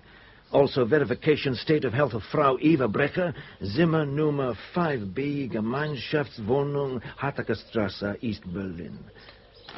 Checking up on Collier's wife. Maybe he reckons she's being held and they're blackmailing her old man. As if they wouldn't know we'd check. You got someone minding the shop who can handle it for us? Yes. Who is this, Lismore? My opposite number in London. He's a very clever bloke. Sounds like it. Well, you never know. You may meet him. Why? He may want to ask you some questions. For a simple debriefing, I'd have said you're asking enough of them. Yeah, but his are better. They're harder. You mean as the interrogator? That's right. Why? Why me, Carter? Well, I'm not saying it will happen. I'm just saying it might. Always wear velvet gloves when you slap people in the face, do you? Nothing personal, Alec. You know that. No, not much. This bloke Collier, you know, the guy who brought us the film, he gave us a description of the fellow who passed it to him. Small, in his 40s, thinning hair, heavily lined face, and he wore glasses. That remind you of anyone? No. You sure? It could be anyone. Yeah, we know it's not very detailed, and we know it's not easy. All the same, you might know him. I don't think so. Do something for me, will you, Alec? You say you met Stelik. Just the once. Tell me what he looked like. It doesn't prove a thing. What doesn't? As if you didn't know. Why don't you tell me? Stelik's about 48. He's a thin little bloke, weighs about 9 stone, 5'7" at a guess. He's got wispy hair, his face is all lines and creases, and he wears glasses. Now that's what you wanted. It matches the description you've got. But I'm here to tell you there's no way it could have been him. That's what I was afraid of. I'm being set up for something. Let's go send that signal, shall we, Alec?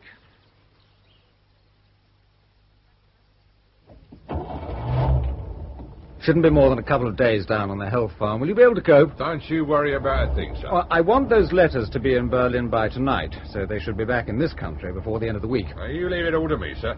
Give my love to the old place, will you? I'll tell Carter you said that. You do that, sir. He'll understand. I'm sure he will.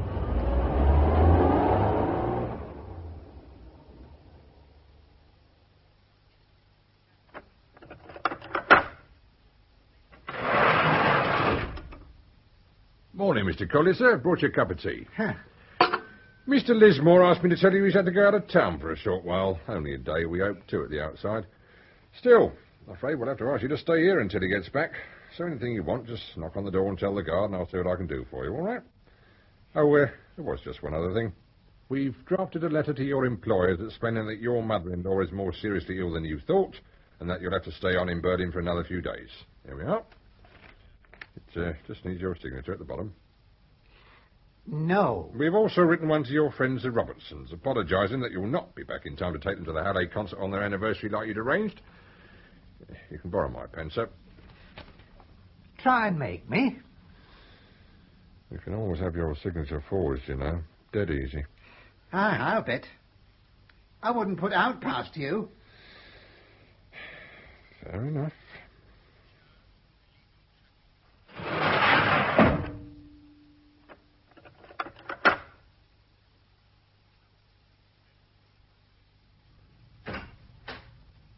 Good morning.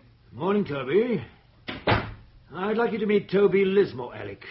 Toby Alec Fowler. How do you do, Mr. Fowler? So, you're the interrogator. That's one of my jobs. It's nippy out this morning. I wouldn't know. Seems I'm not allowed out. Need me, Toby? No, I don't think so. Oh, you might ask if they could turn the heating up a bit. If it's not broken down again. See you later, Alec. I hope I haven't disturbed your breakfast. I just finished.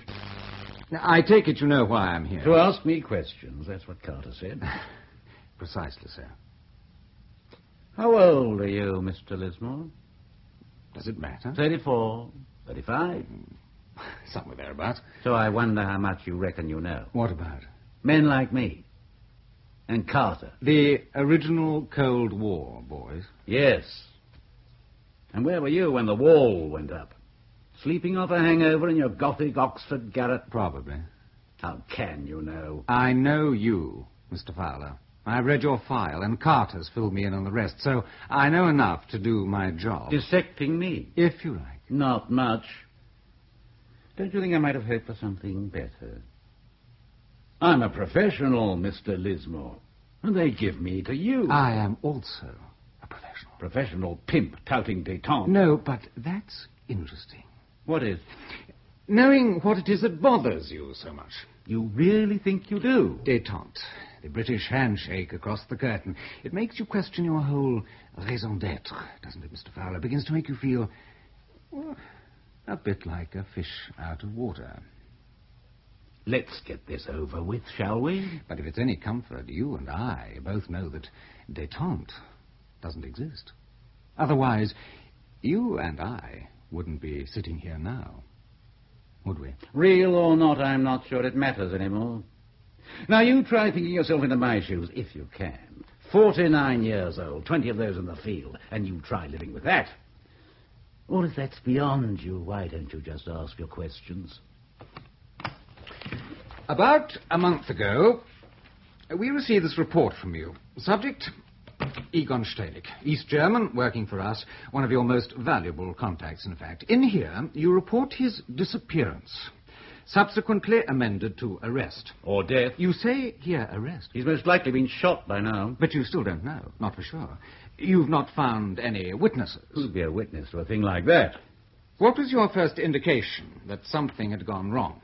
Look, I told Carter it's all in the report. Yes, I know. I've read it, but now I'd like to hear it in your own words. I knew Stehlik was going to make a drop. I went to the pickup, but there was nothing there. I knew something must have gone wrong. Tell me about your arrangements. How did he contact you? He phoned my flat. Leave a message on my answering machine. Rudy called. Just that. I'd know it meant that the drop was live. That evening or next day, I'd make the pickup. You told Carter that you used a cutout? Yes, a girl. We both went to her, you know. Name of Katrin. We were regulars, so no one had taken a notice. It was one of Stehlik's perks whenever he came over the wall. They all do it. Did she know who you were? Not what I did, if that's what you mean. But she knew you used her to pass and receive messages? Yes. Did she know who Stehlik was? No. Could you trust her? Obviously. I made sure I knew enough about her. So, what did you do after you got Stehlik's last message saying Rudy called? I went to Katrin. She'd not seen him for nearly a fortnight. Go on. We checked as far as we could whether he'd gone back across the wall. But on our side, they don't look at all the papers so carefully. Nobody remembered. I thought there must have been some temporary hold-up. I waited for him to get in touch again. Well? He never did. So then we started looking on the other side. There was no trace. That's when I put my report in. Dated September the 15th? You say so. And what was the date of your last contact with Stehlik? The 8th, maybe the 9th. It'll be in my log. 6 days earlier. About that. How often did Stehlik come across the wall? Regularly? Or were there gaps between trips? Sometimes twice a week. Sometimes only once a fortnight. So you couldn't be sure how soon he'd be able to contact you again?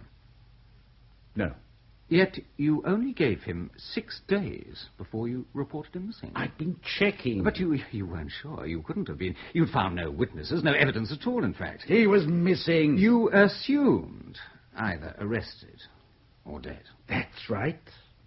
Then how would you explain the fact that he was seen, as large as life, 4 days ago, in a Berlin bar? That wasn't Stehlik. We have a description of the man. You told Carter it fits Stehlik exactly. Like it fits 10,000 others. Quite so.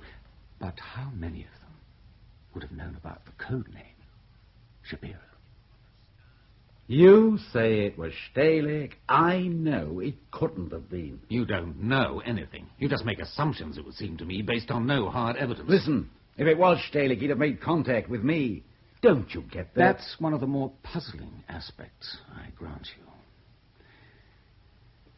Carter tells me that the code name Shapiro was changed 2 months ago. Yes. Tell me about these code names. Where do they originate? In London, someone in Cipher Section has a ball. And then? I get a coded signal and I pass the new name onto my network. How? Depends. Well, Stalik, then. How did you let him know? I put it on the answering machine. You did what? Why not? It worked. It'd go something like this. This is an answering machine on... Then I'd get my normal listed number. Then it'd say... Urgent messages may be left with Herr Shapiro on, and I'd give my private ex-directory number. Sooner or later, I'd get a message on the answering machine saying Rudy called, and I'd know Stalik had the new code, and I'd wipe the tape. Good God. Can you tell me when exactly the code name Shapiro was changed? Beginning of September. The 2nd or 3rd. And the next contact you had with Stalik was on the 8th or 9th. So, by that time, the new code name was definitely on the answering machine. That's right. So, we're in no doubt that Stalik definitely knew what the new code name was. No question. Well, something went wrong. Right. He got himself picked up. No, Mr. Fowler. 2 months later, in a Berlin bar, it seems he deliberately used a code name you claim he knew was out of date. God help me. I'll say it just once more. Come. Oh, am I interrupting? Oh, no, I was just about to suggest we took a break. We've got a reply to that cable you sent yesterday. Would you excuse me for a moment, Mr. Fowler? Perhaps you like some coffee, Alec. I'll get some sent in. Don't bother. Just tell this guy I'm straight, will you? I need some protection. So you see, Lismore, Collier's wife, Hilda Collier, née Brecker, she's clean. She's staying in West Berlin at Hotel Goethe. No obvious restrictions on her movements. She crosses into the east each day and comes back again each evening. No undue attention at the checkpoint. Nothing you wouldn't expect anyway. So, if Collier's being blackmailed, it's difficult to see how. No information on the mother-in-law yet. She's harder to get to. But we should have some confirmation by tomorrow. Well, it was only a long shot. Do you get the same feeling as me, that we're on a hiding to nowhere? I don't know. There's something out of key somewhere, something about Fowler, his attitude, but I can't pin down exactly what it is. Something like him telling me he doesn't care anymore. Like telling you that none of it matters now. That's the area. Have you been listening in? Yeah. And I've had a thought. Look at it this way. Collier gets past a film by Stalik. It has to be Stalik. The description fits, and he knows about Shapiro. So why does he take the risk of breaking cover and using a total stranger, a bloke he just happens to meet in a bar, to bring his film out? Answer, because he can't trust his normal methods anymore. He tells Collier to ask for Shapiro because he doesn't know the code's been changed. Why not? Because Fowler never passed it on, or maybe not until Stalik had already dropped out of sight. You heard Fowler swear that the new code name was on his answering machine before Stalik made his last call. Yeah, but how do we know? We've only got his word for it. Now, let's take it all the way. Stalik goes to ground for nearly 2 months, so he's in danger, yes? Or maybe because he can't trust the one contact he's got. And that's Alec Fowler. Now, I know that stinks, but you try making the facts work some other way. If Alec Fowler's a double, then your Berlin station's worthless. You think I don't know that? Remember what he said, that he doesn't care and none of it matters anymore. What does that make him? Mixed up and bitter. In other words, an easy target to turn. Oh, give me a get-out, Toby. Tell me where I've got it wrong. I can't. No. Well, there you go, then.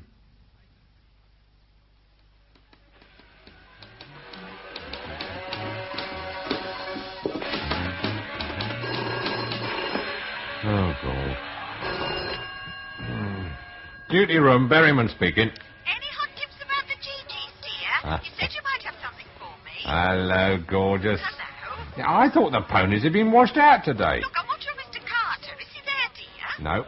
Why? Well, it's happened again, dear. What? I've had another caller asking for Mr. Shapiro. You received a message from Stelig. Rudy called. When did you get it? The 8th of September, I think.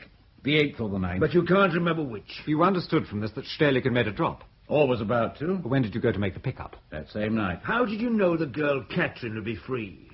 Phone first. Always did. So she'd regard it as perfectly normal. Perfectly. So you went, just like normal. Only this time, she hadn't got anything for you. Stelig hadn't been near her. Well, why didn't she tell you that? When you phoned? What? When you phoned. To check that she was free. You mean ask her on the phone? Well, why not? You left messages and code names on your answering machine for all the world and his brother to hear. Because everything I did just like normal. Routine. My visits to her were normal routine. So you paid visits outside working hours, Alec? Yes. Don't bother pretending to be shocked. And you didn't on the phone say, have you seen my friend today, or anything like that? Which friend? How would she know? What? Stelig wasn't the only contact I ran through her. My God, she was a wholesale postbox. And you didn't use code names for your various contacts? Not with her. A pity. You might have saved yourself a trip. And missed a bit of fun. But perhaps you're a Puritan, Mr. Lismore, so you wouldn't want to know about that. When did you begin to check on Stelig's movements? Next day. And when did it dawn on you that Stelig must have been arrested? It just began to look that way. Toby here asked you when, Alec. And I've told you I don't know. A few days later, that's the best I can do. The report you sent to London is dated the 15th. So you keep telling me. Obviously, you didn't waste any time. I didn't exactly hang about, no. Being a bit worried. That's not what you said yesterday, though, is it? What? Yesterday, you told me Stelig was arrested a month and a half ago. You couldn't tell the exact day because you didn't know for about a week. You didn't know for about a week. Your words. Now you're telling us that you checked and you knew inside 4, 5, 6 days at the most. 6 days, 7 days. You were worried on the 9th and you were already checking.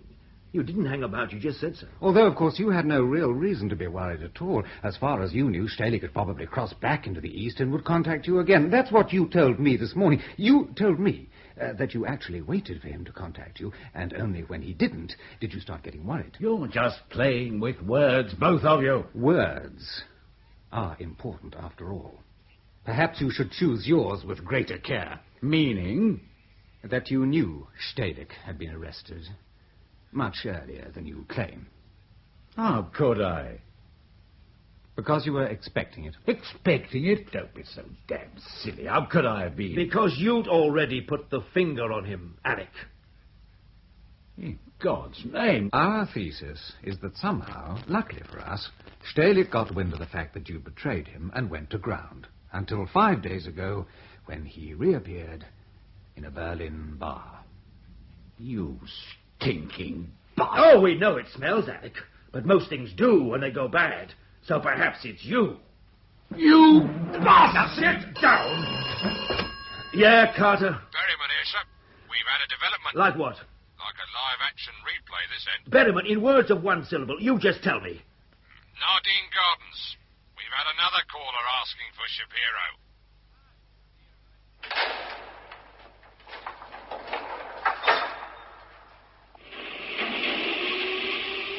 He arrived this morning, sir, on a forged passport from Orley. Using the same name? Zankel, yes, sir. How good a forgery was the passport? Damn good, sir.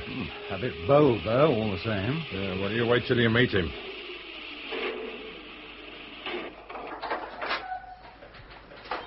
What do you mean? Sir? When I meet him? Well, I wish you a lot of luck, sir, that's all. Put your nose out, has he, Berryman? Bit of an arrogant so-and-so, if you know what I mean, sir. And he claims we're actually expecting him. Yes, sir. Keeps talking about a photograph. A photograph? Yes, sir. Now, just a minute. What? Did you ever see those photographs we took off Collier? Brief look, yes, sir. Well? It could be him, sir. I can't be any more definite than that. Ah, at last. Or are you a million other minions sent to watch to make sure I don't steal the fittings? Herr Zankel. That is my name. Sorry to have kept you waiting. Thank you, guard. And what is your name? Lismore. Lismore. Should I know you? Well, that depends on who you are, Herr Sanko. Ah. We have been expecting you, of course. Not that this photograph is a particularly flattering likeness, but I take it this is you. Of course. Quite. I had begun to fear it had not reached you. 3 days ago. I am relieved. We were mystified. It was the best we could do. We? Please tell me, to whom am I speaking? You know my name. But not the degree of authority you possess. For what, precisely? I have certain requirements, and any further fruitful conversation between us is contingent on these being met. Such as?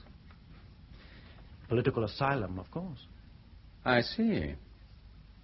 You must understand, Herr Sanko, that any question of political asylum is entirely contingent on just how fruitful our conversation is here and now. No. I hardly need to remind you, Herr Sanko, how you entered this country on a forged passport. Now, if you'd like me to contact the immigration authorities... You wouldn't. Too much is at stake. I've only your word for that. You have proof of the quality of my information on those photographs in front of you now. Still not enough. Then how am I to protect myself? Why not try trusting us? All right, then, let's be more general. Talk in broad outlines and leave the details until you're ready. It's the best I can do. Some sort of rapport is important, I agree. Good. Now, you said we. The best we could do. To whom are you referring? The man who aided my escape from East Germany. Egon Stelik. Egon Stelik? The name means something to you? What can you tell me about Herr Stelik? Would it not be simpler if I told you my whole story, in broad outline, of course, to save each other's time? It'll tell you all about Egon. As you wish. My name is Werner Zankel. I am 36 years of age, not married. Until 2 days ago, I was the secretary, assistant first secretary, to the president of our Volkskammer. You'd need top-grade security to get as high as that. I'm a party member, and I had good security, yes. Then why... Am I here now? In the war, my father was killed at Stalingrad. My mother also in Berlin, by occupying victorious Russian troops. Also, I had a sister, older than I, until they reached Berlin. I never ever knew what happened to her. I was very young then, but one can guess. So I was never a good party member because I have never forgotten, you understand? Yes, I understand. But I worked hard, studied fastidiously, behaved impeccably. I had a goal in view. Not a conscious, fully formed goal, perhaps, but an awareness, nevertheless, that I must strive to climb higher, as high as I could, to work my way into the core. A worm can rot the whole apple from inside. Is that how you see yourself now, as a worm? I have no illusions. My work for the President entailed many important documents passing through my hands. Egon Stelik, knew how little I loved the Warsaw Pact or the party. How? Please. Egon showed me how I might take my revenge. It was so simple. He had contacts in West Berlin and regular passes to take him across the wall, which I had not. So everything I photographed and gave to him, to give to his contacts in the West. And for 2 years it worked. And then, trouble. A security investigation at all levels. Someone had betrayed us. And Egon was in grave danger. My own position was serious. Egon went into hiding, and I decided I must flee. Well, the rest you know. Some of it, certainly. Why the photograph? To prepare the way. To establish my bona fides. A touch bizarre, wouldn't you say? Leaving rather a lot to chance. Egon was in great danger. They had missed him once, and now they were searching. There was no time for anything more elaborate. And you trusted a total stranger, someone who just happened to be visiting East Berlin, to bring it out for you? I have no idea. Egon was to choose the courier, not me. I see. How did you meet Stelik? Well, we sat on the same citizens' committee together. I come to know him quite well. And he recruited you? I was a willing recruit. How did he go about it? I mean, I presume he didn't just suddenly say one day, "How'd you like to spy to the West?" He must have had some indication that you'd be sympathetic, at least. Of course. We had talked about politics together many times. Rather dangerous, I'd have thought. Oh, no. It starts in small ways. A tiny indiscretion which is not rebuked leads to another. Like little boys with their best friends, admissions are made, little secrets are shared. And soon, an understanding exists. He might have been leading you into a trap. Yes. But in the end, of course, you have only your instincts. And you have to ask yourself, what is my instinctive feeling about this man? Do I trust him or not? And with Aegon, I did. Yes. You said earlier, Herr Sankel, that someone had betrayed you. What did you mean? As I said, the security investigation had started at all levels. At first, I was not unduly alarmed, but then, and it was entirely by chance, a report came into my hands which mentioned the presence of a double agent in West Berlin. No more than that. It had nothing to do with the investigation, but it made me nervous. If this double agent was British, might he not know about Aegon and have betrayed him? Did you warn Sterling? Oh, of course. He was to go over that day. What date was that? September 8th. Did he go? Oh, yes. But not to do so would arouse too much notice. Also, he needed to make one phone call to his contact. It was to find out the code name to be used in an emergency. Did he come back? Happily for me, yes, but not for him. He phoned me at my home that evening. His flat was already being watched. There could no longer be any doubt he was blown. I told him he should have stayed in the West. But there was his family. He would not desert them. And your fears were confirmed? Yes. Yes. You see, Aegon knew a place, somewhere he could hide. I didn't know where or with whom. He just dropped out of sight. What did you do? Waited, keeping a low profile, like a deer poised for flight, testing the wind for the first whiff of the hunter. Which came when? A week ago. Oh, nothing startling. Interviews on 2 consecutive days with 2 different security officers. They were both very charming, you know. But it was enough. I had already made my plans. Did you see Stehlik again? Just once. 5 days ago. The day after I made my decision. We had arranged that if I needed ever to contact him, I was to walk to work in the morning. And somewhere along my route, or at home in the evening, or next day, he would contact me. I don't know how my signal was to reach him. Perhaps he had a friend watching for me. I don't know. Well, we met in the park. And it was there he took the photograph and told me I was to try to reach London. He told me I was to trust no one until I reached here, and that I should go to the house in Nadine Gardens where I was to ask for Herr Shapiro. And this would identify me, he said.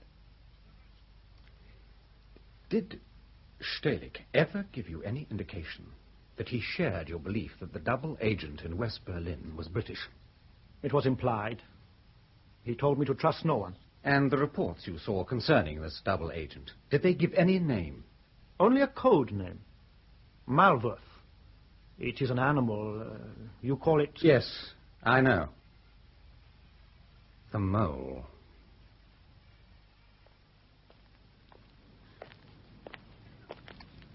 You think I enjoy your company, Carter? You know how it is, Alec. Someone's got to watch you. Might as well be me. Why? I mean, where would I run to? Depends where you call home. No place. It's as bad as that. You don't know the half of it. Try telling me. I'd like to understand. This is what it all comes to, is it? Carving up your friends because you can't remember who your enemies are anymore? I wish it was that crazy. Crazy?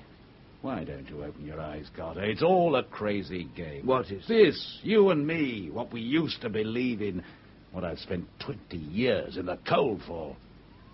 what we used to believe.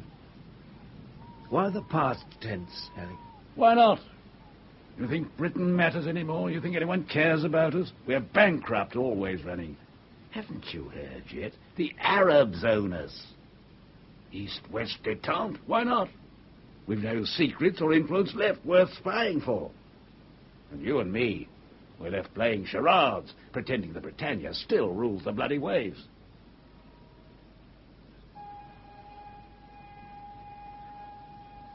So you looked back on 20 years and reckoned that they were wasted. And you couldn't live with that. So you did the double and found yourself a new master who could give you back your reason for being... No! There's a way we can nail it, Alec. You said Stalik only knew you by your code name. But you never told me what it was. What'll that prove? Maybe that we're wrong. It was Mole. Mole. Then God help you.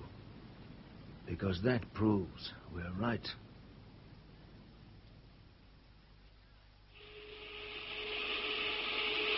When did you get back? Brought Alec Fowler up last night. You were right, by the way. His code name was Mole. Well, that's it then.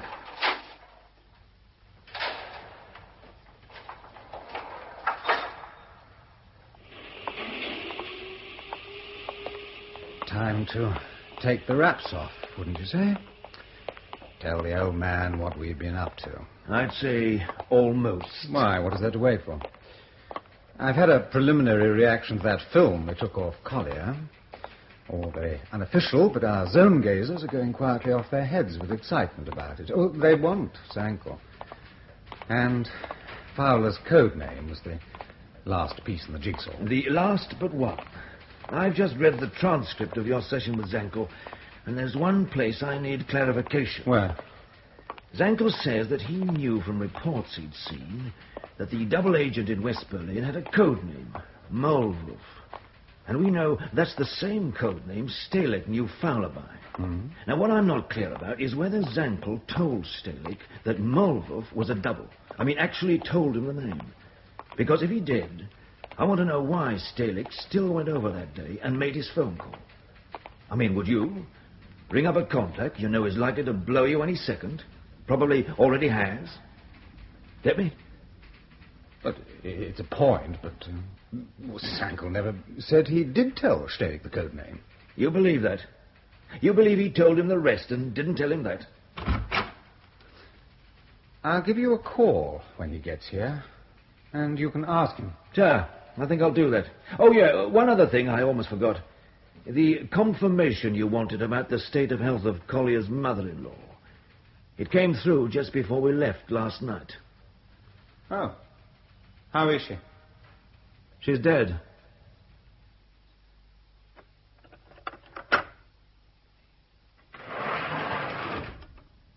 You've met my colleague, Mr. Collier. Morning. We'd like to ask you one or two more questions, if we may. Tweedledum and tweedle bloody dee. When do you expect your wife home, Mr. Collier? No idea. It shouldn't be long now, though, surely. Does it matter? Well, not particularly. I'm just mildly curious as to why she's stayed as long as this. Why shouldn't she? Well, no reason. Only if her mother isn't all that ill. I've told you, Hilda's all she's got. Oh, quite. Yes. Must be a bit of an expense for you, though. Hotel bills and all that. Hotel Curtis not all that dear, I know, but still, mounts up just the same. Well, you could say I'm making up for it then, because I'm not spending much here. You didn't tell us. You didn't, did you? You never told us exactly what was wrong with Frau Brecker. What? Her ailment. Oh, old age. Ah, but I thought, and correct me if I'm wrong, but I thought you initially flew out to Berlin because you believed that she was dying. That's what they told us. And who would that be, Mr. Collier? Doctor who wrote. But, in fact, when you arrived, you discovered that wasn't the case. Which is partly why you flew home again. We've been through all this. Bit of an odd mistake for a doctor to make, wouldn't you say? Depends how much store you put by 'em. Funny, 'cause I've always heard that East German doctors are pretty on the ball, you know. Nobody's infallible. No, indeed. Would it interest you to know that we've arranged for a second opinion on Frau Brecker's condition? You've what? I'm sorry to have to tell you that the earlier diagnosis has been confirmed. You've never had no second opinion. Don't talk daft. She's dead, Mr. Collier. What? She died from cancer 2 days ago. Rubbish. I'm afraid not. We had a message confirming the fact last night. Obviously, your wife is staying on for the funeral, but she should be home in a day or two. No. Yes. So now we want to know why you told us the old lady wasn't really ill. It's the truth. You're lying. Unless, of course, you didn't know how ill Frau Brecker really was. That's what I'm saying. Because if you had, you wouldn't have flown home, would you? No. Did you see her? Yes, well, of course I How did. was she? Oh, all right. Sleeping, perhaps. That's right. So if she'd been in a coma or under sedation, you wouldn't have been able to tell. No. Oh, come, Mr. Collier, please. You expect us to believe that you didn't notice how thin she was, how emaciated, that you didn't notice that anything was wrong? Well, she's an old lady. You expect us to believe that doctors still hadn't told you? What the hell do you know about it? Not as much as we will when you've finished telling us. I've nothing to say. The doctors wrote to you, probably to your wife, to tell her that Frau Brecker was dying. And we know that's true because now she's dead. You admit that you saw your mother-in-law, so you must know we're telling you the truth. Oh, stop it! Not till you've told us why you're lying. No! No need to go on trying to protect her now, you know. She's dead. There's nothing more they can do to her now. So, why don't you tell us the truth? They said they'd stop the morphine. Said they'd not give her any more morphine. Oh, my God. We hope you slept well, Herr Zankel. Tolerably, thank you. Good. Perhaps I should be flattered. Flattered? To have two of you to interrogate me? No, I'm only here out of interest, Herr Zankel. Oh, incidentally, the stuff you and Staler got out to us over the last 2 years has been some of the best quality information I've ever handled. Thank you. Mr. Carter's ready here because he'll be taking care of you for a while. My nursemaid. Then my application has been successful? Let's just say that we don't want to lose you. What Mr. Carter means is that a decision has now been made, in principle at least, to facilitate your staying in this country. Which amounts to the same thing? Let's all hope so. There has been an impediment? Not at all. But we would like further details regarding one or two aspects of your statement. For instance, when you warned Stehlik of the danger he was in, did you actually mention Malwerf's name? If I had, do you think you would still have gone over that day? How could I tell him Malwerf's name when I didn't know it myself? You didn't know it? No, not until much later. That's not quite the impression I gathered yesterday. Well, I'm sorry, but you didn't ask me yesterday. There's something I'd like to ask Herr Zankel. It's got me guessing. You told Herr Lismore that you warned Stehlik he might be in danger on September the 8th, and that was the day he crossed over into West Berlin. Am I right? Yes. While he was there, he made a phone call. That what you said? To his West German contact to be given the emergency code name, yes. And when he came back, he told you what that was? No, not then. Not until our last meeting 6 days ago. I knew I hadn't much time. I needed help. And that is when he told me. What was it? Well, surely you know. Yeah, but you tell us again what he told you. He said I was to come to London, to an address, 28 Nadine Gardens, and there I was to ask for Herr Shapiro. And this would identify me, he said. You're sure he said Shapiro? Oh, yes. Yeah. That's what I can't work out. Why? Because Shapiro was a code name, certainly. But it was out of date. It's been out of date for 2 months now. I don't understand. Which means Stalick purposefully gave you a useless code name. And I just wonder why. Well, I have no idea. Well, there's got to be a reason, isn't there? Otherwise, it's just plain damn stupid. I'm astonished. Actually, you're the second person to have used the Shapiro code name in under a week, Herr Zankel, so you can appreciate our anxiety. In the second? Yeah. First was a bloke called Collier. You might know him. He's just spent a while in Berlin. With his wife, visiting her mother. Oh? It was he who brought us the film containing your photograph. Well, then you know. I told you. Aegon was to choose the courier. I never knew who. So that means Stalick deliberately told two people the wrong code. Ridiculous, isn't it? It does not make sense, I agree. Apparently, Collier and his wife flew out to Berlin because her mother was ill. And now she's dead. Dead? 2 days ago. Oh, how terrible. A bit nasty, yeah. Cancer, you see. Seems the treatment wasn't all that hot either. In what way? According to Mr. Collier, the doctors refused to administer her with any morphine. So maybe you can imagine the agony she was in. What is this to do with me?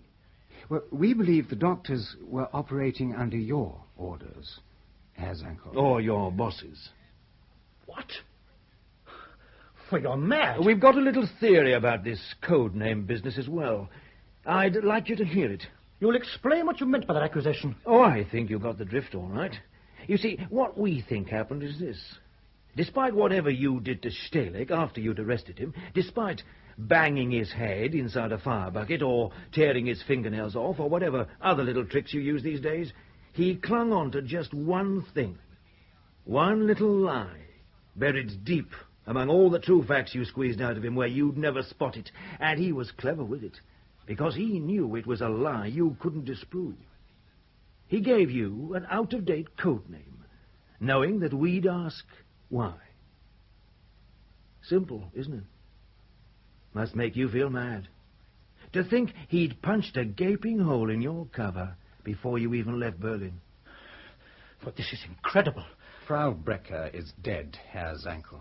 With or without morphine, you can't hurt her anymore, which means that Graham Collier doesn't need to go on trying to protect her.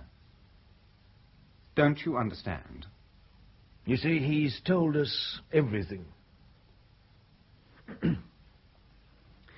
If my application for political asylum has been turned down, I must request an interview with a representative of my government at the earliest opportunity. Oh, quite impossible, I'm afraid. Then I wish to see someone in higher authority. Oh, you will, eventually. Because although we're not prepared to grant you political asylum, we certainly intend to keep you in this country for a considerable length of time. Until you've told us all you know. Of course, we'll deny all knowledge of you officially, but privately, I hope you won't regret your decision to come and live in England, Herr Zankel. Not that you'll see much of the country. Most of the time you'll be in a cell. You see, as far as you're concerned, at least until your people get someone we consider you're worth swapping with, this is the end of the road.